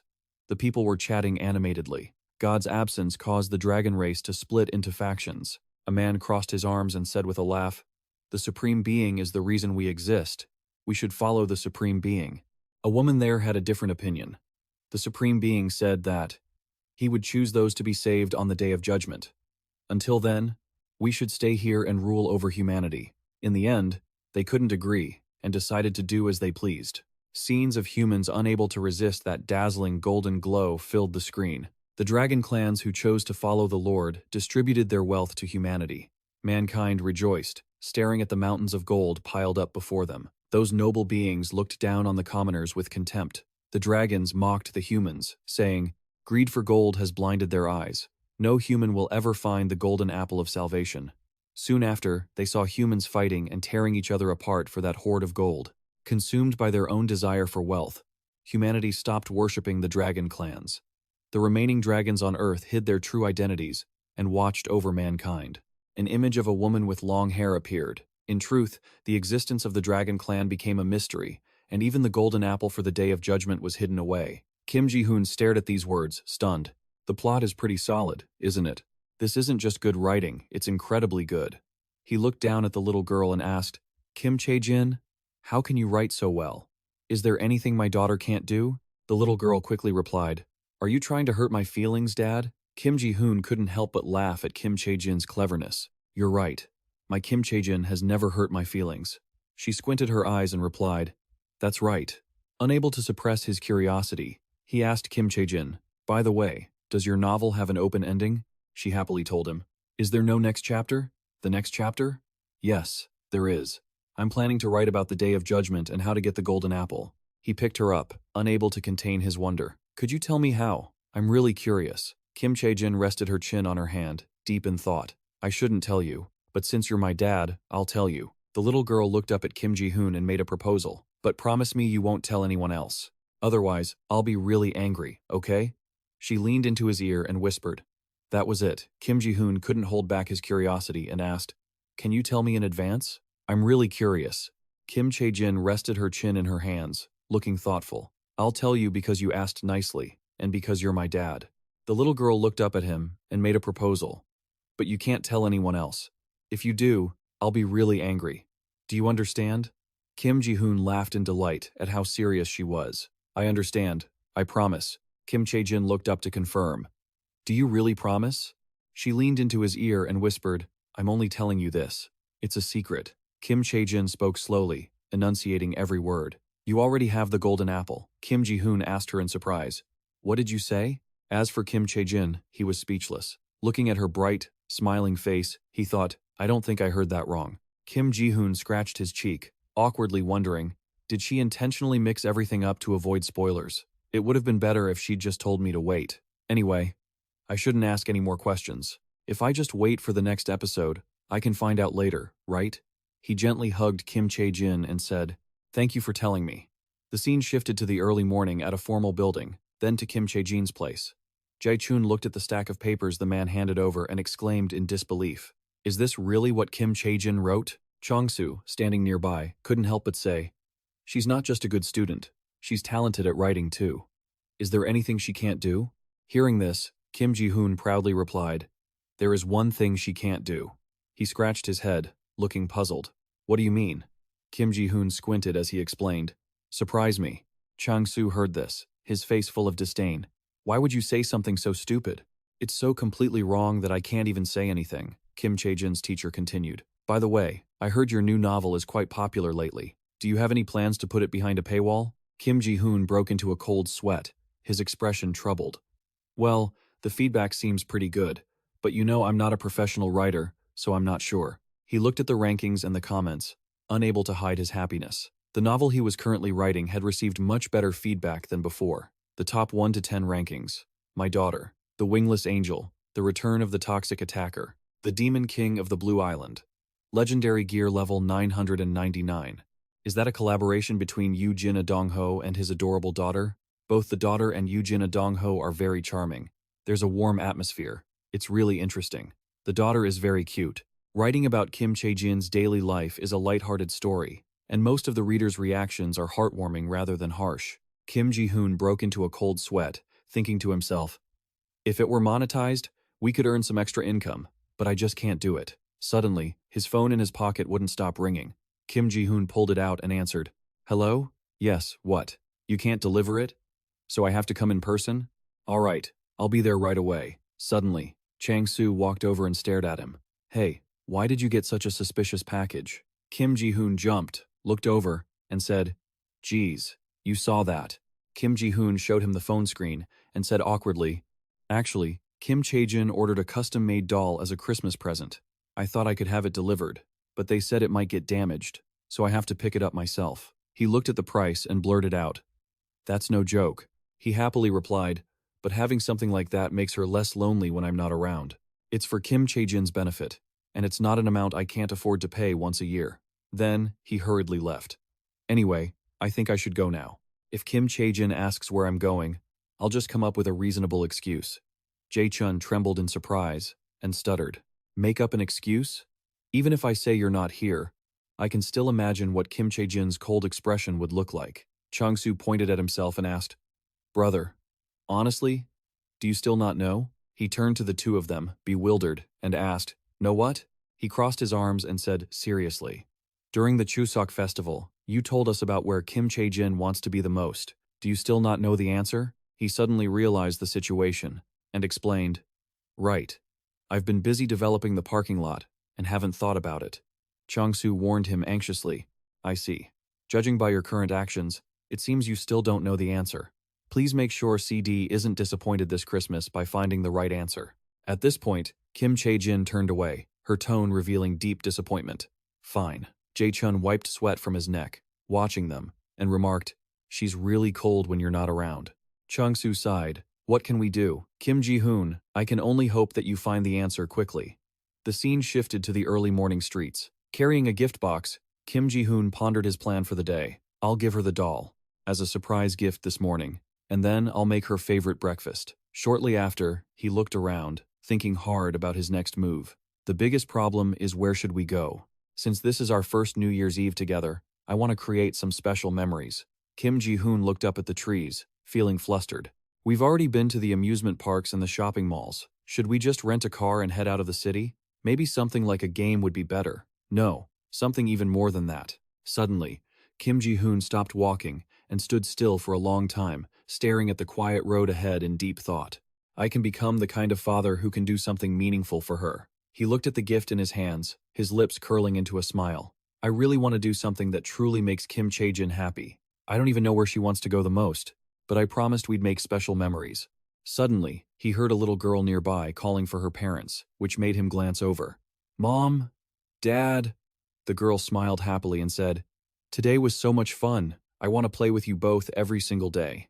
Kim Ji-hoon watched their retreating backs without a word, unable to stop thinking about little Kim Chae-jin at home. Kim Chae-jin, if it's with me, I know you'll be happy no matter what. Kim Ji-hoon seemed to have an epiphany. I understand now. The scene shifted to the morning. On her special day, Kim Chae-jin happily received an exquisite doll. Is this gift for me? It's so beautiful and cute. He leaned in close and smiled brightly. If my daughter likes it, then I'm happy too. She planted a soft kiss on his cheek. Thank you, Dad. Immediately after, Kim Ji-hoon stood up. Stay here and play with your doll while Dad finishes washing up and prepares dinner. Okay? She happily agreed. Okay. Kim Chae-jin forced a smile while clutching the doll tightly. As soon as she was sure he had left, she sighed. Dad struggled so much to prepare this, I didn't really need a gift. Why doesn't he understand how I feel? She flopped onto the bed and complained. The thing I wanted most was something else entirely. Kim Chae-jin sat up, looked at the doll, and muttered, Mom was right. Just as I thought. Men just can't understand a woman's heart. She looked at the doll in front of her and urged it, Wake up. Suddenly, the doll's eyes snapped open. It jumped down and bowed respectfully. Master, please give me a name. The girl was stunned. A name? Kim Chae-jin looked around the room, thinking, when suddenly her eyes fell on a book. All right. She looked at the doll and spoke up. Oyana. From now on, your name is Oyana. The scene shifted, with Kim Chae-jin crossing her arms and looking down at Oyana to give instructions. I'll tell you what you need to do now.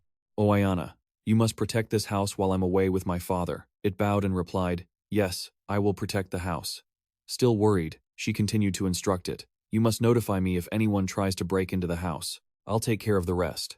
Kim Chae-jin peered down at it and asked, You also have to act like a doll whenever we're home, got it? Oyana replied emotionlessly.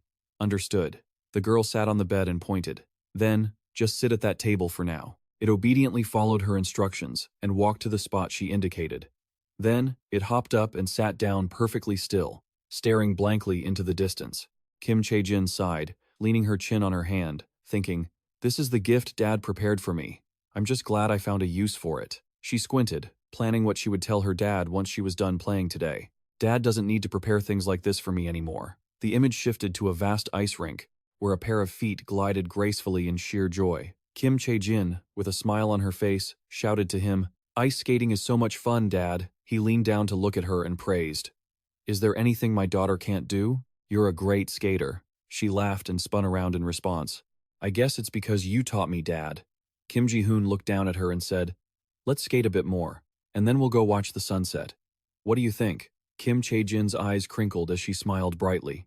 "Yes, I'd love that." She turned around and continued skating, fully enjoying the moment. "I'm so excited. It's just like what I imagined. It's so beautiful." He watched her happy figure in silence, not saying a word. Kim Ji-hoon looked at Kim Chae-jin's radiant expression. It was exactly what he had imagined. The scene shifted to the evening by a river. Kim Chae-jin looked at a reindeer glowing with a dazzling golden light and exclaimed, "It's so beautiful." Kim Ji-hoon looked down at her and asked, "Do you like it, Kim Chae-jin?"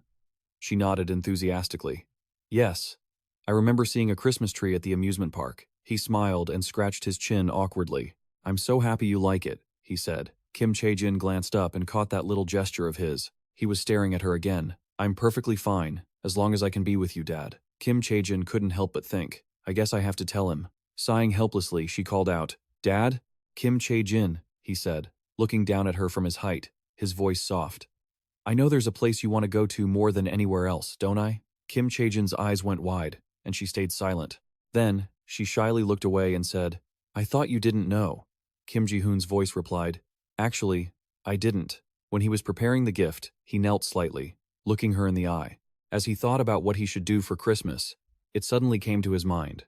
Kim Chae-jin had said she would like anything as long as she did it with him. Kim Ji-hoon grinned, opening up about his feelings. "I'm so happy I guessed right. I was feeling pretty shy and insecure about it." Kim Chae-jin immediately rushed over and said, "All right, promise me one thing." He looked down at her, wondering what she wanted him to promise. Kim Chae-jin looked up at him with a smile. "I just hope you won't worry so much about me from now on. Just being with you is enough for me." Kim Ji-hoon squinted slightly, looking at Kim Chae-jin with deep affection. "All right," he said, gently patting her head. "I won't worry about the future so much anymore." He smiled a happy smile and hugged her. He loved being with her too. The scene shifted to a ski resort after a year full of events. As a new year arrived, footsteps approached. Kim Ji-hoon had come to the ski resort with his colleagues from the research center to celebrate the new year. Someone spoke up, "I'm really happy to be riding a snowboard after such a long time." Chang-soo looked at everyone and said, "We won't be able to go together once we start our professional research. So, let's have as much fun as possible today." Kim Chae-jin beamed excitedly. "Yes, I'm so happy." Kim Ji-hoon struggled to get onto the snowboard. Worried, he asked, "I can do this, right? I'm not really used to these boards." The other person looked at him reassuringly. "You'll be fine. Besides, you're an athlete, aren't you? Don't worry too much. You won't even get hurt if you fall." Kim Ji-hoon turned back, looked at her smiling face, and cautioned her, "Kim Chae-jin, I'm going first." "Be careful," Kim Chae-jin replied quickly. "Understood." He then took off. Kim Ji-hoon glided along, feeling refreshed, but deep down, he was nervous. "It's fun, but it feels faster than I thought." He then gently came to a stop. Kim Ji-hoon turned his head to tell her, "Be careful and follow me." Suddenly, a figure zoomed past him. It was Kim Chae-jin, riding fearlessly. She reached the finish line, raised her hands, and shouted, "I got here first. Dad, hurry up." Seeing that, his perspective changed immediately. He didn't need to worry about her after all. Kim Ji-hoon pushed up his glasses and praised her. "Kim Chae-jin, you're even better than me. Have you done this before?" She replied happily, "I played with someone before. Dad, you taught me how to ice skate last time, so this time I'll teach you." He laughed and went along with it. "All right, I'll be counting on you." Kim Chae-jin looked up and suggested, "Let's go over there." Suddenly, a voice made him turn around. "Excuse me." A woman named Hannah approached and asked, "Are you the father and daughter from the Healing Gift Show?" Kim Ji-hoon shyly scratched his head and admitted, "That's right. I thought that was popular a year ago. But you still remember us?" She covered her mouth and replied, "That's something you just can't forget." Hannah rubbed her neck and said, "I really wanted to get in touch with you back then, but I couldn't. I think it's really lucky that we met here." Suddenly, She held out a piece of paper, leaving him confused. She introduced herself. I'm Kang Hana, the head of the casting team for new actors. I'd like to represent your daughter at our agency. What do you think? Kim Ji-hoon was startled and confused. Ina? Kim Chae-jin looked at him and asked, Dad, what's Ina? Hannah leaned down slightly and explained to her gently, Ina is an entertainment company with famous actors like Kang Pi-dada and Na Hu-yen. You could become an actress like them if you join our company and get proper training. Kim Chae-jin listened, looking puzzled. What do you think? Do you want to be an actress? Kim Ji-hoon looked at her as she rubbed her chin, pondering. Is she really wanting to become an actress? This is the girl who didn't want to do anything if it wasn't with me. He narrowed his eyes, his mind racing with worries. Besides, I have to talk about this offer before I get into trouble with her. Kim Chae-jin smiled brightly and said, I really like the idea, but I can't give you an answer right now. I want some time to think about this offer. I will contact the agency later through my father. Back to that day, that night at the resort, the girl on TV protested. I don't like this. You've really gone too far this time. Kim Chae-jin snacked on chips and praised, she's such a good actress. In Kim Ji-hoon's head, the image of Kim Chae-jin from that day appeared. I like the idea, but I can't give you an answer yet. I will ask my dad to contact the company later. He looked away, thinking, I thought she didn't want to do anything without me. Now, I can't help but feel sad that she's found something she wants to do that doesn't involve me. Kim Ji-hoon tried to brush that thought away, covering his head with both hands. No, what's wrong with me? It's a good thing she's becoming independent. But why is my heart beating so strangely? He hit the bed with his hands, tormented. I can't hold it in anymore. I have to ask her. Kim Ji-hoon turned to her and asked softly, Kim Chae-jin, do you really want to be on TV? Kim Chae-jin looked up and answered honestly, I guess so. Hearing her words, he felt a sting in his heart. But appearing on TV is something only you can do, Dad. You used to say that doing things without you wouldn't be fun at all, Kim Ji-hoon hurriedly explained, while Kim Chae-jin was still snacking. Of course, I support you completely. It's just I felt like you didn't want to be with me anymore. She immediately laughed and teased, hitting his arm playfully. I don't want to be away from you, Dad. Kim Ji-hoon felt relieved and scratched his neck awkwardly. Really? Then why do you want to be on TV? Kim Chae-jin's eyes sparkled as she looked at him. Why? Do you really want to know why? If you're that curious, maybe you should try to guess like last time? Kim Ji-hoon held his hands up in front of her and said, No, Kim Chae-jin, it's okay. I'll support you no matter what. He wrapped his arms around her and spoke gently. You won't do anything bad or dangerous, right? I'll trust you and wait. Suddenly, she looked up at him, saying nothing. Then, she poked Kim Ji-hoon's belly with her finger and asked, Daddy, are you being too lazy to guess? He was startled and hurriedly denied it. No way! Kim Chae-jin stared straight into his eyes. Tell me the truth, Daddy. Kim Ji-hoon tried to act calm and said, It's not that. I'm just really concerned about you. Even though things are still very complicated, the bond between us can't be affected, right? At a quiet apartment complex, after returning from the resort, Kim Ji-hoon was contacted by an editor. From inside the room, a voice called out, Kim Chae-jin, look at this. Kim Chae-jin ran over and asked, What is it, Daddy? Kim Ji-hoon was sweating as he stared at the screen and said, The novel you uploaded online the other day, an editor wants to publish it. Kim Chae-jin looked closely, her tone unable to hide her excitement. Really? I never thought about that. An invitation for a meeting at the Kai Book Publishing House. Hello, author. I am Kim Kyung-seok, editor-in-chief of the publishing department. The hidden layers of your novel have captivated the Golden Apple editorial team. I will send you an email. Really? Can Daddy handle it yourself? The little girl smiled brightly, looking excited as she asked, I'll do whatever you say, Daddy. Daddy, do you want Kim Chae-jin's novel to be published as a book? He squinted and smiled, patting her head. Of course. My daughter's novel is amazing. Kim Ji-hoon then turned serious and typed on the keyboard, lost in thought. I'm not just saying that because she's the one who wrote it. Objectively speaking, the novel is very well written. If others read it, it would surely be a masterpiece. Then, the editor replied, which surprised him. He replied, quickly, Huh? Kim Ji-hoon rubbed his chin, looking at the screen to evaluate. Thank you for accepting the offer. Although the author's draft is quite complete, the email contained content asking if he would like the novel to be reviewed to get it ready for the market. He turned to look at the little girl and spoke, Kim Chae-jin. They said the novel needs to be reviewed before publication. Kim Chae-jin crossed her arms and shook her head. No, if I have to change it, I won't publish it. Kim Ji-hoon lowered his head, suddenly remembering. Right, she won't agree to publish if it has to be edited. Is there any way to publish it without changing anything? Kim Chae-jin placed her hand on the mouse to move it. He says my novel doesn't fit the Korean market. She looked at the screen, unable to help but wonder, if that's the case, why don't we publish it in the overseas market? Kim Ji-hoon looked at her in amazement. Overseas? That means it would have to be translated, right? Kim Chae-jin lifted her head confidently to answer his question. Actually, it was originally written in English and then translated into Korean, so that doesn't really matter. She put her hands on her hips and asked arrogantly, Kim Chae-jin is the best, right? Kim Ji-hoon nodded helplessly. For sure. That made him recall his own past. Back then, at her age, I was still playing around without a care in the world. He smiled, returned to his original position and said, Anyway, if the original was written in English, all we need to do is find a way to publish it. Daddy will find a way for you. Kim Ji-hoon searched a website and discussed it with her. This platform is encouraging self-publishing. Oh, lately, many authors often publish books online first, so I think we should start that way. Kim Chae-jin happily raised her hand. I'll draw the cover myself. Uncle Tae-san taught me how to use Photoshop a while back. He looked toward where she was sitting. Is that so? Shall we get started then? She cut him off, turning around to brainstorm. Wait, let me sketch it out first. Kim Ji-hoon looked at Kim Chae-jin with overwhelming pride, his face beaming with happiness. His daughter was truly talented in every way. Was she a reincarnated Da Vinci or something? A moment later, Kim Chae-jin had quickly finished a sketch. It's done. Is this okay, Dad? Kim Ji-hoon looked at the drawing and showered her with praise. This is incredible. You're so good at this, Chae-jin.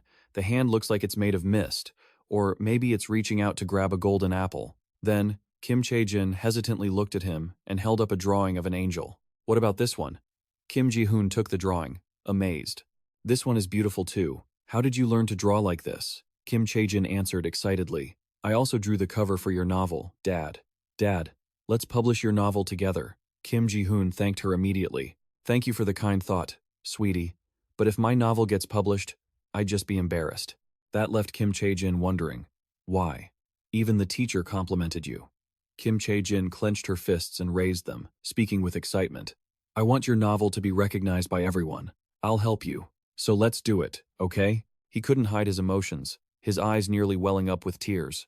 Kim Ji-hoon happily replied, Thank you, Chae-jin. Dad is so happy. Scene changed to a room. A while later, Kim Chae-jin chatted cheerfully. Kim Ji-hoon, I heard you're doing really well on Yang-oh. He continued, Kim Chae-jin's novel is trending too, right? Kim Ji-hoon shyly scratched his neck and said, It's all thanks to Kim Chae-jin. She drew such a beautiful cover. Not to mention, Kim Chae-jin's novel was also very well written. He couldn't help but feel proud thinking about the two covers she drew. Honestly, when I was writing it, I didn't think it would be this popular. But many readers started reading the novel right after it was recommended on Yang-oh. Images of the revenue flooded his mind. We'll soon hit the $2,000 mark in our Yang-oh account. Kim Ji-hoon squinted, lost in thought, knowing it wouldn't count as real income until Yoojin Adongho withdrew it from the account. We have the right to access the military's administrative non-disclosure agreement. If I had known this would happen, I would have thought about publishing abroad from the start. Choi Gu-taek walked over, clapping and offering endless praise. Both Kim Ji-hoon and Kim Chae-jin have become such talented writers. Just as predicted, you were right about the novel, he replied shyly. Thank you. He smiled, his eyes slightly crinkling. I will always be grateful to you and Chae-jin. Good things have been happening in the city ever since you two arrived. Kim Ji-hoon, confused, stammered and asked what he meant. He replied slowly, Hayet is holding an opening ceremony for their research center, and our research center has been specially invited to the dinner. He couldn't help but ask, Does that mean they've noticed our research center? He nodded in confirmation. That's right. We will work even harder to prove the potential of our center. Kim Ji-hoon smiled at Kim Chae-jin and said, Since it's an opening ceremony, there will be lots of delicious food. Let's eat plenty and have a great time. She smiled excitedly. I'm really looking forward to that day. Scene shifts to late at night. Yoojin Ajong-seok glanced over and spoke. You've all worked hard. See you at the opening ceremony. The male employee replied, You've worked hard too, manager. He looked around, reflecting. The boss complimented me today too. Kim Ji-hoon must have liked me after our last presentation. Yoojin Ajong-seok couldn't help but remember Kim Ji-hoon's bright face. Come to think of it, he suddenly became much sharper, and he even started trending online. At this, he felt struck by lightning. Could he be an undercover heir to Hayet? That must be why he's so relaxed about his public debut. He looked at the pitch-black sky and thought, well, that's just one possibility. Regardless, Dong-ho fumbled with his tie. I will use him to my full advantage. To do that, I need to get close to Kim Ji-hoon from now on. The scene shifts to a large, luxurious opening ceremony. A server walked up and handed him a piece of paper, saying, Mr. Kim Ji-hoon, your attendance as an accompanying guest is confirmed. You can take this and head to the Crystal Hall. Kim Ji-hoon raised his hand to take it, thanking him. Kim Ji-hoon looked at the paper and said, What's this? There's a number on it. Let's draw for a prize later. A dapper man waved him over. Kim Ji-hoon, over here. He looked over and nodded. You guys are here so early. The man smiled at Kim Ji-hoon and said, Hello, this is my wife. He bowed low and greeted them politely. Hello, I am Kim Ji-hoon, and this is my daughter, Kim Chae-jin. She smiled and said, Hello, I've heard so much about you from my husband. She looked at the little girl and showered her with praise. When I saw you online, I thought you were pretty, but you're even more adorable in person. She squinted and smiled brightly. Thank you, ma'am. Suddenly, the loudspeaker blared, welcoming all the guests. The opening ceremony will begin shortly, so please settle into your seats with your name tags attached. A man slowly walked up to the podium. He stepped up, grabbed the mic, and began his speech. Hello, everyone. We, the Hayat Corporation, have taken a massive leap forward in the automotive manufacturing industry. And now, we would like to express our gratitude to the guests who have come to join us today. Kim Ji-hoon looked up, sweating and wondering. Isn't this the same CEO who gave the speech last year? Old memories flooded back. It felt like he was just at the press conference at the Heechee headquarters yesterday, but it had already been a year. Kim Ji-hoon's gaze unconsciously drifted to the side. I'm still living the life of a slave under Yoo-jin Dong-ho. I guess I have to finish my school life feeling this empty. He rubbed his chin, eyes closed, and sighed. Who could have predicted how life would turn out? Kim Chae-jin, confused, leaned over and asked quietly, Dad, why are you smiling? Kim Ji-hoon immediately put on a cheerful face. Dad just remembered the speech I gave last year. Thankfully, with your support, I was able to finish that presentation with confidence. She beamed. Lucky, right? I'll support you forever, Dad. He couldn't help but pinch Kim Chae-jin's cheek. My daughter is calling me her lucky charm. The man on stage was still speaking loudly. All right, we are planning to hold a small event for everyone who has brightened up this place. Right after he spoke, an image of a car appeared behind him.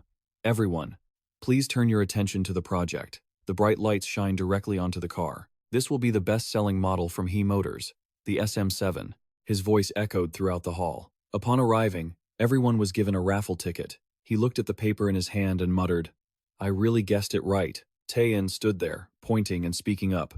The honorable guest who won the raffle. This car belongs to him now. The hall below erupted into a buzz of excited chatter.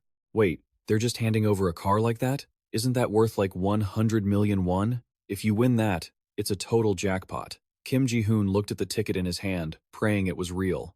If only it's true, then I can finally take Kim Chae-jin out for a ride. Kim Chae-jin was just as happy. Just thinking about it made her excited. She looked up at him, her eyes appearing surprisingly mature. Wait a second, Dad. Behind Kim Chae-jin, a lucky pink potion appeared. After Dad's birthday passes, I'm sure I'll win. The program screen switched to the winner announcement. Now, we will close the orders and proceed with the lucky draw. A hand reached into the bin. The prize this time is a trip to Europe, and the winner is Yoo-jin Jong-sok held up a paper, smiling as he announced, Number 16. Following number 18, we have another winner within 10 seconds. He stood up, shyly scratching his head. I just dreamed about winning, and now I actually won. He offered a quick congratulations. Kim Ji-hoon glanced at the man receiving his prize, secretly feeling a pang of jealousy. He clapped in congratulations, but inside, he was shedding tears. If only it had come a bit earlier or later, I missed it by just one number, 17. The host's voice boomed. And now, we move on to the long-awaited grand prize draw. The winner will be personally chosen by our CEO. He drew a piece of paper, opened it, and spoke. The winner is. As soon as Tae-in announced it, he couldn't sit still and jumped up. Meanwhile, the little girl remained calm, as if everything was going according to plan. Number 17. She couldn't help but look at him in surprise, asking, Mr. Kim Ji-hoon, you won? Kim Ji-hoon smiled faintly and replied, Yes, I need to head out for a moment, but I'll be right back. Kim Ji-hoon reached out to receive the hot-off-the-press prize. To the honorable guest who won the jackpot today, let's give him a big round of applause. He smiled brightly, but his mind hadn't caught up with the situation yet. He couldn't believe he had actually won the first prize. Tae-in looked at him, smiling as he asked, Have we met somewhere before? You look very familiar. Kim Ji-hoon broke into a sweat, looking at him as he explained, Last year, I visited the headquarters. I think you were launching a battery project.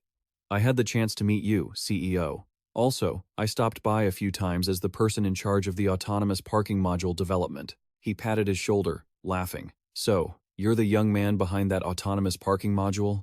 I saw it back then. Honestly, it's something I could never forget. He was surprised and confirmed. Really? Tae-in smiled faintly, his eyes narrowing. People I have a good gut feeling about usually have real talent. I'll be keeping an eye on you. Kim Ji-hoon nodded eagerly and bowed slightly. Thank you, sir. As he walked down, Yoo-jin Jung-sok opened his arms. Kim Chae-jin? We finally got a car. She ran over, excited.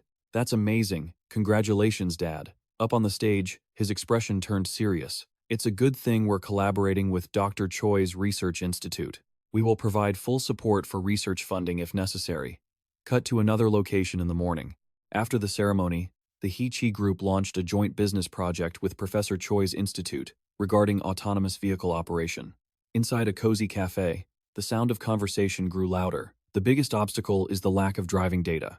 Currently, in Korea, only high-end sedans are equipped with the components to collect driving data. Kim Ji-hoon raised his hand to speak. On the contrary, the T-engine, which is a leader in the industry, has parts installed in all models and can store up to 1.6 million kilometers of data per day. We might need more time to reach that level. Yoo-jin Jung-sok looked at him and smiled, replying, Well, we aren't trying to build a self-driving car immediately. So let's take it slow. To solve the data source problem, I will ask the Ministry of Environment for permission to conduct a pilot test for autonomous vehicles. He held his cup, lowered his head, and asked, I believe Mr. Kim Ji-hoon has lectured on artificial intelligence before, right? He scratched his head, feeling awkward. Yes, that's correct. Yoo-jin Jung-sok picked up his hot tea and extended an invitation. We are planning to host a seminar on AI improvement, and I would like Mr. Kim Ji-hoon to be the lecturer. Kim Ji-hoon couldn't believe it and asked, A lecture? He laughed. Our group has high expectations for this project. He began to delve deeper into the issue. We intend to establish ourselves as the leader in the autonomous driving industry through television broadcasting. Think about the power that brand image holds in the market. Isn't that what we must do to secure future market share? He broke into a sweat, probing carefully. But if that's the goal, wouldn't advertising be more effective than a lecture? He replied seriously. Usually, yes. But sometimes, lectures are more effective. Suddenly, his words left him stunned, especially if the lecture is broadcast to the general public. Kim Ji-hoon couldn't help but be surprised by this. Public broadcasting? Kim Ji-hoon wiped his sweat, looked at Yoo-jin Jung-sok, and spoke. But if that's the goal, wouldn't those commercials be more effective than that presentation? He explained seriously. Usually, that would be true. However, presentations are often more impressive. Suddenly, he said something that left him stunned. Especially since it was being broadcast publicly, Kim Ji-hoon couldn't help but be surprised. Public media? Kim Ji-hoon asked, hesitantly placing his hand on the table. Does that mean you don't want me on TV? Yoo-jin Jung-sok spoke up calmly. We have to start with a lecture, right? My ultimate goal is for you to appear on a weekend variety show. Kim Ji-hoon pointed at himself, anxious. A variety show? But wouldn't my appearance backfire? He smiled reassuringly. Don't worry, we aren't asking for professional entertainment skills. I've already talked to the producer. We decided to focus on the topic of autonomous driving. Plus, I'll be there to help you out as a related expert. Kim Ji-hoon nodded. I see. But shouldn't the marketing team be in charge of things like this? He replied, That is true, but no matter how difficult it is, no one is as suitable as Kim Ji-hoon. Kim Ji-hoon was puzzled. A suitable candidate? I'm just an ordinary researcher. He sighed softly. Yes, there are plenty of other ordinary researchers. But then, Yoo-jin Jung-sok looked him in the eye and said, There is no one who looks like Kim Ji-hoon, a rival to the celebrities. Kim Ji-hoon was startled. Huh? He looked at the blushing Kim Ji-hoon and continued. The praise for your appearance has already spread through the company. The marketing team even wants to invite you to be a model. You possess a youthful and talented image, which is exactly what our company is looking for, Yoo-jin Jung-sok said, winking as he made his request. So I'm specifically asking you for a favor, Kim Ji-hoon. If things go smoothly, it will prove you aren't just ordinary. Kim Ji-hoon nervously scratched his head out of habit. But I'm already working with someone else right now. Won't I get kicked off the TV station? He spoke up to put him at ease. We'll take care of all the issues related to your team, so don't worry. Eugenia Jung-suk stared wide-eyed at Kim Ji-hoon, waiting for an answer. The rest is up to you. Will you give it a try? Kim Ji-hoon closed his eyes, his mind in a jumble. I'm a bit worried about appearing on public television, but if I appear on TV and gain more recognition, it will surely be useful for something. He thought for a long time. All right, let's give it a shot. Kim Ji-hoon looked at him and answered firmly. Sounds good. I'll do my best. The scene shifts to a house. A while later, at a hair salon, a voice suddenly exclaimed, Is this really me? Kim Ji-hoon couldn't believe how dapper he looked in the mirror. He truly couldn't believe it. Two hairdressers watched him, unable to stop complimenting him. It's all thanks to these beautiful designs. A little touch-up makes it look great, he said. I've never used a method like this before. It really surprised me. A woman with her hair in a high bun stepped forward. Truth be told, it's worth the price of a small car. The youthful and sophisticated look I wanted for work is finally here. He was startled and stammered, You mean it costs as much as a small car? She spoke as if reminding him, I didn't spend 10 million won on promotional costs, so don't worry too much. Kim Ji-hoon felt like crying. How could he not feel burdened? She turned to him and said, Anyway, we're out of time. Let's head straight to the studio. The host's voice rang out on the grand stage. Through device number 7, your car driving data will be accumulated. An AI-based autonomous driving mode built on massive data. Below, the audience was amazed.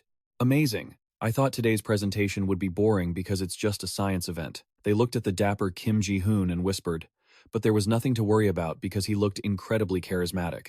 He stood above with a confident expression, saying, As major companies explore AI, it will become a deciding factor. The competitiveness of future businesses depends on things like autonomous driving. A woman looked at the screen and was surprised by the audience's reaction. Look at the audience's reaction, she gasped. I didn't expect much from this presentation, but it's going really smoothly, isn't it? The other person replied, If the footage looks good, it's definitely going to be a hot topic. Don't you think so? She looked at his expression on the big screen and said, I can't miss this opportunity. Take as many photos of him as possible. On the side, his performance finally ended. Kim Ji-hoon looked at everyone and said goodbye. Well then, my presentation ends here. He bowed slightly to show his sincerity. Kim Ji-hoon sighed with relief inwardly. It's finally over. It seems like the audience's reaction wasn't bad. The announcer came out and asked, That was an excellent presentation, wasn't it? He even added some humorous expressions.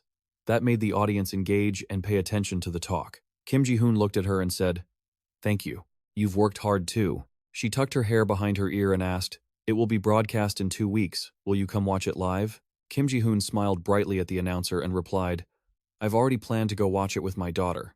She covered her mouth in surprise and asked, Your daughter? You're married? He nodded quickly and then said goodbye. Just for a short while. Well then, goodbye. She watched his retreating figure. For a moment, the announcer felt a sense of emptiness. It's a pity he's already married. He's my ideal type. Even though his personality was a bit strict, Kim Ji-hoon hummed as he brought his phone to his mouth.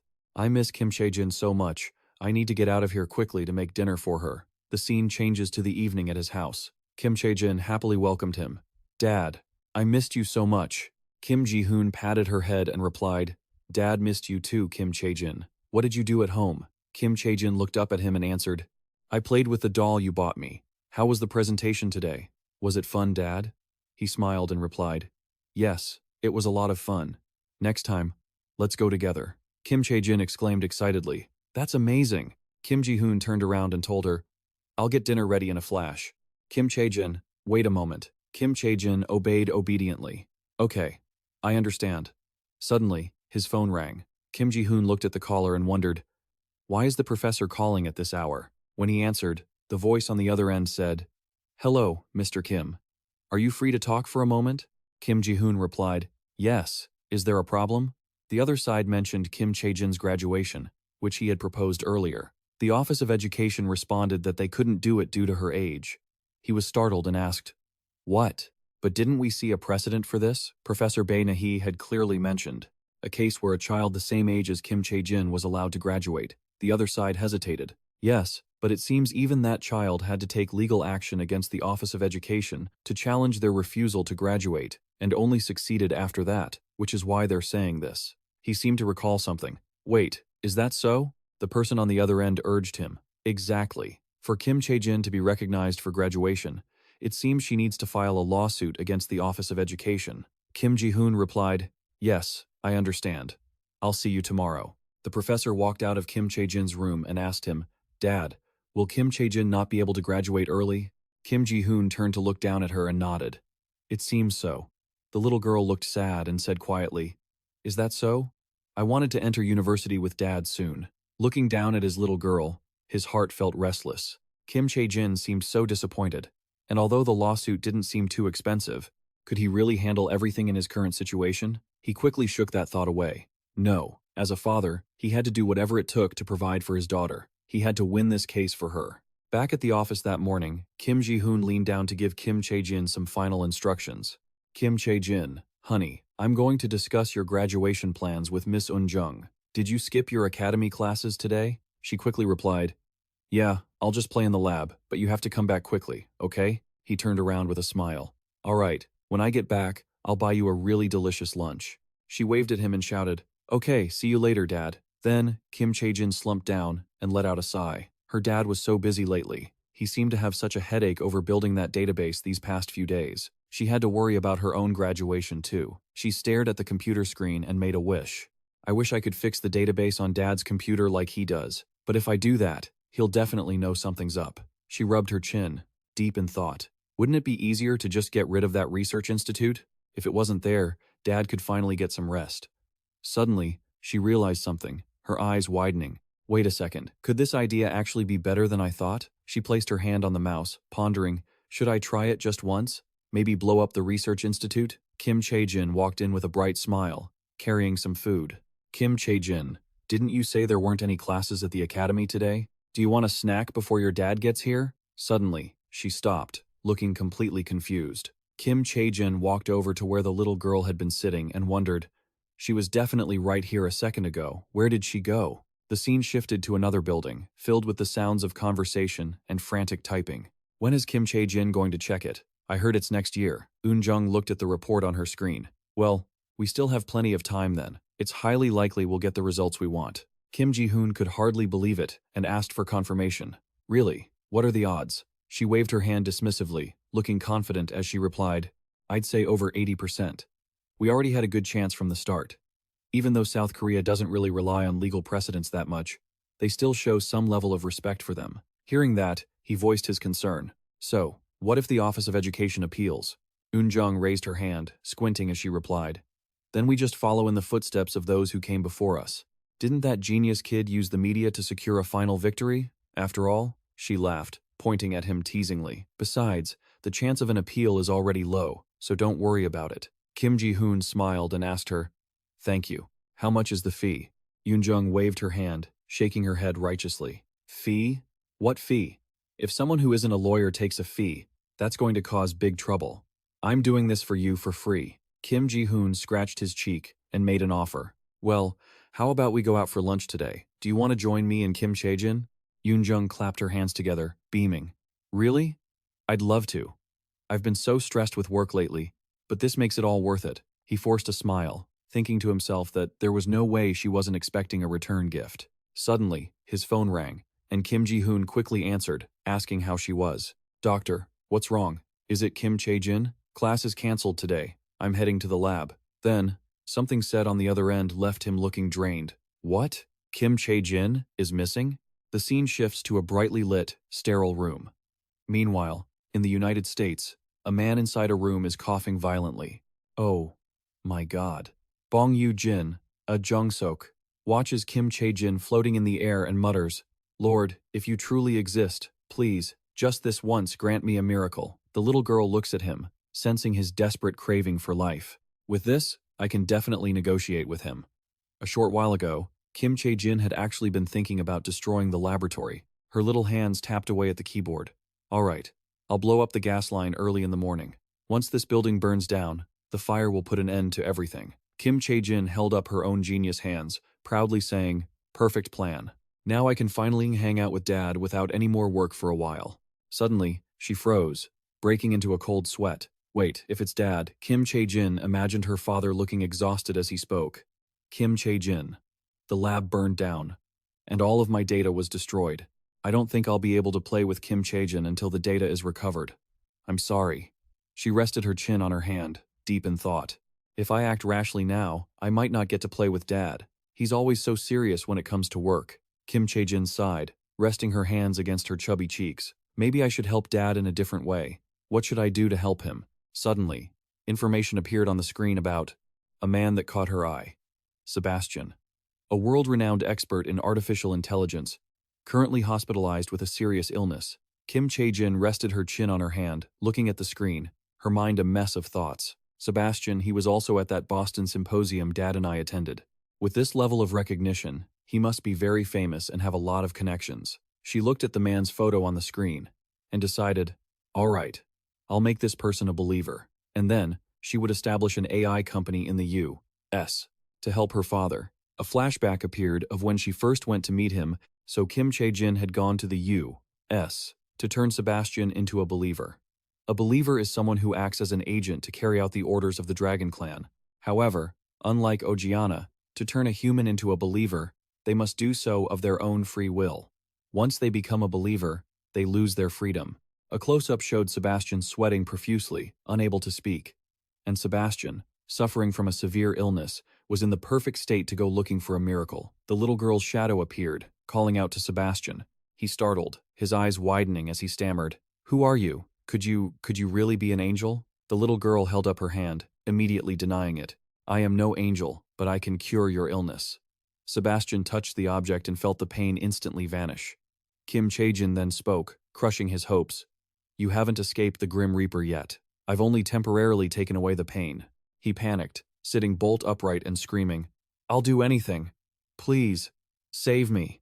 Sebastian stared intently at the girl as she said, "If you want me to save you, then surrender your will to me." He asked, puzzled, "Then what will happen to me?" The girl slowly replied, enunciating every word clearly, "You will live freely and comfortably, with no orders to follow.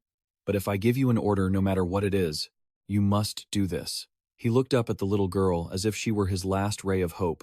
"If that's the case, will you accept my offer and embrace a new life?" Kim Chae-jin bowed her head toward the bed. "Yes, I will follow your every command." Kim Chae-jin spoke calmly.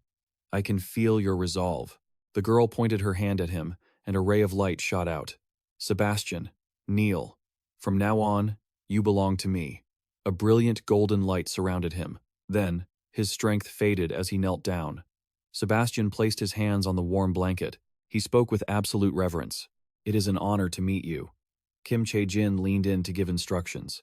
"Sebastian, your first mission is to establish a company. Use your connections and your influence to set up an AI-related company." He replied, "Yes, I understand." A smile bloomed on the girl's face as she completed her task. "All right, I've finished everything I needed to do for today, so I guess it's time to head back to Korea." The scene shifts to a hallway. Nearby, Kim Ji-hoon and Yoon-jung were calling out anxiously, Kim Chae-jin, where are you?" The girl poked her head out from the end of the hall. Her father rushed over, grabbed her shoulders, and asked, "Kim Chae-jin, where did you go?" Kim Chae-jin wiped some sweat and replied, "Dad, I was just a bit bored, so I wandered around the research center." Kim Ji-hoon knelt down, raised his hand, and said, "Dad was so worried. From now on, whenever you want to go somewhere, you have to tell someone, okay?" Kim Chae-jin gave a sheepish smile. "Yes, I'm sorry for making you worry, Dad." He looked down at her, thinking, it's a relief she wasn't lost. Thinking about that, if he were to be separated from Kim Chae-jin, he would have no way to contact her. At the very least, he had to buy her a phone immediately. Back at his apartment, a while later, Kim Ji-hoon handed her a phone and said, "Here, from now on, if anything happens, use this to call me. Got it?" Kim Chae-jin took the phone, surprised. "A smartphone? Thank you, Dad." He looked at her and warned, "I'm buying this for you because I trust you won't play with it all day. Can I trust you on that?" She grinned brightly. "Who do you think your daughter is? You can trust me." But when he wasn't looking, the corners of Kim Chae-jin's mouth curled up with dozens of hidden agendas. "Great. Communicating with Sebastian is a bit inconvenient anyway. Now that I have a phone, I can issue orders immediately." She looked over at Oriana, who was sitting quietly on the shelf. The followers created by Oriana don't need a communication method because they have telepathy. Afterward, she went into her contacts. But if a human is chosen as a follower, there must be a way to communicate with them. Kim Chae-jin picked up the phone and spoke to the other end. "Sebastian, how far along is the task I gave you?" He reported back just as she wanted. "I have established an AI company. The name of the company is C Programming Systems. She smiled brightly in praise. Excellent. We should consider acquiring a suitable company to strengthen our public reputation. He reported honestly from the other end. I found a promising company without needing to search. The company's name is Nel Nuzo Network, and its market cap is just under $500 million. The girl continued chatting with Sebastian while Kim Ji-hoon wasn't watching. That's perfect. Don't worry about the finances and proceed with the plan. He replied that it was clear. Kim Chae-jin looked at the phone screen as the call ended and thought, all right. With this, the problem of establishing the company is solved. Sitting on the chair, she squinted her eyes, deep in thought.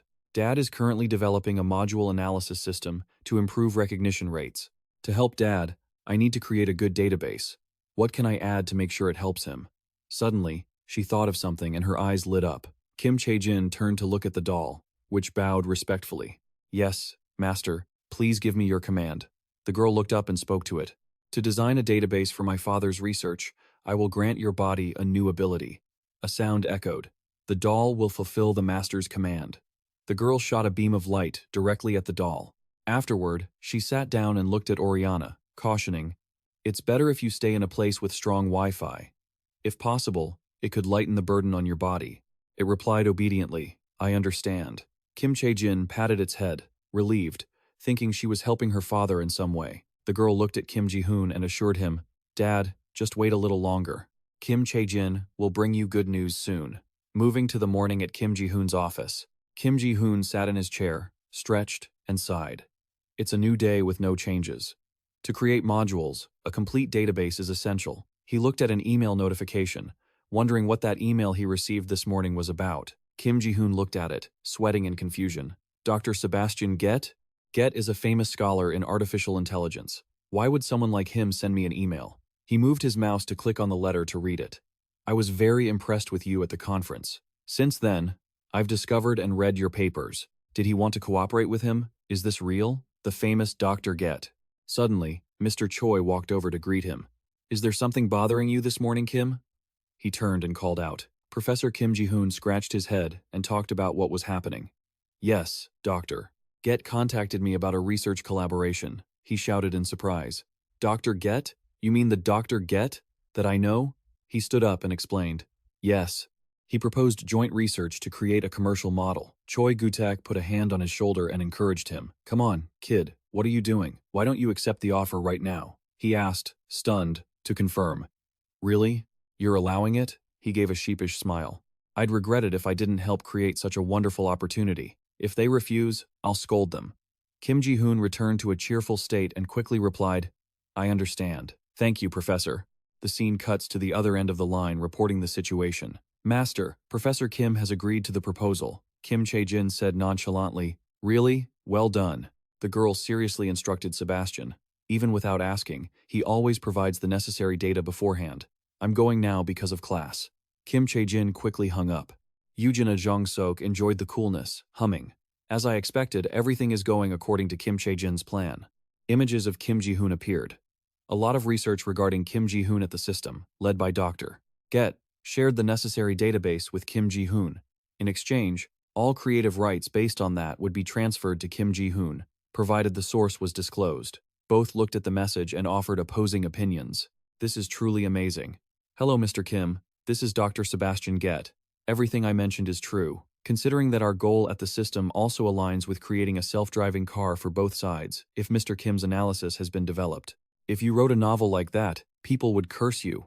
Kim Chae-jin raised a hand to touch her cheek, whispering, I'm jealous of Mr. Kim. Kim Ji-hoon. Because he collaborated with someone like System for the research. The ongoing project has also come to a successful end, he continued. So, whoever knows the analysis module should expect it to be completed very quickly, taking only a few years. He habitually scratched his neck and confessed. Yeah, I was surprised, too. She immediately voiced her question. What about the ownership percentage of the analysis module? It seems quite profitable. He grinned, eyes narrowing. Thanks to Professor Choi's insight, we managed to secure a proper contract. If I had been under Professor Hang's guidance, I wouldn't have even dreamed of something like this. An image of him chatting with Choi Gu-tak appeared. Professor Choi Gu-tak proposed a distribution that allocated the majority of the deal to Kim Ji-hoon. The reason was that the database originally belonged to System. and there was no significant support from the research institute, not even for the building where he was working. However, since Kim Ji-hoon is currently linked to the research institute, system recognized the research institute's minimal stake. As a result, Kim Ji-hoon ended up with exclusive rights to the benefits of the analysis module. Jae covered her mouth, gasping for words. So if I get proper backing from Hae-chi, it would be a huge success, right? He laughed hoarsely and spoke up. Congratulations on Kim Ji-hoon starting the patent process before even talking to Hae-chi. Kim Ji-hoon flashed a genuine, happy smile and said, "Thank you guys. If handled well, it will give the Research Institute a boost." In a large building, after some time, information about the completion of the analysis module came out, and testing was accelerated. The simulation image on the computer made them re-examine it, and the results showed that with this level of performance, it's definitely a breakthrough technology, isn't it? Truly impressive. We are ready for a level 3 self-driving car. Yoojin Jung-suk rubbed his chin while looking at it in awe. Even without it, we have already received self-driving approval from the Ministry of Land, Infrastructure, and Transport. Perfect timing. Kim Ji-hoon stood beside him, smiling. Yeah, it seems we've been lucky. He opened his eyes wide and looked at him, asking, "Does this analysis module have more to do with system than the Research Institute?" Kim Ji-hoon handed a stack of documents to Yoojin Jung-suk and said, "If we debate it, that's true. This is the agreement document sent by system." He looked at it, reading intently. The conditions for using the analysis module were stated as being through Mr. Kim Ji-hoon. The ownership ratio was determined as previously agreed. Dong-ho looked at him, focused on the issue. "First, let's seek legal advice. But I don't foresee any problems with Mr. Kim Ji-hoon's contract. You still have over 2 years left at the Research Institute, right?" Kim Ji-hoon nodded in confirmation. "That's right." He handed the folder back and suggested, "Until then, it belongs to the Research Institute. After that, we'll proceed again. Agreed?" He happily accepted. Agreed. Kim Ji-hoon watched things go smoothly, a smile forming on his lips involuntarily. "I'm really relieved because my luck with Yoojin Dong-ho seems to have returned. After all, I made the right decision to work for Professor Choi." Scene shift to another building in the late afternoon. Inside, Yoojin Dong-ho's voice rang out. "So, what is the value of this analysis module?" The secretary reported seriously. "Domestically, it has no rivals, and it could be said it's quite competitive in the international market." He asked, "In that case, we definitely must attach it to our company. Have you found the details?" He reported the status seriously. "Yes. The company currently owning the core technology is System." He crossed his arms and spoke. "System. I've never heard of that company before," the secretary explained in a low tone. "We are expanding by acquiring the Nel-No network, a startup that swallowed a company like that," he replied calmly, addressing the concerns. "Where is the money coming from?" "As far as we know, it seems to be from a private equity fund. It's a private equity fund called UD Philip that wasn't established long ago." Tien looked at the stack of documents on his face and raised his voice. "So you're saying he developed the modules based on systems technology, while affiliated with a research institute at Korea University?" He bowed slightly and replied, "From what can be seen, that is correct." Tien spoke with authority. "First, find out if System is really behind UD Philip. If it seems dangerous, pull out immediately." He replied, "Understood." He picked up his teacup, sipped it, and looked at the contract. It was not a two-party contract, but a unique, multi-party agreement. His gaze fell on the name in the bottom right corner, and it was Kim Ji-hoon. Elsewhere, people were toasting each other very enthusiastically. "Congratulations." Kim Ji-hoon stood by. Kim Ji-hoon smiled and said, "Thank you, everyone. You guys also found professional research positions, right?" Kim Ji-hoon spoke up. "That's right. Chang-soo helped me find a position, and Kim Ji-hoon joined the gaming industry." He giggled happily, joking, truly relieved that everything turned out well for everyone. "I should have said it sooner, but I've always been grateful to you and Chang-soo during my college days." He turned to look at Kim Chae-jin, explaining the situation for her to understand. Kim Chae-jin probably doesn't know this, but back then, Uncle Xiao, Jae-chun, and Kim Ji-hoon helped me so much. When I was struggling and broke after paying tuition, they were always the ones buying me food. The little girl beamed like a ray of sunshine. "Is that so? I'm so grateful they took such good care of you, Dad." Kim Chae-jin scratched her head, feeling a bit shy. "Not at all. We received plenty of help from Kim Ji-hoon too." He leaned down toward Kim Chae-jin and instructed, "And you should be kind to Miss Woo Ryong too." The little girl looked up, puzzled. "Why Miss Woo Ryong?" He explained it to her. She said she would help Kim Chae-jin this time. To help Kim Chae-jin graduate from the educational academy, She needs government approval, and the lady promised to help with that. Kim Chae-jin couldn't hide her surprise. Really? Miss Woo Ryong is doing that? Kim Ji-hoon leaned in closer and gestured. That's right. So, if Kim Chae-jin does well later, don't forget that Miss Woo Ryong helped you, okay? The little girl squinted her eyes with a smile. I understand. I won't forget. An idea popped into her head. Didn't she say she was going to take a legal exam this time? I have to find out the test date and boost my memory so I can remember everything I've studied. Beside her, Kim Ji-hoon shyly scratched his cheek as he spoke. Anyway, I have a lot of people to repay, starting with you all. Now that I think about it, I feel like I've come this far thanks to the good people around me. Kim Chae-jin looked up and called out, Dad? So, who are the people you're most grateful for? He paused, rubbed his chin in thought, and gave his answer. First off, the first person who comes to mind is Professor Choi Gu-taek. Immediately after, he asked her, But why are you asking? Kim Chae-jin gave a mysterious look and replied, That's a secret. She hugged her cup tightly, thinking about Professor Choi Gu-taek. All right, then, it's decided we'll head there tonight. That night at an apartment, Choi Gu-taek was busy working away at his computer. I can't believe it. Looking at Yoo-jin and Dong-ho, he realized it was already nearly 2 in the morning, and they were still studying. They insisted that the math problem had to be solved the right way. Choi Gu-taek looked troubled, thinking to himself that this guy said he would solve his own problems rather than work for him. Can he really solve someone else's problem? As he pondered sadly, he suddenly felt tiny hands on the back of his head. Suddenly, Choi Gu-taek's eyes grew heavy and started to close. It turned out it was Kim Chae-jin, using magic behind him to help him drift off to sleep easily. She chose spells to help the professor grow stronger, starting with small things and making all the stress disappear, reducing the strain and boosting his research ideas. Kim Chae-jin giggled. This will work, won't it? It would be too hard for Dad to make up for it alone. So, Kim Chae-jin will have to help in the future. She looked at the elderly, kind face resting on the desk. Have a good night and sweet dreams, Professor. Time flew by, and a few days later, Woo-taek was incredibly happy, as he boasted, Finally, I have an idea that will take artificial intelligence to the next level. Kim Ji-hoon was happy for him. Congratulations, Professor, he excitedly added. I've been sleeping so well lately, so fresh ideas are coming to me very quickly. You know, sleep is truly so beneficial. Woo-taek made another offer. So, I was wondering, would you like to go to the U.S. with me again? I'm planning to present this at the World AI Forum, and I think Kim Chae-jin should come with me as the research model. He felt a bit awkward and scratched his head. I would be incredibly grateful to go with you, Professor, but it might take some time to get permission from the military authorities. Is that okay? He reassured Kim Ji-hoon. There's still plenty of time before the forum, so don't worry. I'm certain this forum will be a wonderful experience, so let's go together. He replied, Yes, thank you, Professor. The scene shifted to a place with a clear blue sky, where Kim Ji-hoon and Yoo-jin and Dong-ho were walking and talking. So, Dad is going to prepare to go to the U.S. again. Kim Chae-jin responded obediently. Okay, as long as I get to go with you, Dad. He spoke very gently as they walked. All right, but Dad is currently a professional trainee, so I won't have as much free time as last time. The little girl didn't seem to care. Really? I want to go to the places you said you wanted to go this time. How disappointing. But can we still do it? Right?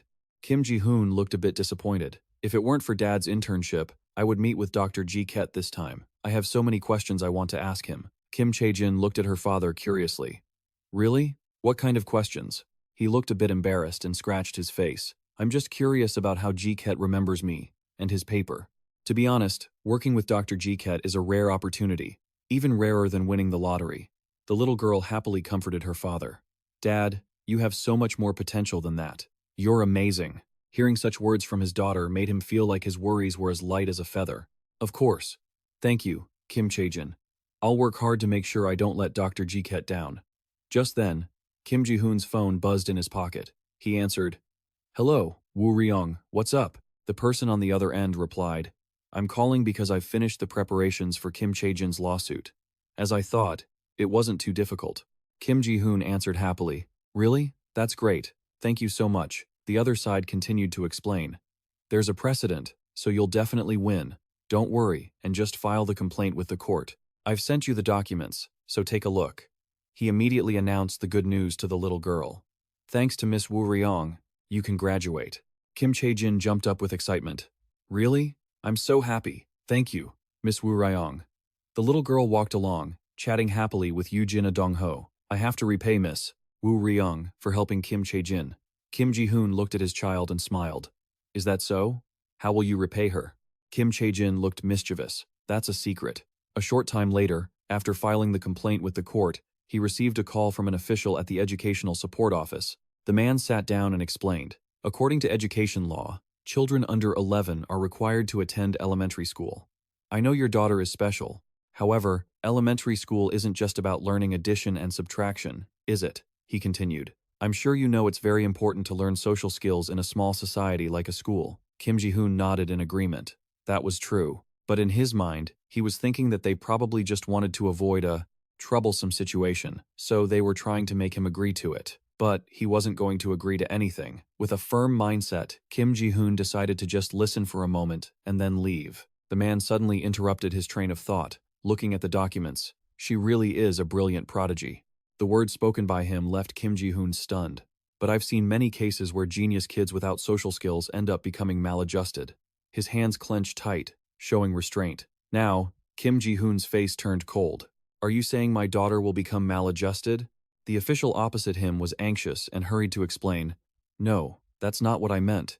It's just that I don't agree with that opinion. Even though there are people who claim to be experts in this field, I'm still not sure. What I'm saying is, it's annoying to see everything presented as fact without accurate evidence. Immediately, he countered the official using logic. They said their IQ is only 1/5 of the average, so it's hard to believe they were right. He now only knew to stay silent and let him continue. I agree that there are things that need to be learned in school society, but I'm not sure if they can only be learned in school. He smiled faintly and said, where else could you learn them if not at school? You learn about relationships with teachers and social skills by making friends. Even now, I get along with adults better than anyone else. He started to sit seriously, and he kept mentioning friends when talking about social skills. But shouldn't we worry about that when she starts high school? I understand that even if she passes the national exam, she can still go to school if she wants to. He was speechless. Well, that's true. But he, in the position of Yoo-jin Dong-ho, was still adamant. I've thought about it and researched it enough. Above all, I want to give my daughter everything. She truly wants to graduate, he said.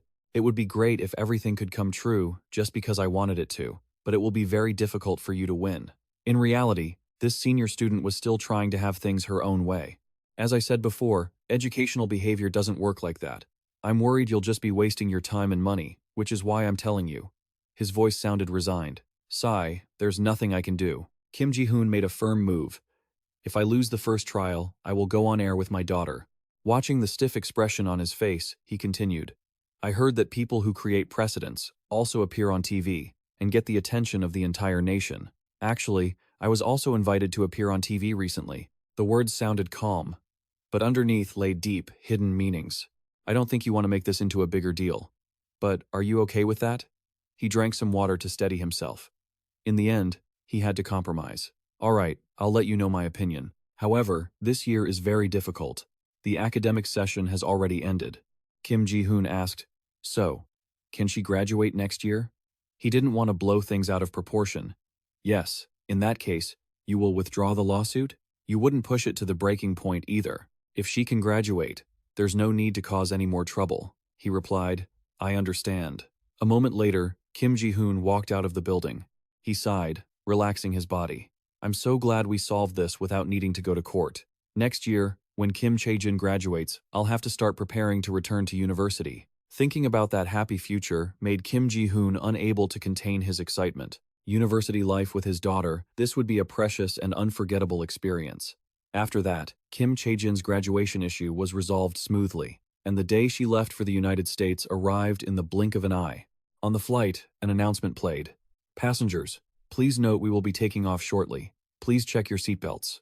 On the plane, someone's hands were trembling with anxiety. Kim Ji-hoon said to his daughter, Daddy feels a little nervous because this is a night flight. Will everything be okay this time? The little girl comforted Yoo-jin Dong-ho. Don't worry, Daddy. Everything will be fine. He gave Kim Chae-jin a thumbs up. Thank you, sweetie. Kim Chae-jin was much braver than her father. She said happily and innocently, I will pray for good weather. She secretly felt proud inside, thinking that she had practiced her speaking harder than usual for this trip to America. Even if something happened and she used her powers, there wouldn't be any side effects like last time. Kim Ji-hoon suddenly remembered something and became worried. By the way, I wonder if I remembered to lock the door. I heard there was a burglary in the neighborhood a few days ago, so I'm a bit worried. Kim Chae-jin's eyes narrowed.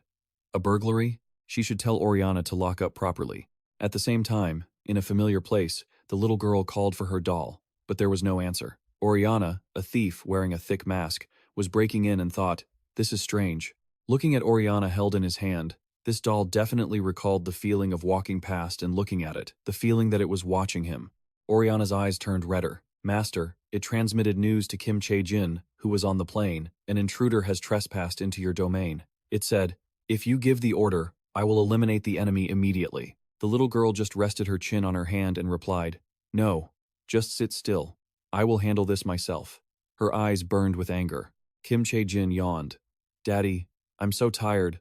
I'm going to take a nap. Looking at her, Kim Ji-hoon exclaimed inwardly. The girl had just been so fired up, yet she fell asleep so quickly. He also leaned his head back against the seat, thinking, I should get some sleep too. Meanwhile, somewhere else, someone was ransacking items. The thief cursed, damn it! How is it that this whole house has nothing to steal except this weird, dancing doll? The whole place is just full of dog fur. Suddenly, a cold voice came from behind him. You are very rude. His whole body felt like it was being controlled by some power. What? My body I can't move? Someone appeared behind him, taking advantage of the situation. That's why you're being punished. The knife from the thief's pocket was taken away by the power. Even if there were no master home, it was still an issue. And if there was a master, it would be solved easily. Kim Chae-jin looked coldly at the guy. What is my role? To take responsibility. The thief was forced to his knees by that power. He was as obedient as a dog now. Yes, I understand. The little girl wondered if it was truly necessary. Was this the right way? Kim Chae-jin used her power. With a flick of her hand, the purple energy slowly bent and shattered the knife. Representing the company in this matter, I'll make the call. The jagged fragments of the blade began to levitate in a circle. She guided the growing ring of energy toward him. Please, just trust me. In an instant, the circle of power expanded even further. It grew so large that it swallowed the foolish thief whole. Kim Chae-jin just watched his disappearance with a calm expression. Coldly, she muttered, idiot. Once done, she glanced toward the small, cute doll. Oriana, I need to head back and tidy up the house. The doll nodded obediently. Yes, master. By now, she was back on her flight home. Seeing Kim Ji-hoon fast asleep, she thought to herself. She rested her head lightly against Yoojin Dongho's arm and murmured to herself. Kim Chae-jin will always protect Yoojin Dongho, so don't worry about anything anymore. Their destination is California. In a place where so many pastries are decorated with such exquisite care, compliments were being showered everywhere. This is so delicious. As Choi Gu-taek picked up his food, he introduced it to him. I just asked. And the head chef here is the lead chef at that famous restaurant. Kim Ji-hoon happily replied, I heard this is the best company in the world when it comes to employee benefits, so they really know how to treat their guests. He said to him, oh, and since the lecture continues after lunch, make sure to enjoy your meal. He and his daughter nodded happily. Yes, we will. As the two were sitting there enjoying the delicious food, he asked his daughter, how about it, Kim Chae-jin? Is the food good? She replied cutely. It's not as good as yours, Dad, but it's still really delicious. I want to come here again. Kim Ji-hoon doted on her. All right. Let Daddy work hard, earn lots of money, and bring you here again, okay? Kim Chae-jin shook her head. No, next time let me pay for it. You just have to show up. He rubbed her head. Such a good girl. Thank you, Kim Chae-jin. Just then, Kim Ji-hoon remembered something and asked, oh, and what are you going to do during the lecture? If you're bored, you can just stay at the hotel and play. She acted very maturely. It's okay. Kim Chae-jin loves being with you most, so let me listen to the lecture with you. He felt a bit worried. That's fine, but you won't have time to talk to me, you know? Will that be okay? Kim Chae-jin confidently puffed out her chest. Yes, Kim Chae-jin will listen to the lecture, so don't worry about anything. You just focus on the lesson. A while later, at a building, a professor was standing on the podium, analyzing AI training techniques applied to Kim Ji-hoon's development process. He sat there listening to the lecture seriously so he could compete with the autonomous driving systems. At this moment, the look on her face clearly showed she was bored. And she thought, is it because I have to learn AI to help Dad? It's boring when there's so much of it. She turned to the side and saw him being extremely focused and serious, making her silently marvel. Dad is so focused. He loves learning so much. Just like a professor. Suddenly, Kim Chae-jin felt restless. Sitting here like this and not getting to play, it was boring to death. She wondered if anything would happen. As soon as she thought that, a notification popped up on her phone, a message reporting that something had arrived. Kim Chae-jin thought to herself, I haven't really been giving orders to the BTI bot much lately. What is this? Her eyes narrowed in suspicion. Kim Chae-jin whispered to her, Eugenia Dong-ho, Dad, I'm going to go for a bit, and we'll be right back. He turned to ask his daughter, Do you want me to come with you? She answered with a calm expression. No, I can go by myself. Just focus on the lecture. The scene shifted. The BTI bot bowed to Kim Chae-jin. You're here, master. She no longer had that cute look. Instead, she displayed the demeanor of a high-ranking professional. What is this message about? Is the H group stealing our information? It replied, It seems to be because of our technology. The BTI bot reported seriously. From the H side, they are a new company we've never heard of.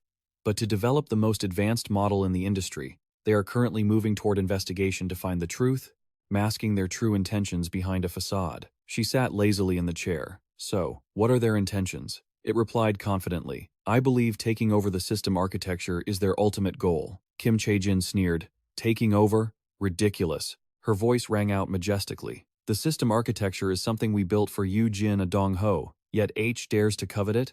Her face darkened, and she couldn't just sit still and watch. So, what should we do now? On my side, the system architecture is the company I built for Dad. But who dares to threaten it? Her face was filled with killing intent. I can't just stand by.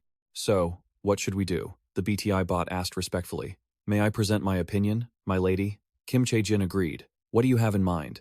It made a proposal. Do you intend to use the C system in the future? We need to increase its presence more than now. She thought for a moment and replied, I understand. It means we have to make a more powerful appearance. All right, how do we make a bigger public debut? I want to see results as soon as possible. The BTI bot replied with its professional working style. Meanwhile, it would be beneficial to use the competition with H to our advantage. I already have a plan. Kim Chae-jin was satisfied with this. Really? That's good. If there is nothing else urgent, you can continue and execute it yourself. You can report back later. It followed orders. Very well, I understand. But what if H ignores our warning? She jumped off the chair and calmly replied, Then we can cause trouble for H's subsidiaries to make them reconsider. Kim Chae-jin's demeanor became more urgent. Furthermore, things have come to this point.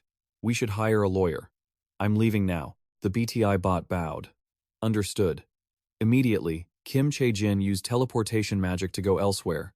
As she left, she sighed. Why are there so many people who want to rob Dad? A sense of determination appeared in Kim Chae-jin's eyes. Just wait and see. I'll make you all pay a very heavy price. During this trip, the forum schedule was extremely busy, but Kim Ji-hoon and Kim Chae-jin finally had a bit of free time. Just then, someone invited them over with a fragrant pastry. Here are the almond treats for you two. Kim Ji-hoon and his daughter happily took the pastries, and he said, Thank you. We will enjoy these. But what was going on over there? He excitedly explained. It's the almond festival held every year during this season. Kim Ji-hoon was curious. An almond festival? The vendor explained in a friendly tone. It's a festival to celebrate the arrival of spring, symbolized by almonds in California. He continued enthusiastically. That's why we hold this festival and sell food related to almonds. If you have time, there's a singing contest at the square. You could take your daughter along for fun. He smiled and thanked him. I see. Thank you. The festival atmosphere was vibrant and cheerful. Kim Ji-hoon said to Kim Chae-jin as they walked. This is my first time seeing this.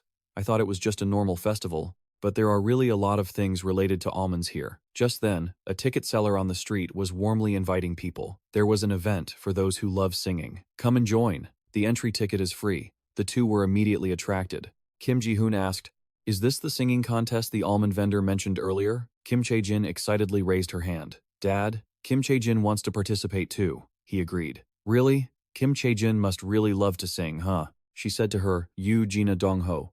Yes, I think singing will be very fun. We have to register quickly. Kim Ji-hoon looked at Kim Chae-jin and thought to himself, It seems Kim Chae-jin is much more interested in being in the spotlight than I thought. She'd always shown a real fascination with being on television. Seeing his daughter so excited, he felt very supportive. After all, since Kim Chae-jin showed such interest, there was no reason to stop her. So, shall we go sign you up? The atmosphere at the music festival was vibrant, making everyone feel happy and eager. The instructor handed him a form. Your adorable daughter is number 11, so you can wait here and head up when it's her turn. Kim Ji-hoon replied, Understood. Thank you. Kim Chae-jin excitedly boasted to her dad. Daddy, make sure you listen to my song later. He cheered his daughter on. Of course, sweetheart. Good luck. He stood below the stage, blending in with the crowd as he listened to the host. Next up, we have a performance by On, coming to us from the city of Ocheon. Seeing the cute children around his daughter's age made his heart flutter. Since most of the contestants were kids, they mostly sang children's songs with those sweet, playful voices. The wheels on the bus go round and round, he wondered. Is she going to sing something like that? Kim Ji-hoon waited expectantly for his daughter. I'm so curious about the song she chose. And why did she tell me to listen so carefully? He hoped it would be Kim Chae-jin's turn next. Not disappointing him, the loudspeaker crackled to life. Next, let's enjoy a song presented by a little fairy from Asia. The MC introduced the track titled Dear Daddy, noting that she had written it herself. Hearing the MC, he thought, she wrote it at such a young age? I'm really looking forward to this. Let's give her a big round of applause. Kim Ji-hoon was beyond excited. When did Kim Chae-jin learn to compose music? The sound of a piano rang out. Her silhouette shone on stage, and Kim Chae-jin's angelic voice lifted. Dear Daddy, I still can't forget. Her voice was joyful and sweet, filled with the excitement of when we first met. Her singing touched his very heart. We're a little different, aren't we, Daddy? But Daddy, I love that about us. It was as if these words were being sung straight from her heart. Our differences are what make us more special than anyone else. So special. Our family is different from others out there. But don't worry, we'll be just like them eventually. So special. Our family is different. But don't worry, we will always be together. Kim Chae-jin sang happily. So, my dear Daddy, in the future, we will stay together, just like yesterday, today, and forever. The last sentence she sang was while looking straight into the eyes of Kim Ji-hoon. Daddy, I love you so much. Afterward, Kim Chae-jin bowed to everyone amidst the audience's cheers. That was the performance by Kim Chae-jin. Let's hear it for her. She just delivered such a moving song. Let's give her a warm round of applause. Down below the stage, Kim Ji-hoon was already in tears, thinking to himself that she must have used her singing to comfort him because she knew he was worried about her missing a mother's presence. How on earth did she write lyrics like that? Her small feet carried her off the stage, and she jumped into her father's arms. Daddy, how was the song? Did you like the lyrics? Kim Ji-hoon wrapped his arms around her. I did, sweetheart. It made me cry. It was truly moving, Kim Chae-jin said in a spoiled, sweet tone. If you liked it, then I like it too. He joined in the applause from the crowd. Promise me you'll sing it again later, okay? She nodded obediently. Of course, the scene was incredibly touching. Whenever you feel tired or exhausted, I'll sing it for you again. And surprisingly, the judges unanimously chose Chae-jin as the winner. Kim Ji-hoon and Chae-jin's second trip to the US ended just like that, filled with beautiful memories. After the trip, back in South Korea, at the Hi-et Electronics headquarters, T-in was sitting in his office, lost in thought. I've had such a bad feeling about this lately. Looking at the man sitting across from him, he never expected they would catch on so quickly and send someone here. The man smiled professionally. Hello, I'm Min Dong-hyul from the Golden Pillar legal team. He felt a bit nervous. I'm the general manager of the electronics division, T-in. Deep down, T-in couldn't help but size him up. If he's a director from Golden Pillar, then he really is the person behind the Psy programming system. He's so young to be in such a high position, could he be an imposter? Min Dong-hyul seemed to read his thoughts. To be clear, I hope you don't have any doubts about my identity. He maintained a professional, work-focused expression. If that were the case, our conversation today likely wouldn't end smoothly. To put it accurately, the hot group probably won't be getting anything good out of this. Hearing that made T-in wary. I'll keep that in mind. He set his hot coffee on the table. Min Dong-hyul spoke first. I came here in person because I heard some unfavorable news. Can you guess why? He acted vaguely. Could it be about the Trang programming system? Min Dong-hyul replied sinisterly. You seem to know exactly what I'm talking about. That's the one. He continued the discussion. We are entering a new market, looking to build a partnership with your company. His eyes turned sharp, as if seeing through every intent. But there are many strangers trying to interfere with our business. Isn't that strange? T-in stammered. Yes, that matter he was immediately cut off by Min Dong-hyul. No need for excuses. His voice was cold. If we haven't built a trustworthy relationship yet, then a partnership probably isn't valid, right? I'm here to inform you that our partnership is considered void. This immediately hit a raw nerve. But we already signed the contract. Min Dong-hyul used sharp, pointed language to ensure he didn't lose his edge. That's true. But we cannot afford to lose money over such a small penalty fee. And there are plenty of other companies in Korea willing to pay it. T-in was stunned, unable to hide his shock. What? Suddenly, someone interrupted from outside. Sir, excuse the intrusion, but I have something urgent to report. He seemed to have a hunch. What is it? The employee whispered into his ear. Our request to the Ministry of Environment for the Level 3 autonomous vehicle launch approval has been rejected. He felt like he'd been doused with cold water. What? How? We have the technical capacity.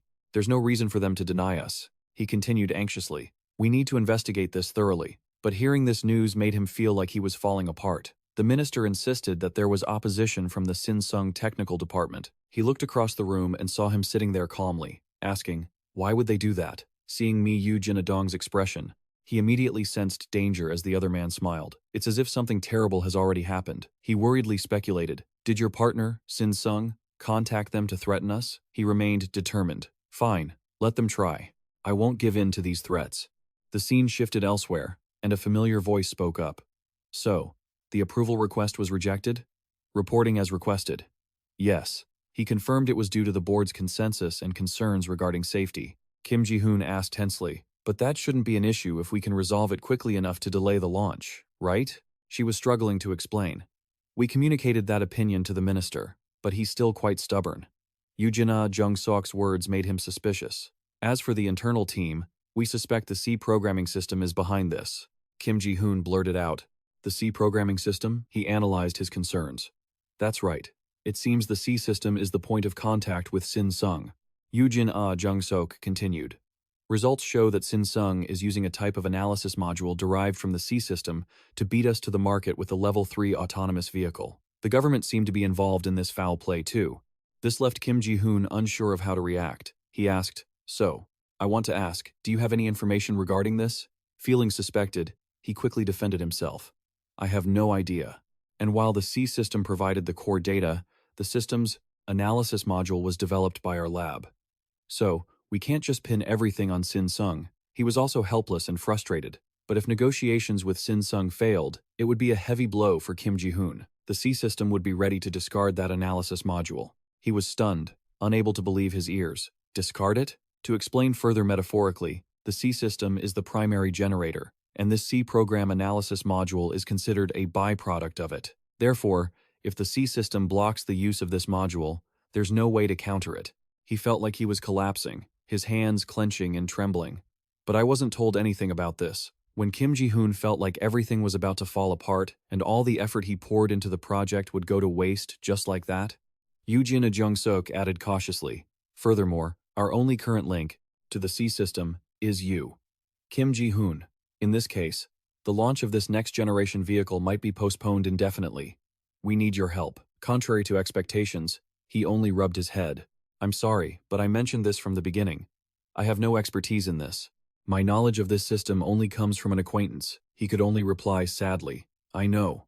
I understand. Before letting Kim Ji-hoon leave, he said, please, do not disclose this conversation to anyone. And if you have a way to connect to this C system, make sure you contact us. He shook hands. Yes, manager. On the way home, his head was filled with questions. Why would the C system cooperate with Sinsung? First, I should ask Sebastian. Just then, his phone rang in his pocket. Kim Ji-hoon answered. Hello? A man's voice came through. It's been a while, hasn't it, Mr. Kim? The voice on the other end asked, do you recognize my voice? Kim Ji-hoon was surprised. Sebastian, is that you? He went straight to the point. I only contacted you because I heard some strange rumors. Does it involve the analysis module system? He replied, that's right.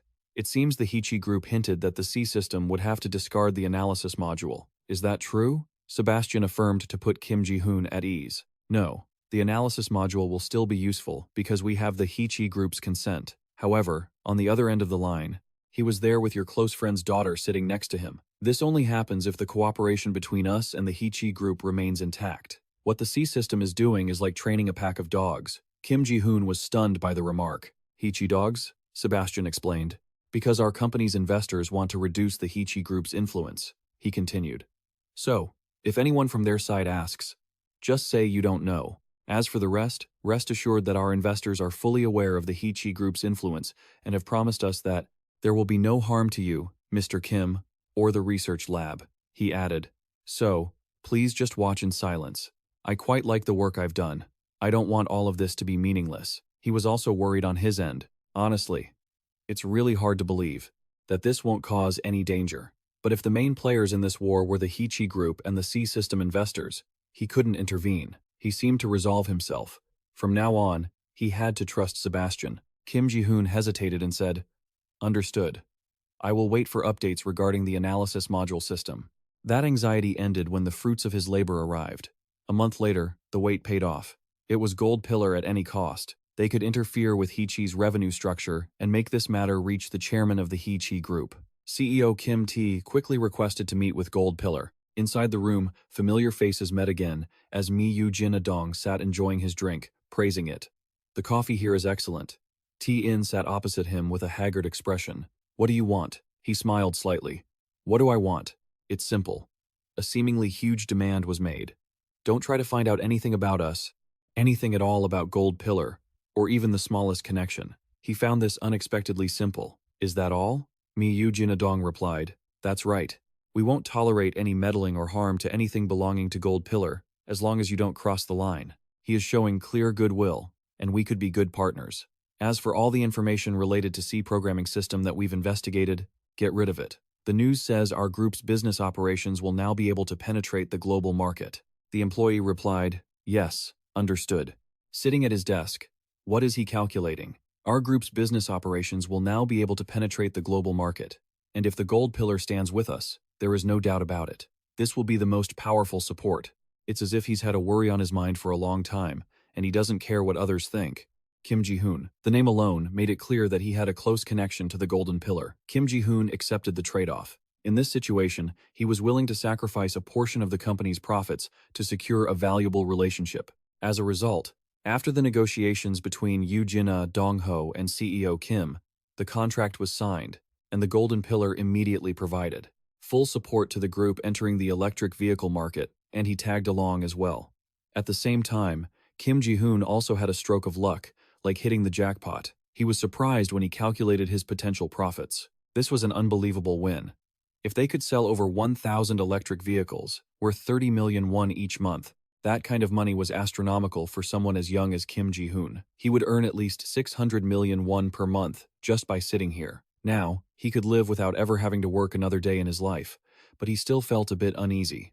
Were the terms in the contract really good enough for him to accept? Why would CEO Kim give him such a generous offer? Usually, royalties are calculated as a lump sum after a fixed amount. While he was talking, he received a call from Yoo-jin Jong-sok, who might have been expecting something from him. The voice on the other end of the line was very urgent. "Kim Ji-hoon, it's me, Yoo-jin Jong-sok. Yoo-jin Jong-sok here. Are you free to talk?" Kim Ji-hoon was a bit surprised but kept his voice calm.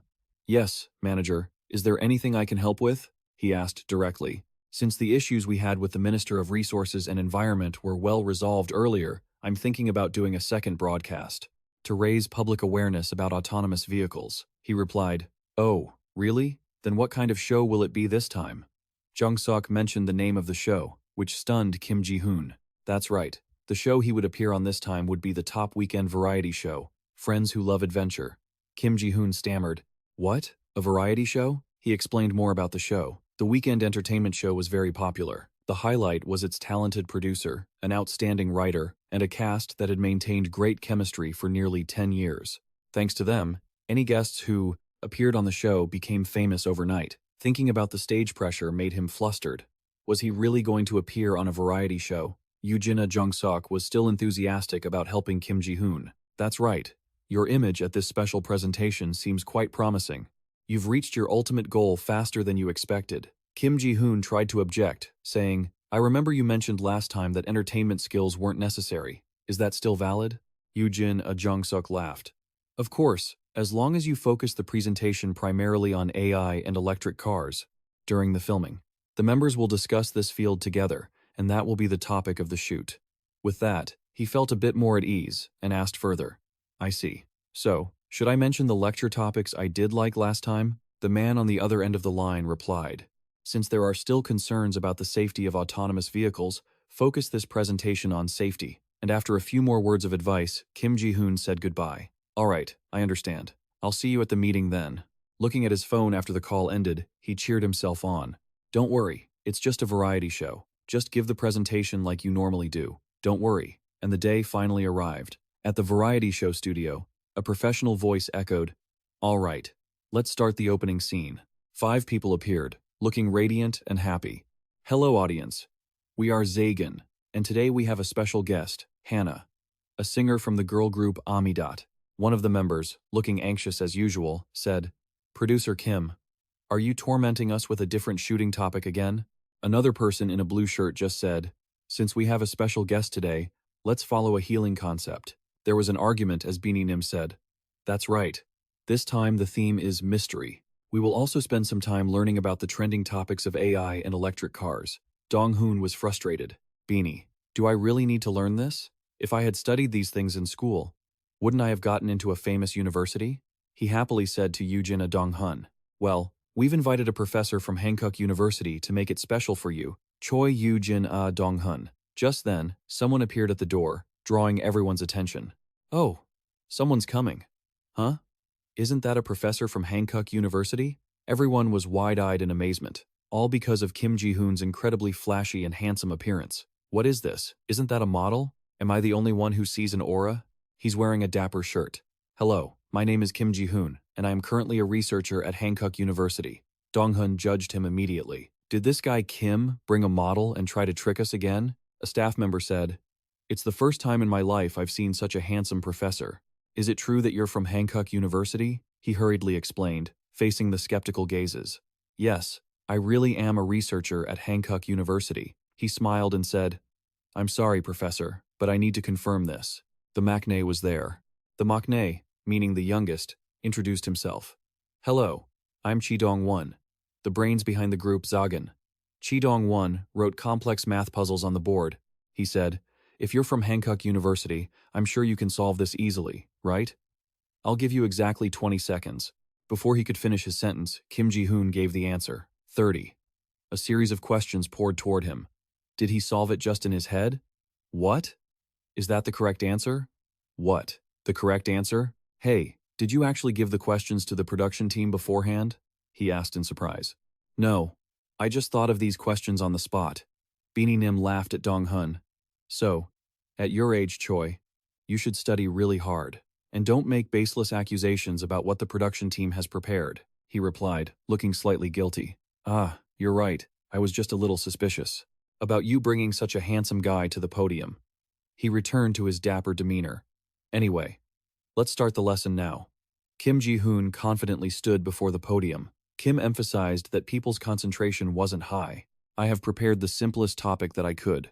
All right, let's start the lesson." After the lecture, that was the end of the lecture segment. Well done. Kim Ji-hoon wiped the sweat from his forehead.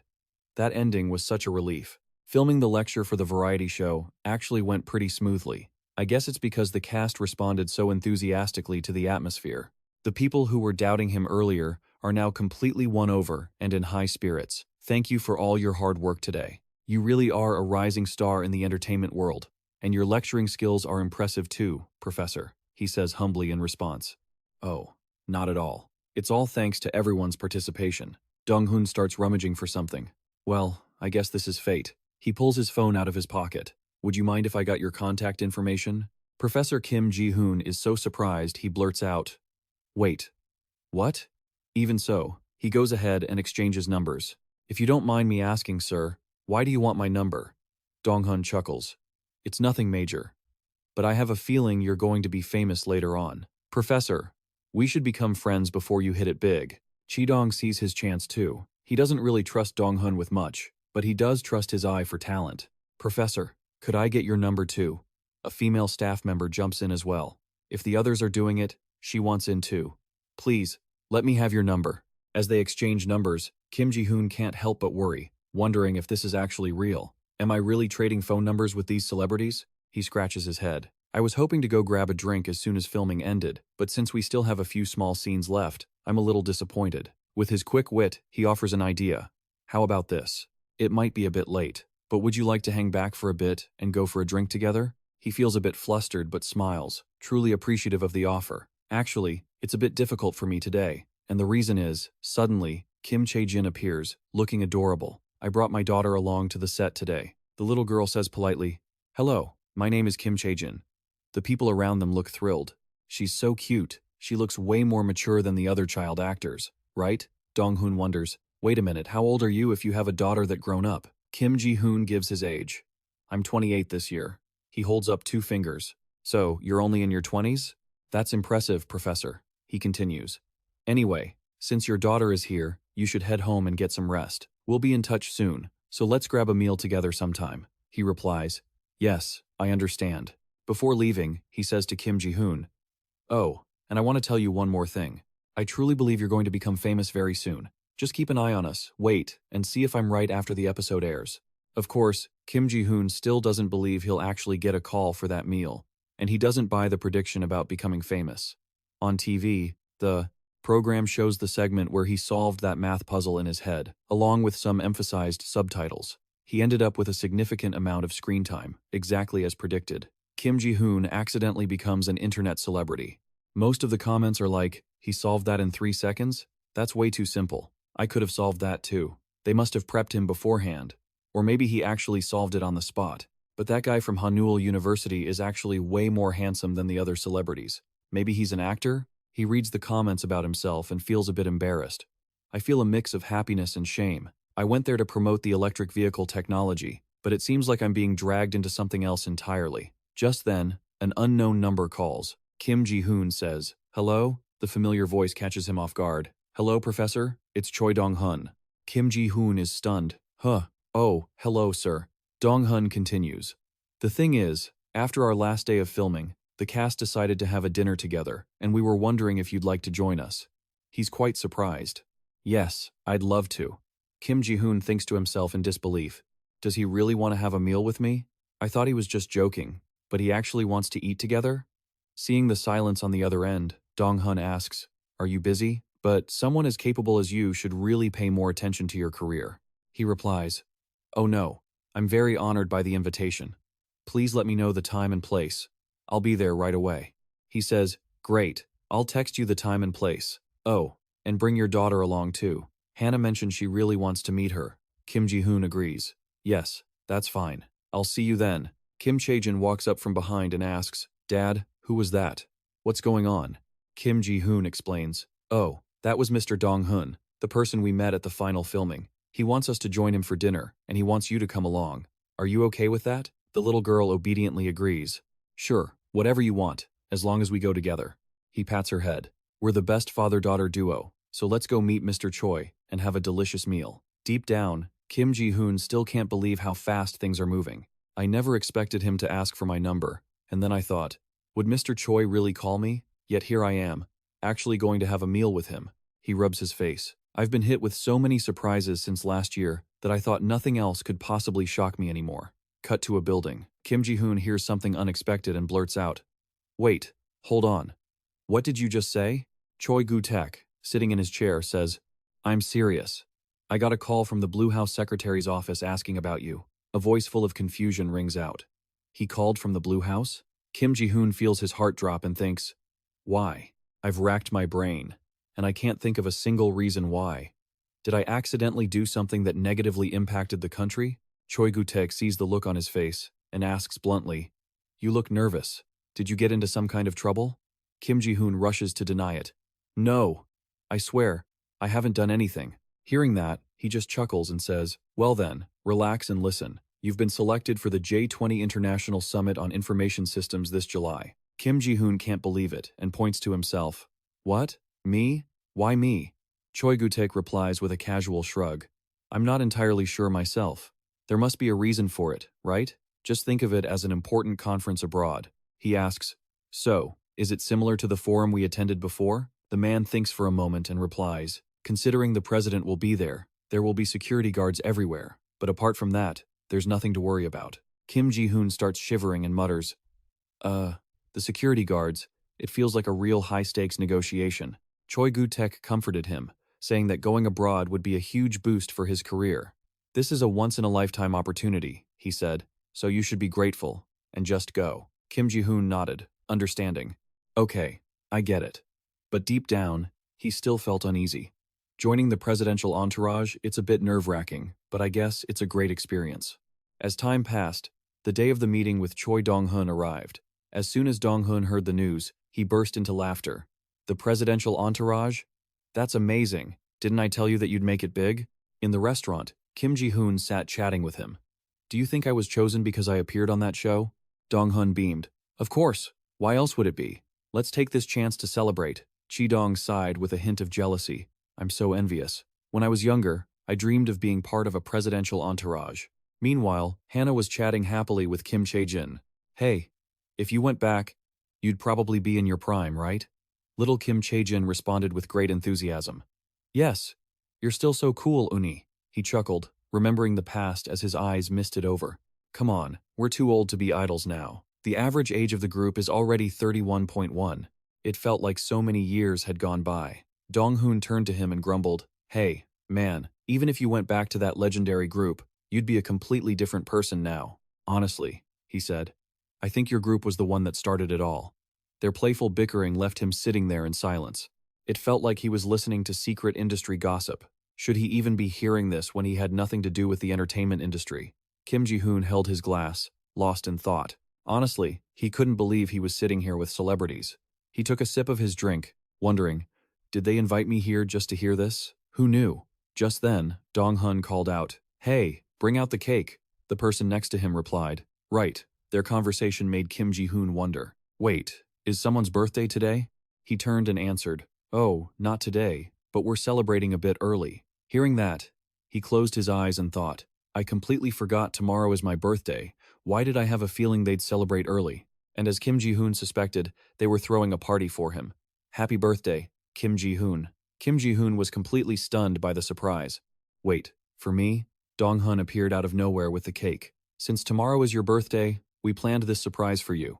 He asked, How did you know tomorrow was my birthday? He pointed, indicating the source of information was none other than the beautiful young lady, Kim Chae-jin. Kim Ji-hoon was amazed to see Kim Chae-jin. Chi-dong explained. A few days ago, Kim Chae-jin sent me a private message. She said her dad's birthday was coming up, and she wanted to surprise you when we all got together. Kim Chae-jin didn't forget his help either. Thank you, uncle, for listening to my suggestion. Chi-dong beamed with pride at his intuition. I rarely read my messages, but for some reason, I just wanted to check it. He added that Kim Chae-jin had designed and ordered the cake herself. She had said she wanted to prepare something truly special, so he had contacted his regular supplier. She ran over and hugged Kim Ji-hoon tightly. Happy birthday, Dad. Tomorrow I'll make you breakfast myself. Kim Chae-jin's heart touched him deeply. Thank you, sweetie. Kim Ji-hoon didn't forget to thank everyone for their efforts and their well wishes. Thank you for inviting me too. And for the birthday surprise. Dong-hun laughed shyly. It's nothing. He felt embarrassed, but he honestly shared his thoughts. I have this strange feeling that you're going to be famous. The more I look at you, the more I want to learn about you. Chi-dong chimed in. Dong-hun has a supernatural instinct, so you should trust him. It's not just him, all of us in the group felt the same way. Even Hannah nodded in agreement. After meeting you and Kim Chae-jin, I started watching your healing videos at home. When work gets tough, it makes me feel so much better. He made a promise. So, let's meet up often from now on. I have a daughter around Kim Chae-jin's age. It would be great if they could be friends. Kim Ji-hoon's eyes glimmered with tears as he replied, Thank you for such kind words. Dong-hun put an arm around his shoulder. From now on, we're brothers. Make sure you take good care of me, little brother. That made Kim Ji-hoon laugh.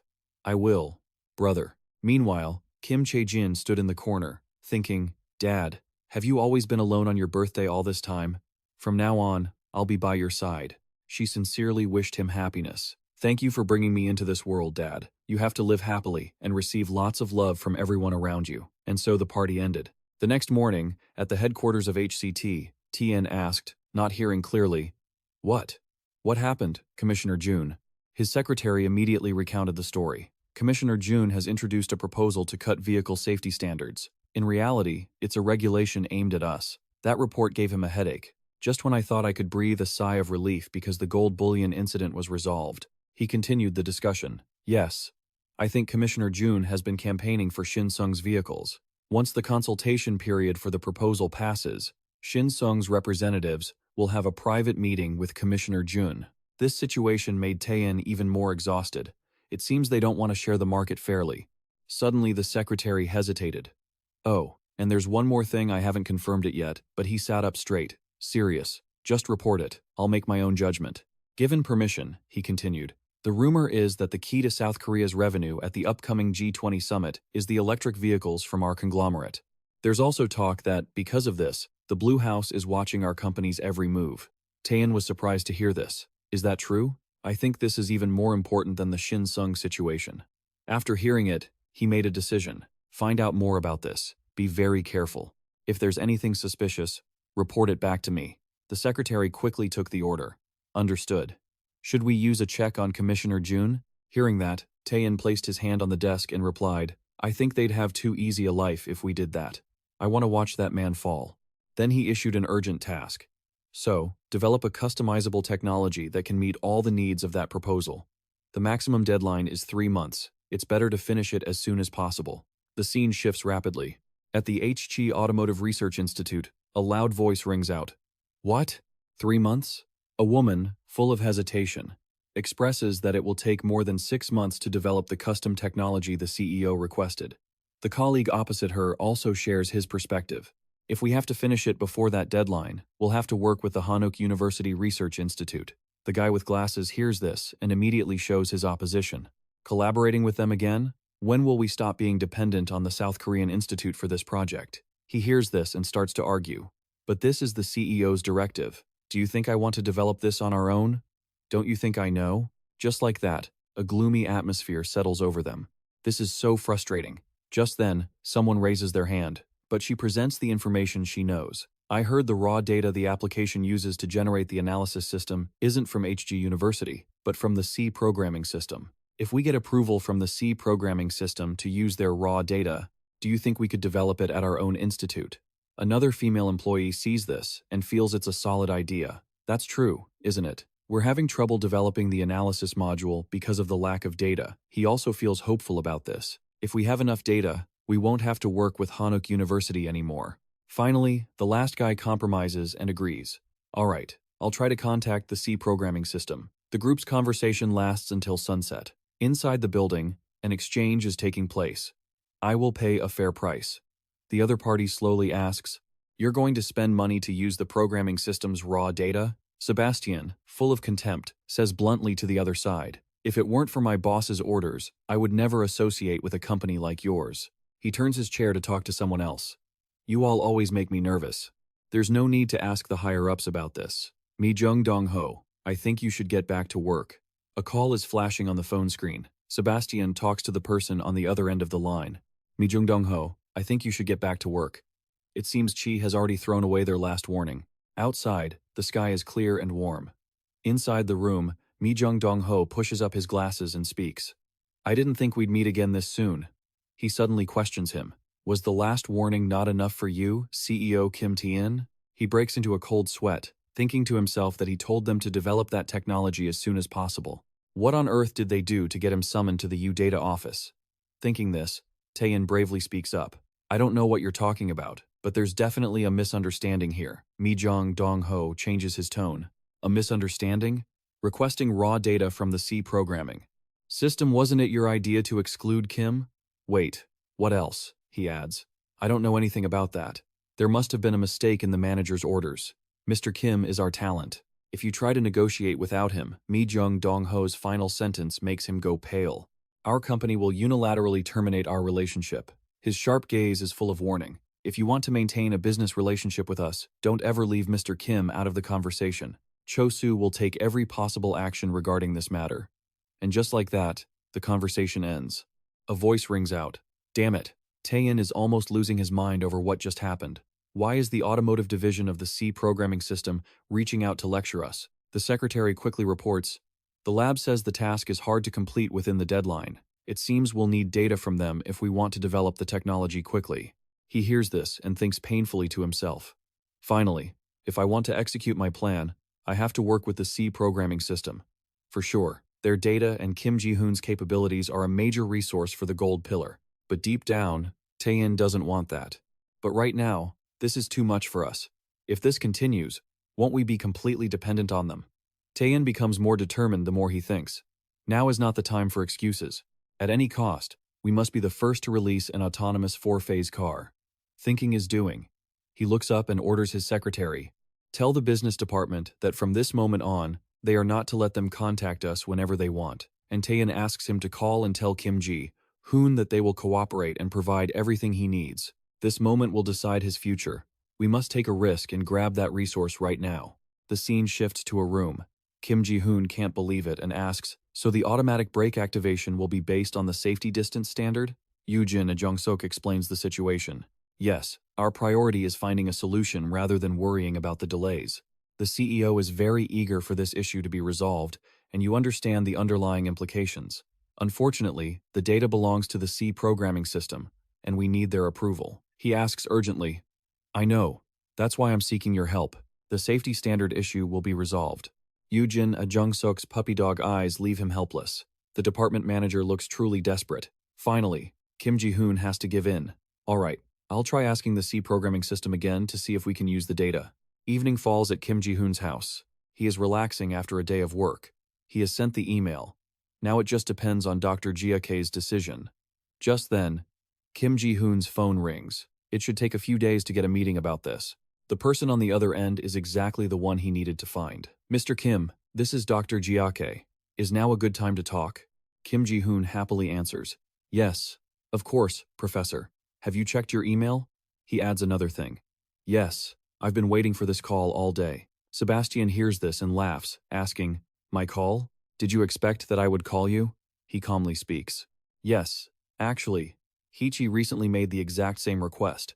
So I've been researching the related issues until you reached a conclusion and presented your demands so I could give you an answer. Before he could even finish his sentence, the man interrupted him. Mr. Kim, the hidden powerhouse, slowly began to share his thoughts. We've seen more than enough of your capabilities through the analysis module you developed.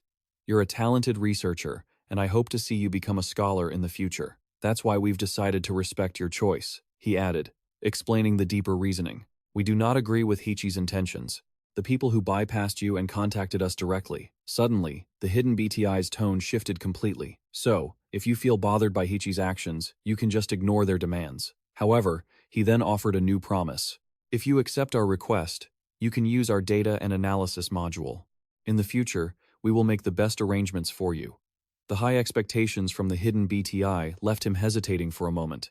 Yes, thank you, sir. I'll be in touch once I've made a decision. As Kim Ji-hoon hung up the phone, he thought to himself, wait, is this a dream or is this real? He couldn't believe the contents of that conversation. Was the future of the car really depending on his decision? What should I do? He began to re-examine his ideas from the start. Automatic braking that predicts collision times and warns the driver is standard now. Hichi wants a car that can perfectly predict the collision point and brake accordingly. And the key to predicting that collision point is recognizing obstacles. After a long period of contemplation, an idea finally struck Kim Ji-hoon. I've tried developing a standard module that can recognize difficult-to-see movements. If I improve the analysis module to utilize the data, then Hichi's project will be solved in no time. He sat deep in thought, considering his next steps. This time, I'm going to do it right. It was the only way to make Hichi realize his presence. The urgency meant he didn't have much time. No, sooner or later, Hichi might just create an improved version of the collision prevention system themselves. The current deadline is very tight, but if they give me a year or two, Hichi could achieve the necessary progress on their own. After pondering it for a while, Kim Ji-hoon knew he had to retreat. If that happens, my own arrogance will completely backfire on me. The C programming system already said it wouldn't be very profitable. Let's not waste time chasing after the big corporations for nothing. He stretched, muttering to himself. All right, let's start this research with full dedication starting tomorrow. Kim Chae-jin, who had been watching all this time, secretly thought, Sebastian is probably so smart that he can finish work in the blink of an eye. She felt relieved enough to finally lie down and close her eyes. From now on, I'll trust him and give him more work. Time passed. 1 month later, Kim Ji-hoon had modified the analysis module and the intelligent collision avoidance cruise control, creating a brand new system. The intelligent cruise control is a device that automatically adjusts speed based on the distance to the vehicle in front. It was improved to create a standard collision avoidance system as requested by Hichi. Sometime later, the hidden BTI heard the news about Hichi's development. Someone reached out to him. It's a pleasure to meet you, Mr. Kim. That person was Mijang Dong-hol. I am Mijang Dong-hol Sebastian, the legal representative for the Golden Pillar and the C programming system. It was easy to see why he was here. Mi Dong-hol had been sent to negotiate the registration for the car. He shook hands while offering praise. I don't know much, since I'm not an expert in this field, but the AI you developed is incredibly valuable. Kim Ji-hoon awkwardly reached out to shake his hand. Thank you for the kind words, sir. Suddenly, the man asked, well, I think the negotiations will go smoothly. Have you already happened to get what you wanted from Hichi? He answered honestly. There's nothing special. I just wanted to earn some money through the AS. Mi Dong-hol chuckled and said, you have high expectations for it, don't you? Suddenly, his attitude shifted completely. All right, I will make this a reality. That's why I get paid the big bucks. Mi Dong-hol professionally led him to the next step. Shall we begin now? Kim Ji-hoon was confused by the information. What? Even me? The man reminded him calmly. Didn't Hichi try to negotiate directly with the C programming system without you this time? We need to teach them a lesson about this, don't we? Kim Ji-hoon had no choice but to agree. Ah, okay, but inside, he was anxious, wondering, does he really have to be that threatening? It seemed so, since he was the one leading the negotiations. The meeting slowly began. Kim Ji-hoon sat in his chair, feeling like he was sitting on fire. Meanwhile, Mi Dong-hol spoke up with total composure. Everyone is here. He signaled to start. So, shall we begin the meeting? It was just tough for him to be sitting next to Mi Dong-hol. He felt so much pressure. To start the meeting, one person spoke up first. Let me present Hichi's plan to you. A courageous woman put forward her opinion. Hichi will pay 1.5% of the vehicle price for the royalty of the AI, along with the analysis module already installed. Considering the number of cars sold for each model, I think this is not a bad proposal. Kim Ji-hoon was secretly thrilled inside. 1.5%? So, if you combine that with the royalties, I'll get 1 million won for every car sold. While he was busy calculating the benefits, thinking about how the device would be equipped on every model under the contract, I'll be receiving at least 500 million won in royalties every quarter. Just then, someone interrupted. Is that all? Mi Dong-hol's blunt counterproposal startled Kim Ji-hoon. We demand a licensing royalty of 5% of the vehicle price. Confusion and worry appeared on Kim Ji-hoon's face. He silently calculated. A 5% licensing royalty. Applied to the AI, including the royalties from the final analysis module, it totals 7%. So, we should at least be getting 10 billion won in our account, right? Isn't that an unreasonable request? Then again, Mi Dong-hol was an expert at these things, so maybe they just needed to nod and be done with it. Kim Ji-hoon looked across the table. A gloomy atmosphere suddenly enveloped the people sitting opposite him, and their faces became dark. Seeing this, Kim Ji-hoon shivered, thinking, this kind of proposal is just crazy. At the same time, Mi Dong-hol, sitting next to him, suddenly burst out laughing. That sounds perfectly reasonable, doesn't it? Hearing that, Kim Ji-hoon's face froze. He forced a smile, thinking, how can he say that in an atmosphere like this? Suddenly, one of the men sitting across from him gripped his hand tightly, trembling, and spoke up in a rage. Isn't this taking things a bit too far? This is Vice President Kim we're talking about. Just then, he stood up indignantly and shouted, if the licensing fee is 5%, what on earth will be left for us? It's normal to start negotiations with high demands, but isn't this pushing it a bit too far? At that same moment, Maya Cazador picked up a document and spoke softly, leaving Vice President Kim speechless with shock. Is what you're saying really true, Maya? This is completely different from the information I have. He frowned, looking at the document in his hand, and continued seriously. This is about the efficiency and the projected revenue once we dominate the electric vehicle market. Based on these numbers, profits definitely won't improve after switching to an EV lineup. Right after Mi Dong-hol finished speaking, Vice President Kim's voice cut in. So, you're suggesting we should prioritize the copyright just because of that? Hearing this, he replied, exactly. When negotiating a deal like this, aren't you considering the future? As the debate continued, Vice President Kim interjected, but it would take at least 3 to 4 years. Isn't that still too much? Mi Dong-hol countered, if we keep monopolizing such modern technology with such low royalty fees, that would be even more absurd. Listening to the argument between Vice President Kim and Mi Dong-hol, Kim Ji-hoon's expression grew increasingly fearful. He worriedly thought, so tense, so tense. My negotiations with Hichi were nothing compared to this. Just then, the smart Yujin Adongho device in Mi Dong-hol's hand suddenly vibrated. He lifted his hand to check the notification on the device and spoke up. Hold on, I've actually changed my mind. Then, to the astonishment of Kim Ji-hoon and Vice President Kim, Mi Dong-hol calmly continued.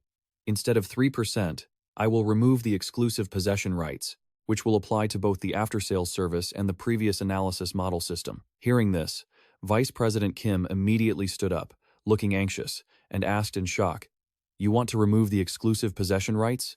Why is that?" Mi Jong-dong-hol remained calm and replied, "In return, I will only grant exclusive ownership rights to domestic Korean manufacturers, meaning we won't have to provide this type of technology to foreign car engines." The debate continued, and Vice President Kim spoke again, "But you surely know that foreign-made vehicles account for a significant percentage of the domestic market, right?"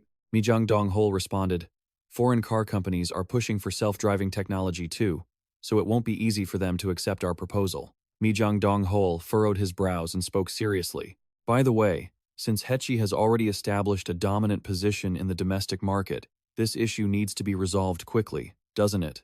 I think I'm ready to make a compelling offer." Seeing Vice President Kim's anxiety, an employee sitting next to him whispered a reminder, "We must discuss this with Director Kim Chae-jin first." Hearing the reminder, Vice President Kim said, "This is quite difficult to decide on immediately. We need time to consider it." Just as he finished, Mi Jong-dong-hol replied, "Then let's meet next week to reach a conclusion. We hope you will make a wise decision." Mi Jong-dong-hol stood up, turned toward Kim Ji-hoon and said, "Kim, let's go." Hearing his prompt, Kim Ji-hoon blankly replied, "Yes." As he watched Mi Jong-dong-hol walking toward the door, he thought to himself that the proposal to reduce the percentage and remove exclusive rights must surely have another path for international negotiations. Kim Ji-hoon's face grew worried, as he calculated that since this excludes domestic manufacturers in Korea and local Hechi companies are foreign, they would have no choice but to accept these terms. A week later, at a large office building, inside an office, Mi Jong-dong-hol sat across from Tae-in with a worried look. Seeing this, he spoke up. "It seems Director Kim Tae-in has to step in personally, huh? So, what is the conclusion?" Hearing that, the man replied solemnly, "The results show that the technology you developed this time is quite valuable. Therefore, instead of receiving 5% in royalties, we want to use it as a proprietary product for our headquarters." Kim Ji-hoon was shocked as he looked toward Tae-in. He thought in disbelief, "What? They're willing to accept 5%? I wonder how important that exclusive ownership is that they'd be willing to pay such a large sum." At the same time, Mi Jong-dong-hol adjusted his glasses and replied seriously, "I'm sorry, but a 5% authorization is a bit difficult."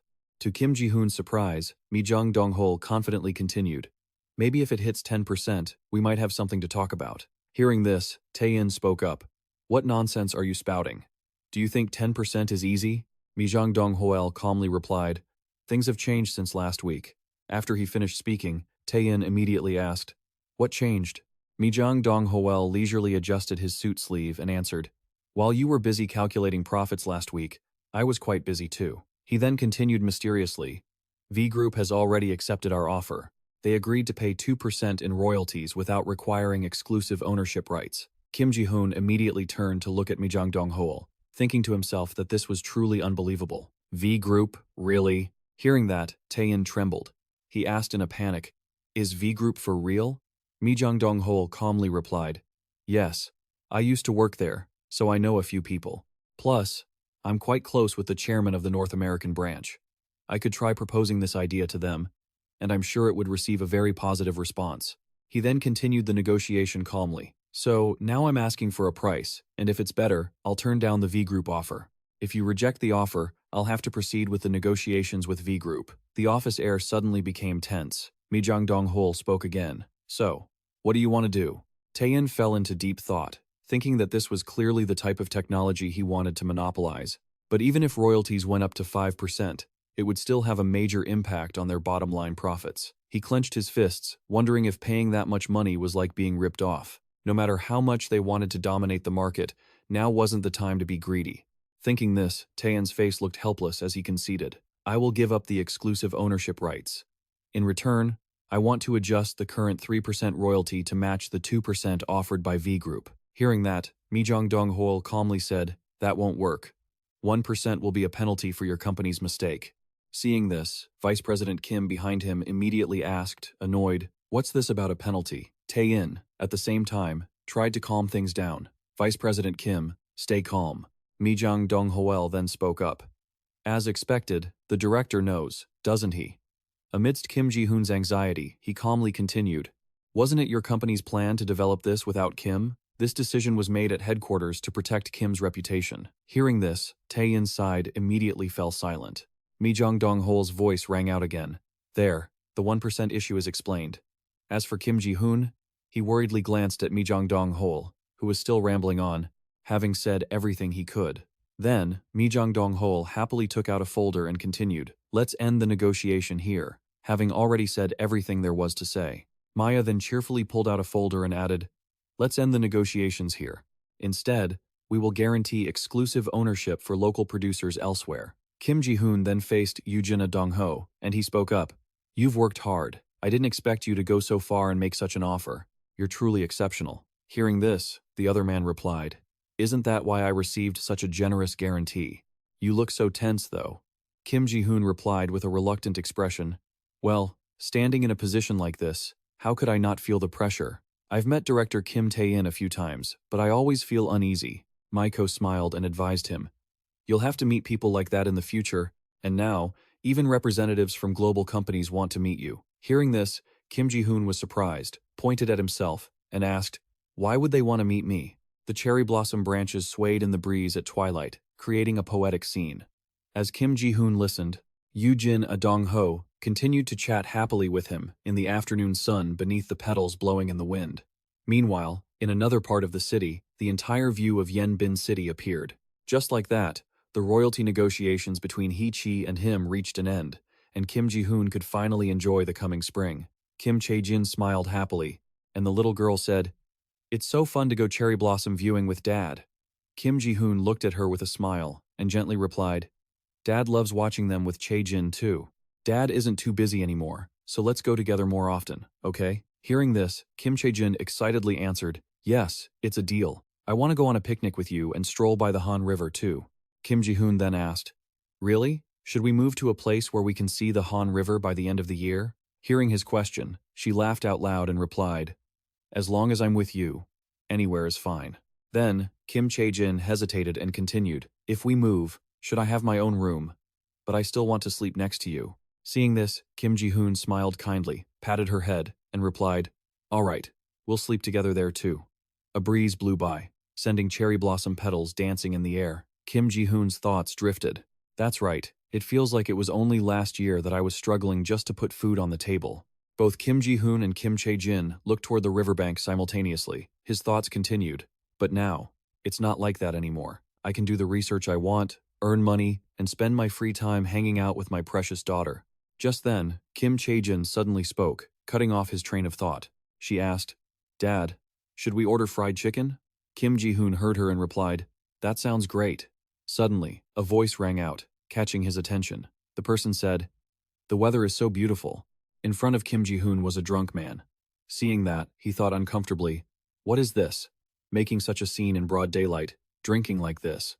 The drunk man seemed to sense the gaze and turned toward the two of them. He spoke aggressively, "What? What are you looking at? You looking for trouble?" He then strode toward where Kim Ji-hoon was walking, and continued, "Do you have a problem with me?" When he reached them, the drunk man stared at him, and said with annoyance, "If you've got something to say, spit it out."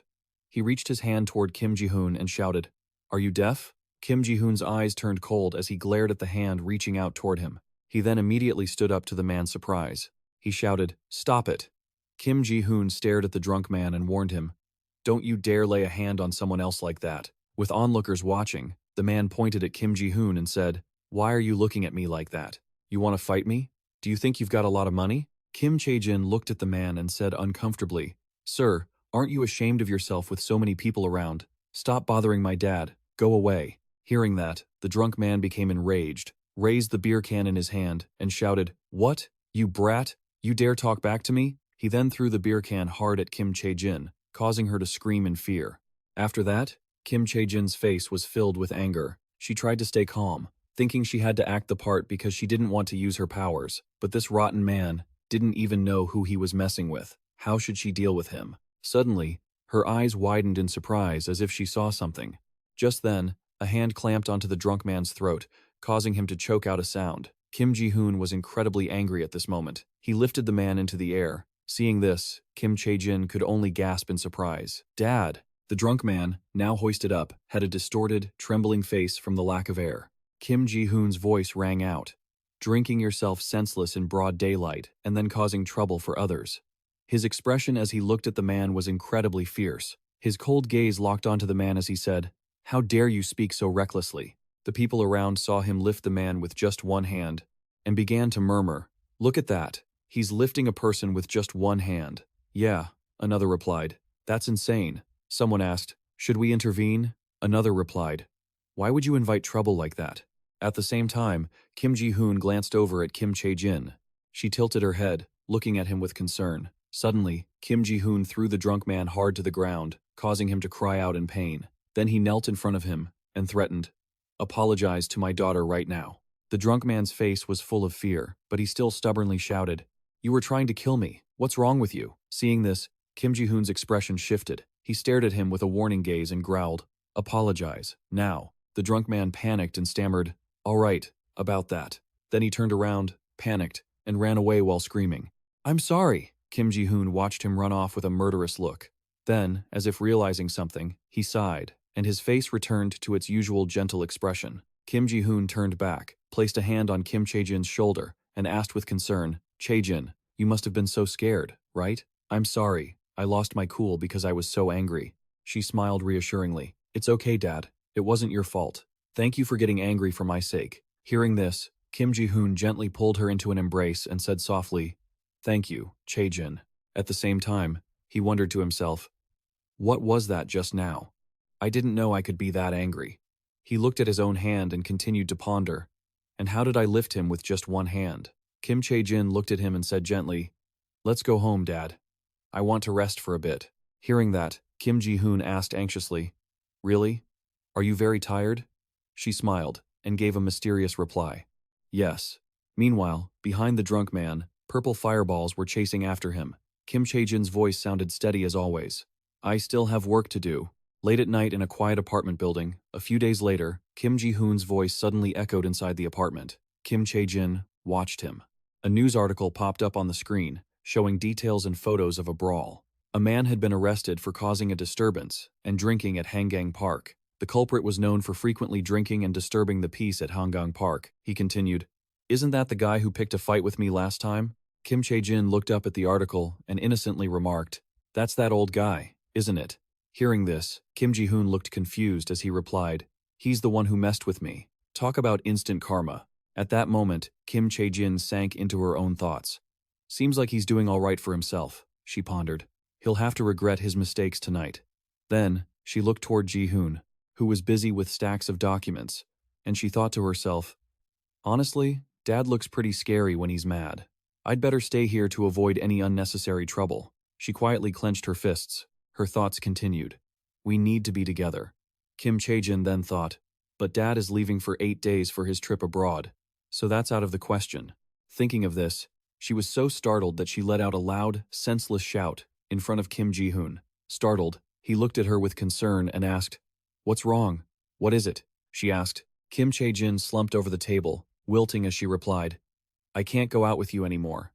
I wanted to go to Europe with you." Hearing this, Kim Ji-hoon smiled, patted her unhappy head, and comforted her. "I want to go with you too, Chae-jin, but this time I have to go with the chairman's escort team, so there's really no way around it. If you stay with Grandma, I'll bring you back lots of gifts, okay?" Inside the cozy apartment, Kim Ji-hoon's voice continued, "I'll call you often." Kim Chae-jin replied, "Okay, you have to keep your promise." She leaned sadly against the table, her face looking incredibly dejected. Seeing this, Kim Ji-hoon thought to himself, "I thought it would be fine since I was away for a month during military training, but Chae-jin seems even more worried than I am." He looked at her with concern and kept thinking, "Honestly, leaving Chae-jin like this makes me uneasy. Next time, if I can't take her with me, I'll just have to decline the trip." The sky gradually shifted from night to day. A plane took off, soaring into the deep blue sky. On the private flight, staff members in suits sat rigidly. The intercom announced, "The chairman's press conference regarding the year 20 is about to begin. Will all reporters and journalists please be prepared?" Kim Ji-hoon sat anxiously on the flight. He thought to himself after hearing it on the broadcast, "It feels even more real now. I'm actually sitting on the chairman's private plane." Next, he opened the notebook on his lap, and Kim Ji-hoon's expression gradually relaxed. He scribbled into the notebook, thinking, "This is a once-in-a-lifetime opportunity. I have to record as much as possible, for Chae-jin's sake too." Just then, a flight attendant standing at the door connecting the cabins called out, "Is Mr. Kim Ji-hoon here?" Hearing this, he nervously wondered, Kim Ji-hoon? Could they be looking for me? The flight attendant kept calling his name. Kim Ji-hoon remained unsure, thinking, it's probably just someone with the same name. Kim is the most common surname in Korea, and the name Kim Ji-hoon is quite common too. He sat calmly in his seat, thinking quietly, I don't know who that is, but if a flight attendant is looking that hard, I should probably stand up. The flight attendant walked toward him, still calling out, Mr. Kim Ji-hoon, is Mr. Kim Ji-hoon from Korea University here? Hearing this, Kim Ji-hoon suddenly snapped to attention, his eyes widening. He raised his hand, looking bewildered, and replied, Yes? The attendant looked at him and asked, Why did it take you so long to answer? Follow me quickly. You've been summoned. Hearing this, Kim Ji-hoon stumbled after the attendant, looking completely confused. She led him to another section of the plane, pulled back the curtain, and announced, Mr. Kim Ji-hoon is here. Seeing the people inside the cabin, Kim Ji-hoon was immediately shocked and startled, not understanding what was happening. Suddenly, one of them clapped and welcomed him. The president smiled and clapped to welcome him. He then happily introduced him. The person who provided all the details for what we just discussed is Dr. Kim Ji-hoon. Seeing the president, Kim Ji-hoon thought in amazement, This is the chairman, the president? The president firmly handed the microphone to Kim Ji-hoon. Then, please present. The main focus of this business trip, autonomous driving technology. He took the microphone, but faced with that question, his expression clearly showed his panic. It's really hard for me to organize my thoughts after being called so suddenly. Where should I even start explaining? Seeing his silence and flustered face, the president spoke up. Oh, if any questions arise while you're listening, there will be a Q&A session afterward where everyone can exchange ideas directly with the professor. Hearing that, Kim Ji-hoon fell into a panic. Q&A with the press? At that moment, his eyes flashed with surprise, filled with sheer terror. Facing the president's profound, expectant gaze, his anxiety surged. That statement was practically the same as saying, You're flustered because you were called unexpectedly, right? Forgive me. Besides that, the president's eyebrows kept furrowing, even though he knew it might be very stressful. Kim Ji-hoon smiled for a moment. But I believe you'll do well. He gripped the microphone tightly. If I don't do it now, when will I? It's not my first time presenting. I'll just do it like always. After regaining his composure for a moment, Kim Ji-hoon took the microphone and spoke in a clear, resonant voice. Hello everyone. I am Kim Ji-hoon, a researcher at the Neural Network Information Research Center at Korea University. The reporters immediately started clicking their cameras, recording every word he said. Regarding autonomous driving technology, our research center is currently focusing on, as he finished, Kim Ji-hoon felt a moment of comfort in his head. Come on, Kim Ji-hoon, trust in the experience you've accumulated from all those times you've stood before the public. Time flew by. A while later, the president smiled and announced, With that, the press conference is concluded. He stood up and smiled at him. I know you were caught off guard by the sudden request, but thank you for handling everything so calmly. Kim Ji-hoon also smiled and replied, It was nothing. It wasn't that difficult, since I've given presentations on this topic before. The president smiled involuntarily. So, that's how it is. That presentation was truly impressive. If you're willing, I sincerely want you to join us for the rest of this trip. Kim Ji-hoon just smiled and nodded. You are too kind, sir. The president nodded, praising him highly. You did very well. I hope we will see each other at the next stops on our trip. Kim Ji-hoon nodded politely in return. Yes, I am looking forward to it as well. Shortly after, the president quietly watched Kim Ji-hoon's retreating figure. Usually, people get tense when I call for them. It's been a long time since I've seen a young man so composed and capable. He smiled with satisfaction, unawares. He has the looks, and he's smart, too. Someone like that is bound to achieve great things. A while later, Kim Ji-hoon arrived home looking exhausted. He slowly sat down in his favorite chair, finally letting his worries go. Kim Ji-hoon sighed in relief as if a heavy burden had been lifted. I thought I was going to go crazy from all that nervous tension. They say when people are terrified, they forget how to scream. Maybe I was so stressed that the fear just turned into calmness. After taking a few seconds to collect himself, Kim Ji-hoon immediately realized that, but thinking about it again, it still feels strange. He started retracing the events that had just unfolded. Dong-hun, being fond of me, I can understand that. But even the president? After just one brief meeting? No matter how good my first impression was, this still feels beyond imagination. It feels like someone has been boosting my favorability stats. Lost in deep thought, he suddenly realized, could someone actually be doing something? Come to think of it, I did once have a favorability potion, didn't I? Using that kind of drug to increase affection. He sat there on the plane, curious and puzzled. What are these silly thoughts? What am I thinking about? I don't know.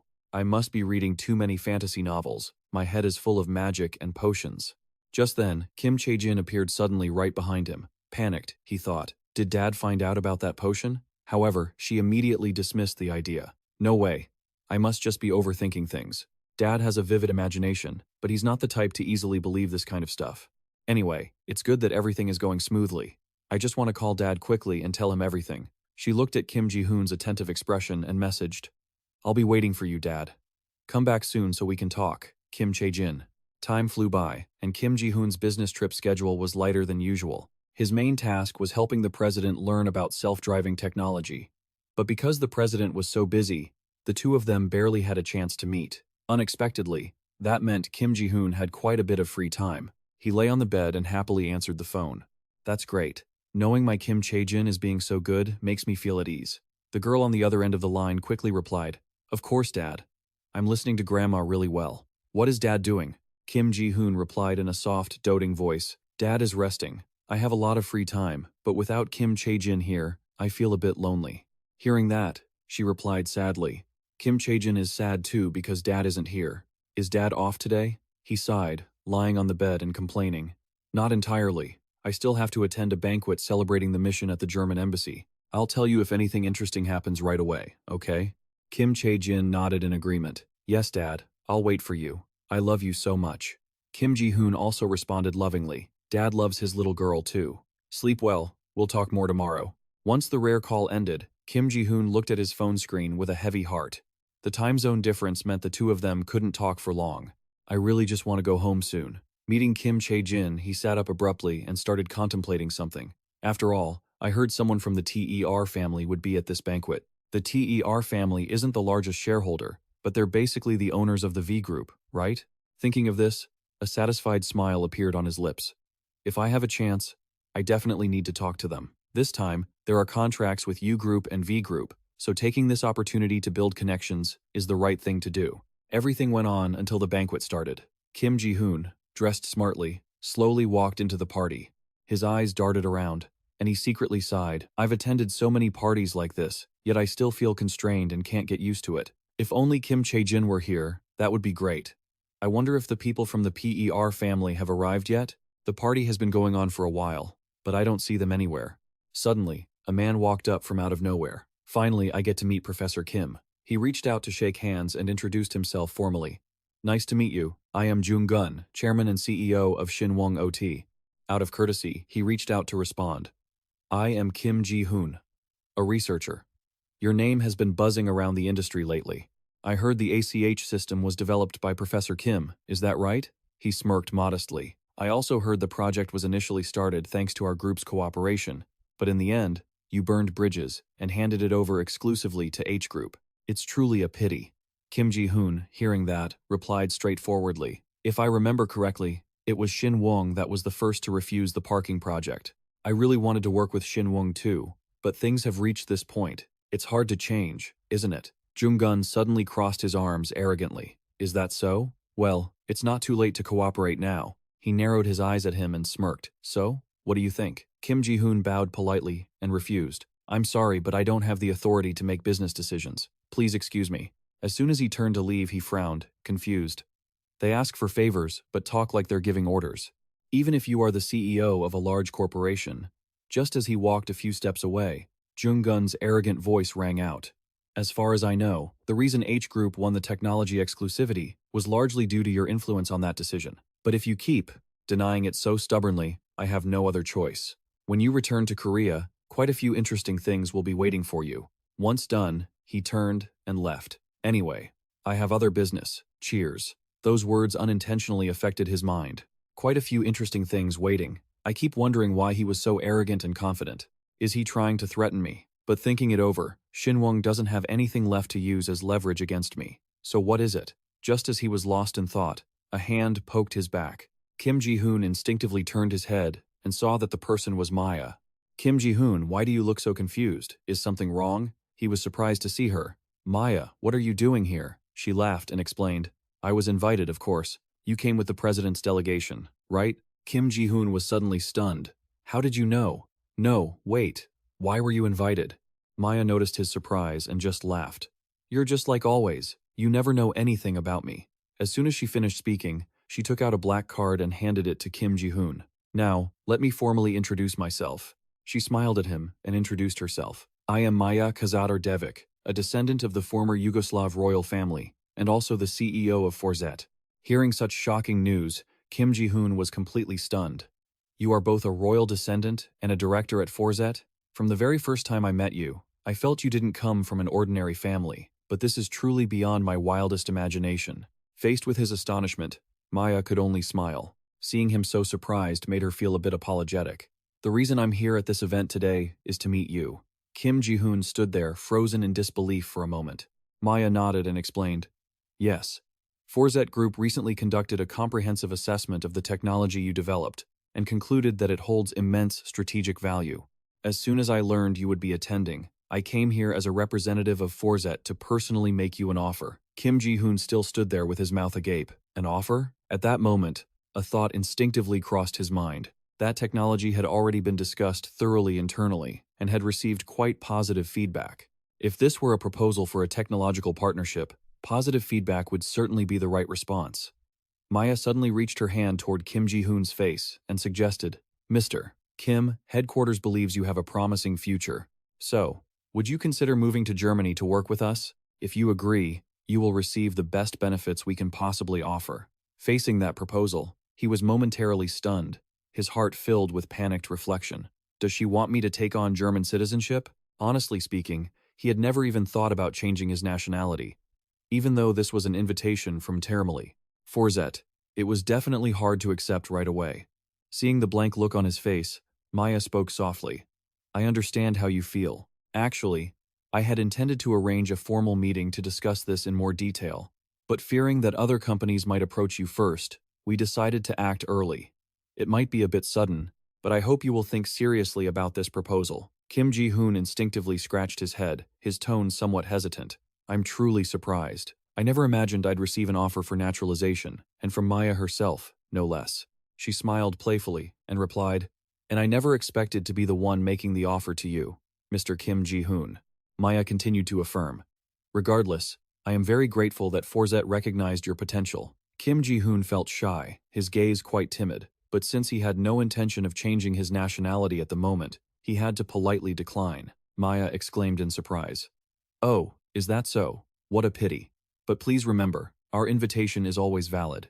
For someone as talented as you, Forzet is always open, whenever you are ready. As soon as she finished speaking, she took 2 glasses of wine from a waiter, then smiled and handed one to Kim Ji-hoon. Well then, let's start over as friends. The atmosphere of the party remained calm, neither too lively nor noisy. Maya still stood there, chatting happily with Kim Ji-hoon. When I found out that the person from headquarters I had to meet was Kim Ji-hoon, I was so shocked I checked it over and over again. I don't know how many times. Hearing that, he just chuckled and nodded. I see, but you gave up faster than I thought. I assumed you would be more persistent. Maya frowned in response.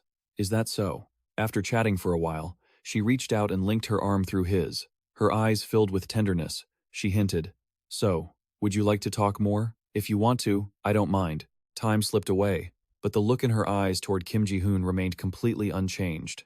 This left him feeling a bit startled and flustered. A little while later, Kim Ji-hoon pulled his arm away and bluntly emphasized, The atmosphere is starting to get awkward, isn't it? Seeing his firm demeanor, Maya looked confused.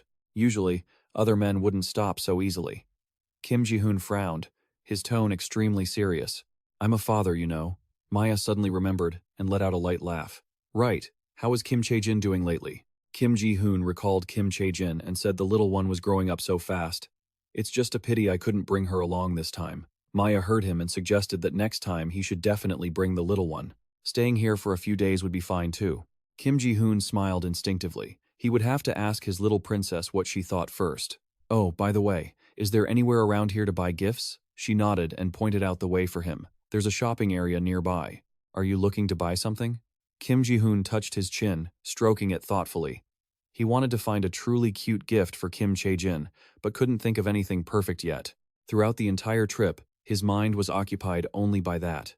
Maya saw the look of the father of the year and could only sigh. When it comes to my company's partnership offer, he refuses without a second thought. He's a true daughter-crazy dad. Kim Ji-hoon heard this and immediately returned to his original expression, explaining, "But Kim Chae-jin really is cute. I wish I could fly back to Korea right this second." As soon as he finished speaking, Kim Ji-hoon raised his wine glass, his lips curling into a smile he couldn't suppress. Maya stood behind him, witnessing that expression, and couldn't help but feel a flutter in her heart.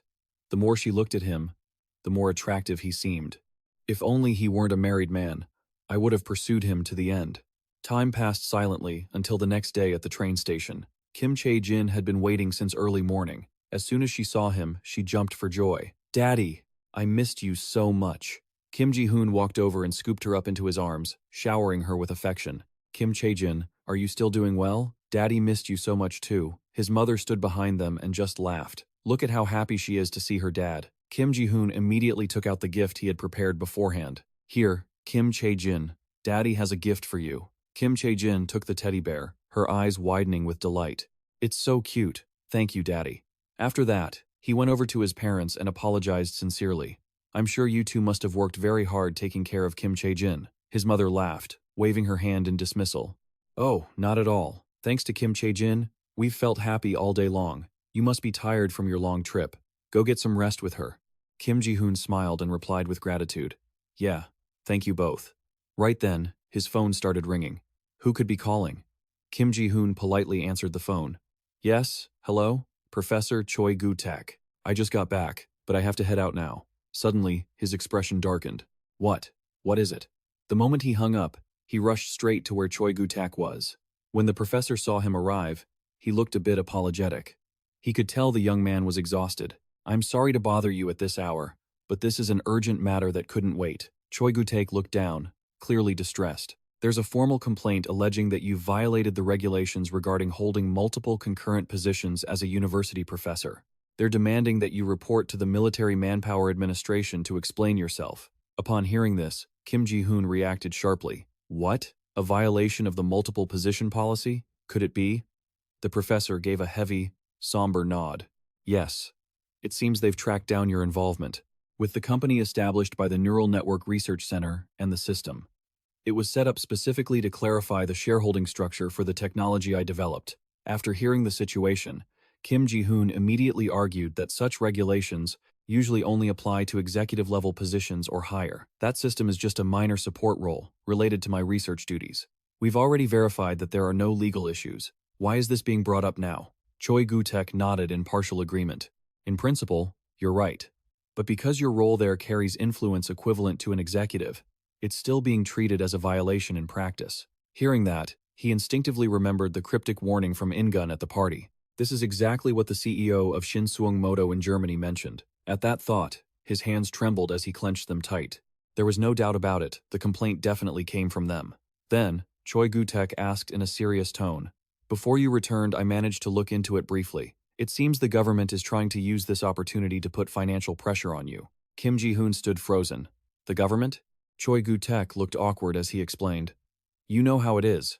AS technology has been leading the market recently. If a domestic company secures a monopoly on it, it would be a golden opportunity for Korean automakers to become global market leaders." Kim Ji-hoon jumped to his feet, having finally realized the motive. "So they're trying to force me to give up my partnership rights just to monopolize the domestic market?" The professor sighed and nodded without hesitation. "Exactly.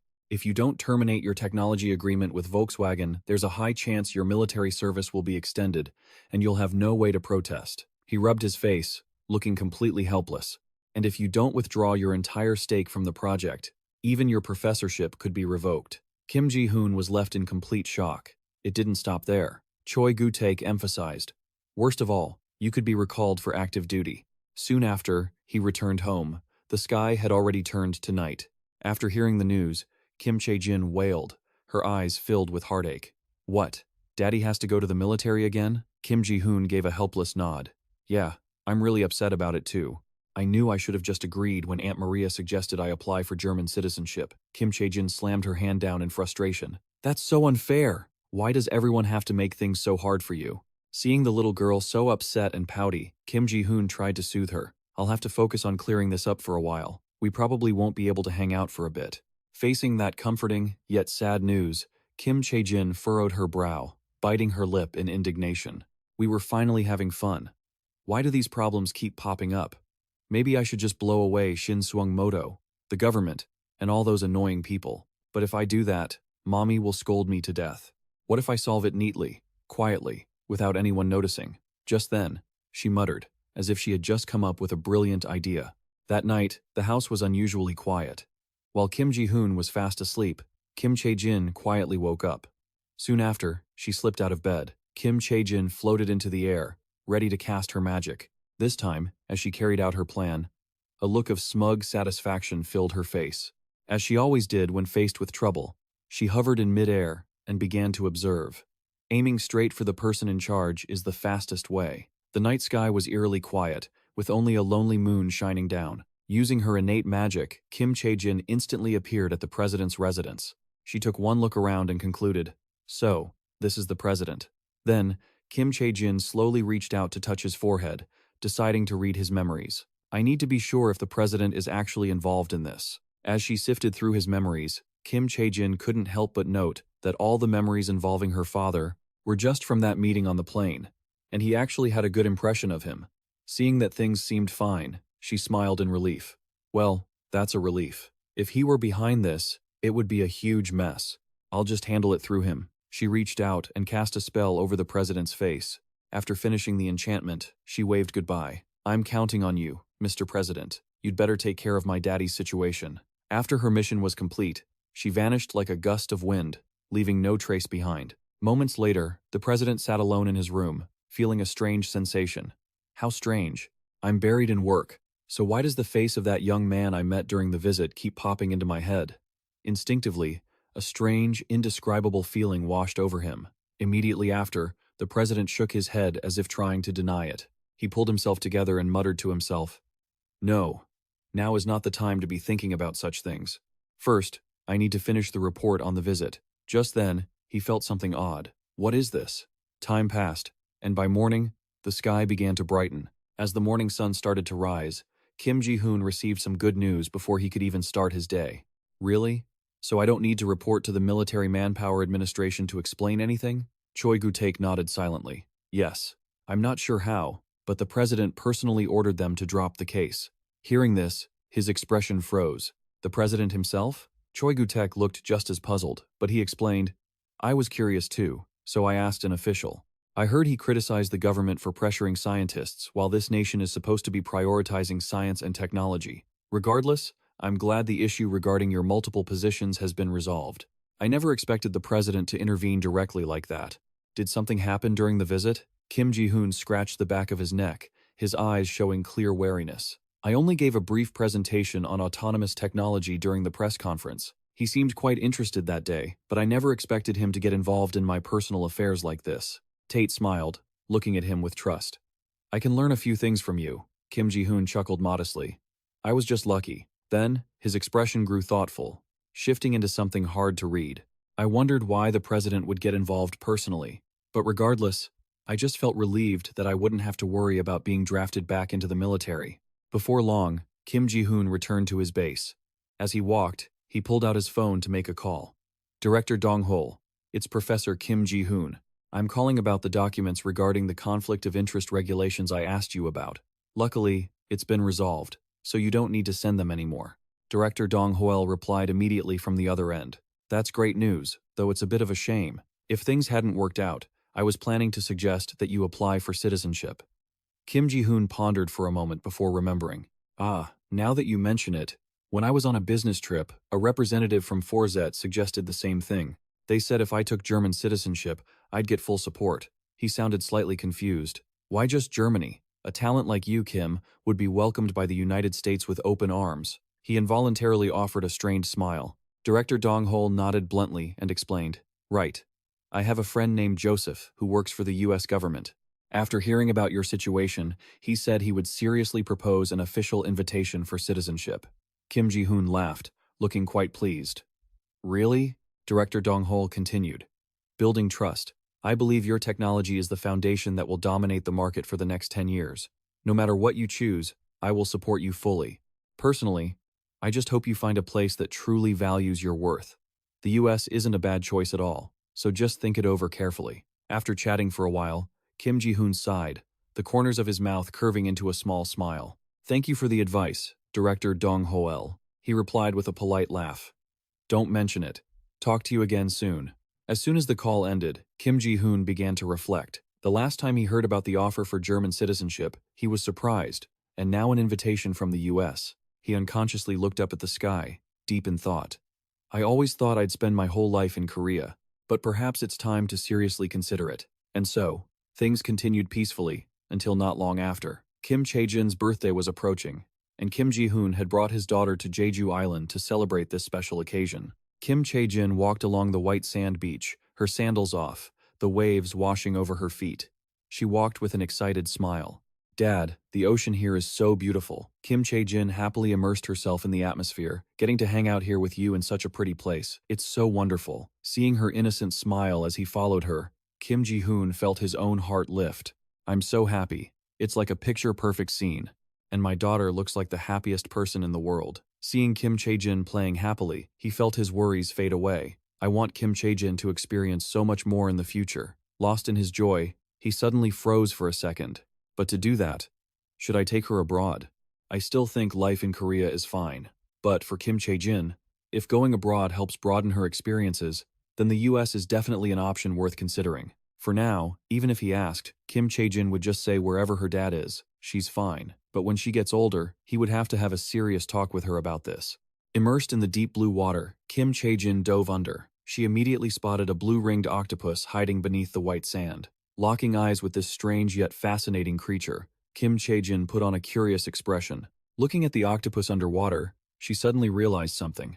The feeling of unease all this time, it was you. Kim Chae-jin reached out and touched the octopus's tentacle. As soon as she touched it, her skin began to break out in red hives. After a brief struggle, Chae-jin grabbed the octopus and pulled it up forcefully. A moment later, the red marks on her skin miraculously disappeared. After casting a spell, Kim Chae-jin released it back into the ocean. A normal person would be dead by now, right? Maybe even Dad would be in danger if he went to play in the deep water. Don't you ever come near here again, you hear? After spending some time underwater, she finally surfaced, startling Kim Ji-hoon. Kim Chae-jin, what are you looking at? She laughed excitedly as she recounted. I saw an octopus back at the beach, Dad. He was surprised, but still complimented her. Is that so? My daughter really is into strange things. Even an octopus makes you that excited. Kim Ji-hoon then reached out and gently patted her head. Come on, come play with Dad. Kim Chae-jin. She nodded with a smile. Okay, coming. However, Kim Chae-jin's expression darkened unconsciously. She saw the blue-ringed octopus appear again. Wait, what's that? I specifically told you not to come near here. If it gets closer and accidentally stings Dad, that would be a disaster. Right then, Kim Chae-jin leaned down toward the ocean and shouted loudly. Don't. Kim Ji-hoon stood beside her, bewildered, not understanding what was happening. A moment later, he saw blue-ringed octopuses appearing, floating on the surface of the sea. Witnessing that scene, Kim Ji-hoon was utterly shocked and speechless. People around them were also unconsciously drawn to this, moving closer to get a look. A long while later, when the passengers had all moved up to the shore, they realized the surface of the sea was floating with the corpses of blue-ringed octopuses. Everyone was extremely suspicious. That's strange. There were no reports of oil tankers passing through this area, and there's no smell of oil. It doesn't look like an oil spill. So what on earth is the cause? The person in charge of the tour immediately explained. We aren't sure yet. The locals kept gathering, wondering, could it be some kind of poison that leaked onto the beach?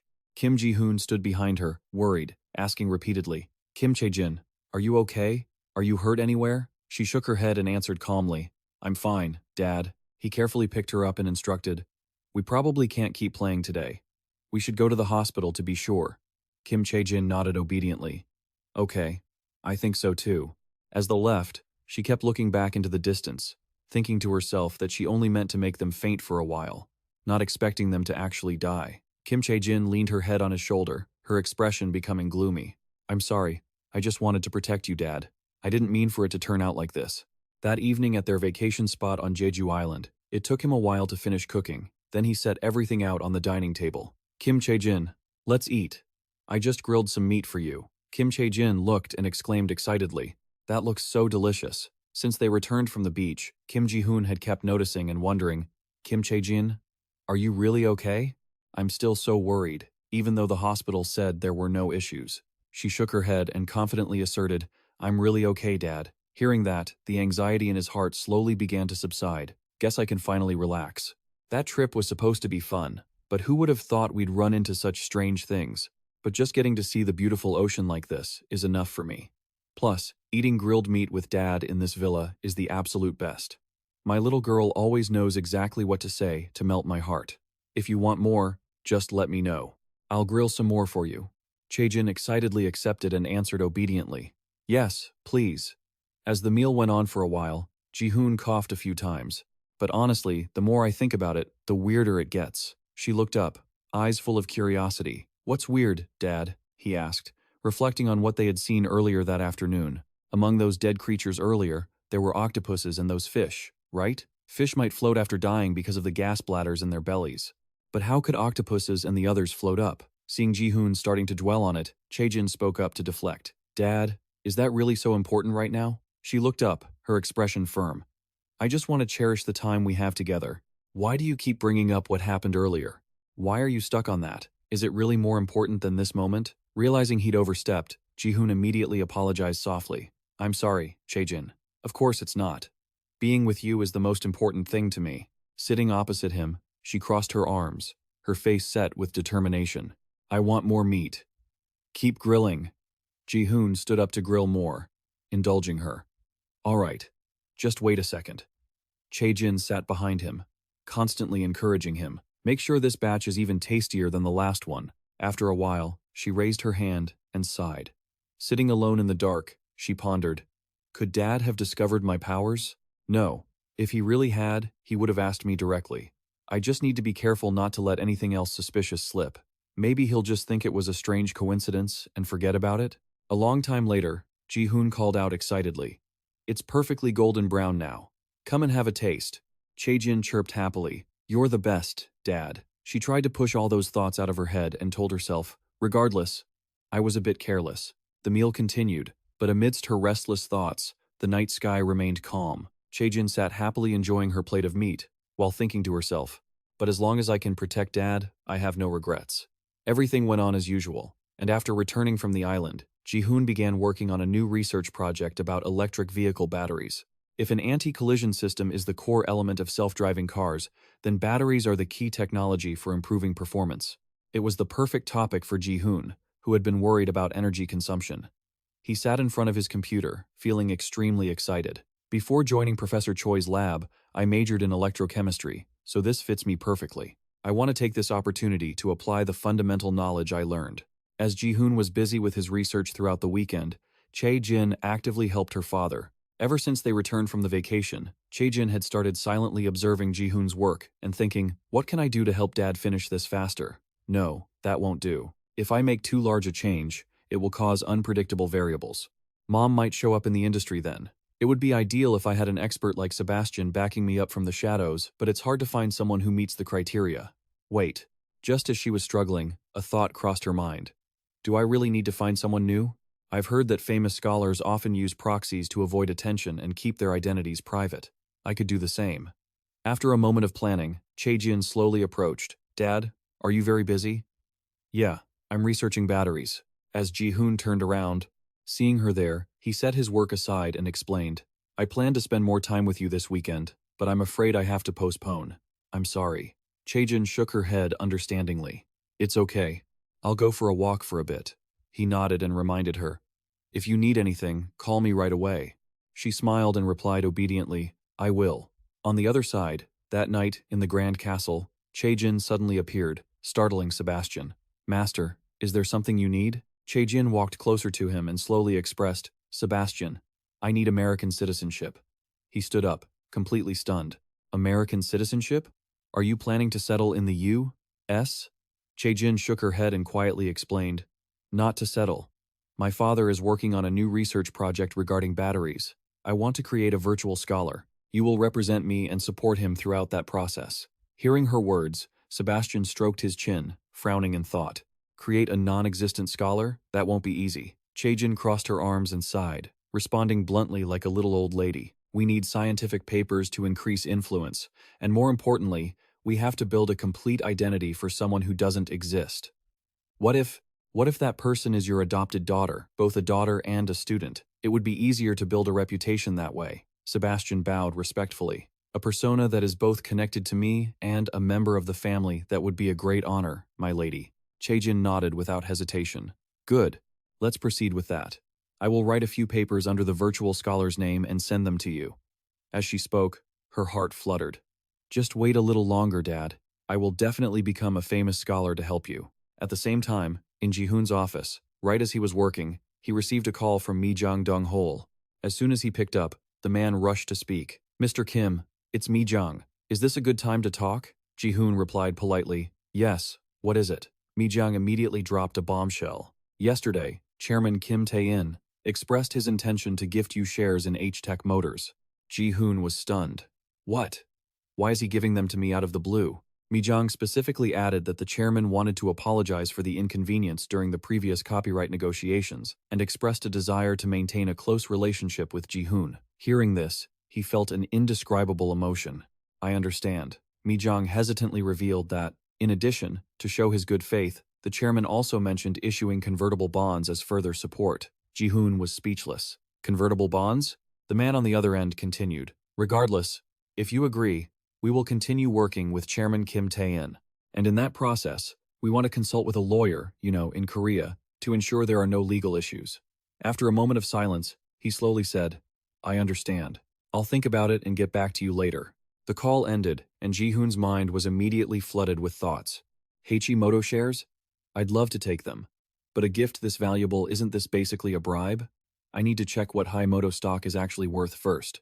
Kim Ji-hoon tried to look up the stock, but nothing came up. What the? How is there zero info? Just then, Kim Chae-jin walked in from behind. Dad, is something wrong? He turned around, startled, and explained. Oh, Chae-jin, you're here? I was checking the Himoto stock price because I might be getting some shares. When Kim Chae-jin heard that, she understood the situation instantly. Ah, I see. Himoto is still a private company, so their shares aren't publicly traded yet. Kim Ji-hoon was immediately puzzled. A private company? Now that I think about it, they did mention convertible bonds earlier. She nodded firmly. Exactly. Private company shares are usually traded privately between shareholders. They aren't on the stock exchange. And they usually issue convertible bonds when they have plans to go public in the future. So, we won't know the share price until Himoto lists on the market. After hearing such a logical explanation, he was stunned. Wait, since when did you learn about all this stock stuff? Kim Chae-jin slowly let out a secret. You gave me pocket money last year, and I had to learn how to invest it to actually make a profit. I made a huge profit. Hearing that, he was shocked. Really? How much did you make? She pulled out her phone, and as Kim Ji-hoon looked at it, he couldn't help but think, wow, she's amazing. Before he could finish his thought, the screen displayed a wire transfer balance of 350,743,063 won. Seeing that number left him absolutely stunned. What is this? Kim Ji-hoon was quite shaken by the massive amount in front of him. The pocket money I gave her wasn't that much. How did she save up this much? I knew Kim Chae-jin wasn't an ordinary kid, but this is beyond anything I could have imagined. Kim Chae-jin calmly offered the money to him. Dad, you can keep all of this. This suggestion caught him completely off guard, and he stammered, Huh? This? Then, Kim Chae-jin whispered her reasoning. Actually, if you retake the university entrance exam and go to the same school as me, we'll need quite a lot of tuition money, right? So I invested in stocks to save up for that. I don't need to keep any of it for myself. You can use it however you want, Dad. Hearing those heartfelt words and seeing the money she'd saved, Kim Ji-hoon was deeply touched. Moved, he reached out and gently patted her head. Thank you, but this is money you earned yourself. I still want you to keep it and do what you want with it. Seeing him smile like that made Kim Chae-jin feel very happy. Really? Then I'll do as you say, Dad. She smiled brightly on the outside, but inside, she felt a quiet ache. I always wanted to be a pillar of support for you, but in the end, you're the one worrying about me. From start to finish, Kim Chae-jin always exceeded all his expectations. At this point, being her friend might be easier than trying to be the perfect father. And just like that, after a few times of being persuaded, Kim Ji-hoon finally decided to accept the shares. The next day, A young, well-dressed man appeared, smiling and extending his hand. "Hello. I'm Kim Chae-jin Sang-han, the lawyer invited to advise on the gift of Hachimoto shares." He stood up and shook his hand. "I'm Kim Ji-hoon. Nice to meet you. I've heard a lot about you from Mi Yoo-jin Adong, but I didn't expect you to be so young. First, please come upstairs. Chairman Kim Tae-in is waiting." Soon, they both stepped into the elevator. The atmosphere suddenly went quiet. Kim Ji-hoon glanced curiously at Sang-han. "I decided to accept the shares, but it feels like I'm receiving something far beyond what I deserve." The more he thought about it, the more confused he felt. He couldn't understand why they would give him so much that it felt like pressure. "Even if I did participate in developing core technology, I'm just a researcher in a university lab, but maintaining a good relationship with a top-tier company isn't a bad thing, right? Better to just proceed with caution." A moment later, the office door opened, and Tae-in greeted him with a hospitable smile. "Long time no see, doctor. Are you doing well?" Kim Ji-hoon stepped forward and replied politely, "Yes. Are you doing well, Chairman?" He smiled and nodded. "Still good. Thanks to you, the core project is progressing smoothly, so I have nothing to worry about." He instinctively rubbed the back of his neck and gave a polite, awkward smile. "Thank you for saying so kindly. But actually, I'm still working on my thesis, so it's a bit early to call me doctor." Tae-in chuckled and gestured for him to come in. "You'll be a doctor soon enough. There's no harm in getting used to it now. Please, have a seat." He walked in, maintaining a calm expression and a polite smile. "Thank you." Sang-han, watching from behind, couldn't help but wonder. Chairman Kim Tae-in is treating him so formally. Perhaps he's more special than I thought. The teacup on the table was steaming heavily. Sang-han took out a stack of documents and got to the point. "Let's begin the transfer agreement. Please check the details between the transferor and the recipient." Kim Ji-hoon held the document in his hands, looking very hesitant. "Let me see." The moment he read a few lines, his mouth fell open in surprise. "Is this for real?" Kim Ji-hoon instinctively looked up at him in shock. Chairman Kim Tae-in, this is seeing his confused expression. He just laughed and explained. "If these convert into shares later, it will be equivalent to about 50,000 shares, and I will give you another 50,000 shares on top of that. That's separate from the convertible bonds." Hearing this, Sang-han thought for a moment and remarked, "If the company has about 10 million shares, when it lists, this accounts for about 1% of total Hachimoto shares, right?" Tae-in smiled and explained, "Isn't he the one who will lead the future of engineering? Consider this an investment in that potential." Kim Ji-hoon was still holding the document, his hands trembling. "Wait, this isn't just a big gift. This is absolutely insane. If Hachimoto's stock eventually rises to the level of Shin Sung Moto, this might be worth nearly 10 billion won, right? It feels like I've just stepped into a world completely unrelated to my life before. Is it real that a massive fortune has suddenly appeared in my life?" He picked up the seal to stamp the signature line with shaking hands. "Where exactly is my life headed now?" After negotiating for a while, Tae-in bowed to say goodbye. "That's it then. I look forward to working with you, Doctor." Kim bowed politely as well. "Thank you, sir. I will do my best." Just as he was about to leave, he turned back to add one more thing. "Well, I have one last gift for you." Kim Ji-hoon kept a puzzled expression but nodded. "Sure." Hearing this, he held out his hand as if to present something. Later, he smiled and grandly introduced it. "This is the grand prize from the recent lottery." Kim Ji-hoon quietly observed every detail of the car, his mind racing with thoughts. Finally, the first car model from Hachi had officially launched, and it even exceeded his expectations. The technology he developed was integrated right into that car. He had to take Kim Chae-jin for a test drive as soon as possible. Seeing the excitement light up his face, Hannah couldn't help but chuckle. Looking at Dr. Kim's expression, "You seem even happier about this gift than those stocks, don't you?" Caught off guard, he could only scratch his head and laugh sheepishly. Well, the truth was, as Kim Ji-hoon reached out to touch the surface of the car, he felt a sense of fulfillment. For an engineer, there is nothing happier than seeing the technology you created come to life. He hesitated for a moment before continuing. Most importantly, Kim Ji-hoon smiled with immense satisfaction. "Now I can take my daughter anywhere." In that very car, that alone was enough to make him happy. Life just kept moving forward. But not long after, Kim Ji-hoon had the opportunity to test the self-driving capabilities in real life. Hannah Song, a member of the girl group Amidas, who was currently on hiatus, had invited the Lifajin team and Kim Ji-hoon to rest at her private villa. Kim Ji-hoon brought the car to pick up Chae-jin and asked, "How is it, Kim Chae-jin? Doesn't it feel like a real person is driving?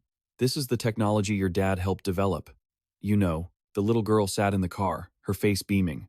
Yeah, it's amazing, Dad. You're number one. Receiving such praise, Kim Ji-hoon let out a soft sigh, thinking to himself, to be honest, when I first turned on the autopilot mode, I was a little worried. I kept my hands on the steering wheel subconsciously.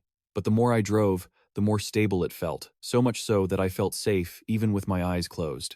Now I understand why other companies are so eager for this technology. It really is priceless. So, where should we go to enjoy this convenience? With that, he stepped on the gas and drove the car away. Before long, the two arrived at the meeting spot. As soon as they landed, Hannah ran over. Chae-jin, I really wanted to see you. Kim Ji-hoon sighed in disappointment as he followed behind. So now it's clear. You invited me over just to introduce the kid, right? Hannah gave a wry smile and quickly explained. Kim Chae-jin is the main reason. But I couldn't just invite you casually, could I? Right? If Kim Chae-jin comes, it's assumed that you'll naturally come along too. He scratched his face and stammered, so it wasn't casual, it was buy one, get one free? Hearing this, she couldn't help but laugh. You always talk like that. Everyone will be a little late, so you two feel free to look around the villa first. Just then, the phone in his pocket rang softly. Kim Ji-hoon took out the phone and turned to look at Kim Chae-jin. Kim Chae-jin, Dad is going to take this call outside, you go on in. The little girl waved and nodded. Okay. Kim Chae-jin went inside with Hannah first. As soon as she entered, she exclaimed in surprise, Your villa is so big. Hannah was delighted and turned around to ask, Right? I bought this place so I could both relax and host guests. Kim Chae-jin curiously began peering around, as if looking for something hidden. Hannah followed along and pointed to a painting on the wall. Who painted that? It's breathtaking, isn't it? A fan drew it as a gift. Does Kim Chae-jin like painting too? The little girl nodded and replied honestly. Yes, lately I've been drawing webtoons. Hannah froze for a few seconds, puzzled. Webtoons? What kind of story is it? The little girl quietly gave an example and explained, Well, my dad once wrote a long story online, so I wanted to adapt it into a webtoon. No sooner had she finished than Kim Chae-jin leaned in and whispered, like it was a secret, That's the plan. But actually, there's something I want to ask for your help with. Hannah immediately exclaimed in surprise. Really? What is it? Kim Chae-jin said excitedly. If I finish drawing it and post it online later, could you help me promote it on social media? Contrary to her enthusiasm, Hannah bluntly replied, Promotion? If it's just a casual shout-out like, this story is cool, that should be fine. She hesitated for a moment and held out her hand. But then, Hannah pointed upward and firmly concluded, But when others help, there should be a give and take, right? If I help promote your webtoon, what does Kim Chae-jin plan to do in return for me? Hannah stood there, teasing Kim Chae-jin, thinking, the kids probably don't understand the concept of a trade yet. Even if Kim Chae-jin is sharp, she's probably confused right now. She watched with an admiring look, thinking, Kim Chae-jin's bewildered face right now must be so cute. The little girl looked up, at a loss for words. Then she clenched her fists and said loudly with determination, All right then, for Amidas, I will compose a private song just for Amidas. The next day, at a house, Kim Chae-jin was playing the piano passionately. Kim Ji-hoon and Dong-hun stood side by side, surprised, listening intently to the girl play. Just then, she looked up and smiled. That's all for now. Thank you all for listening. Shidong stood there, surprised, and clapped. Wow, did Kim Chae-jin compose this? It sounds amazing. Hannah stood by and smiled brightly. Right? When Kim Chae-jin sang it for me, I was so surprised too. It was just like Amadas's style. It fits perfectly. Dong-hun smiled and gave a thumbs up. Kim Chae-jin can do anything. Maybe one day she'll even be a singer-songwriter. Kim Ji-hoon also clapped proudly. That's my daughter, and even I'm impressed. Then Hannah bowed. The other members will surely love it too. This is such a surprise gift for me. Thank you. Kim Chae-jin held out her pinky. Remember to keep your promise, okay? Suddenly, Kim Ji-hoon stood by, puzzled. What are you guys talking about? Chae-jin? The little girl put a finger to her lips. It's a secret for now. I'll tell you later, Dad. The man in the black hoodie walked over. Seriously. Ah, Mr. Kim, that car you drove today looks cool. What kind of car is it? He scratched the back of his neck and replied shyly. It's an SM7, the first self-driving electric car model from Hechi. I was lucky enough to win it. He turned, surprised. A self-driving car? Are they on sale already? Kim Chae-jin, standing nearby, added excitedly. It has the technology my dad developed integrated inside. Driving, parking, everything is automatic. It's so cool. Dong-hun, standing behind, was also surprised. Really? Can I try driving it for a bit? He also looked over and asked, I want to try it too. He turned back happily. Anytime. Since you mentioned it, let's go now. A moment later, the car stopped right there. Dong-hun stepped out of the car as everyone watched in awe. So cool. Hannah was also surprised, covering her mouth with her hand. I heard about it during the lottery, but seeing it in person is really impressive. Chi-dong, standing in the back, was also shocked that someone could develop this kind of technology. You really are a genius. Kim Chae-jin stood with her hands on her hips, full of pride. My dad is such an amazing person. Did you know? Even big car companies have recognized his contributions. This made Dong-hun feel embarrassed, while Hannah was surprised. Really? Those famous foreign car brands? Suddenly, Dong-hun tapped Kim Ji-hoon's shoulder and pointed to the side. I thought you were just somewhat well known, but I didn't expect you to have more influence than I imagined.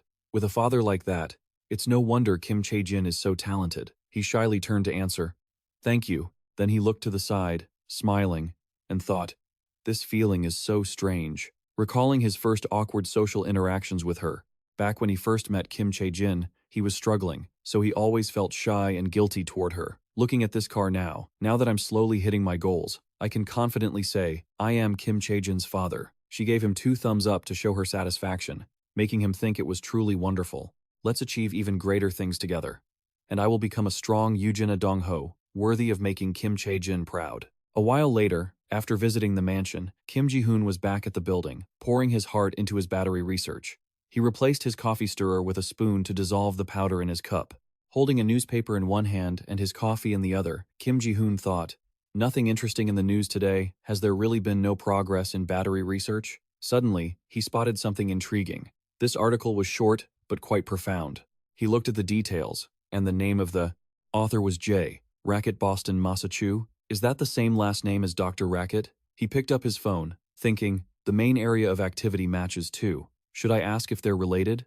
Elsewhere, in a room, Sebastien sat in a chair, listening to a call. Sebastien picked up. Mr. Kim, long time no see. Kim Ji-hoon responded from the other end. I hope you are doing well. Doctor, I'm calling because I have a question. He seemed curious. Yes, go ahead. Then he spoke up. Recently, while researching batteries, I read an article signed by J. Racket. I'm curious if she is related to you. He sat there and replied, Ah, you mean J. Racket. She is my daughter, or, more accurately, my adopted daughter and student. He quickly replied, Really? The article was short, but the content was truly profound. Thanks to Dr. J. Racket, I believe this research direction will lead to a breakthrough. Sebastien looked happy and proud. Really? If she hears that, she'll be so happy. She's pouring all her effort into that research right now. I'll pass your message along to her. He gestured toward J. Racket, who was sitting nearby. J. Racket. Mr. Kim praised your article, saying it helped his research a lot. Kim Chae-jin, sitting in front of the computer, brought her hands to her cheeks in surprise. Really? I didn't expect my work to catch Mr. Kim's eye. Tell him I'm always happy to collaborate with him. She danced around happily in the back while he was talking to Kim Ji-hoon. J. Racket seems very happy that I passed on your message. She said she always welcomes any collaboration offers from you. If you have a suitable project, please feel free to reach out. Kim Ji-hoon replied, Thank you. I'll be in touch. He answered, Yes, I hope everything goes well. Sebastien placed his hand on his chest and bowed to her. The plan was progressing very smoothly. Congratulations, master. She put her hands on her hips and looked up at him. Sebastien, you really are a reliable pillar of support. She flexed her arm to show off her muscle. I think I'll take a break from writing for a while. Maybe I should get serious about webtoon drawing instead. A while later, in a room, Dr. Racket was sitting there happily. Mr. Kim, did you discover a new capability for solid-state batteries in this research? Congratulations. Kim Ji-hoon smiled and replied, Thank you, Professor. The professor said, I don't specialize in electrochemistry, so I only read a few related papers. But your results were truly impressive. He pointed a finger toward the sky. So, I was thinking, why don't you choose that as your thesis topic? He looked surprised and nervous, scratching his neck. Would that be okay? Batteries don't really have anything to do with artificial intelligence, do they? He looked at the neatly stacked files in the room. If science can benefit humanity, isn't that enough? Keep putting in the effort as you have been. The professor reached out and chose one of the results to research further. That's enough to write a doctoral thesis. Kim Ji-hoon smiled nervously, then broke into a bright smile again. Thank you, Professor. I will try even harder. That evening, he talked to Kim Chae-jin, who was sitting on the floor with her laptop. So, this time, I'm planning to seriously research batteries. Do you remember Jay? Racket, whom I mentioned before. I'm considering collaborating with her. She brought her hand to her cheek happily. Really? Jay. Racket seems like a good person. I'm happy for you, Dad. He looked surprised. Oh, by the way, what has Kim Chae-jin been so focused on lately? She gave him a thumbs up. I'm reading your old novel, Dad. I think your novel is the best thing in the world. Kim Ji-hoon shyly scratched the back of his neck and looked at her. Really? You still remember details that even I forgot. Thank you for still following my stories. Kim Chae-jin looked up and replied, Of course. I'll keep reading and cheering for you until your story gets adapted into a TV drama. Suddenly, he put his hand to his chin, worried, thinking about TV dramas, and remembered last year. He recalled watching a movie with Kim Chae-jin, who had said, That novel is being adapted into a TV drama. If Dad's novel was also adapted into a drama, that would be amazing. In his heart, he thought, I was just speaking casually back then. Then he sighed, thinking that even though Kim Chae-jin had a great memory, the fact that she remembered every little thing about him made his heart ache. He sat in front of Chae-jin, looking happily at the drawing she was working on, while she sighed inwardly. The main content is almost finished, and the characters in the story even have lines. Of course, Dad, you're our god. She wiped the sweat from her brow, thinking, the scheduled release date is this Christmas. I'll officially upload the story that day to surprise Dad. In a row of buildings, while Kim Chae-jin was thinking of ways to surprise Kim Ji-hoon was secretly preparing a special Christmas for Kim Chae-jin. Kim Ji-hoon's phone rang. Mr. Kim, you asked me to process the payment early, right?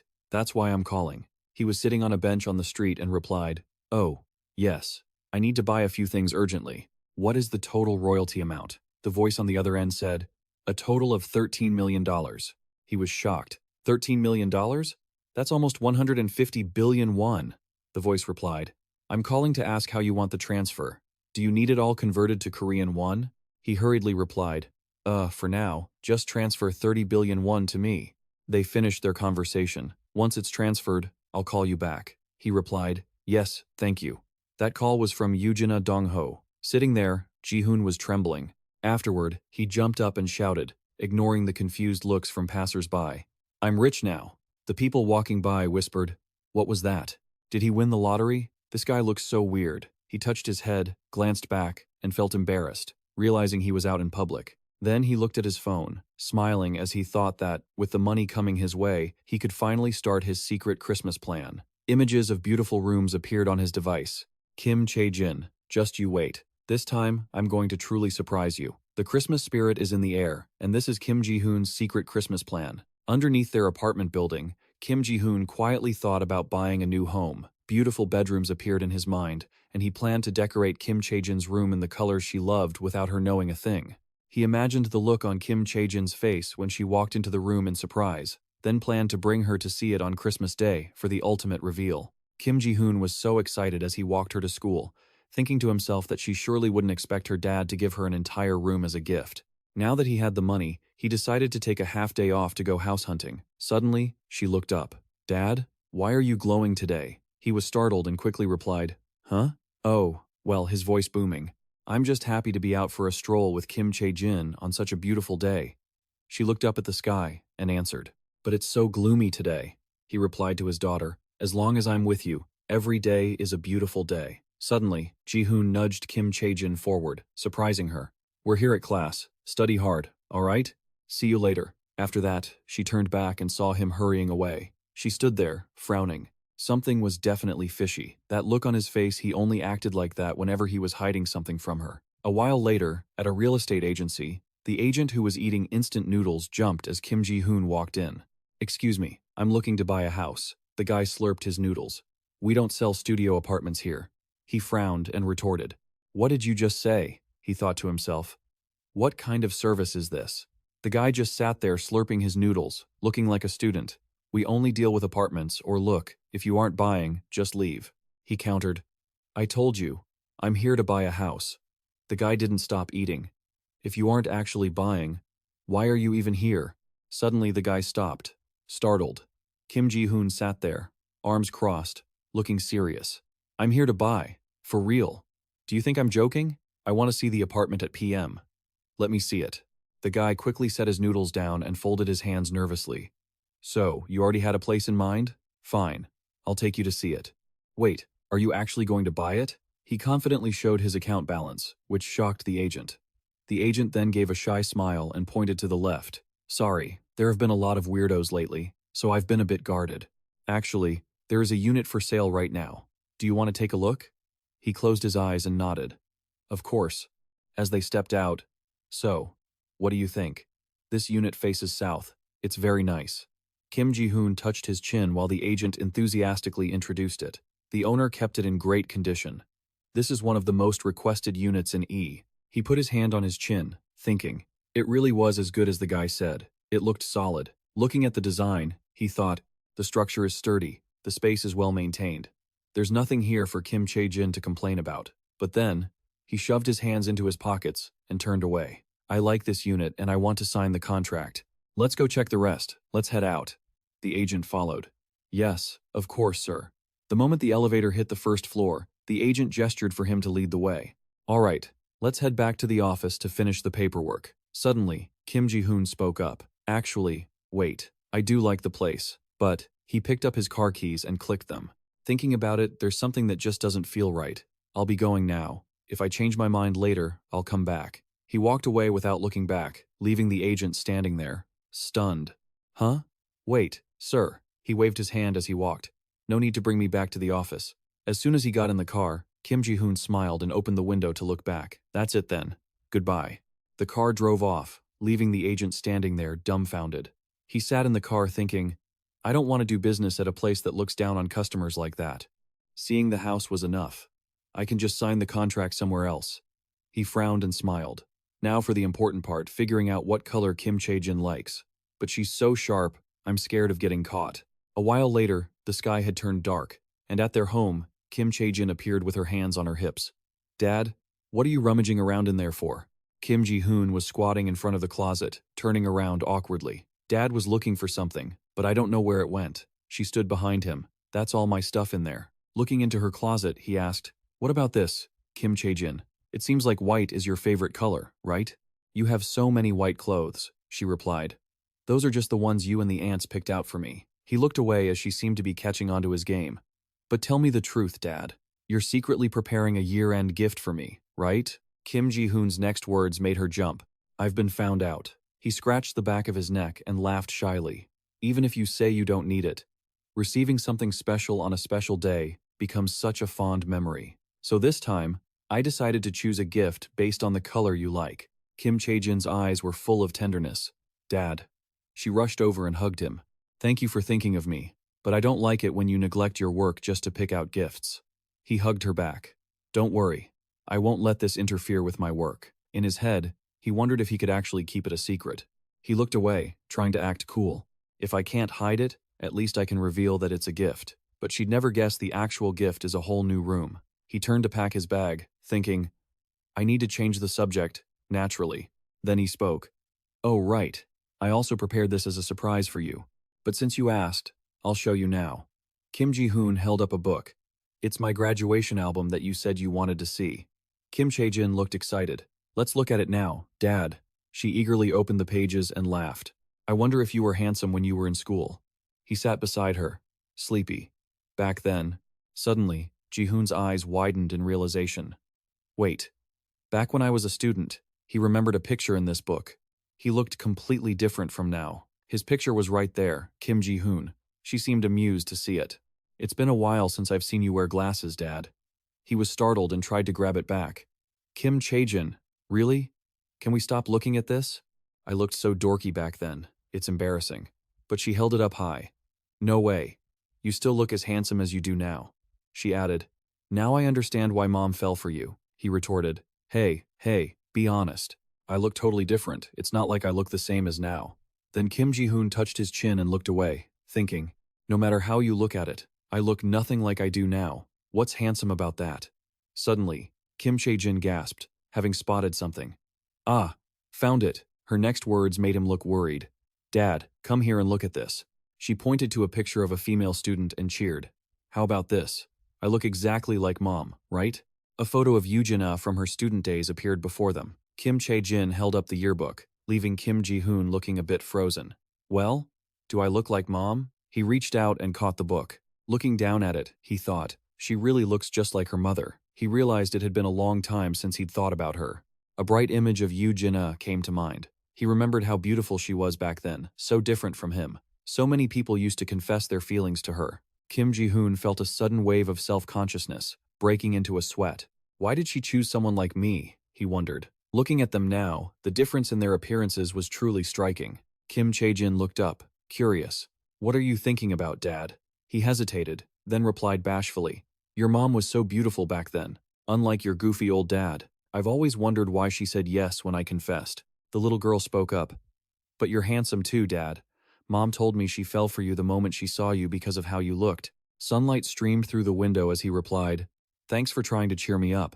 Kim Chae-jin looked disappointed, and he thought, Man, it's so frustrating when I think about it. Images of student-era Kim Ji-hoon flashed through her mind. In my eyes, Dad, you've always been handsome. It's like you never aged or changed at all. You're like the perfect collection of Betty's best features combined. Kim Chae-jin felt a bit embarrassed, thinking, I can't just say that out loud, though. Then she said something that made him blush. You must have been just as dashing back then as you are now, he replied happily. Are you buttering me up, Kim Chae-jin? Tell me. What do you like most about me? She pointed at him. It's your eyes, Dad. Kim Ji-hoon's eyes seemed to sparkle as she spoke. Your eyes are always so bright and beautiful. They look so warm. Kim Chae-jin looked up, beaming. My favorite thing is to look into those brown eyes and talk to you.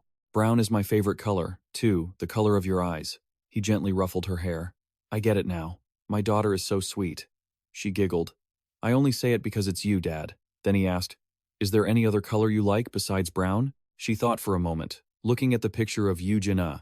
Black, that's the color of Mom's eyes. Kim Ji-hoon replied joyfully. I've got it. This holiday, I'll buy you clothes in brown and black. Kim Chae-jin raised her arms in excitement.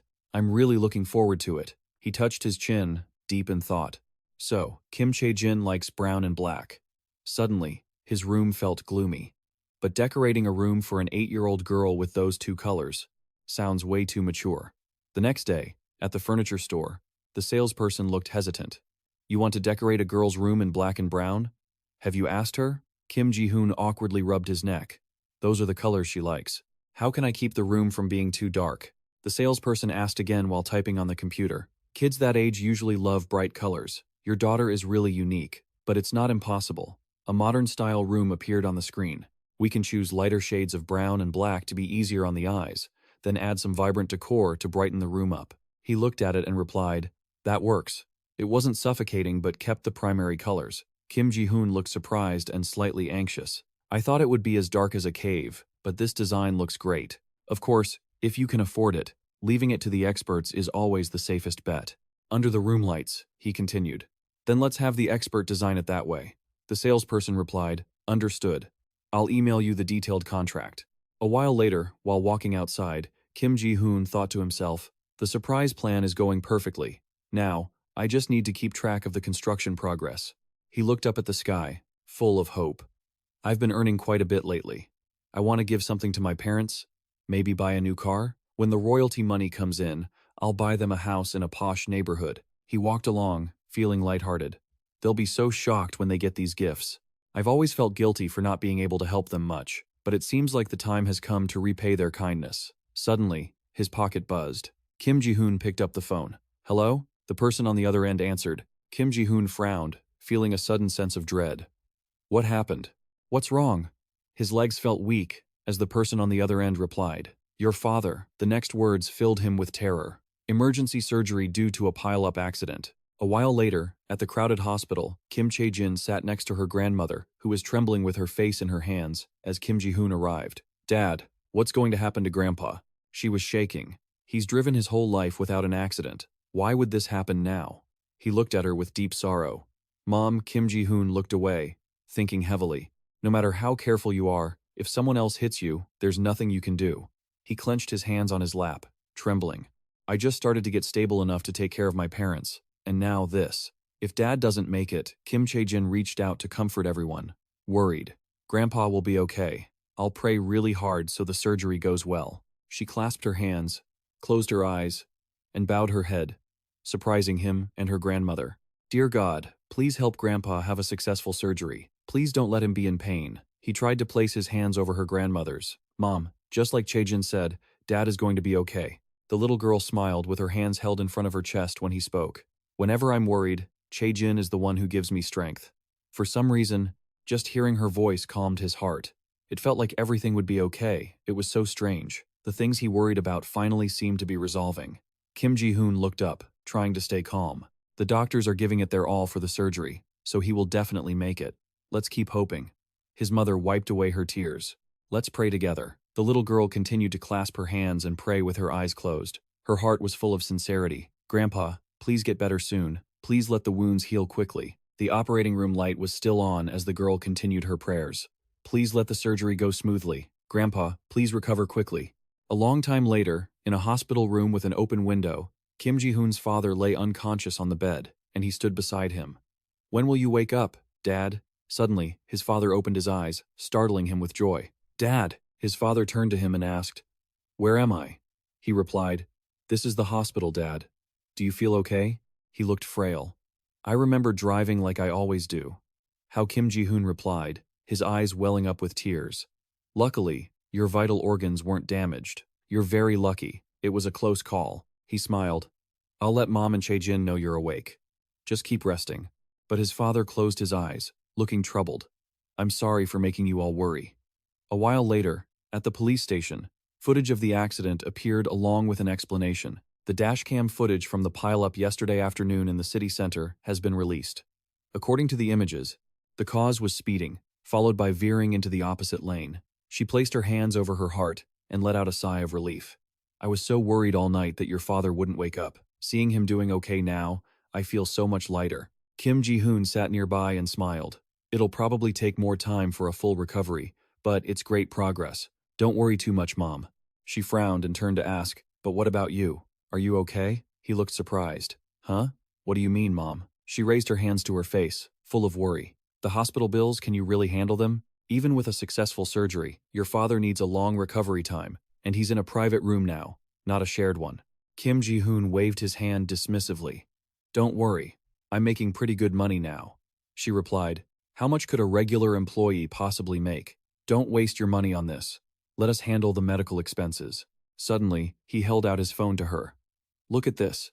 Looking at the phone screen, his mother was overwhelmed and exclaimed, What is this? Wait, is this all your money? She added, probing, Did you win the lottery or something? He touched the back of his neck and laughed shyly. No, this is my royalty income. I developed the latest autonomous driving technology for HG Company. Her body trembled. She couldn't hide her emotions upon hearing this. You'll be earning even more in the future, so don't worry about the hospital bills, she said. My son. Then she hugged him tightly. After all those years of grueling graduate studies, it was finally paying off. Your father and I are so proud of you. Now it's your turn to be taken care of. A while later, while Kim Ji-hoon was working, he turned to his mother and said, I'm going outside to take a call. She replied, Go ahead, son. He opened the door and stepped outside to take the call. Kim Ji-hoon, this is your manager. It's been a while since we talked. He replied, Hello, Mr. Yoojin Jong-suk. What's going on? He stood there to listen to the call. We just launched a new car model and are planning to promote it further with a television appearance. Kim Ji-hoon quickly asked, On TV? What kind of show is it? The following words from the other end of the line made him think. This time it's a documentary called Life Perspectives. By the way, could Kim Ji-hoon's daughter join in as well? Thoughts raced through his mind following those words, while in the bright, clean room, the sound of the phone conversation echoed. The main theme of the program was about a researcher who developed the core technology for autonomous vehicles and the daughter who silently motivates him. The person on the other end tried to explain all their intentions and goals to Kim Ji-hoon. We want to introduce the use of autonomous vehicles in a natural way and soothe the public's concerns by emphasizing safety. He didn't decide immediately. Let me ask my daughter first, and I'll let you know. Kim Chae-jin, who was hiding behind the wall, had heard the phone call. She trotted over to him and asked, Dad, what's wrong? Kim Ji-hoon explained to her, There's a program from HG Company inviting the two of us to participate. This time, they also want you to appear on camera. Kim Chae-jin looked surprised and pointed at herself. Really, Dad? I'm invited too? He wanted to ask for her opinion. They'll probably film our daily life for the next 2 weeks. What do you think? Kim Chae-jin, do you want to participate? Hearing this, she became a bit anxious. being filmed constantly with cameras? What about you, Dad? Do you want to? Kim Ji-hoon frankly told Kim Chae-jin his wish. I want to accept this. I've always been troubled because my grandfather was in an accident caused by someone else's reckless driving. Since then, I've thought about it a lot. If autonomous cars were used more, would accidents decrease? I feel this is the best time. This program is a good opportunity to introduce autonomous driving to a wider audience, so I want to participate. Hearing that, Kim Chae-jin became extremely excited. She agreed to the invitation right away. That's great. Let's do it together, Dad. If you want to, I want to as well. Kim Ji-hoon smiled gently at her. Thank you, Kim Chae-jin. And so, the 2-week filming for the program Life Perspectives began. Currently, the show is filming Kim Ji-hoon and Kim Chae-jin going out to work and school. Kim Ji-hoon is currently working at the Neural Network Information Center at Korea University. Every morning, his young daughter goes with him to his workplace. The production team asks him more questions. Your daughter is so adorable. Do you two go to work together every morning? He explained. Yes. She attends the school's Gifted Education Institute, so it's on the way, and I take her with me. The production team couldn't stop praising how cute and smart she was. She really inherited her father's genes. Kim Ji-hoon also felt proud. Actually, she's smarter than I am. I learn a lot from her. The cameramen followed the two of them to the car. The school is near the house. Yet you still drive? Is there a special reason? It's to check the performance. Kim Ji-hoon briefly introduced the car. This car has autonomous technology that I developed myself. Even though I focus on safety, many people are skeptical, thinking, how can I trust a machine? I want to verify its safety myself. That's why I check it regularly to make sure everything works as I intended. Even though I have to wake up early, driving with my daughter in the quiet morning is a joy. Kim Chae-jin sat in the passenger seat, incredibly happy, smiling until her eyes crinkled.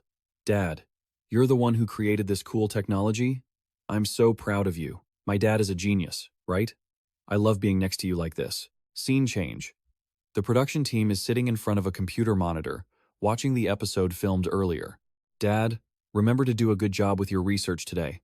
I'll be cheering for you. The show's director looked very satisfied. Not only was the filming idea good, but the camera angles were beautiful too. The shots are really good. Someone next to him asked, but is she really that smart? The director praised Kim Chae-jin without reservation. She's so smart. There were math problems that even high school students couldn't solve. She took one look and got the answer immediately. When I asked her how she solved it, guess what she said? What did she say? Recalling the image of the innocent girl answering at the time, this problem was so easy to see the result. The director was also impressed. She really said that. It's amazing. He also recounted the dizzying change in Kim Chae-jin's expressions. But there's an even more surprising thing. That bright smile disappears the moment her dad isn't around. She instantly turns into an icy, cold princess. The person next to him was surprised by this new information. Really? I can't imagine that at all. Look at this. In the footage was Kim Chae-jin with a cold face, like a completely different person. The cameraman curiously asked her, Kim Chae-jin, do you only smile when you're with your dad? Do you love your dad that much? The girl answered firmly, Dad is the most amazing person in the world. The production team curiously asked, so, do you love your mom more or your dad more? Kim Chae-jin turned away coldly. I love both of them. I love my parents more than anything in the world. The cameraman kept asking pushy, impolite questions, making the girl who had just turned away stand frozen. Yeah, but if you absolutely had to choose one person, what would you do? Kim Chae-jin's face darkened, and she spun around. She shoved her face close to the camera, looking extremely annoyed. Mister, if you were forced to lose one eye, would you choose your left or your right eye? Kim Chae-jin shouted angrily. You can't choose, right? Because both are precious to me. Parents are the same. I love them both so much that I can't choose one over the other. The black-haired man standing next to the director had to admit, that really is a stark difference. The director was also helpless, but that statement sounded a bit chilling. For an 8-year-old, I was planning to cut it to suit the program's atmosphere. The person beside him shouted, trying to stop him. What? You're planning to cut such an interesting detail? Don't cut it. Keep it exactly as it is. The director, feeling helpless, agreed to compromise. All right. Keeping it as is fine too. The filming for the Slice of Life segment was going smoothly, but one thing made the crew a bit bewildered. Both Kim Ji-hoon and Kim Chae-jin were exceptionally special. Hannah opened the door to welcome them, inviting him in. Kim Ji-hoon was extremely surprised at their relationship. What? Kim Ji-hoon. You know Hannah? He explained. I was a guest on a historical show. We've known each other since that day. The cameraman asked Hannah about her motive for inviting Kim Ji-hoon and Kim Chae-jin there. What's the reason Hannah called you here today? She explained. I have something to discuss with Kim Chae-jin. Hannah introduced the song's composer to everyone. That little girl is actually the one who wrote the new song for Amidat. Kim Ji-hoon stepped up to remind the staff. Hannah, like I mentioned yesterday, is currently filming. Will it be okay to record the contract signing like this? She naturally knows about it and has already asked for permission in advance. I've already cleared everything. You can rest easy. Then the producer is already waiting. Please head inside. Even so, the female staff member felt a bit hesitant. Is this really okay? We're supposed to be filming a show about the daily lives of ordinary people. The person next to her reassured her, feeling that the story was actually quite interesting. Just think about it. A handsome, highly educated researcher who happens to know a top-tier idol, and his 8-year-old daughter who writes music for Amidat. This is definitely going to be a hit with the audience. He placed a hand on her shoulder, thinking to himself that, realistically, there are no truly ordinary people around us anyway. Kim Ji-hoon and Kim Chae-jin are just a little more special than the rest. That's all. He even saw this as a rare opportunity to boost the show's ratings. So, don't worry about it. As long as the content is high quality, that's all that matters. The boss won't complain if the show becomes a hit. After 2 weeks of filming, Kim Ji-hoon and Kim Chae-jin returned to their normal lives. Kim Ji-hoon's father, who had previously been in an accident, was recovering quite well. Kim Ji-hoon's mother asked, "When does the show air? Probably early next year?" She felt incredibly excited to see Kim Ji-hoon on screen. "I'm so nervous, I can't wait to see our son on TV." The old saying, "When husband and wife are of one mind, they can drain the East Sea," certainly holds true. Kim Ji-hoon's father chimed in with agreement. "It's true. Our son and granddaughter are just amazing." Watching the two of them so happy, he couldn't help but feel relieved, breathing a quiet sigh of relief. "It's a good thing Dad is recovering faster than I thought. If he gets discharged tomorrow, I need to get back to the lab. Focus on the research." He held his empty phone screen, not a single notification in sight, wondering, is Dr. J really that busy lately? She had said she would contact him about the research project in December, but so far, there was nothing. Kim Ji-hoon felt sympathetic. Maybe she has her own reasons. I'll just focus on my own work and wait a little longer. Meanwhile, Kim Chae-jin still hadn't replied to Kim Ji-hoon because she was busy drawing webtoons. It turned out that the J Kim Ji-hoon was patiently waiting to hear back from was Kim Chae-jin. The little girl was diligently drawing, sighing, "I still haven't finished the base layer, and break time is almost over." If she weren't busy filming the Perspective of Life show, her drawing schedule wouldn't be so cramped. It wasn't just a casual hobby. Her work was receiving outstanding and positive feedback. At least the response. Up to Chapter 2 is very positive, trending on the webtoon site today. "My daughter is truly a wingless angel. She's amazing." A story made by father and daughter, no wonder it's a hit. Kim Chae-jin scratched her head, frustrated when thinking about the minimum chapter requirement. Even if it's trending, she still needs at least 3 chapters to be eligible for an official serialization offer. "I have to finish Chapter 3 and upload it before the weekend. I wonder if I can make it." Suddenly, her phone lit up with a message notification. "I've arrived." She picked up her phone to check her email. The message was a collaboration invitation from a major corporation regarding the webtoon Kim Chae-jin had posted, "My Daughter, the Wingless Angel." An invitation from a CEO regarding a report on battery materials from the BY Automotive Group. She hugged her phone, trembling with excitement. "I'm so nervous, I've only got 2 chapters out and I'm already invited for an official publishing schedule." Kim Chae-jin was so eager she couldn't wait any longer. She couldn't take it. She had to read it right now. Suddenly, something appeared that made her freeze. Kim Chae-jin stared at her phone screen, falling into utter confusion. "What is this? I can't believe it. We would like to announce that works selected for official serialization will undergo an expedited production process, followed by a review in the editorial meeting at the end of the month. A final approval decision will be made after that. If you have questions about the review process, please leave a message. We will contact you via phone if what was written in the email is true." Kim Chae-jin read the content of the email, her expression changing instantly because she realized that meant she had to wait until next year to be officially serialized. "So what am I supposed to give Dad for Christmas now?" She felt as if the world were collapsing, as the plan she had painstakingly prepared drifted away like smoke. The whole secret plan she had been working on for 5 days was now a mess. She had to think of a way, fast. She even considered doing something desperate. Could she make Editor Z do it, like she did with the president last time, or just bribe them to speed things up? But considering the risks of those plans, Kim Chae-jin shook her head. The first way wasn't a sure thing. and it wouldn't guarantee the series would be out by Christmas. The second way would definitely work, but if Mom found out, she'd get scolded for tarnishing the art profession. Suddenly, an idea popped into her head, and her face lit up. There's a surefire way. Just buy the company. As the owner of the webtoon, she didn't hesitate for a second. Kim Chae-jin opened her computer to look it up. Looking at the market value of the company, she was shocked by the massive number on the screen.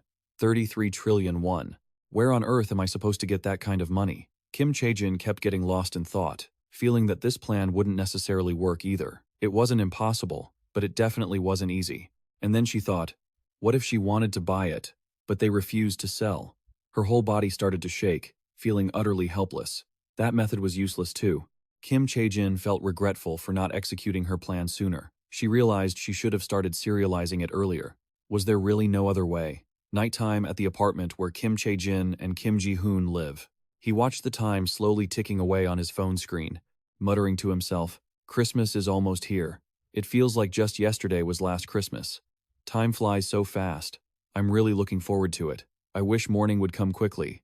I can't wait to see her reaction to the surprise. Suddenly, Kim Ji-hoon's attention was drawn to the snowflakes falling outside the window. Huh? It's snowing. He turned around, wanting to share the moment with her. Kim Chae-jin, it's snowing. Tomorrow will surely be. But she was in no mood for fun. She wrapped a warm blanket around herself. But her dejected, gloomy, and cold demeanor startled Kim Ji-hoon. He hurried over to check on her. Kim Chae-jin, what's wrong? She consoled him weakly. I'm okay. Kim Chae-jin felt a lump in her throat, her tears just waiting to spill over. In the end, she had failed. She had tried everything, but couldn't complete her plan. Contacting the publisher was useless. She only received rejection letters. Hello, this is regarding your submission. To be officially published, a work must go through production and evaluation by the end of the month. Also, our publishing schedule is currently full. There are no slots left. She had even tried using that as a final resort, but her mother had strongly opposed it. Kim Chae-jin, you aren't doing this to help your father. You're only doing it for your own selfish desires. Thinking of this, Kim Chae-jin felt even more dejected, her face hanging low. It was truly over. Tomorrow was Christmas, and everything had fallen apart. Seeing his daughter so troubled, Kim Ji-hoon was deeply worried. Kim Chae-jin, tell me, what are you worrying about? But she didn't want to tell him, so she laid down to sleep to avoid the conversation. I'm fine. I just want to go to bed early today. Kim Chae-jin wrapped herself tightly in the blanket, silent. Kim Ji-hoon didn't know how to comfort her, so he just laid down beside her, patting her gently. It seems my daughter is carrying a lot on her mind. Let me put you to sleep today. Shall we go out for a delicious meal tomorrow morning to change the mood? His words carried all the tenderness of a father doting on his daughter. Sleep well, my little princess. Kim Ji-hoon patted her and sang a lullaby. Kim Ji-hoon's tenderness made Kim Chae-jin feel ashamed.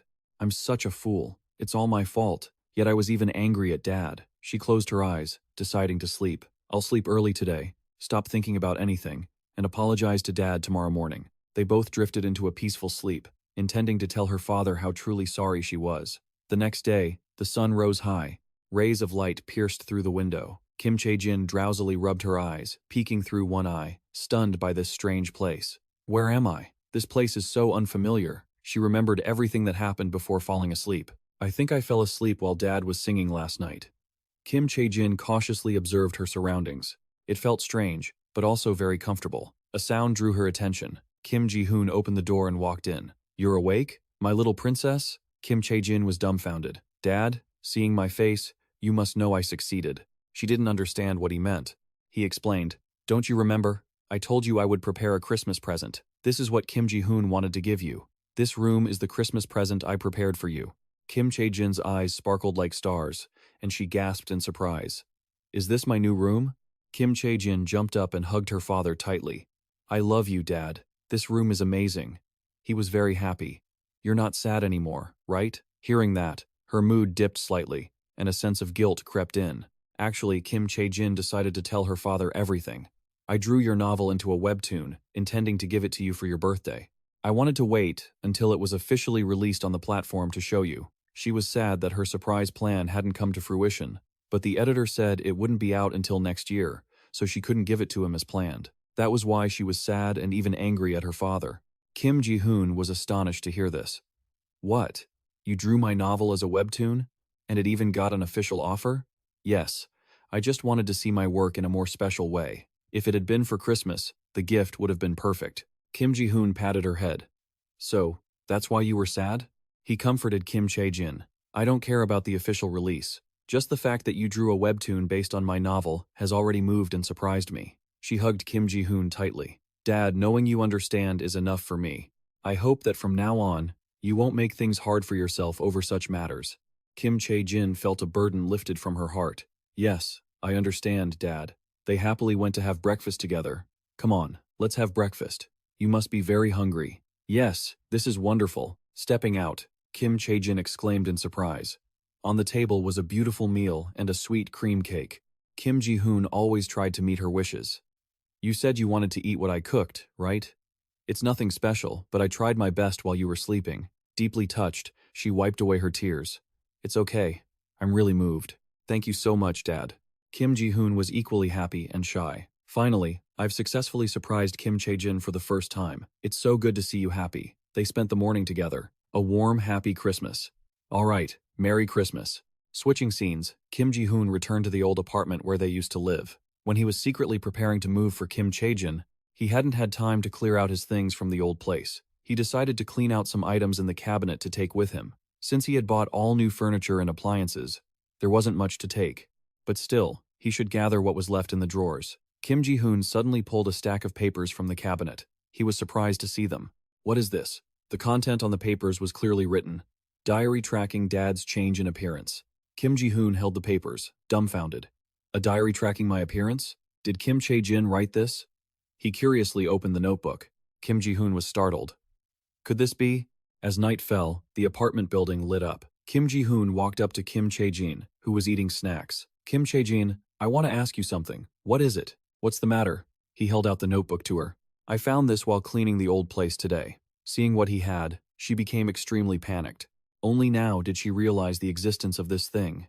Diary tracking Dad's change in appearance. Oh my God. I forgot to throw that away. Even so, to avoid making her dad suspicious, Kim Chae-jin immediately reassured herself. Stay calm. Dad, where did you find this diary? I remember losing it. Kim Ji-hoon flipped through the drawings in the notebook, each page detailedly depicting the physical changes in his body. Is that so? Well, Dad is very curious. He asked her seriously. What are these drawings of eyes, noses, and skin? And why does the cover say Diary of Dad's Appearance Changes? Tell me the truth. Kim Chae-jin. She panicked. Dad. She lunged forward to grab the notebook back. Dad, if I tell you, will you be mad? What? What could possibly make me mad? Kim Chae-jin made up a plausible-sounding reason, pretending to test the waters. I'm afraid you'll get mad if you hear me explain. It's okay. I promise I won't be mad no matter what you say. She honestly told him everything. Okay. I trust you. I'll tell you everything. A long time ago, I had a dream. A dream? Kim Chae-jin looked at Kim Ji-hoon with sparkling eyes. In the dream, the old you appeared, gave me this diary, and said, the little girl told him that the him in the dream had instructed her like that. If you draw the appearance you want for Dad in here, then Dad will become as wonderful as the picture. That's what he said. Kim Ji-hoon burst out laughing upon hearing the reason. So, that's why you drew in the diary. But why were you afraid I'd be mad? Kim Chae-jin looked apologetic. Because I was afraid you'd think I didn't think you were handsome back then. But the truth is, I always loved you very much. He patted her head, feeling it wasn't a big deal at all. There's nothing to be mad about. Dad thanks you, my daughter, for drawing me so beautifully. Kim Ji-hoon felt shy, even though he was a little embarrassed. After seeing the diary, Kim Ji-hoon voiced his seemingly absurd, unbelievable hypothesis. I imagine Kim Chae-jin as a witch, using magic to make me more handsome, then writing it all in a diary without me even knowing. She laughed happily. Dad, really? No matter how smart I am, do you think I can use magic? Isn't that right? Seeing Kim Ji-hoon finally drop the subject, Kim Chae-jin breathed a sigh of relief. Dad has been so sensitive lately. I really have to be more careful from now on. A moment later, Kim Ji-hoon received a call from a high school friend. He answered, a class reunion? Where? The person on the other end replied, the barbecue place in front of the school gate, 6 p.m. this Saturday. You can bring your girlfriend or wife. He laughed sheepishly, wanting to ask if he could bring Kim Chae-jin along. Can I bring my daughter? I don't have anyone to watch her. Your daughter? His friend exclaimed in surprise. That's fine. When did you get married and have a kid? He laughed cheerfully. I'll tell you all about it when I see you. All right. See you at the reunion. Kim Ji-hoon was really looking forward to this meeting. A class reunion? That sounds fun. It's been so long since I've seen everyone. Suddenly, he remembered one specific classmate. Wait, is Woo Min-ju coming too? A year ago, a handsome-looking guy had approached him. Kim Ji-hoon? You are Kim Ji-hoon, right? Min-ju waved, acting familiar. Remember me? I'm Woo Min-ju, your classmate. So glad to see you here. Kim Ji-hoon wasn't interested, and replied out of obligation. How have you been? As if waiting for the chance, Min-ju immediately boasted. I'm at the peak of my acting career. I just starred in The Era of Beauty, and my pay tripled. Passers-by seemed to recognize him, whispering, Isn't that Woo Min-ju? He really is handsome. Min-ju didn't stop showing off. Thanks to musical theater, I make over $2,000 a month now. What about you? He mocked Kim Ji-hoon. I heard you got into Korea University, but you don't look like you're doing any better, huh? It's hard to find a job these days. Many people go to grad school just to avoid it. Kim Ji-hoon finally realized the guy's motive for talking to him and looked on, feeling helpless and disgusted. Are you just pretending to know me to pick a fight? Min-ju acted like a saint again. No, I'm just worried about you, that's all. The fact that you're reacting like that means I hit the nail on the head. After boasting, Min-ju didn't waste another second on the conversation and walked away. Anyway, I have practice. I'm off. See you at the reunion. Kim Ji-hoon's fists clenched, his arm trembling violently. Probably because I'm dating Yoo Jin-ah. That guy had pursued Yoo Jin-ae for 3 years and got nowhere. Revenge is a dish best served cold. He definitely wouldn't give this guy a chance to gloat. Just you wait. Woo Min-ju, I'm not losing this time. The day of the reunion. Everyone had arrived and was chatting. So, everyone's here, just missing Kim Ji-hoon and Woo Min-ju? Yeah. Woo Min-ju said he'd be here, and Kim Ji-hoon is looking for parking. A female classmate looked excited at the mention of Min-ju's name. Woo Min-ju is coming too? I thought he was too busy. Another classmate chimed in. He's the one who suggested this reunion and even said he'd cover the bill today. The door slowly opened. Kim Ji-hoon walked in with Kim Chae-jin beside him. Sorry, I'm late because of traffic. Hey everyone, long time no see. The whole class was stunned the moment he walked in. They stared with wide eyes. Who's that? Was he in our class back then? He gave a wry smile and explained, What are you guys doing? It's me, Kim Ji-hoon. Kim Ji-hoon! The guys in class shouted in shock. No way! Kim Ji-hoon? The one who went to Korea University? Kim Ji-hoon didn't forget to introduce Kim Chae-jin to everyone. Yeah, and this is my daughter. The little girl greeted them politely. Hello everyone, I'm Kim Chae-jin. Everyone was still in shock over his handsome appearance. Is that really Ji-hoon? He's changed so much? I didn't even recognize him, someone else exclaimed. Your daughter is so cute, and her face looks so familiar. Just then, Min-woo walked in, looking apologetic. Sorry everyone.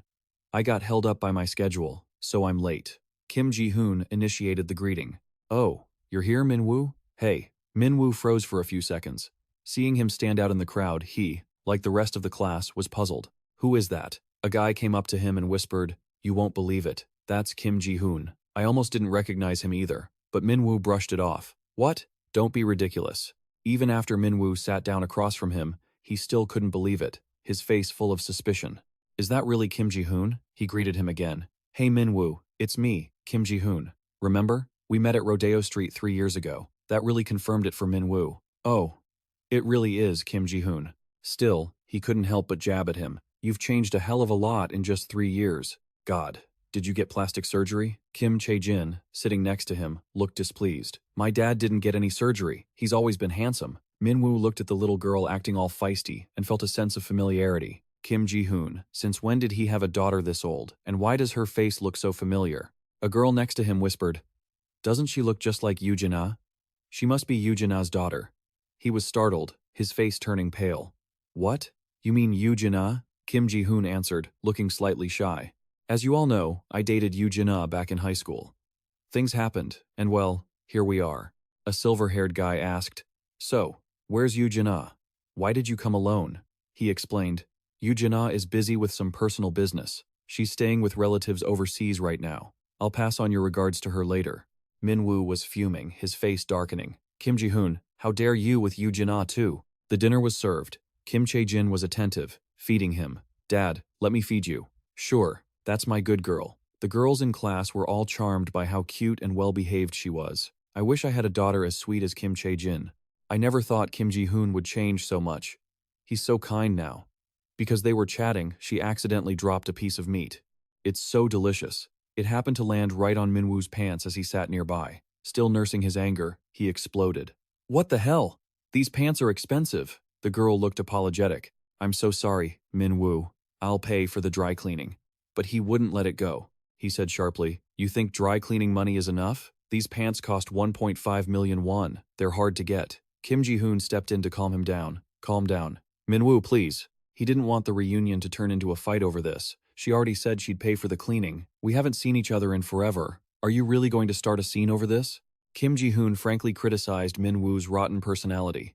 What's the point of wearing designer clothes if you have no class? What matters is being a decent person. Kim Ji-hoon continued. She said she'd pay for the cleaning. Do you really have to act like this at a gathering? He frowned, clearly unhappy. So what if your clothes are expensive? Your personality is what matters. Minwoo yelled in anger. What? Don't you even know this brand? Just then, Kim Chae-jin cut in. Dad, you should put your jacket somewhere else. She looked down at the jacket. Look, Dad. It's covered in grease. It was a brand new jacket he'd just bought. Someone suddenly realized, wait, isn't that a famous Tom Gann piece? That jacket must cost at least 500,000 won.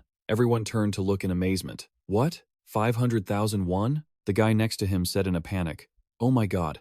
I didn't know it was that expensive. I just put it there out of habit. If it stays like that, it'll be ruined. Kim Ji-hoon waved his hand dismissively. It's not that expensive. It's fine. I'll just get it cleaned and wear it again. Minwoo, sitting at the table, was shaking with rage. The girl from earlier whispered in his ear, Hey Minwoo, sorry about that. If you want more than just cleaning money, I'll pay you. He turned away, feeling awkward. Fine, just buy me a new one. Forget the cleaning money. When he looked up, his eyes were full of envy. Who is this guy? How can someone who had nothing 3 years ago afford designer gear now? He definitely bought that to pretend he's rich. Looking at the cozy scene in front of him, he muttered to himself, Just you wait, Kim Ji-hoon. I'm going to expose your true colors. Inside the restaurant, the scene was bustling and bright. Everyone was eating and chatting. For the next dish, we should order fish. Braised sea bream is always delicious. Kim Chae-jin's eyes lit up excitedly. Dad, this is my first time eating sea bream. It's so good. The meat is so tender. Kim Ji-hoon smiled gently. Really?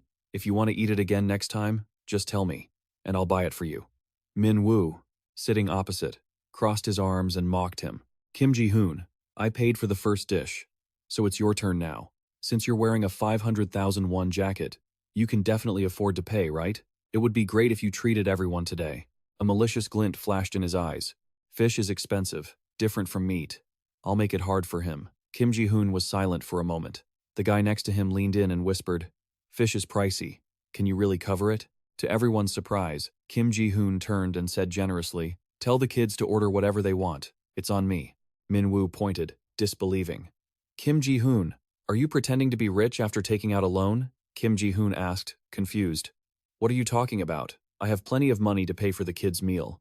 Minwoo observed his calm demeanor, but couldn't find any flaws. The confidence in his words and actions was real. It wasn't an act.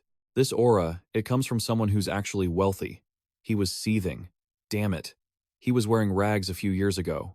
Just then, Kim Ji-hoon turned to chat with his friend. Yes, that's right. My daughter and I will be on the show next week. His friend was surprised. Wait, you're going to be on TV?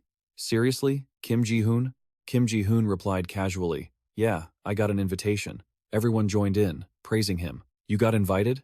Are you planning to be a celebrity? Minwoo suddenly interjected. Do you think just anyone can be a celebrity? Whenever someone appeared on a TV show, people would instinctively look up. Some thought that meant they could do anything. Disgust and jealousy radiated from Minwoo. You guys only watch shows at home, so you think being a celebrity is simple, right? Do you have any idea how hard it is to film a TV drama and a variety show at the same time? Not everyone can be famous, and Kim Chae-jin just couldn't take it anymore. The little girl was furious, thinking to herself, Does he think my dad is just stupid and lowly? What should I do with this annoying kid? Someone suddenly realized. He was on a variety show last year, wasn't he? Kim Ji-hoon gave a polite, measured smile.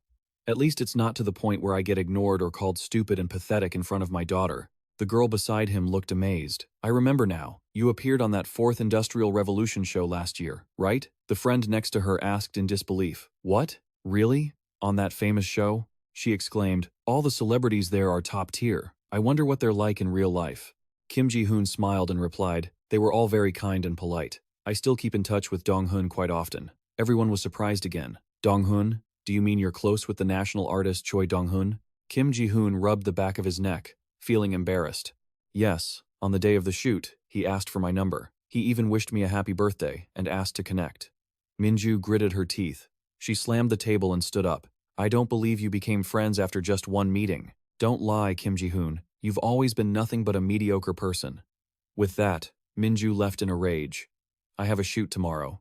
Everyone, enjoy your meal. Kim Chae-jin hesitated and whispered, Is Dad okay? What's wrong with that guy? The girl next to her interjected. She thought she was just jealous of the father and daughter. That guy chased after your mom all through high school. Kim Chae-jin was surprised. Really? Is that true? Kim Ji-hoon patted her head. That's right. So, I don't really find him that annoying. I already have a daughter, a wall standing between me and her mom. That means we already won. Everyone started whispering. That guy is honestly crazy. Kim Ji-hoon replied tactfully. There's nothing I can do. What can I say when my daughter is this beautiful? Everyone agreed with him. I think I'd go crazy too if I had a daughter as pretty as yours. Kim Chae-jin smiled as she looked at Kim Ji-hoon, thinking, Dad doesn't seem to care at all. There's no need to retaliate against him. She sighed and turned away. Eventually, he would be punished for that way of thinking. Kim Chae-jin's prediction was right. Right after the class reunion ended, Minju caused a controversy on a TV show. The media reported that the controversial Minju sparked outrage by saying celebrities are different from normal people. As the controversy grew, the program announced that Minju would be leaving the show. In the end, he even withdrew from the drama he was currently participating in. On the contrary, the reaction to the show featuring Kim Ji-hoon and Kim Chae-jin was the opposite. The touching family story helped double the viewership ratings. Please release a second season. Requests from the audience flooded the comments section. It was overwhelming. The producer quickly called him. Thank you, Mr. Kim Ji-hoon. The ratings hit 13%. He sounded proud. Considering typical ratings are around 5%, this is a huge success. The online feedback is also very positive. Kim Ji-hoon smiled. Thank you, producer. I didn't expect such a great response. The producer made a request. So, I'd like to propose something. Kim Ji-hoon asked in surprise. What proposal? The producer explained. I want to produce a show featuring you and Kim Chae-jin regularly. For about a year. Kim Ji-hoon was a bit stunned. Really? A show for a whole year? He hesitated slightly. I see. I will ask for my daughter's opinion first. I'll get back to you later. Kim Ji-hoon looked at the chat screen with PD Lee Kang and fell into thought. He knew there would be a response, but even as ordinary people, to be invited to participate in a show for a whole year, Kim Ji-hoon thought seriously. I should ask Kim Chae-jin, and if she's okay with it, I'll agree.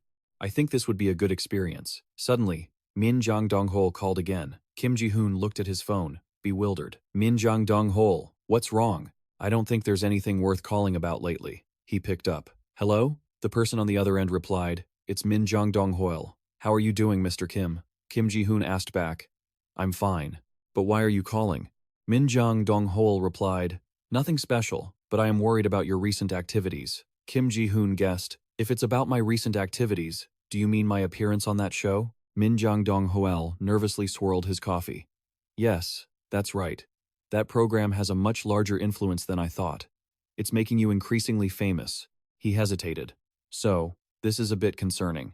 I think it would be better if you avoided public activities until you complete your specialized research program. Kim Ji-hoon felt confused. Well, so far, my participation in such programs hasn't caused any legal trouble. Is there any other issue? Min Jang-dong-hol explained. It's true there are no legal issues, but the problem lies in the change of government after the election. The presidential election took place at the end of last year. Kim Ji-hoon pondered. What does the change of government have to do with my TV appearances? He spoke up. I don't quite understand what you mean, Min Jang-dong-hol. Min Jang-dong-hol frowned anxiously. Usually, new presidents try to erase the traces of the previous one, and the company led by Mr. Kim. He recalled that it was considered one of the companies that received support from the previous administration. The company's popularity increased so much that the former president mentioned it on several official occasions. Kim Ji-hoon pieced the situation together. When we faced difficulties due to overtime restrictions, that problem was solved by the president's order. We also received government support during the parking module dispute with the Shinung Group. Everything you say makes perfect sense, but there is one thing that confuses me. Why did you say I lead the Ni Group? Min Jang-dong-hol explained. I shouldn't have brought this up. You are currently a university professor, so I shouldn't be telling you this. But when your term ends, we plan to appoint Mr. Kim as CEO. He continued. Additionally, you will also become the CEO of the CAM Group. Kim Ji-hoon was startled. What? CEO? He held his chest, finding it hard to breathe. This is honestly too shocking for me. It's hard to stay calm. Minjung Dongho laughed on the other end of the line. Mr. Kim, I don't think you've grasped the scale of your position yet. He analyzed.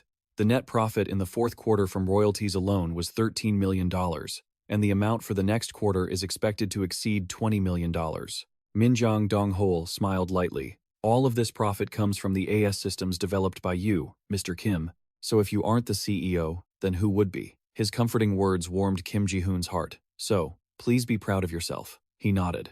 I understand. Thank you for your advice. Minjung Dongho suddenly remembered. And regarding the upcoming work in Korea, I plan to hand it over to the head of the legal team at the Korean branch. I'm considering hiring Kim Chae-jin and Song Han.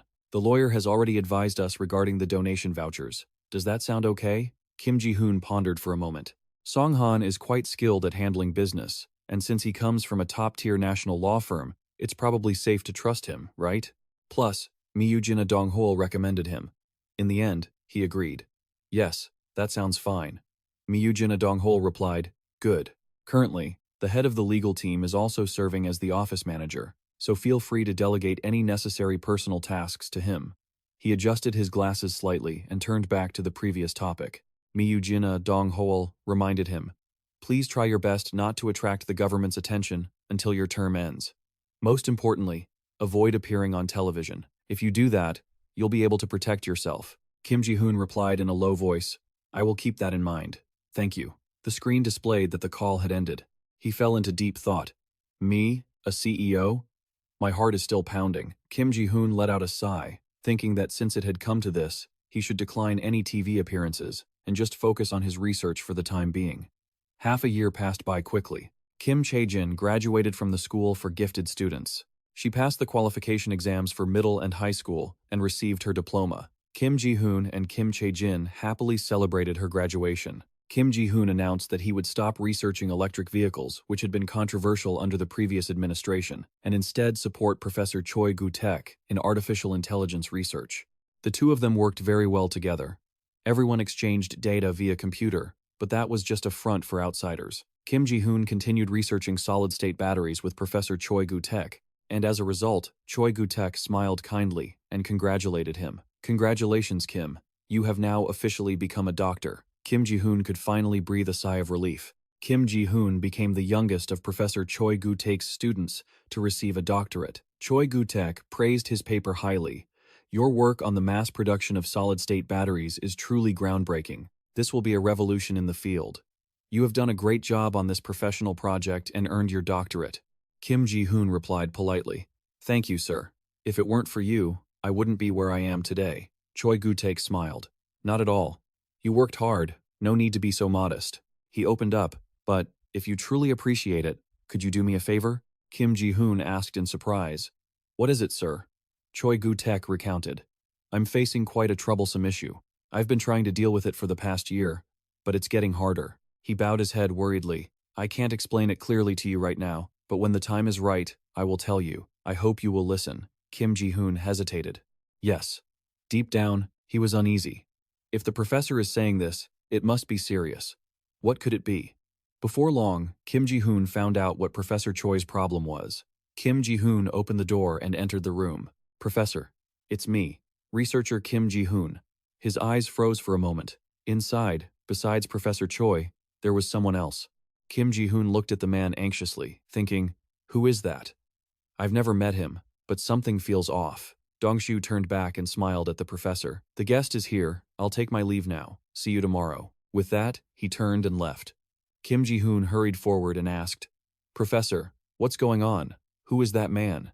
Choi Gu-taek lowered his eyes, looking sorrowful. His name is Dongshu. The next announcement made Kim Ji-hoon freeze.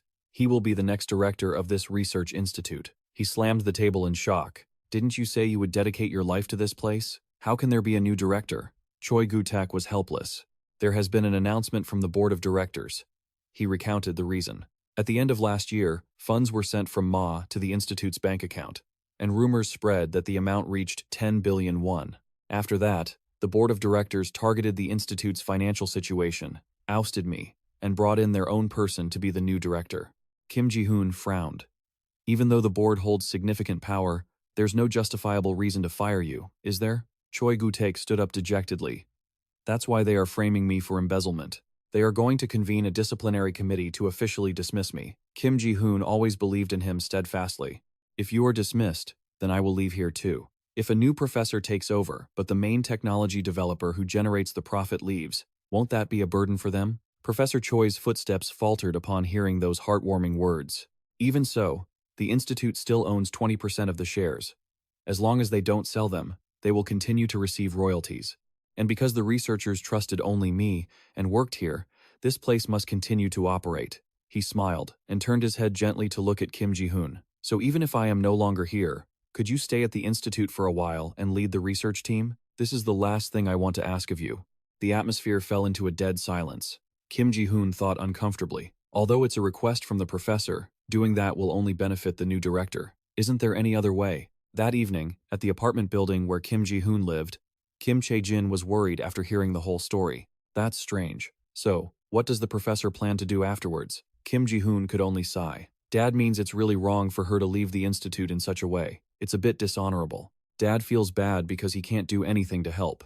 Kim Chae-jin suddenly had an idea. Dad, I just thought of something. Kim Ji-hoon asked, puzzled. What is it? Kim Chae-jin pointed. Think about it. Dad is already the CEO of System, right? She suggested. So, you can hire the professor and the people at the research institute.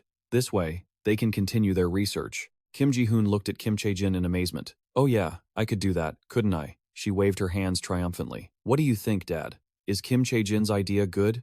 Kim Ji-hoon patted her head. Dad really can't live without you, Kim Chae-jin. Thanks to that lead, Kim Ji-hoon gradually understood. That's right, I'm already the CEO of System. I have enough resources to do that. He smiled, reassuring himself. All right, let's try it. The next morning, at the research institute, everyone was buzzing with rumors.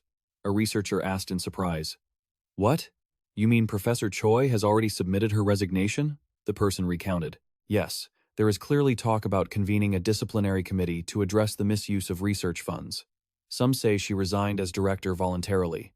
The researcher was anxious and uneasy, but Professor Choi definitely wasn't the type to do such a thing. Not far away, a man was whistling triumphantly. The researcher sighed uncomfortably. What can we do? I always imagined I would stay at this research institute with her. Others were also uneasy. Will I still belong here? Kim Ji-hoon? What are you planning to do now? Kim Ji-hoon replied calmly. I intend to resign. The researcher asked worriedly. Really? Have you decided to move to a new company? Kim Ji-hoon didn't answer that question right away. He asked instead. So, you can say that. I want to ask, are you two free after work? The two were surprised. Why? Kim Ji-hoon replied, because I have a proposal I want to discuss with both of you. He smiled slightly. This was going to be a very interesting proposal. After work, the three gathered at a cafe. The door opened, and both Gi-tian and Jae were stunned, looking flustered. Professor Choi Gu-taek smiled and replied, Please, have a seat. Gi-tian stepped forward anxiously. Professor, what actually happened? I was really surprised to hear you suddenly quit. Choi Gu-taek waved his hand. First, sit down. I will explain everything step by step. A while later, hot drinks were served. Choi Gu-taek said gloomily, As the director of the Research Institute, I truly apologize for causing this situation without any explanation. Ritin couldn't help but ask, There were rumors spreading throughout the institute that you embezzled money, but you aren't the type of person who would do that. Choi Gu-taek smiled slightly. Thank you for trusting me, he explained grimly. The technology Mr. Kim developed has made our institute's finances prosperous since last year. So, those who wanted to steal the institute's funds came sniffing around. Choi Gu-taek's hand clenched in anger. They planned to frame me, kick me out, and then take control of the institute's finances. But thankfully, he was able to relax himself. Then, Mr. Kim, who heard about my situation, made me an offer before I could retire in disgrace, and I accepted it. Ritin hesitated. What was the offer? Choi Gu-taek calmly took a sip of water. I decided to move to the company where Director Kim is the CEO. Both of them were so shocked, their eyes widened. Choi Gu-taek politely turned to bow to Kim Ji-hoon. He is my boss now. I should call him CEO Kim instead of Mr. Kim, right? He waved his hand embarrassedly. That's too much. Please call me by my name in private. Kim Ji-hoon cleared his throat to regain his composure. Regardless, the professor is still going to continue her research at my company. The reason I invited Dr. Yu Jin A Dong Ho and you two here today is to propose that you come work for me as well. He went on to explain that the professor had already decided to move, with a salary triple what she was earning before. The two researchers were stunned. Triple? Kim Ji-hoon tilted his head. What do you two think? Isn't that an attractive enough offer? The pair stayed silent for a moment before becoming visibly excited. The first one spoke up. All right, I'll join you. The other, Kim Chae-jin, asked, You'll promise to guarantee my job, right? You can't just suddenly cut ties with me. Kim Ji-hoon smiled warmly like a spring breeze. Of course. You two won't regret this decision. In the Research Institute's office, sunlight streamed through the window. Dong-soo sat in the main chair, flipping through documents. Good grief. The dividends me paid out over the past year were 27 billion won. This is a complete scam. He narrowed his eyes, calculating, thinking Choi was trying to swallow all that money for himself. That's why it was so suspicious. Dong-soo felt giddy, thinking that even taking a small cut would be a fortune. A knock sounded at the door. Director, the finance team leader is here. An employee entered, and Dong-soo asked, What is it? The employee brought over a stack of papers, noting that there seemed to be something strange about the payments received from me. The employee handed over the documents. Please look at this. Compared to the deposits in the first quarter of this year, the disbursements after the second quarter are far too small. Dong-soo read the report and was shocked. What? You're not being serious, are you? What could possibly be the reason? The employee was equally confused. I don't know. We already sent an official inquiry to them. Dong-soo hesitated. Let's just wait and see. Perhaps it's just a mistake. A few days later, back at the Research Institute, Song-han sat across from him and calmly stated, I am Song-han, legal team lead for me. I am here to inform you that the contract between our company and your Research Institute is being terminated. Dong-soo looked like he had been struck by a heavy blow. What kind of nonsense is that? Song-han explained. Our business partnership with your institute was set to be renewed every 2 years, and we do not wish to renew the contract that ended on May 31st of this year. He picked up the contract. As you can see, it is stated in the special terms and conditions. The reason we partnered with your research institute and distributed dividends was entirely due to the AS nuclear developer and Professor Choi Gu-taek. Song-han's tone remained steady. However, the developer left the institute after completing his doctoral program, and Professor Choi Gu-taek has also submitted his resignation. So, does it make sense to assume there is no longer any reason for us to maintain a relationship with your institute? Dong-soo was gnashing his teeth in anger, but there was nothing he could do. He had just planned to make some money. What kind of lightning strike was this? He tried to reassure himself, but thought, 20% of the shares belong to the institute, so that shouldn't matter. What could they possibly do? They can't just take it away. Song-han suddenly spoke up. There is one more thing I forgot to mention. The institute will be closing soon. Dong-soo hurried forward. That's absurd. I don't recall authorizing that as a shareholder. Song-han remained indifferent. If you combine the 60% stake held by C-System, the largest shareholder of MI, and the 20% stake held by Mr. Kim Ji-hoon, you reach over 67.7%. This is the number of votes needed to pass a special resolution. He smiled. I don't see any problem. Dong-soo shouted in a panic. That's definitely not allowed, he asked frantically. What is the reason? Song-han answered calmly. They just said they're closing it, he suggested. Or would you consider selling your shares to us? We are willing to buy them at a good price, plus a premium. Song-han watched Dong-soo, who was trembling in front of him. I believe you would be wise to make the decision that is more beneficial to the institute. At Kim Ji-hoon's new research facility, he recounted everything to Choi Gu-taek. In the end, the institute had surrendered. They had sold all their MI shares. Choi Gu-taek smiled. That's wonderful news. He praised him, using the threat of closure to get their shares back. I'm truly impressed by your tactics. Kim Ji-hoon replied modestly, Thank you, sir. I'm just happy I could repay you for what you've done for me. Choi Gu-taek looked at him and sighed. I'm the one who should be grateful to you. Thanks to you, I will be able to continue my research into powerful artificial intelligence. That has been my life's goal. Kim Ji-hoon asked.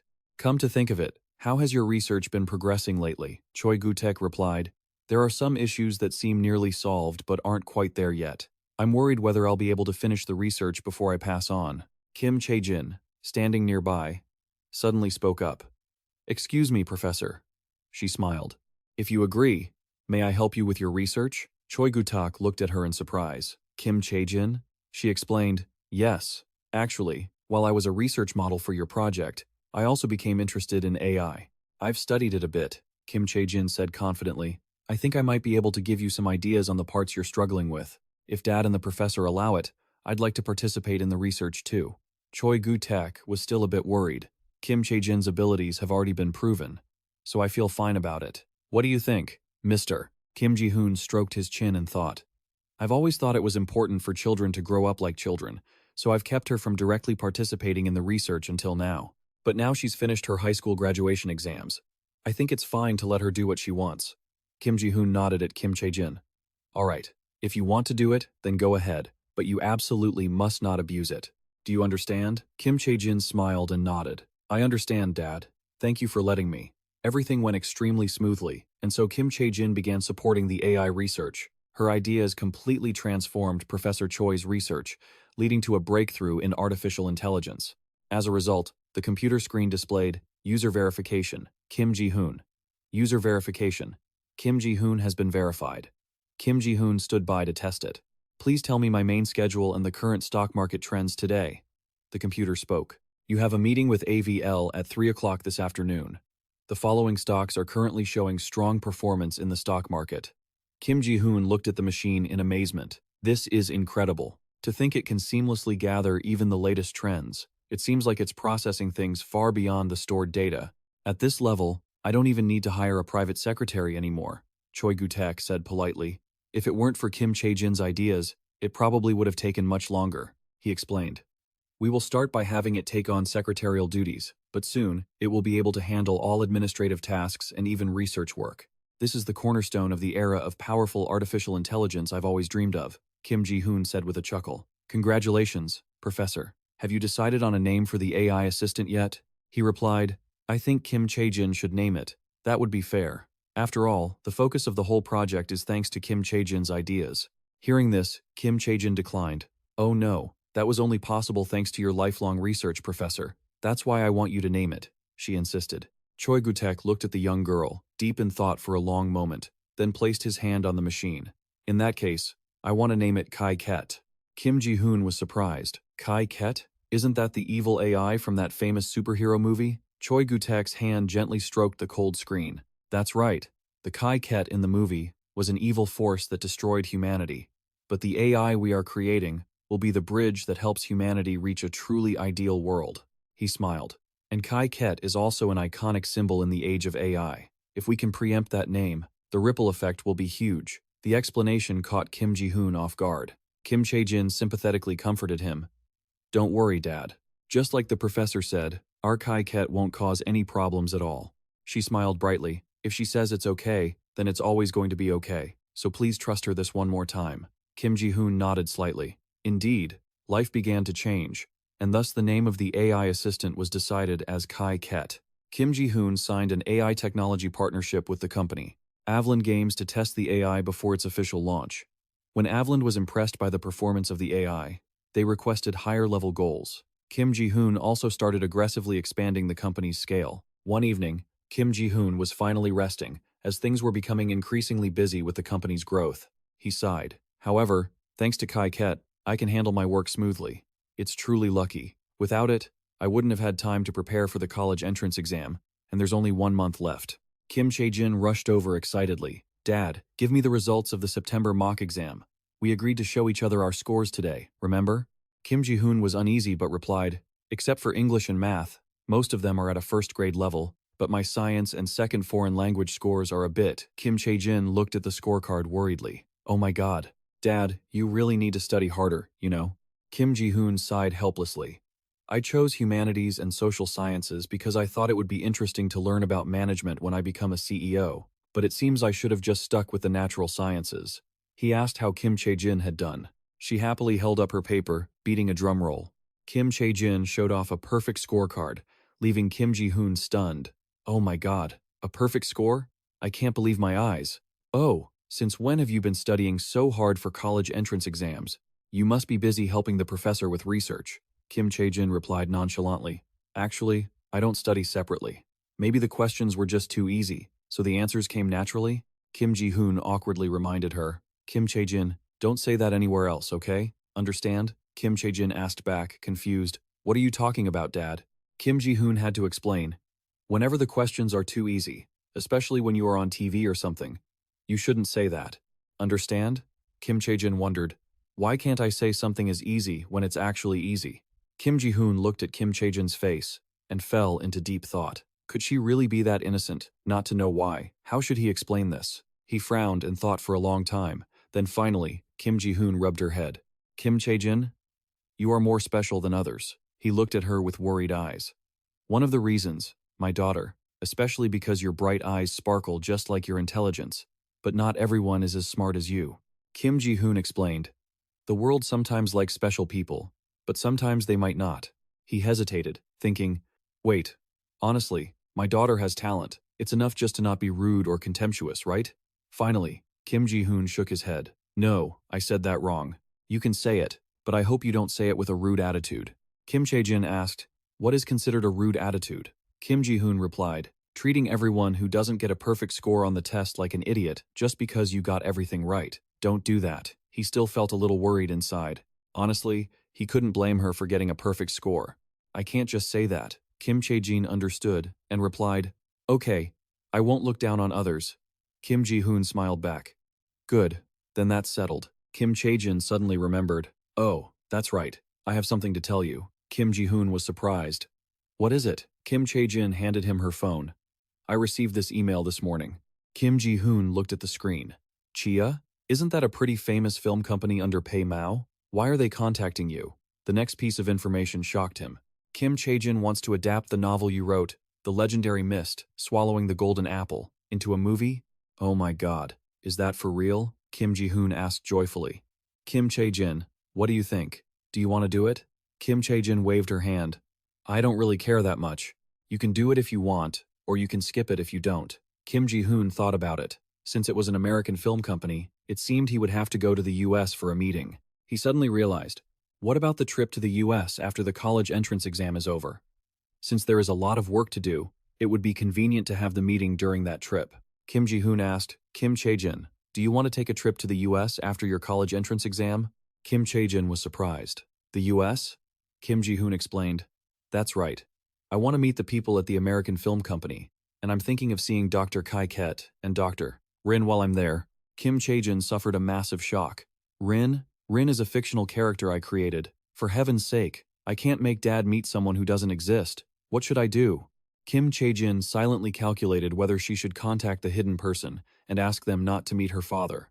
But meeting that person was her father's long-cherished dream, and Kim Ji-hoon still hadn't noticed her distress. Oh, that's right. I told you the data center for Kai-ket is in the US, didn't I? He smiled happily. It would be great to visit the data center while we're there. Kim Chae-jin's hand quietly clenched shut. No, there's no way a data center could be there. She remembered it clearly because Kai-ket was a guardian she had created, using her dragon powers. It all started back in the days of her research. Originally, Kim Chae-jin hadn't intended to create Kai-ket using her own powers. She asked, Professor, what do you think about this approach? Ook replied that the approach didn't make any sense at all. Kim Chae-jin looked at Ooch's thoughtful face, feeling just as conflicted inside. She only wanted to help the professor to show her gratitude for all her efforts, but at this rate, it would take forever to reach the level of AI she desired. She silently made up her mind. She needed to create an AI quickly, to support her dad so he could finally have some free time. Kim Chae-jin recalled the suggestion. What about creating another guardian like XT or Oyana? She felt uneasy. Treating a guardian like an AI meant it would only listen to her. But there was no risk of it going rogue. She shook her head, confused. However, to do that, she would need to create a much more powerful guardian than anything she had ever made before. What if Mom comes to scold me again? Kim Chae-jin suddenly realized. No, seriously, this is just to help my busy dad. Mom will understand if I just explain it to her. Don't worry about it so much. So, Kim Chae-jin created a guardian disguised as an artificial intelligence. She was extremely worried about the reality of the situation. Sebtian, what should I do? Dad wants to meet Ritten. Sebtian bowed his head. Don't worry, because he can't meet Ritten without going through me. I will just say she can't meet Mr. Kim because she's busy. Kim Chae-jin argued. That's unacceptable. Dad really wants to meet her. She paced back and forth anxiously. Why am I so worried about this? Why does Dad want to meet Ritten? Sebtian suggested. Or shall we let Ritten go? Kim Chae-jin asked, confused. Set her free? Sebtian handed her a letter. Yes, actually. Ever since the solid-state battery was developed, too many people have wanted to meet Written. This had put him in a difficult position. He explained, since Mr. Kim has his doctorate now, there's no reason to use the Written persona anymore, is there? Kim Chae-jin crossed her arms seriously. That makes sense. Dad doesn't seem to mind me helping him directly either. She looked stern. Then let's get rid of Written right now. Let's hold a simple, quiet funeral with just a few family members. If you need a fake corporation to handle it, I'll create one and send it to you. There is one more problem. Now, the only issue is the data center. Is it possible to build it within 1 month? Sebtian couldn't guarantee it, saying that might be difficult. He explained thoroughly. We have enough money from the company's reserve fund to cover construction costs, but choosing the site, finalizing the design, and getting government approval even if expedited would take at least 6 months. Kim Chae-jin pondered. I see. She turned and disappeared. All right, I understand. I'll think more about building the data center. Sebtian bowed. I hope you find a good solution. Kim Chae-jin stopped on the rooftop. She was still lost in thought. Should I use my dragon powers again? No, I shouldn't handle large-scale construction projects like that. Interfering with nature could lead to trouble with Mom. I already used my power once for Kai-ket. Kim Chae-jin was deeply troubled. If her dad didn't go to the United States, everything would be solved. She hoped something would happen to stop him from going. Perhaps God had heard Kim Chae-jin's wish. A sudden attack occurred in the U.S. Shortly after, Kim Ji-hoon asked in surprise, a tax audit? What's the reason for this? Song-han replied anxiously. They said the reason is that there is information regarding tax evasion within our company, and they are conducting an investigation. But I find that hard to believe, given the actual figures. Kim Ji-hoon asked again. Do you think there's another reason? Song-han hesitated slightly. I'm not sure, but I think the government might be targeting the company. Tax audits are an effective tool that the government can use to put pressure on companies. Kim Ji-hoon fell into deep thought. Why would the government chase us like this? Did we do anything that would warrant such close scrutiny? Song-han reiterated. We strictly follow the tax guidelines as instructed by the CEO. Kim Ji-hoon sighed. I see. So, what should I do now? I was planning to go to the U.S. after the college entrance exam. Will that still be okay? Song-han refused. No. You will have to stay in the country for the time being. It feels like the National Tax Service is targeting us with a focused investigation, and if the company head is not present during this time, that could be a valid excuse for them to dig into everything. Kim Ji-hoon's hands clenched in anger. A targeted investigation. What have we done wrong? This feels like unfair interference from the political world. He had no choice but to respond. I understand now. Find out what they are trying to achieve through this targeted investigation. Song-han replied. Yes. That evening, while getting ready for bed, Kim Ji-hoon told Kim Chae-jin everything, so it seems we won't be able to go abroad for a while. We'll go to the U.S. next time, okay? She was still a bit worried inside. Oh no. Did something really happen? It's fortunate Dad isn't going to the U.S. But Kim Chae-jin hung her head, discouraged. This will only cause more trouble, won't it? Kim Ji-hoon noticed and asked anxiously. What's the matter? Kim Chae-jin replied gloomily. I'm worried that people will bother you because of the tax audit. Kim Ji-hoon was surprised. Oh my, are you really that worried about me? He patted her head comfortingly. It's okay. I've lived an honest life, so there's nothing to worry about, so you don't need to worry too much. Kim Chae-jin replied, yes. Kim Ji-hoon lay down. All right. Sleep well, and have sweet dreams. My sweet Kim Chae-jin.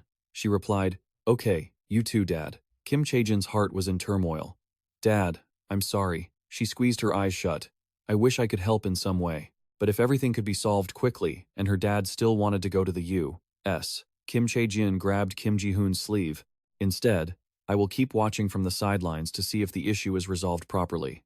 If this goes too far, I will intervene immediately. So don't worry. The next morning at the company headquarters, there was a call from Jin Dong-hoel. Sir, we have discovered evidence that the ruling party is involved in the tax audit. Kim Ji-hoon said softly, that's good news. How certain are we about this? Jin Dong-hoel replied, given the source, I'm certain, but we need to approach this matter carefully. Did you receive the documents I sent? Kim Ji-hoon looked them over. Yes, I received them. Jin Dong-ho explained. Based on the documents, the information is clear. Cho Hyung-soo, the leader of the ruling party, is a cautious man. Even when he takes bribes, he does it in a way that leaves absolutely no trail. Kim Ji-hoon asked anxiously, "That sounds like a headache. What are we supposed to do then? I really don't want to bribe him." Yoo-jin Dong-ho replied, "There are two ways to handle this," he explained seriously. "The first is to handle it ourselves. However, in that case, it's hard to guarantee whether we'll succeed or fail. We would have to engage in a media and political war against the ruling party and Cho Hyung-soo." Kim Ji-hoon suspiciously asked what the second option was. Yoo-jin Dong-ho answered, "The second option is to entrust everything to our information provider. However, the cost will be higher." Kim Ji-hoon cautiously asked, "Who is this provider?" Yoo-jin Dong-ho adjusted his glasses. "The provider is none other than." The answer left Kim Ji-hoon in deep shock. Kim Ji-hoon asked skeptically, "Isn't that the CIA? How are you involved with them?" Yoo-jin Dong-ho remained calm. "My uncle works in the military, so I used national security as an excuse to pry some information out of the vice president." Kim Ji-hoon finally let out a sigh of relief. "Yoo-jin Dong-ho, you are truly more capable than I thought. I'm really lucky to have you as an ally." Yoo-jin Dong-ho chuckled, "It's not like that.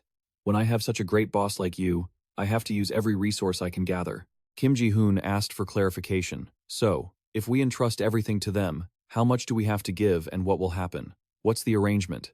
Yoo-jin Dong-ho explained, "If they handle things for us, the chances of success will increase significantly. However, they are asking for a 5% stake in our company in exchange." Kim Ji-hoon was surprised. "A 5% stake?" Yoo-jin Dong-ho waved his hand. "Yes, intelligence agencies like them need significant operating funds. Especially for covert missions, they need to use their own budget, so they need a lot of money." Kim Ji-hoon nodded. "I see the situation now." Yoo-jin Dong-ho also remarked that money really could control the world in some way. He stood up and walked to the window. "Ultimately, the decision is yours, boss, but personally, I recommend entrusting this to them." Kim Ji-hoon was puzzled. "Why is that?" Yoo-jin Dong-ho analyzed the situation. "If our company aims to penetrate the global market, we will eventually have to expand into the U.S. He concluded that since they are a key player, maintaining a relationship with them now would only benefit them in the future." Kim Ji-hoon mused. That made sense. He closed his eyes and calculated. 5%, it certainly wasn't a small number. However, Kim Ji-hoon considered that, given the information they would provide in the future, it was a fair trade. He finally agreed. "All right, let's cooperate with them." The twilight sun gradually set outside the hotel. Kim Ji-hoon kept checking the time on his watch.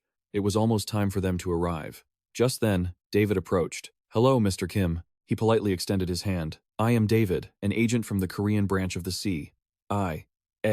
Kim Ji-hoon hurriedly stood up to shake his hand. "Hello, I am Kim Ji-hoon, the CEO of M."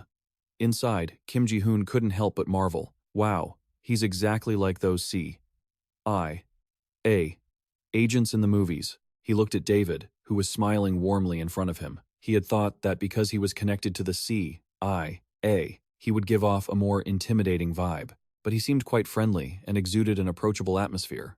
Actually, he guessed that standing out too much would be weirder for a real spy. Not wanting to stand for too long, they both sat down. "All right, let's order some food and talk."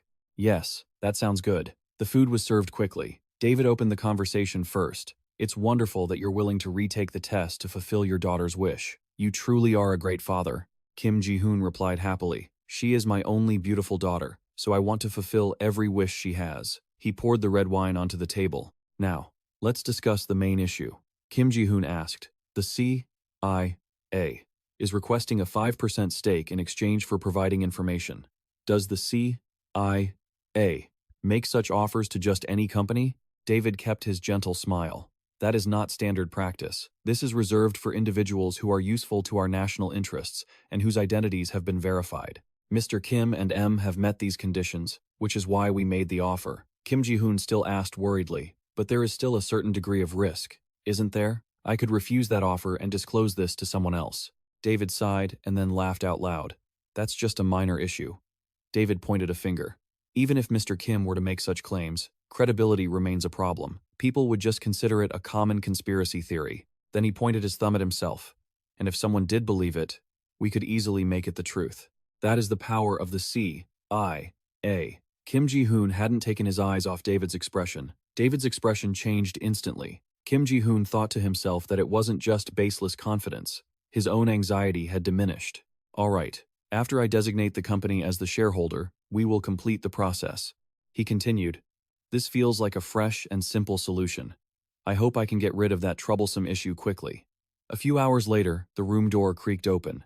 Before leaving, Kim Ji-hoon wanted to be absolutely sure. Finally, I have one more question. Can you tell me how everything will unfold? David smiled awkwardly and placed his thumb on his lips. That information is classified. We are experts at handling these matters, so I can only say you should trust us. Kim Ji-hoon sighed and joked, understood. I'll just have to wait with as much excitement as if I were waiting for a Christmas gift. David joked back to lighten the tense atmosphere. Christmas? Perhaps you will receive the results around that time. David waved goodbye. Then, I'll see you next time. Have a good evening. Watching his back as he left, Kim Ji-hoon finally placed his hand on his chest and let out a sigh. I feel so much lighter now. No matter how friendly they seem, a spy is still a spy. He quickly pulled himself together. Anyway, now the tax audit was no longer a cause for concern. Let's go back and focus on our work. He said it, and he meant it. Kim Ji-hoon dove back into his work. After entrusting everything to the CIA, Kim Ji-hoon focused on two main tasks. First, he focused on resolving the company matters that had been delayed by the tax audit. Kim Chae-jin's chirpy voice rang out. Daddy, if you just study this, the math part won't be that hard. The little girl smiled brightly and handed him her notebook. Daddy, you have to memorize this special table, okay? He flipped through the pages in surprise. When did you organize all this? Thank you, honey. Kim Chae-jin.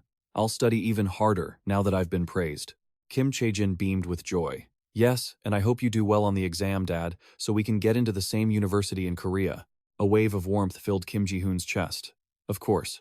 Early that morning, on the day of the college entrance exam, students were huddled together in the hallway, whispering, Hey, look over there. Why is a little kid entering the exam room? They were watching as Kim Ji-hoon walked in with Kim Chae-jin to take the test. Is that little girl really here to take the exam? They finally reached a classroom door. She pointed and said, Dad, my exam room is right over there. He replied gently, All right, let's head in quickly. Kim Ji-hoon added thoughtfully, Excuse me, Proctor, please take good care of my daughter. She'll be taking the exam here. The teacher gasped, covering her mouth. A child this young is taking the exam? He smiled awkwardly and replied, Yes, she'll be just fine on her own, but I'm still a bit worried because she's so small. The teacher nodded, looking bewildered. I understand. Kim Ji-hoon patted Kim Chae-jin on the head and asked, Kim Chae-jin, can you handle this on your own? I'll come check on you during the break. She nodded obediently. Yes, Dad, don't worry about me. You do your best on your exam too. Kim Chae-jin stayed with the teacher, and Kim Ji-hoon headed off to his own exam room.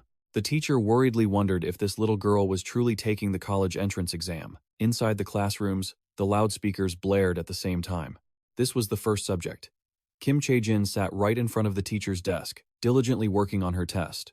Seeing this, the teacher felt a bit impressed the kid was actually doing quite well. Suddenly, the teacher's eyes widened, and she couldn't believe what she was seeing. Wait a minute, it hasn't even been 20 minutes since the exam started, and she's already finished filling out her answer sheet?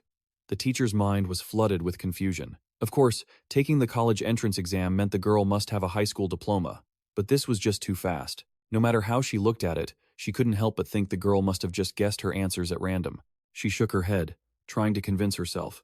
What were they thinking, letting such a young child take the college entrance exam? This isn't a joke. 1 hour later, when the test time ended, the teacher said, You all worked hard today. As she collected the test papers and headed to the teacher's lounge, she accidentally overheard her colleagues talking. Another teacher was excited. Isn't that kid just the cutest? She looks like a living doll. A male teacher chimed in. During the math section, after she finished all the problems, she just stared out the window. It was a perfect scene. But I feel like I've seen that child somewhere before. The first teacher approached them, asking, It seems like she just filled in her answers randomly. Probably just there for the experience, right? Surprised, the male teacher asked, What? She just filled them in? The teacher who observed her waved his hand to explain. I think you might have misunderstood. I was curious during the math exam, so I watched to see if she was getting them right, and she did. She solved every single one correctly, and she did it all in just 20 minutes. She was even more stunned. What? She actually solved them? The teacher hurriedly interrupted and held up his phone. I finally found it. No wonder I felt like I had met her somewhere before. This child appeared in a documentary a while back. She felt like it was all a dream. Wait, really? She studied at the Korea University Institute for the Gifted? At that age? He nodded in confirmation. That's right. And she's not just considered gifted. She's officially recognized by educational institutions as a prodigy. She covered her mouth, feeling embarrassed. If I had spoken carelessly, I would have been so ashamed. I thought child prodigies like that only existed in movies, but they're real. Out in the hallway, Kim Chae-jin was skipping along happily. She leaped into Kim Ji-hoon's arms. Dad, I missed you so much. He hugged her tightly. I missed you too. You worked so hard today. Kim Ji-hoon patted her head and asked if she did well. She nodded vigorously. Yes, it was easier than I thought. I think I got almost everything right. What about you, Dad? I thought it was easy too. His smile was a bit stiff. Kim Ji-hoon recalled being in the exam room. He'd told her it was easy, but it had been quite difficult for him. There were a few questions he had to give up on. Looking at his phone while walking down the hall after the exam, he realized the difficulty was comparable to the notoriously hard exam of 1997. Could they have messed up the difficulty curve? He scrolled through the internet and saw many opinions echoing his own. Furthermore, the news articles he read while waiting for Kim Chae-jin all stated that this year's exam was incredibly tough. Kim Chae-jin kept talking. Dad, since the exam was so easy, do you think the older candidates did well? He hurriedly covered her mouth. Shh. Kim Chae-jin. The other students were all dejected, saying, the exam was so hard, I think I'm going to fail. He broke into a cold sweat, looking around, hoping no one heard her. Kim Ji-hoon whispered, lowering his voice as much as possible. Kim Chae-jin, I'm sure everyone did their best, so don't worry, and please don't tell everyone the test was easy. Understand? Kim Chae-jin didn't get it. Why? Saying it was easy doesn't mean I'm looking down on them, does it? He told her to pay attention to the others. Look, besides, everyone else is depressed because the test was so hard, but you're just a child. If you say it was easy, how will the older students feel? Kim Chae-jin realized that wouldn't be very nice. She smiled brightly and agreed. Okay, I won't tell anyone it was easy anymore. Don't worry, Dad. Kim Ji-hoon patted her head with satisfaction. My daughter is so kind. He took Kim Chae-jin's hand. We worked hard today, so let's go home and rest. She held his hand tightly. Yes, sir. The sunset painted the busy street in a vibrant orange hue. He walked slowly, leading Kim Chae-jin down the road. It's been a while since we walked home like this. She looked up, feeling happy to be walking together. Let's walk together in the afternoons from now on, okay? He smiled and agreed. Sure, I'd like that too. Suddenly, Kim Chae-jin bowed her head and muttered. Actually, she gripped her bag straps tightly. Preparing for the entrance exam while working must have been really hard. Thank you for studying so hard to make my dream come true. I really wanted to say that after the exam. Kim Ji-hoon let out a deep breath and gave her a warm smile. He stopped and crouched down to be closer to her height. Not at all. Thanks to your help, I didn't find it difficult at all. Studying with you, Kim Chae-jin, was really fun. Kim Ji-hoon beamed. Above all, I'm really looking forward to going to university with you. She replied, Thank you. Kim Chae-jin was incredibly excited. I think going to school with you will be fun too. Night fell, and only a few lights flickered from the apartment windows. He had already drifted off to sleep in bed, but she had not. Kim Chae-jin waved her hands around in front of Kim Ji-hoon. Dad's already asleep. She floated up gently. Sleep tight, Dad. I'll go check on what that American gentleman is doing and be right back. With that, Kim Chae-jin flew away. It only took her a few minutes to reach the place where Du-foot was standing. He was on the phone. Are you ready? Du-foot is giving orders. Good. Now quickly create some buzz with a clickbait headline about Huin shop in the papers. Kim Chae-jin, witnessing this firsthand, felt much more at ease. He's working even better than I thought. It seems there's nothing to worry about anymore. Yet, the anxiety in her heart continued to grow. Thinking about it, I don't really have many opportunities to help Dad anymore. Kim Chae-jin looked back on Kim Ji-hoon's entire transformation. He initially came here wanting to help his father, but clearly, Dad has grown so much now. She felt a little reluctant, but seeing things this way, she felt a bit regretful. If I had known, maybe I should have helped him more slowly. Kim Chae-jin quickly brushed those selfish thoughts aside. No, don't be regretful. It's enough that Dad's current life is going well, right? She was filled with confidence. Anyway, I hope that day comes soon. A picture of a happy family appeared in her mind. The day when Mom, Dad, and Kim Chae-jin would all live together. Before long, the articles planned by Du-foot appeared simultaneously on the front pages of major newspapers. The articles reported on issues regarding current government appointments. They declared that these appointments were not for the president, but for a third party. With the president pointing out representatives of the ruling party for Huin Shop, they had caught people's attention. Due to revelations by powerful figures far above the president, the opposition was attacking aggressively. When evidence of the meeting surfaced, a hearing was held. In the end, the personnel related to Huin Shop resigned one by one, including the head of the National Tax Service. Kim Ji-hoon flipped through the papers, knowing that the special directives from him would also be suspended as a result. He felt relieved. They hadn't found any evidence of tax evasion. Is it over? Song-han stood before the desk. Yes, it's all over. Thank you for your hard work. Kim Ji-hoon nodded. All right. He stared intently at the calendar on the desk. The process went faster than expected.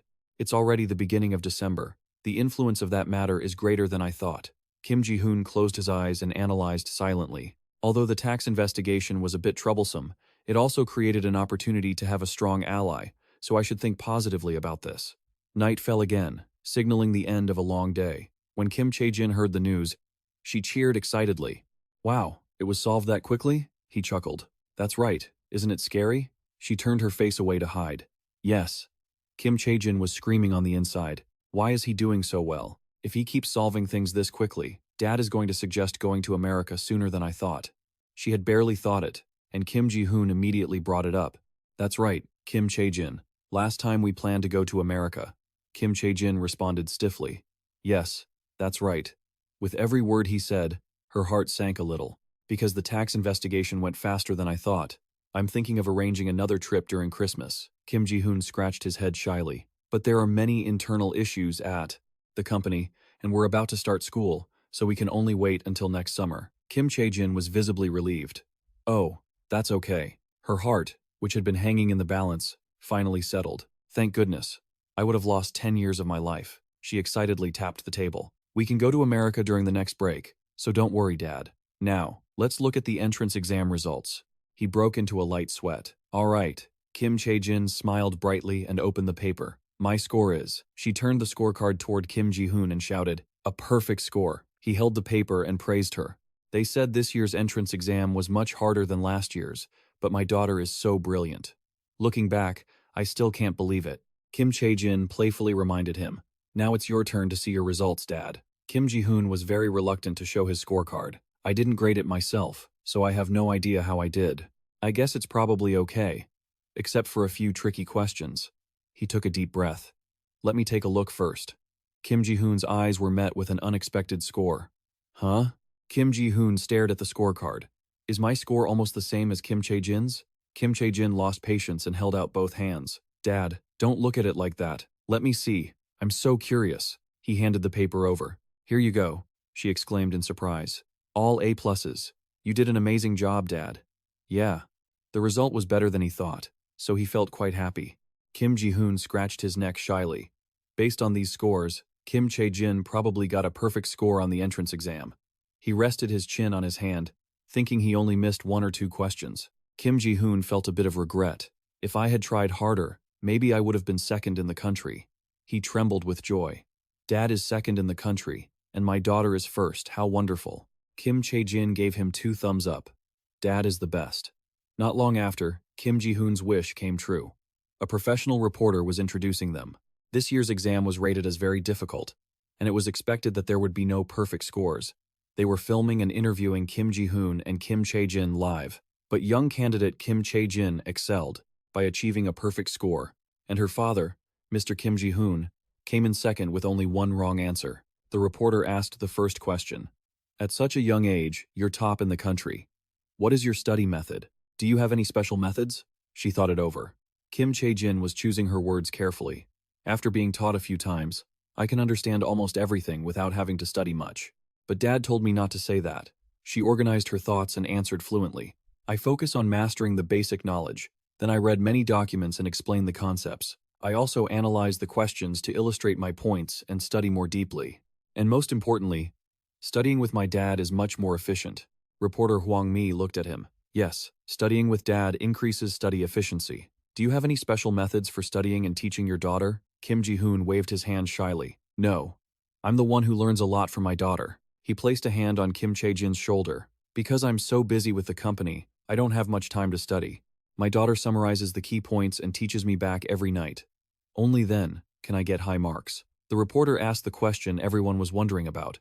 Sir, you've already graduated, so what is the reason you decided to enroll again? Kim Ji-hoon didn't hesitate to answer. Because my daughter wanted me to go to school with her. He scratched his nose. At first, I was worried I couldn't balance, study, and work, but gradually, I genuinely wanted to experience college life with my daughter, from the bottom of my heart. So I'm very much looking forward to starting this exciting life with her as soon as possible. Cherry blossoms flew across the schoolyard, and Kim Ji-hoon's second college life began. Under a tree, Kim Ji-hoon had a book over his face, sleeping. Opposite him, Kim Chae-jin was diligently reviewing her knowledge. She lifted her head and called out, "Dad, wake up. It's time for the general culture exam." He quickly woke up. Kim Ji-hoon slumped as he picked up his book. "Yeah, I have to go take the exam." Kim Chae-jin was full of energy. "Are you ready, Dad?" It was a total contrast to his fatigue. "Yeah, I tried to cram everything in." Kim Ji-hoon was crying on the inside. This was a mistake. Previously, he thought everything would be rosy, imagining a fun college life with Kim Chae-jin. Black lines appeared all over Kim Ji-hoon's face as he forgot that school is just a series of assignments and tests. He felt drained, as if his energy had been sucked away. After this season, the group project season starts. "Will I even pass this?" she asked anxiously. "Is studying with Dad too hard for you?" Seeing his father looking tired, Kim Ji-hoon quickly shook his head. "No, it's probably just spring fever making Dad sleepy." Kim Chae-jin nodded in agreement. "Okay, then I'll fix that for you once my exams are over." He readily agreed. "Thanks, my dear daughter." Suddenly, Kim Ji-hoon's phone rang. "Hello?" The person on the other end introduced themselves immediately. "Hello, this is Media. I'm calling from the number in the email. You're the guardian of the author Kim Chae-jin, right?" He remembered they were the company that had talked about adapting Kim Chae-jin's story into a film. Kim Ji-hoon replied, "Yes, that's right. Is there something you need?" The person on the other end made an offer. "Actually, since you said you couldn't meet in the US last time, would it be possible for us to meet in Korea?" He was surprised. "In Korea?" They confirmed, "Yes. The CEO at our headquarters said he would like to come and meet Kim Chae-jin in person." Kim Ji-hoon was astonished. "The CEO himself?" He spoke a few more words on the phone. "Understood, I'll call you back." Kim Chae-jin, who had been standing next to him, couldn't help but be curious. "Dad, what's wrong?" Kim Ji-hoon didn't hide anything. "Do you remember the company that wanted to adapt your story into a film? Their CEO said he wants to meet you in person." She followed her father's lead. "Whatever you want, Dad. Kim Chae-jin is fine with it." He nodded. "Okay, then we'll go meet them after your exams." In his heart, Kim Ji-hoon felt a bit proud. He knew his daughter's work was amazing, but he never expected the CEO to fly over from the US to meet her. Kim Chae-jin's talent was truly unimaginable. Later, at the Kaiden Media branch, Ellison greeted them enthusiastically. "Hello, I'm David Ellison, CEO of the Kaiden Media." Next to him was a woman. "I'm Diana Goldbert, the executive producer." Kim Ji-hoon introduced them politely. "Hello, I'm Kim Ji-hoon. This is my daughter, the author of Golden Apple, Kim Chae-jin." Ellison looked at the girl in shock. "What? Really? She's that young?" He was modest yet proud. "Actually, she wrote Golden Apple when she was even younger, about 3 years ago. She must have written it when she was 8. Diana grabbed Kim Chae-jin's hands tightly. Her eyes shone as she looked at the girl. "You are truly a genius. I am your biggest fan. I just never expected you to be this young. It's hard to believe." Realizing she might have been a bit rude, Diana cleared her throat. "I'm so sorry. I'm just very excited. I've read your story dozens of times and I love it so much." Kim Chae-jin didn't mind. "It's okay. Thank you for loving my work." He didn't want to waste any more time. "Okay, let's get started, shall we?" In the luxurious office, they began analyzing Golden Apple, an epic work with many characters. Because of that, focusing on multiple characters is an advantage. He presented his idea. "So, we plan to start with the story of the character Dusseau." Diana offered a different opinion. "I, however, suggest focusing on Dusseau's journey." Kim Ji-hoon asked, "Are you planning to make separate films for other characters in the future?" She replied immediately, "Possibly, but I also think it would be difficult to fully depict each character in a feature film that is only 120 minutes long." He shared his thoughts. "I think a series would be better." "What do you think, Kim Chae-jin?" She smiled brightly. "I'm fine with anything, as long as it conveys the story well." She continued, "Since Golden Apple is a work beloved by audiences, I think both a feature film and a series could be successful." Ellison spoke from the bottom of his heart. "I hope we can create a fantastic piece of work and make it a masterpiece for our company." Kim Ji-hoon nodded. "I agree with your point of view. As a father, I want to invest in the film, even though I don't have a lot of money. He was very willing. We always welcome investment. How much would you like to invest? He shyly suggested a number. Would $100 million be enough? They were a bit surprised. $100 million? Ellison and Diana's jaws dropped, their eyes wide. Kim Chae-jin, sitting across from them, beamed. So generous. Kim Ji-hoon confidently replied, "It's a novel my daughter wrote, so of course, I have to invest a lot." He rubbed his chin and thought for a moment. No. If I'm going to invest, Kim Ji-hoon held up 2 fingers. Would $200,000 be enough? The CEO went from one shock to another. $200,000? That is incredibly generous. It was more money than an ordinary person would have. They went from astonishment to admiration. A 10-year-old girl writes a novel, and her father invests $200,000 in it. If someone said this was fiction, anyone would believe it. Not seeing Ellison or Diana speak for a while, he asked nervously, "Is $200,000 not enough?" The CEO finally gathered his wits and replied, No, that's not it. It's just a very large investment." Kim Ji-hoon reassured him, "Don't worry. I have enough financial means to cover this investment. By the way, do you know the production costs for Hollywood films lately?" Ellison searched his memory. On average, a production 2 years ago was about $500,000. He mentioned the latest film they were working on, especially with the project we are currently producing. A large-scale fantasy. Most of the budget is for graphics. Estimated costs for graphics alone are about $300,000. Suddenly, an idea popped into his head. Wait a minute. A light bulb went off in Kim Ji-hoon's mind. If it's graphics, couldn't Kai-ket do it?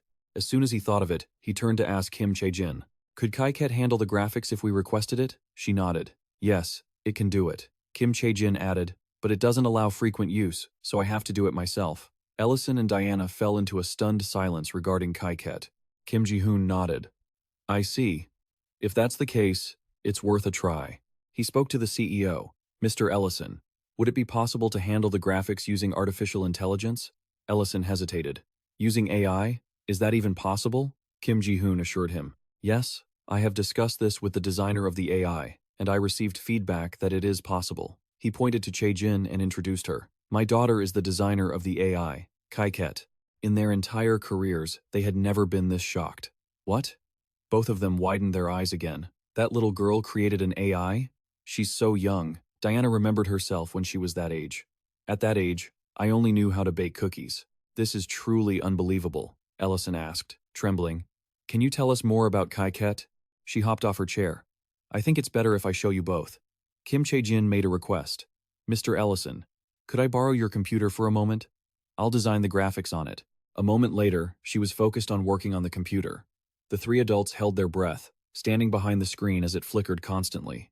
Kim Chae-jin asked, Okay, I'm connecting to Kai-ket's lab. What would you like me to design? She took the mouse and opened a file. Wait a second. This is a file I made in the company's lab. Diana tried to state her request. See, after building the city of Nu in ruins, please add scenes of the Elon attacking and chasing, if possible. The girl readied her hands. I understand. Give me a moment.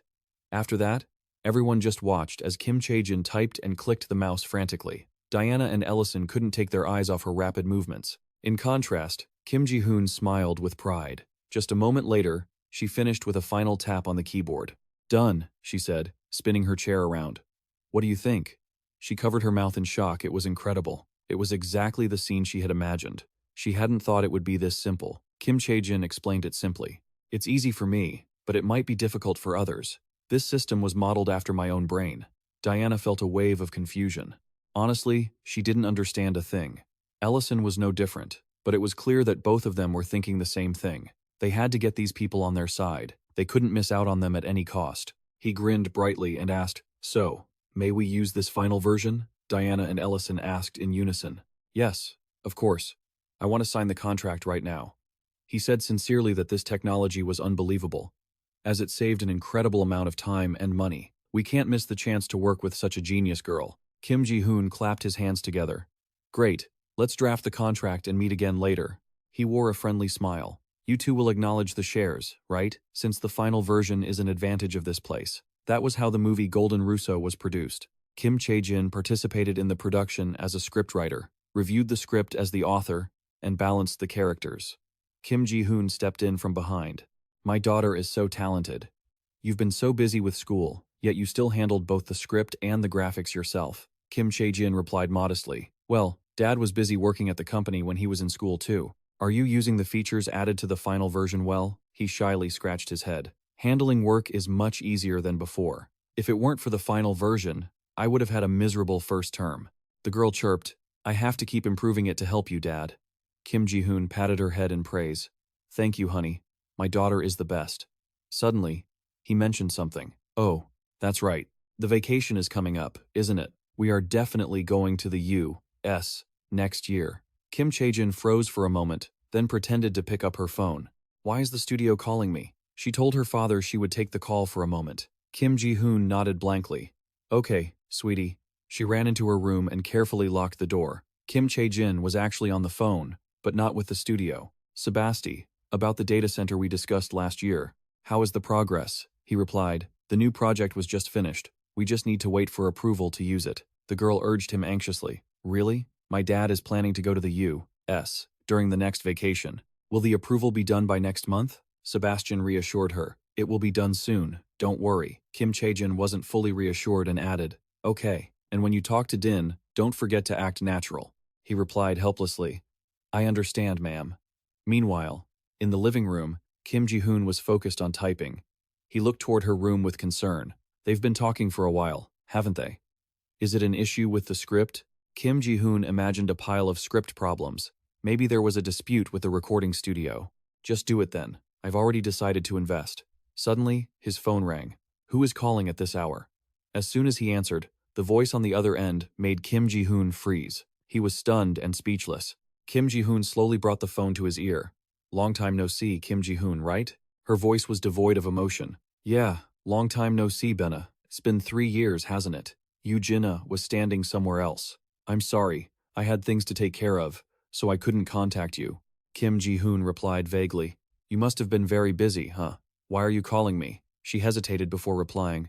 We will meet soon. Hearing that, Ji-hoon pressed his lips together, his body trembling. Meet soon? After all this time? Now she finally said it, but he had endured so much bitterness and sadness. Honestly, he felt envious when seeing married couples with their children. But he had lived such a tiring life waiting for her reply, hoping that one day they would be reunited. Countless questions raced through Kim Ji-hoon's mind. If they met now, could they really live together? What if they had to break up after meeting just once? Should they even meet at all? Not hearing a reply, Yoo-jin continued. I'm sorry for making you wait all these years. A breeze brushed past her hair, but I want you to know one thing. I never forgot you and Kim Chae-jin. Kim Ji-hoon remained silent. After a while, he asked with difficulty, what will happen if we meet again? Can we live together again? He had prepared himself, thinking that if it wasn't possible, it was better not to meet. He looked at the photo of him and his daughter hugging and laughing. I've gotten used to living only with Kim Chae-jin. If we meet again and reunite, it might just break my heart. This time, not only Kim Ji-hoon fell silent, but so did Yoo-jin. However, her answer was something he didn't expect. Yes, we can live together again. Yoo-jin looked up at the sky. Please trust me one last time and wait for me a little longer, okay? She said softly. I promise I won't make you wait anymore. Everything will be resolved before the end of this year. Where Yoo-jin stood, the architecture looked quite ancient. After those words, the call between them ended. From that moment on, I wondered what circumstances Yoo-jin was referring to, but I was too busy with my daily schedule that I stopped thinking about it. It wasn't that I wasn't curious. Kim Ji-hoon's phone buzzed with a message for Benna. Everything is moving faster than I thought, so I will see you at the end of this year. Please wait for me. Kim Ji-hoon smiled as he read those lines. Regardless, the most important thing was that we would meet this year. Kim Chae-jin's clear voice called out, Dad, did you talk to Mom? Kim Ji-hoon was startled and replied, just recently. How did you know? The girl put her hand on her chest. Mom called me. He was surprised. Really? Mom called you? Suddenly, Kim Chae-jin threw herself into Kim Ji-hoon's arms. Yes. But Dad? He asked, feeling flustered. What is it, Kim Chae-jin? The girl looked up, worried. Dad, don't you want to live with Mom? Kim Ji-hoon let out a breath and asked, Why are you asking that? Kim Chae-jin replied hesitantly. Mom seems a bit worried. She asked what would happen if Dad didn't want to live with her. Hearing that, he blushed, thinking, she didn't act like that at all when we talked. Yoo-jin, she really is adorable. Before he could answer, the girl continued to ask, So, Dad, don't you want to live with Mom? On the outside, Kim Ji-hoon still tried to act cold. We have to see how Mom behaves first. Kim Chae-jin froze at the answer. A wave of sadness rose in her heart, and her eyes welled up. Kim Chae-jin started crying like a downpour. Dad, you don't want to live with Mom. Is that true? The girl cried even louder. But I want Mom and Dad to live together. He hurried to comfort her. Kim Chae-jin, don't cry. I will live with Mom. The commotion was so loud that passers-by turned to look. Then why did you say that? Kim Ji-hoon was panicked. Dad was just joking. I'm sorry, Kim Chae-jin. Mom and I will live together. Don't worry. Kim Chae-jin sniffled and asked, You have to live with Mom, okay? I've really been looking forward to this day. He hugged the girl tightly. Of course. I'm sorry for scaring you. Kim Ji-hoon scratched his nose, thinking he just wanted to tease her a little. Even if he had some resentment toward Yoo-jin, she was still Kim Chae-jin's precious mother. At their apartment, as always, Kim Ji-hoon was fast asleep, but Kim Chae-jin was wide awake. No matter how I think about it, this doesn't seem easy at all. She pursed her lips in confusion. Dad was angry because Mom didn't contact him for a long time. What if Mom doesn't come this year and Dad doesn't want to live with her? The more she thought about it, the worse it felt. Kim Chae-jin sat up abruptly. I won't let this happen. I have to go ask Mom. She tiptoed out of the bedroom, looked up at the ceiling, and called out urgently. Mom, talk to me for a second. Hurry. The room was tightly shut, yet gusts of wind began to swirl. Yoo-jin appeared from within the wind. What's wrong, Kim Chae-jin? Mom told you I was busy today. The little girl looked extremely hurried. But this is important, super important. She slowly descended. Tell me. Kim Chae-jin, filled with anxiety, asked her familiar question. Mom, are we going to live together this year? Yoo-jin sighed, rubbing her head. Kim Chae-jin, how many times have you asked this? She hesitated. 263. She still patiently answered for the 264th time. And what did I say? Kim Chae-jin's eyes lit up. We will live together. Yoo-jin patted her head. So don't ask anymore. No matter how many times you ask, my answer will be the same. Kim Chae-jin narrowed her eyes. But I'm worried. She asked, What are you worried about? The little girl timidly recounted. Dad said, we have to see how you behave before we decide. A dark scenario was painted by Kim Chae-jin. If you don't go meet Dad, this year, Dad will be sad and go marry someone else. Since Dad might remarry, I wanted to remind you to come this year. Yoo-jin suddenly floated up. Remarry? The little girl felt a bit scared. Okay, Mom will keep your father waiting for a long time. Yoo-jin sat perched up high. But that was fine. Her confidence was sky high. She was sure she could win over his father, even if he were to look at any other woman. Kim Chae-jin hurriedly waved her hands, explaining, The idea of Dad remarrying is just my imagination. Dad said he would live with Mom no matter what, so don't worry, Mom. Yoo-jin returned to her gentle demeanor. Mom thinks so too. Do you think any woman could possibly catch your father's eye? She kissed her lightly on the forehead. All right, Mom has to go now. See you later. Kim Chae-jin asked curiously. If we meet again, will you handle things with those people, Mom? Yoo-jin floated away, nodding in confirmation. Yes, goodbye for now. Mom hopes that day comes quickly so I can tell your father everything. Sleep well, Kim Chae-jin.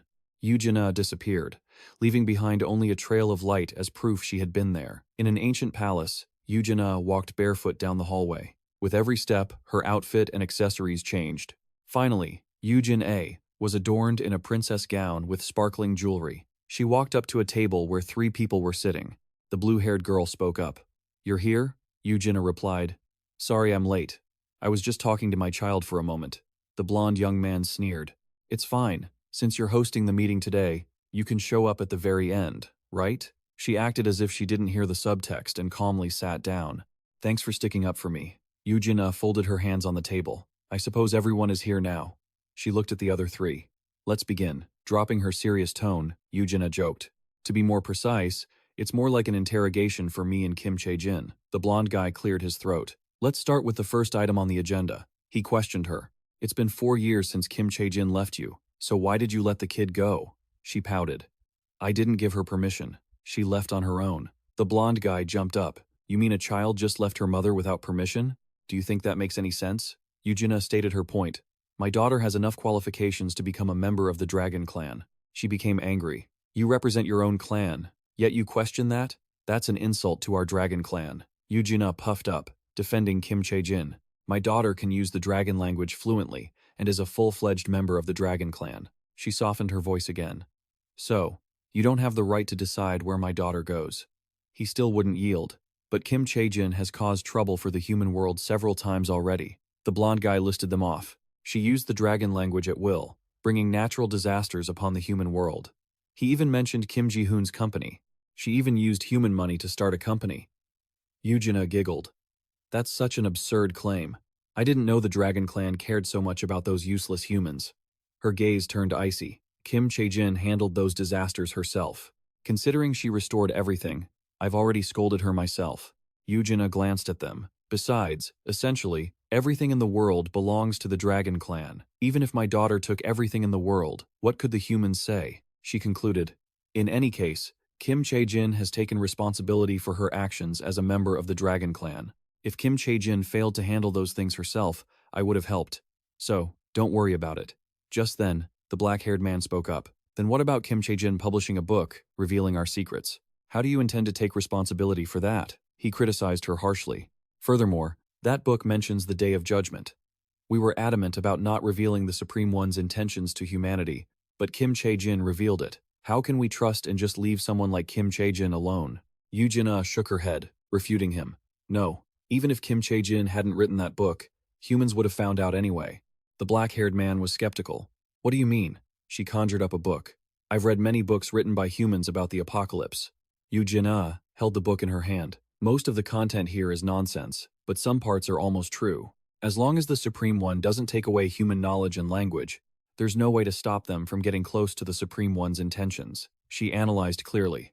In short, the decision not to reveal those intentions was something we agreed upon, but it wasn't a command from the Supreme One. Right? I've never heard of the Supreme One requiring us to keep that a secret. Seeing that everyone was silent, Eugenia pushed her chair back and stood up. If there's nothing else to say about me and Kim Chae-jin, I'll take my leave. Seeing this, the blue-haired girl quickly raised her hand. I have one last question. Are you really going to go live with the humans? At the mention of this, her eyes softened, and she nodded in confirmation. She was worried. Are you sure? If the Supreme One flies into a rage, what will you do? Eugenia bowed her head and sighed. It's fine, because I have my daughter, and I've also observed humans for a long time. Now I am completely convinced by the Supreme One's wishes. The blue-haired girl asked. The Supreme One's wishes? What are they? She turned on her heel, preparing to leave. I can't reveal that just yet. But one thing was certain. Eugenia put her hand on her chest and smiled brightly. The Supreme One won't be angry with my family. She remembered the scene of Kim Chae-jin and Kim Ji-hoon sleeping in each other's arms. So from now on, I will live with my beloved family. Time passed quickly, and summer vacation arrived. Kim Ji-hoon breathed a sigh of relief. He had finally set foot in America once again. Outside the airport terminal, he shielded himself from the sun and looked around. Doctor, Gates said he would come here to pick me up. Where is he? Just as he finished speaking, a limousine appeared. Hello, Mr. Kim. He held out his hand to greet him. This is our first time meeting in person, isn't it? I am Dr. Gates. Kim Ji-hoon hurriedly reached out to shake it. I'm Kim Ji-hoon. Meeting you is a dream come true, and today it has become a reality. Dr. Gates laughed heartily. I'm also very happy to meet you in person, Mr. Kim. He gestured toward Kim Chae-jin. By the way, this is my daughter, Kim Chae-jin. Kim Chae-jin? Hurry up and greet the doctor. She smiled awkwardly and spoke. Hello, Dr. Gates. My name is Kim Chae-jin. Both Kim Chae-jin and Dr. Gates smiled awkwardly. Kim Ji-hoon stood by, confused. He gestured for them to come along. Let's go to the office now. I have a limousine parked outside. Outside was a massive building covered in glass. In the reception room, Dr. Gates was pouring tea. He asked curiously, What have you been researching lately, doctor? He answered honestly, Lately, I've been running the company so much that I haven't had much time for research. Shi-bati gave a subtle, practiced compliment. But thanks to the development of CCAT, my workload has decreased significantly. So, I plan to get back to my research soon. Kim Ji-hoon seemed to understand, thinking, he must have been busy managing it in countries outside of Korea, too. It's a good thing the kit helped him. He then asked, By the way, do you remember if Dr. Ji-hoon is here? I'm not sure if I'll be able to meet her today. Hearing that, Kim Chae-jin immediately found an excuse to slip away. Dad, I need to go use the restroom right now. Kim Ji-hoon didn't suspect a thing. All right, be careful, sweetie. Before leaving, she gave Shi-bati a warning look. He understood the hint and gave a subtle nod. Shi-bati cleared his throat. Mr. Kim, There's actually something I haven't told you about Ji-hoon yet. Kim Ji-hoon asked. Oh? What is it? The old man recalled some sad memories to squeeze out a few tears. A few months ago, Ji-hoon's condition took a turn for the worse. We tried everything we could to treat her, but her situation only worsened, and in the end, she passed away. Hearing this, Kim Ji-hoon was both shocked and heartbroken. He hurriedly said, "No, how can that be? If I had known, I would have visited her. Why didn't you tell me?" Realizing he was being intrusive, he told himself, "No, I shouldn't ask anymore. The doctor must have had a reason for not telling me." Kim Ji-hoon watched Shibati, who was shaking with tears, and thought, just how much must he be hurting to be able to talk about it. But in his heart, Shibati sighed, "Master, I've tried my best to act this out." Kim Ji-hoon chose his words carefully to comfort him. She must have gone to a better place. Shibati sniffled, "Thank you." In another room inside the building, Kim Chae-jin was pacing back and forth, frazzled. Shibati should be able to explain it to Dad. I hope he forgives me. She wanted to knock her own head. She thought creating a fake person would be easy, but it was so hard to manage. I'm not doing this again. Suddenly, Yoo-jin-ah appeared. Kim Chae-jin was startled. Her mother eagerly stepped forward and asked, "How did it go? Has everything been resolved?" She nodded. "I'm here to bring you good news." Yoo-jin-ah's cheeks flushed pink. "I'll be taking you and your father to the mansion where we used to live." She described it as a place covered in thousands of sparkling stars, like something out of a fairy tale. Kim Chae-jin cheered excitedly. "Really? When? Mom?" Yoo-jin-ah pondered. "Before you and Dad come to Korea," she looked confused. "So I don't know how to invite your father, and I don't know how to introduce our family, either." The little girl whispered into Yoo-jin-ah's ear, "Mom, why don't you try this way?" She then approved of the idea. "That's a great idea." Kim Chae-jin, remember to bring your father along. Kim Chae-jin nodded repeatedly. "Yes, leave it to me." Yoo-jin-ah prepared to fly off again. "Now I have to go get ready to meet your father." Before disappearing, she turned back and reminded her, "Have a fun time with Dad." The little girl waved. "Of course. See you later, Mom." Kim Chae-jin's heart was filled with joy. Finally, Mom and Dad would meet again. She hoped time would pass quickly. In the blink of an eye, evening arrived. Kim Ji-hoon went for a walk with his daughter at the foot of the building. Today was truly a wonderful day. Dr. Ji-ket is even more talented than I thought. There is so much to learn from him. He sighed with regret. It's just such a shame for Ji-hoon. Such a young, talented person with such an unfortunate fate. Kim Chae-jin's mouth twitched. Yes, Kim Ji-hoon looked gloomy. The way she spoke via email for some reason, it sounded just like you, Kim Chae-jin. That's why she felt so relatable. But it's truly unfortunate. The little girl comforted him. "Dad, don't be sad anymore. At least she got to work with you, so she wouldn't have felt lonely." He patted Kim Chae-jin's head. "Thank you for comforting me." Suddenly, Kim Ji-hoon's eyes caught sight of someone. Quilliam stood still, looking toward the father and daughter. He raised his head to get a better look. "Who is that?" Kim Ji-hoon couldn't take his eyes off him. Even from this distance, that person looked like he was glowing. "This is the same feeling I had when I first met Kim Chae-jin." Quilliam then approached and spoke up. "Excuse me, are you Kim Ji-hoon, the director of Me?" He looked confused and pointed at himself. "Yes, but how do you know me?" He pulled a business card from his inner pocket. "I am Quilliam, manager of the Tetsu clan, who supported the C system." Quilliam handed it to Kim Ji-hoon. "The Tetsu clan wants to meet you." He took it and read it. "The Tetsu clan of the C system. Are you talking about the investor who transferred the shares of the analysis module to me?" He wore a professional smile. "That's correct. This is a rather unexpected invitation. Is that all right with you?" In Kim Ji-hoon's mind, this was the person he had never met, the one who helped him reach his current position. Kim Ji-hoon had tried every way to meet them. "I've offered to meet many times through Dr. Ji-ket, but I always received the same refusals. I received your request, Mr. Kim, but I am responding back. Given the current situation of the Tetsu Corporation, they cannot meet with you. I'm sorry, but all requests were denied." Kim Ji-hoon thought about it for a long time. Honestly, agreeing to such a sudden meeting just because of the corporation's name was a bit suspicious, but given their knowledge of him and the C system, this might not be fake. He quietly decided, "It's quite unexpected, but this is a huge opportunity. I will seize it." Kim Ji-hoon replied, "Yes, I will meet them." Quilliam made a request. "Then please come to the Golden Gate Bridge tomorrow with your daughter." He was puzzled. "What? My daughter too?" He confirmed. "That's right. The Tetsu Corporation also invited your daughter." Confusion erupted in Kim Ji-hoon's mind again. How do they know about Kim Chae-jin and invite her too? Seeing his hesitation, Kim Chae-jin suggested, "Dad, I want to go too." Can I go with you? He asked. Really? Are you sure? The little girl gave a reasonable excuse. Well, I went with Mom once, so I want to go with you too. Let's go together, okay? Kim Ji-hoon blinked in silence, but finally softened and accepted. All right, but remember to stay right behind me and don't wander off. Understand? Kim Chae-jin obediently agreed. Yes, I won't wander off on my own. Kim Ji-hoon bowed. Then I will bring my daughter. See you at the Golden Gate Bridge tomorrow. Quilliam also bowed politely in response. I understand. See you then. Although he had agreed, it was better to be careful. It's a tourist spot, so nothing should happen. But just in case, I'll bring some bodyguards. As the sun was setting at the Golden Gate Bridge the next day, the people there were buzzing about something. It turned out to be because of the flashy arrival of Kim Ji-hoon and Kim Chae-jin.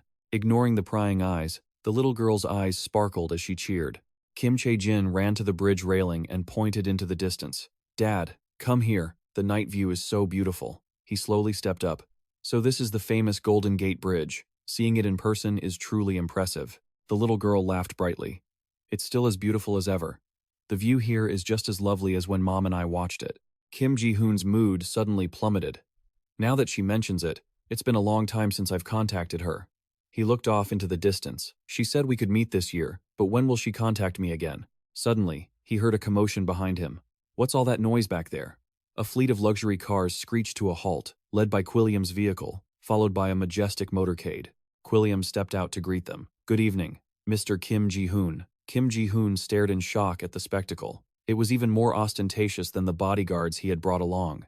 Mr. Quilliam, all these cars, they're Kim Chae-jin interrupted. Quilliam, did Mom come here herself? Kim Ji-hoon asked, bewildered.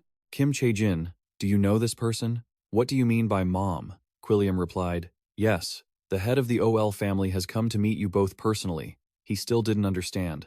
The OL family? She explained. That's right. The OL family is the largest shareholder of the Tuet Don and C system. They aren't hiding it anymore, and they are Kim Chae-jin's maternal family. Kim Ji-hoon shouted in disbelief. What? He stammered. This. The little girl rushed into Kim Ji-hoon's arms.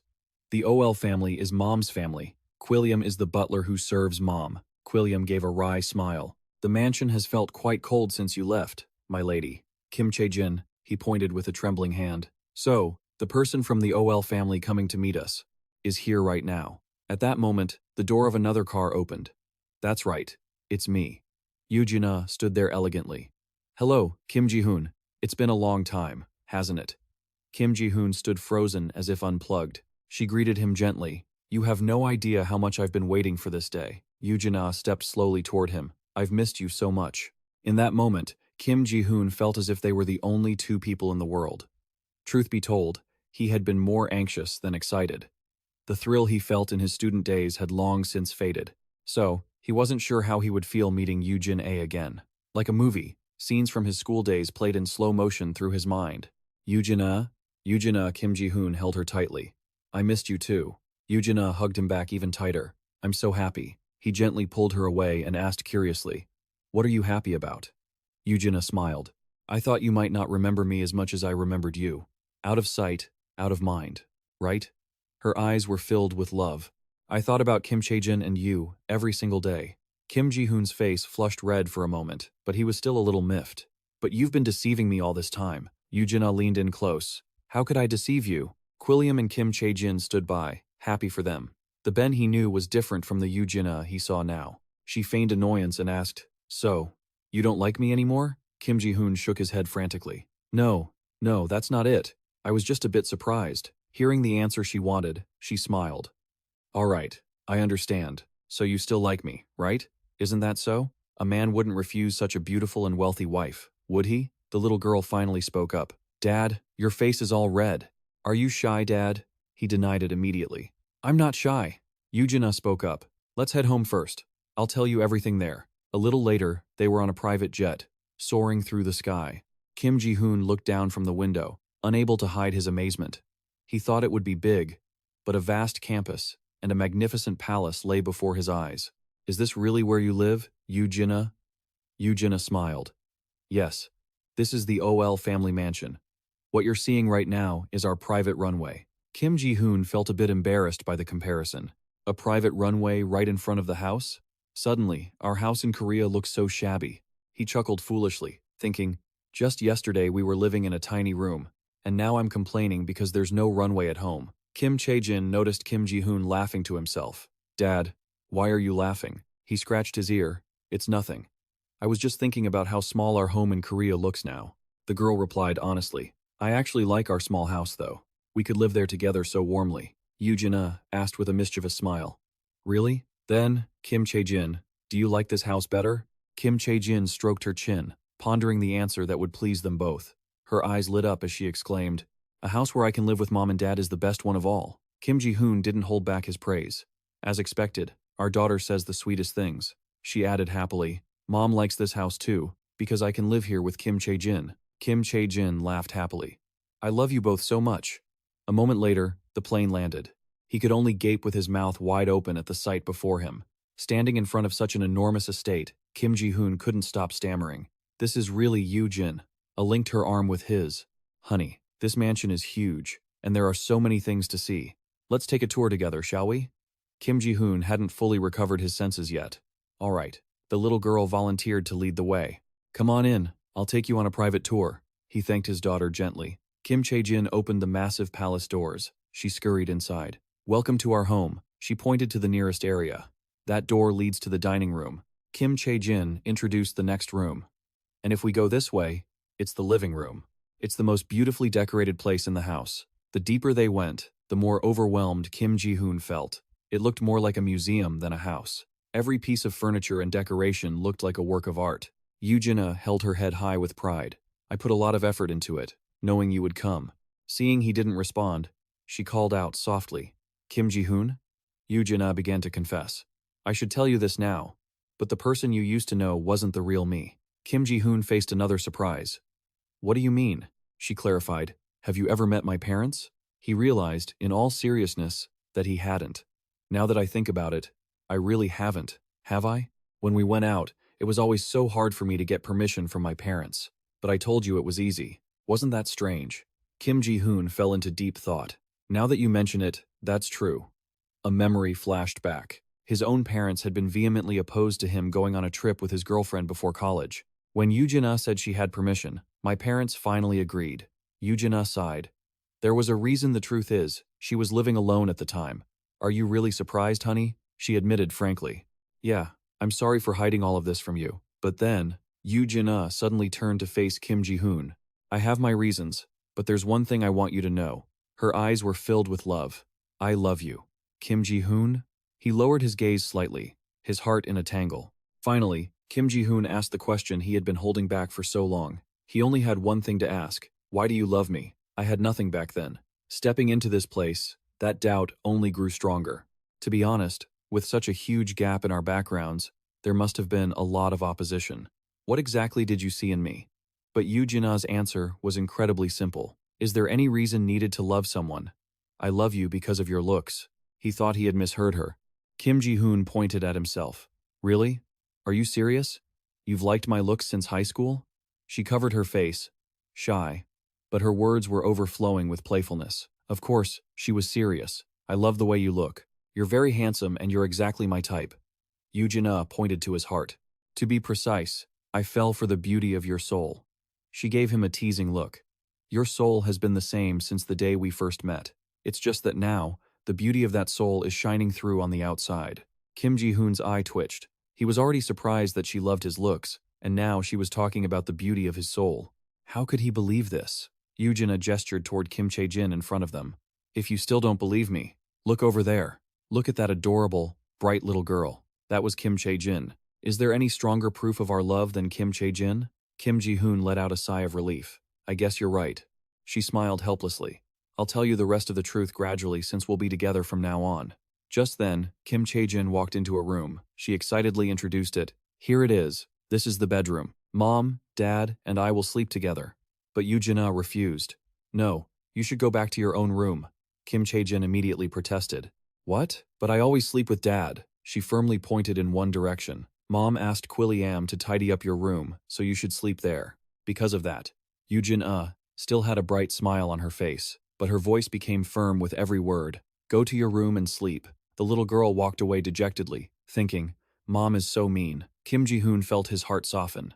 Can't she sleep with us? She's always slept with me. Maybe she'll be scared sleeping alone. She gently took his chin in her hand.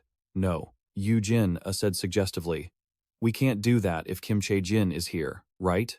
I mean our second child. On the large bed, a pair of hands were spread out, and Kim Ji-hoon had a stiff smile on his face. He lay beneath Yoo-jin, staring up at the ceiling, feeling like things were moving a bit too fast. She leaned in closer, teasing. What's wrong, my love? Are you shy already? Kim Ji-hoon blushed and looked away. Oh, it's just we've only known each other for a few hours, so I feel like everything is moving a bit fast. Yoo-jin asked with feigned innocence. We've already got our first child in the house after just a few hours, and you're calling this fast? Since that was true, he couldn't find a reason to argue. But then, she sighed. Actually, I feel quite sad. I've told you I love you countless times, but I've never heard you say it back. Yoo-jin put on a pitiful expression.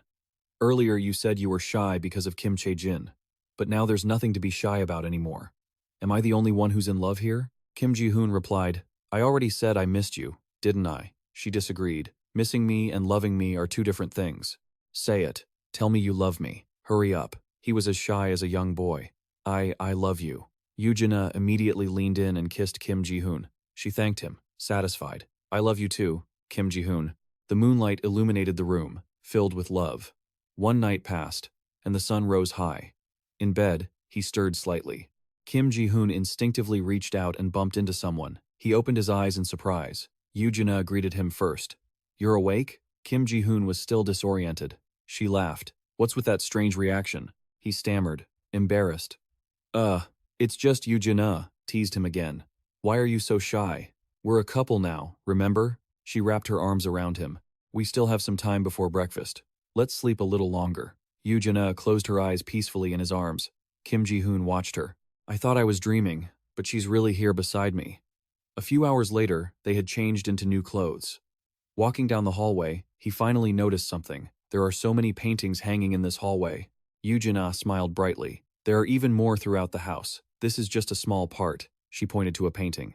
My love, do you remember this? Kim Ji-hoon squinted to see better. Isn't that following Yoo-jin's finger? He saw a large picture of the two of them from when they were kids, framed neatly. He immediately realized, isn't that us from elementary school? I used to wear that dress all the time, so I remember it. She was surprised. I thought you had forgotten. That's a surprise. Kim Ji-hoon wondered. Why are you calling it a surprise? Yoo-jin puffed out her cheeks. The day Kim Chae-jin came to see you, I had her wear that dress I used to wear back then.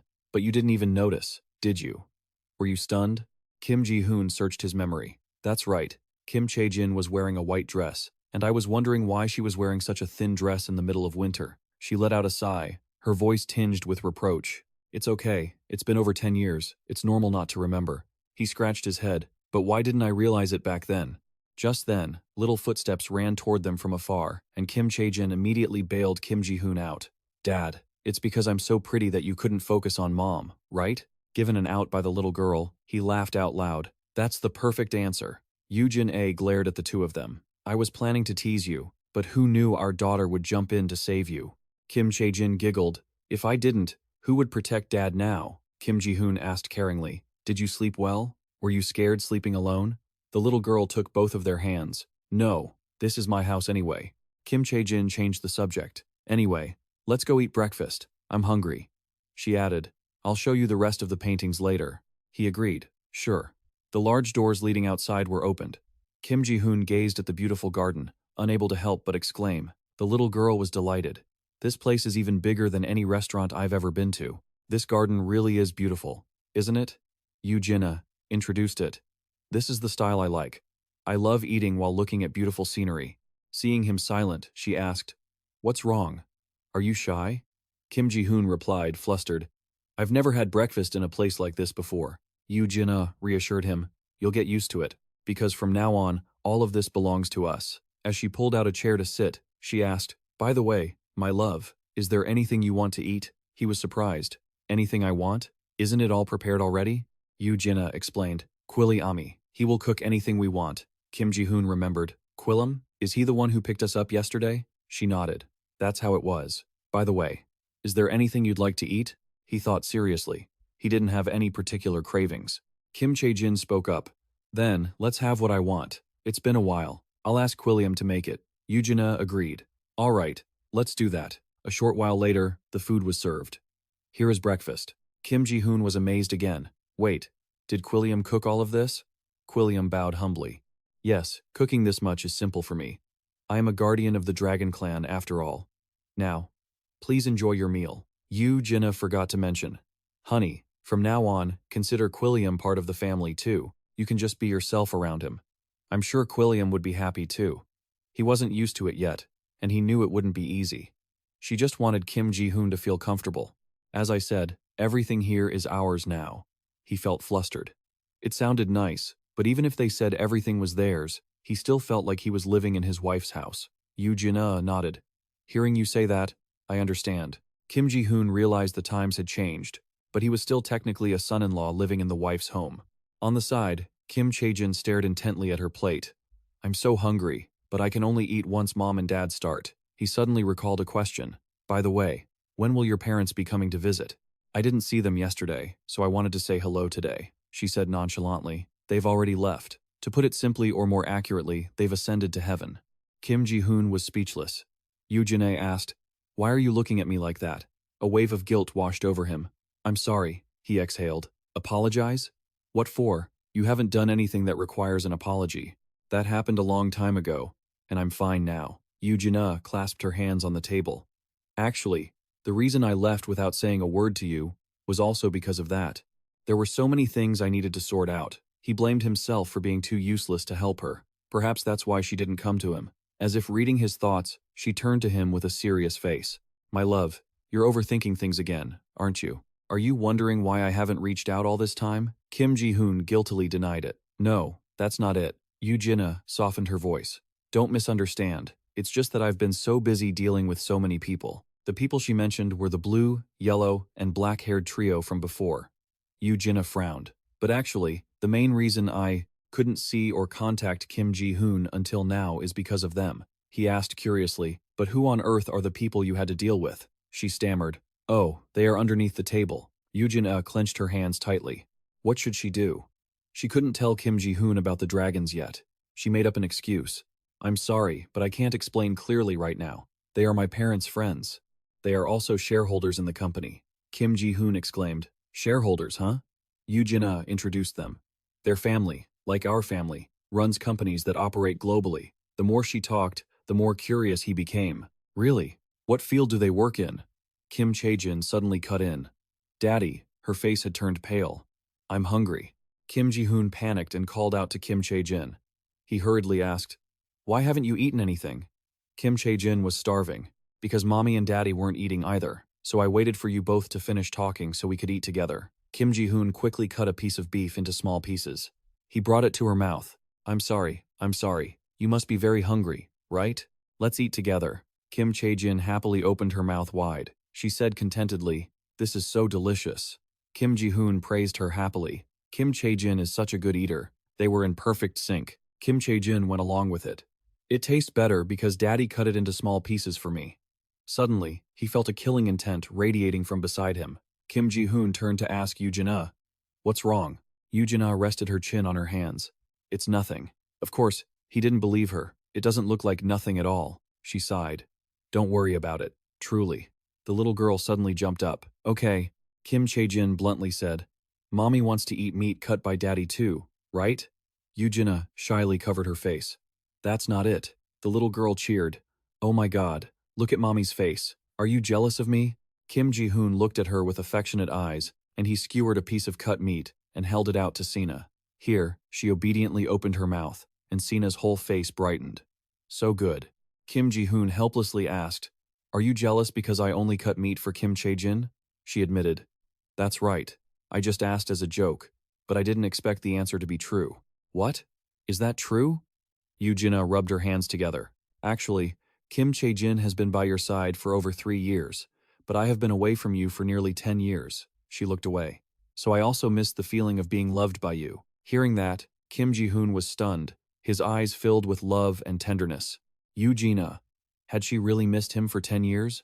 Eugenia always expressed her feelings very clearly to him, while he felt guilty for not being able to reciprocate as much as she had. A while later, After they finished eating, they strolled together in another area. Both fell into an awkward atmosphere. Yoo Jin-ah was the one to break the silence. Kim Ji-hoon, she asked suddenly. 10 years is not a short amount of time, is it? Kim Ji-hoon agreed. No, not short at all. Yoo Jin-ah faced him directly. I know both of us have changed a lot over the past 10 years, so there might be moments of awkwardness. Clumsily, she suddenly turned around. But facing your face, those 10 years will become short. Yoo Jin-ah looked at Kim Ji-hoon affectionately. Compared to the time we are about to spend together, she suggested. If there is anything you want to say, let's be honest with each other, so the past 10 years will pass like the blink of an eye. Agreed? Looking at the grown woman in front of him, he could only blurt out, "Thank you, and I'm sorry." Yoo Jin-ah wondered.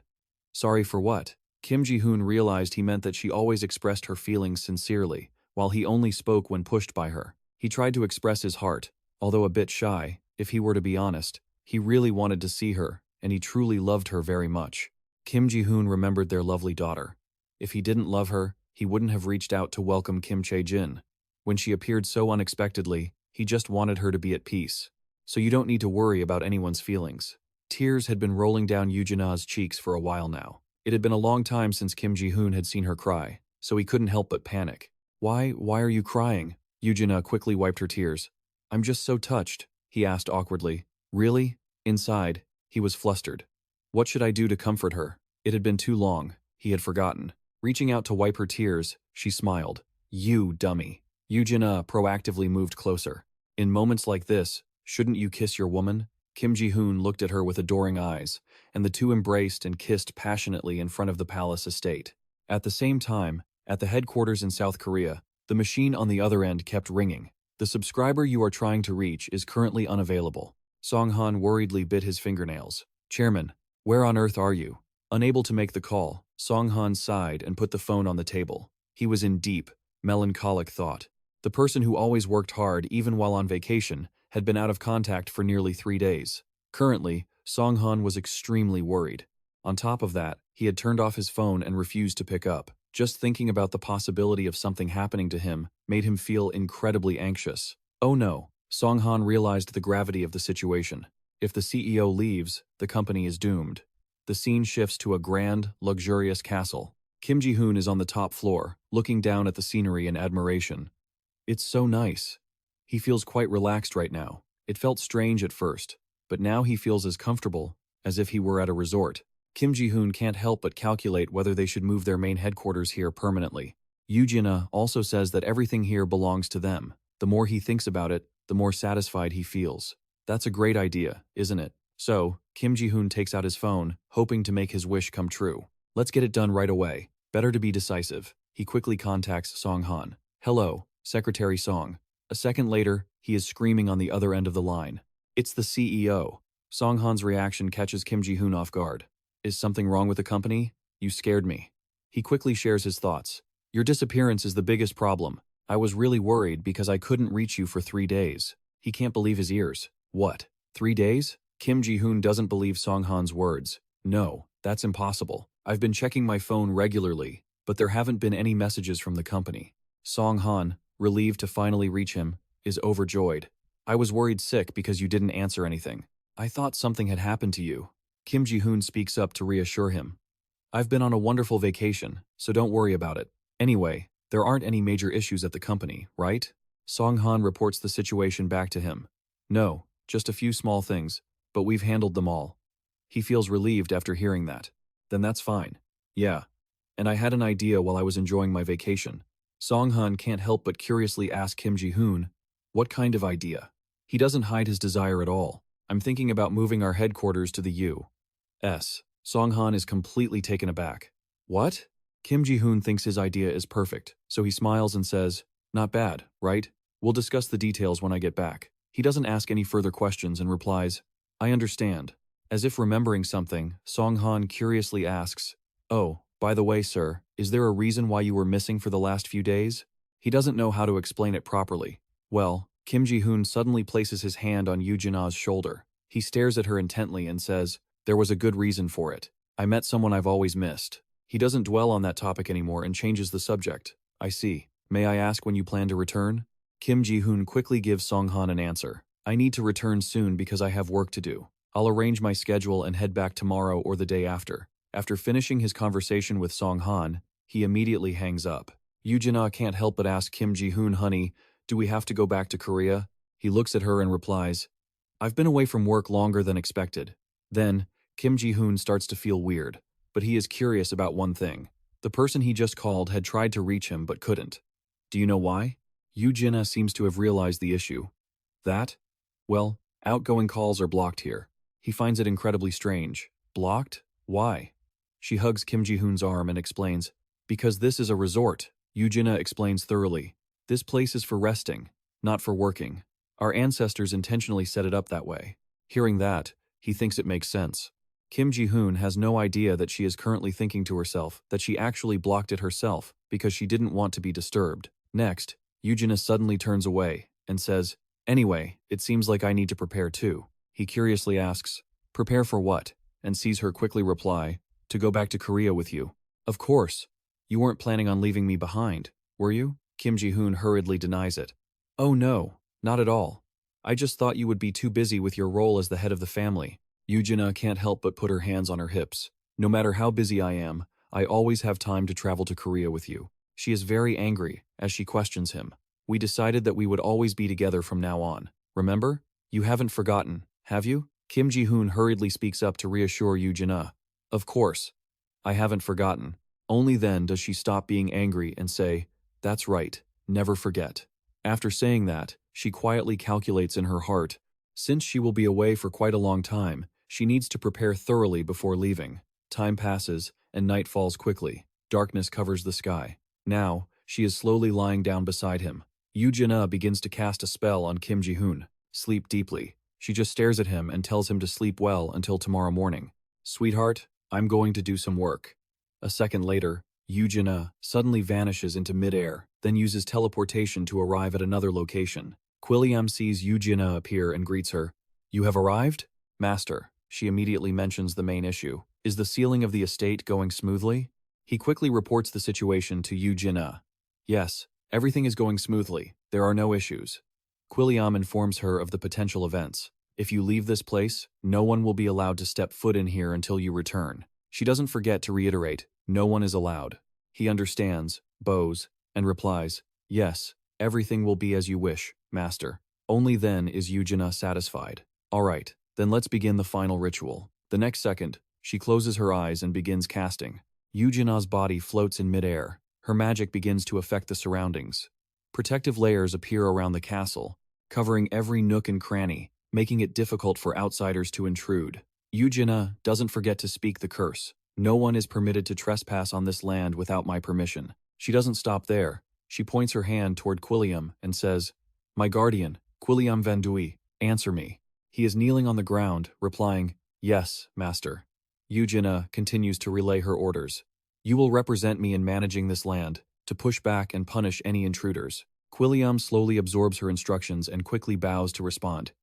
Yes, Master, I will follow your command. Just then, Kim Chae-jin walks over and calls for her mother.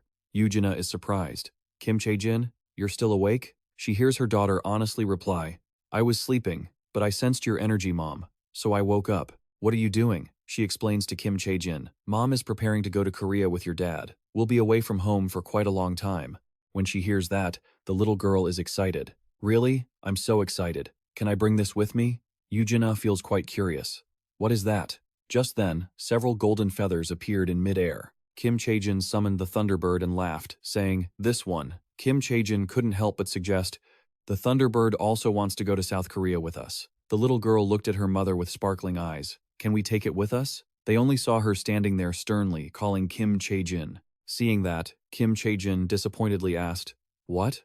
Why? Then she saw Yoo-jin-ah's face darken as she said, Do you want to be scolded? She stood there warning Kim Chae-jin, Do you think it makes sense if we take it with us? The little girl was still trying to persuade her, but the Thunderbird will be lonely without me. The Thunderbird is very cute and gentle, so it will be fine, Mommy. But Yoo-jin-ah still didn't agree. Stop talking nonsense and leave it here. Do you understand? Kim Chae-jin saw she couldn't convince her, so she had to reply, All right. Then the little girl turned away, feeling completely dejected, intending to leave. Seeing this scene, she felt helpless. Although the child seemed mature, Sometimes she still behaved like a baby. Scene changed to the next day in Kim Chae-jin's room. At this moment, Kim Ji-hoon was drying the little girl's hair. After drying it for a while, he spoke up. All right, all done. Kim Chae-jin, having her hair dried by Kim Ji-hoon, couldn't help but praise him. Daddy's hair-drying skills are the best. The little girl couldn't help but raise her hand and suggest, Daddy, pick an outfit for me to wear. He agreed with Kim Chae-jin. All right. Very quickly, Kim Ji-hoon picked out a satisfactory outfit. He handed it to the little girl and asked, how about this one? Kim Chae-jin immediately took the outfit and ran off. I love it. I'm going to go change now. Seeing that, Kim Ji-hoon laughed. All right, let's go. At that moment, Yoo-jin-ah walked over and asked, is Kim Chae-jin ready yet? Seeing her approach, he replied, oh, she's all set. She just needs to change her clothes. Then, Yoo-jin-ah suddenly made a request. All right, and honey, can you do me a favor? Seeing her sudden serious expression, Kim Ji-hoon asked what was wrong. What is it? Yoo-jin-ah told him bluntly that when they returned to South Korea, she wanted him not to say much about her. Kim Ji-hoon couldn't help but find it strange. If you're by my side, the Alpha Nuetta will surely have to talk about you, right? She just smiled faintly and replied, I'll handle that. Yoo-jin-ah explained, feeling a bit shy. The reason I'm asking is because I really don't want to be the center of attention. Only then did he understand. So, you mean you don't want to attend official events? She confirmed his guess was correct. Yes, exactly. I'm perfectly fine meeting your friends, as long as it's not a public event. After hearing that, he compromised with Yoo-jin-ah. All right, I understand. I'll try to avoid public events. Soon after, Kim Chae-jin walked toward them. Mom, Dad, I'm back in my new outfit, she asked excitedly. How do I look? Does it suit me? Yoo-jin-ah couldn't help but look at him and praise her. Honey, you have a great eye. Kim Ji-hoon beamed with pride. It's all thanks to our beautiful model. With that, the three of them left the castle. Quilliam stood at the door and asked respectfully, all preparations for the flight to South Korea are complete. Shall we board the private jet now? Seeing that the time had come, she said, yes, let's go. Then, she looked up at Kim Ji-hoon. Shall we? He replied with great tenderness. All right. Kim Chae-jin was overflowing with excitement. I'm going back to South Korea with Mom and Dad. Kim Ji-hoon was dazed for a moment. He was really going back to South Korea with Yoo-jin-ah. It felt like a dream. The scene shifted to the beautiful landscapes of South Korea. At the busy international airport, Song-han stood in the lobby waiting for his boss, Yoo-jin-ah Dong-ho. They would be arriving soon. Just then, Kim Chae-jin appeared alongside Kim Ji-hoon and Yoo-jin-ah. The three of them standing together perfectly captured the image of a happy family. Seeing them, he immediately bowed. I hope you had a pleasant flight, Kim Ji-hoon replied. Yes, thank you for coming to pick us up. Song-han couldn't help but ask, by the way, who is the person next to you? Yoo-jin-ah's beauty made him unable to look away for a moment. Kim Ji-hoon pointed at her and introduced her. This is my wife. Realizing Yoo-jin-ah's identity, Ben Song-han bowed. Hello, it's a pleasure to meet you. My name is Kim Chae-jin Song-han. She smiled and greeted him back. It's a pleasure to meet you too. I've heard a lot about you. I look forward to seeing your contributions to the company. Kim Ji-hoon seemed to remember something and added, by the way, you can consider my wife an important shareholder of the parent company. Song-han glanced at Yoo-jin-ah and thought in surprise, I thought she just had a good impression. But is she really an important shareholder of the parent company? Song-han speculated about the future, realizing this would likely cause quite a stir within the company. At that moment, Kim Ji-hoon turned to her. Yoo-jin-ah, I think I'll stay at the company for a while to handle some work. What would you like to do? Yoo-jin-ah voiced her current wishes. I think I'll go home first. If I go to the office now, people might notice me. Understanding her, he turned to look at Kim Chae-jin. All right, then Kim Ji-hoon wants to ask what the little one wants. Chae-jin, do you want to follow Dad or Mom? Kim Chae-jin was caught off guard and looked confused. Me? Yoo-jin-ah leaned down and asked, yes. Choose who you want to go with. The little girl didn't know how to choose. Kim Chae-jin looked a bit dejected and hung her head. I don't know. I want to be with both Mom and Dad. Seeing this, he reached out and patted her head. Our daughter is so cute. Then, Kim Ji-hoon took the initiative to suggest it, feeling a bit awkward letting her mother go home alone right after returning to Korea. Then why don't you go with Mom and show her around the house, okay? Then he and Song-han left. See you later then. Kim Chae-jin waved goodbye from behind. See you later, Dad. The scene shifted to the afternoon at Kim Ji-hoon's house. Yoo-jin-ah looked around and couldn't help but remark, coming to this house myself feels truly special. The little girl laughed and said happily, Welcome to Dad's house. She looked at a corner and asked, Is this Dad's study? Kim Chae-jin quickly confirmed the information. Yes? That's right. At that moment, Yoo Jin-ae looked at the papers, wondering if she should look around. She looked at the bookshelf thoughtfully. Oh, my dear husband. Even though you're so busy with work, you still manage to keep these books so neat and tidy. Suddenly, Yoo Jin-ae discovered something. She stared at a piece of paper and exclaimed, My wife used to be an angel. What is this? Yoo Jin-ae picked up the stack of papers and speculated. It seemed like Kim Ji-hoon had written it. My wife. I can't stop thinking about her. She intently read the words on it under the streetlights. Yoo Jin-ae's face flushed, her sweet lips curling. She couldn't help but scold him softly. Kim Ji-hoon, what on earth did you write? Time passed, and it was soon evening. At that moment, the sound of a lock opening from the outside echoed. Kim Ji-hoon opened the door and smiled. I'm home. Kim Chae-jin immediately ran out to greet him. Dad? You're back? You're home early. Kim Ji-hoon looked at the little girl happily. Dad came home early because my family is waiting for me. He was incredibly curious and asked Kim Chae-jin, What are you doing? The little girl looked toward the kitchen, proudly saying, I'm making dinner. I want to cook for Mom and Dad. When Kim Ji-hoon found out, he leaned down and patted Kim Chae-jin's head, saying, My daughter is so sweet. The little girl was thrilled by the praise and added, I'm going to make a super delicious kimchi stew for Dad. He suddenly realized something and asked, But where is your mother? Kim Chae-jin just realized it too. Oh, now I remember. Mom went to the library to see what Dad was working on. Why hasn't she come out yet? Kim Ji-hoon headed toward the library and told her, Is that so? I'll go check on her. Kim Chae-jin quickly agreed. All right. Then he went inside and curiously asked Yoo Jin-ae, What are you doing? Yoo Jin-ae looked up and said, You're back. Oh, I'm sorry. I didn't notice you come in. She had just finished reading. Kim Ji-hoon still didn't realize the issue and asked curiously. Then Yoo Jin-ae held up the object in her hand to show him. I just found this on your desk. Kim Ji-hoon was horrified to see it. Oh no. Why did I leave that out? He heard her reply quite innocently. I thought you left it out for me. Then, Yoo Jin-ae couldn't help but ask, The story written in here, it's about our school days, right? His face turned pale. Kim Ji-hoon began to blame himself. Why didn't he tidy up before going to the States? He remembered the origins of that piece. He had written it with all his nighttime emotions, so it was bound to be pretty awkward. My first and last love, it was winter back then. How much did Yoo Jin-ae laugh while reading it? He felt so embarrassed. Yoo Jin-ae stepped toward Kim Ji-hoon and questioned him. Why did you write this? He rushed to find an excuse. Well, the professor told us to write a novel. It's a bit cheesy, isn't it? She couldn't help but burst into laughter. Honestly, a little bit. Yoo Jin-ae shared her true feelings. But mostly, I feel so happy because it shows how much you missed and loved me. Kim Ji-hoon was surprised by her reaction and couldn't help but ask, Really? Yoo Jin-ae immediately reassured him, Don't be shy. Everything you do for me is adorable. Well, except for one thing, she said, suddenly pointing a finger at him. Want to guess what that is? Yoo Jin-ae's expression suddenly darkened. Cheating. If you ever cheat on me, you're dead. Got it? Kim Ji-hoon was stunned and asked, Cheating? Did I cheat? She recounted her previous emotions. When I read the title, I thought you had another wife, and I was so shocked. After hearing Yoo Jin-ae's explanation, he tried to comfort her. Don't worry, Yoo Jin-ae. You are my only wife. She looked at him with a hint of doubt. Really? Just then, Kim Ji-hoon reached out and touched her cheek. He looked at her gently and whispered, You said you were sure of me when you read what I wrote, but you still don't trust me? She suddenly let go of the papers and said, Well, it depends on your actions. Then the two of them just stared at each other. Kim Ji-hoon and Yoo Jin-ae leaned in closer, about to share a kiss, when suddenly, Kim Chae-jin screamed from outside.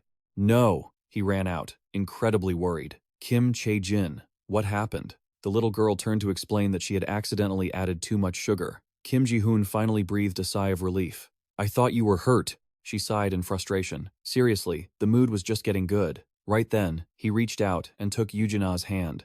Seeing this, she looked at Kim Ji-hoon, stunned, as he leaned in to whisper in her ear, Whatever we missed, let's continue tonight. She couldn't help but smile brightly upon hearing that. All right, time passed by. This was the first week since Yoo Jin-ae arrived in Korea. In the blink of an eye, an incredibly important day had arrived. Kim Ji-hoon was feeling quite nervous. It was the day they were going to meet his parents with Yoo Jin-ae. He couldn't help but ask her, Yoo Jin-ae, are you okay? She stood there calmly and replied, I'm fine. Seeing Kim Ji-hoon's appearance, Yoo Jin-ae said, But you look more nervous than I do. At that moment, He was extremely anxious. He thought that at first, his parents would like Yoo-jin, but then he realized she was the daughter-in-law who had vanished for 10 years and suddenly reappeared. Kim Ji-hoon's face paled as he pondered. After all, if his parents were disappointed in her, they would have good reason. Right then, Yoo-jin took his hand. "Don't worry," she smiled to reassure him. "I'm very good at this. Even if your parents don't like me, I can handle it." Kim Chae-jin chimed in. "If Grandpa and Grandma look sad, I'll show them." Yoo-jin smiled and said, "Thank you, sweetie." She didn't forget to remind Kim Ji-hoon. "By the way, if possible, please don't talk about our house.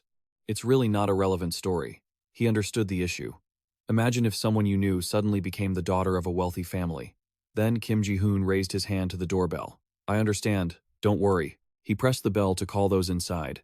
Kim Ji-hoon's mother opened the door, smiling in welcome. "So, we're ringing the bell now." Yoo-jin was incredibly surprised by the sight. His mother stared at her and asked in shock, "Oh my, who is this?"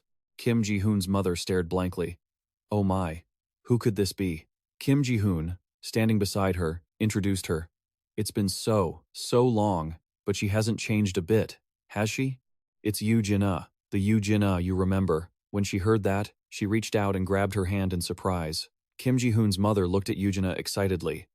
"Oh my goodness, Yoo-jin, you're finally home. Come in, dear." His father saw this and urged them, "Don't just stand at the door.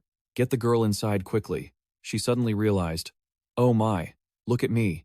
Come in, dear, quickly." Then, Kim Ji-hoon's mother couldn't help but ask, "Yoo-jin, how do you look exactly the same as you did back then?" She smiled and complimented her.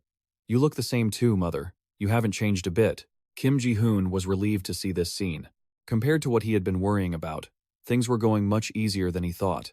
The scene shifted inside his parents' house, where lots of appetizing fruit had been laid out on the table. He and Yoo-jin couldn't help but exclaim, while Kim Chae-jin cheered, "Watermelon! I've been craving this so much." Kim Ji-hoon's mother laughed at the little girl's reaction. "There isn't much, but please, eat as much as you like." She looked at her mother-in-law with deep appreciation. "This is plenty. Thank you, mother." Just then, Kim Ji-hoon's mother realized something.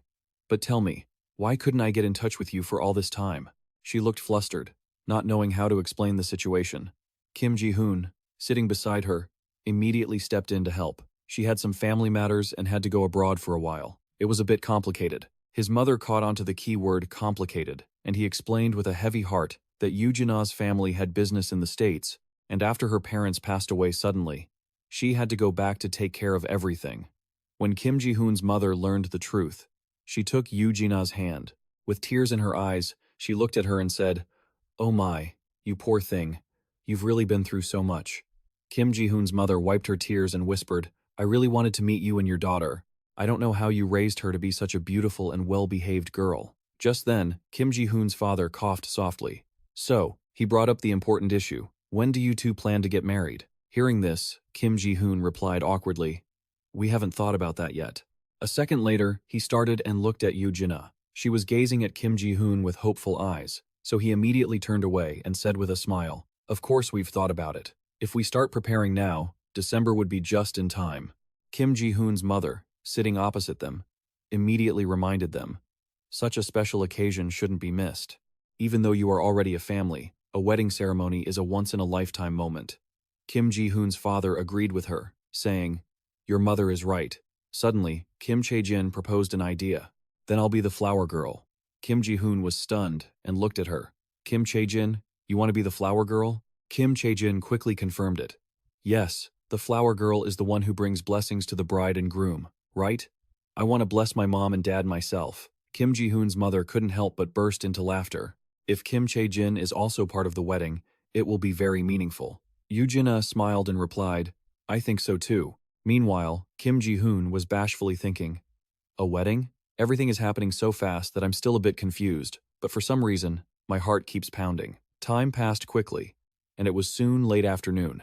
Kim Ji-hoon's car was speeding down the road. Just then, Yoo-jin, sitting next to him, spoke up softly. "Honey," he heard her call and replied softly. Yoo-jin asked, unable to believe it, "Are we really going to have a wedding?" Kim Ji-hoon looked at her tenderly and answered, "If you want to, we'll do it." Yoo-jin smiled upon receiving his confirmation. "Let's do it for real then. I want to have a wedding." Kim Chae-jin, sitting in the back, was beyond excited. I get to be the flower girl, right? He confirmed with her. Of course. Then it's decided. Let's have it in December. As we said earlier, it will take quite a while to book a venue and send out invitations. She was absolutely shocked and exclaimed, December? Seeing Yoo Jin-a's reaction, Kim Ji-hoon asked worriedly, What's wrong? Is it too soon? She quickly denied it. No, it's too far away. I want to have it in October. He was quite surprised by Yoo Jin-a's wish. October? That's less than 2 months away. Why did you choose that time? She voiced her own thoughts. It's simple. I just like autumn. When Kim Ji-hoon learned of Yoo Jin-a's wish, he pondered. It was a bit rushed, but still doable, though there would be almost no guests. If he wasn't planning to invite anyone, he could have a small wedding. Then suddenly, he changed his attitude. But a small, intimate wedding sounds nice, doesn't it? Kim Ji-hoon imagined the future if they only invited a few relatives and family and held it in a small, private place, then October would still work. So he turned to her and asked, Yoo Jin-a, how about we have a small wedding? Yoo Jin-a told Kim Ji-hoon frankly that she actually preferred that style. She honestly shared her thoughts. I was also worried that if we did it big, many people would pry into my private life. Moreover, what's important to me is the ceremony itself, not how grand the scale is. He fulfilled Yoo Jin-a's request and said, That's good, then I will prepare accordingly. Kim Chae-jin couldn't help but cheer. I'm so excited. I'll wear a dress just like Mom's. After that discussion, the preparations for Kim Ji-hoon and Yoo Jin-a's October wedding officially began. The scene shifted to Kim Ji-hoon's company, which was very large. He was mumbling to himself, Is this place okay? What about that spot? Song-han noticed Kim Ji-hoon's reaction and was curious. Boss, what are you worried about? He explained his concern. I'm thinking about the wedding venue. Song-han heard him and suggested, You said you wanted a small wedding, right? Why don't you just build one yourself? Kim Ji-hoon was very surprised by Song-han's suggestion. Build it? He quickly explained. If you build it yourself, you can do it exactly to your wife's taste. He still felt worried. But even though I have a lot of money, that's going a bit overboard. Song-han continued to advise Kim Ji-hoon. You can use the company's contingency fund and count it as an investment. He didn't think that was a good idea at all. Wouldn't that be embezzlement? But Song-han didn't think so. If you build it so the employees can use it for a long time, it will count as an internal benefit, and you're just borrowing it first. Kim Ji-hoon felt it sounded reasonable, exclaimed softly, and thought that if it could be done, Song-han's suggestion was indeed the optimal choice. But he started to worry again. But building that place will surely take quite a lot of time. He had to ask for her input first. Later, Kim Ji-hoon shared his plans with her. If I follow that path, the wedding will go exactly as you want. Meanwhile, on the other end of the line, he curiously asked, What's wrong? Yoo Jin-a held her phone tightly and, feeling incredibly happy, rubbed her stomach. Actually, I'm pregnant with our second child. The scene shifted to the evening at Kim Ji-hoon's house. He was in disbelief. To think we're going to have another baby? Everything was happening so fast that he couldn't have expected it. It felt like just yesterday when he first met Chae-jin and they became a family of 2. And now, he was about to be a father of 2, and their family had suddenly grown to 4. It's all happening so fast. Just then, Kim Chae-jin walked over and asked, Daddy, what are you doing? Kim Ji-hoon turned to her, smiled, and said, Chae-jin, you've come at the right time. Your mother and I have some good news. Kim Chae-jin was extremely surprised. Good news? What is it? He couldn't hold back the news. Mom is pregnant with a baby. You're going to have a younger sibling. The little girl was shocked. A baby? Then, Kim Chae-jin suddenly looked sad. A baby Kim Ji-hoon noticed something was off. Her reaction was strange. He asked, Chae-jin, don't you want a sibling? She quickly denied it. No, I'm happy. At that moment, Kim Ji-hoon gathered his thoughts. Chae-jin, he seemed to understand. Are you worried that Mom and Dad will only pay attention to the baby? Seeing Kim Chae-jin's reaction, he knew his guess was right. Is that really it? She stopped hiding it. Yes, he couldn't help but chuckle. My little Chae-jin is even thinking about things like that. Suddenly, Kim Ji-hoon reached out toward her. He picked her up and whispered, Chae-jin, you'll still be my big girl. Even with the new baby, you'll always be my Chae-jin, my precious firstborn. Kim Ji-hoon tried his best to reassure her. So, don't worry about anything, okay? His gentle attitude put her mind at ease. Kim Chae-jin felt happy again and replied, Yes, Daddy, I understand. When the baby is born, I'll be a good big sister and love them very much. So Kim Chae-jin happily replied, Yes, I understand. When the baby is born, I'll be so good and love them with all my heart. Time flew by like a rushing river after the surprising news of their second child. The days passed in a blur of busy preparations for the wedding. The big day finally arrived, and today was the long-awaited wedding ceremony. Kim Ji-hoon felt quite nervous. Even though it was an intimate, small wedding, he couldn't help but feel anxious about meeting the rest of Yoo-jin-ah's family. Just then, Hyun-cho approached him and said, "I knew it. He introduced himself to you, didn't he? It's a pleasure."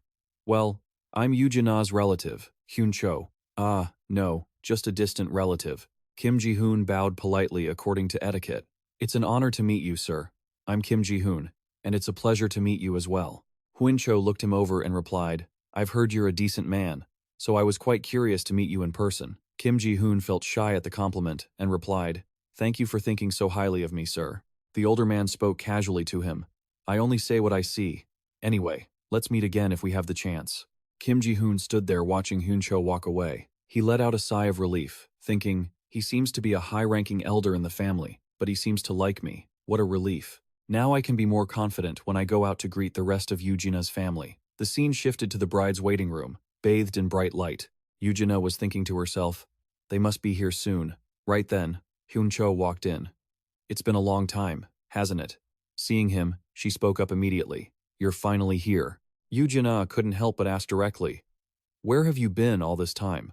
I haven't seen you since Kim Chae-jin was born." He walked closer to her and said that there was always a reason for everything. Hyun-cho didn't beat around the bush. "So, what did you want to ask me?" He added, "Seeing your face, I can tell you have a lot on your mind." Yoo-jin-ah felt a bit flustered. "Well, to be honest, there's an issue with the second baby in my womb, little Dim." She rubbed her belly and continued, "I just discovered that they aren't a dragon." Yoo-jin-ah said hesitantly, "They are human." He was extremely surprised and asked, "Why would the baby be human?" Hyun-cho stepped closer to question her. "Why human?" Then he couldn't help but laugh. "That is the answer itself, my dear." Yoo-jin-ah glanced at Hyun-cho, looking awkward. "You call that an answer?" She then heard him say nonchalantly, "Yes. If you had studied carefully about the day when all fates were sealed, you would understand." She was still very worried and said, "But sir, regardless of that." Suddenly, Hyun-cho spoke up to reassure her. "Don't be too hasty. Right now, what you need to do is enjoy the happiness you've been longing for all this time." He pointed out the important thing. "For the past 10 years, you have always wanted to live with your family. Now that it has come true, treasure these happy moments with them. As for the other matter, find out everything you can, and when you return to meet me, I will explain it clearly." She listened in silence for a moment, then replied, "Yes." The scene shifted to the wedding hall, where Chung-soo was announcing as the MC. "Now, let us welcome the stars of today into the hall." In this ceremony, the bride, the groom, and the little flower girl would enter together. The doors opened as he spoke. "Let's give them a big round of applause, everyone." Kim Ji-hoon, Yoo-jin-ah, and Kim Chae-jin walked into the hall. Kim Ji-hoon's parents sat below, clapping in celebration. All the guests also clapped in unison. The little girl handed the bouquet to Yoo-jin-ah. Kim Chae-jin said excitedly, "Mom, Dad, congratulations on the wedding." She took the bouquet and replied happily, "Thank you, sweetie." Kim Chae-jin giggled. "At the same time, I am honored to officiate the wedding for my longtime student, who is also my superior. This is a truly sacred day filled with joy." He then proceeded with the wedding rituals. Kim Chae-jin was very excited to witness this. Then came the moment when Kim Ji-hoon exchanged wedding rings with Yoo-jin-ah. His eyes were filled with tenderness. She smiled happily, looking at Kim Ji-hoon. Yoo-jin-ah thought to herself, he is right. There are still many things I haven't been able to say to Kim Ji-hoon, but since we will be together from now on, the time will come when I can resolve everything, at the right time and in the best way possible. She felt very happy. Today was such a wonderful day, so she wouldn't let those worries trouble her now. Then Chung-soo announced, "Now, I invite the bride and groom to share a kiss." Yoo-jin-ah shared a kiss with Kim Ji-hoon and thought about Kim Ji-hoon, Kim Chae-jin, and the baby still in her womb. "I truly look forward to the happy days ahead, when the four of us can live together as a family."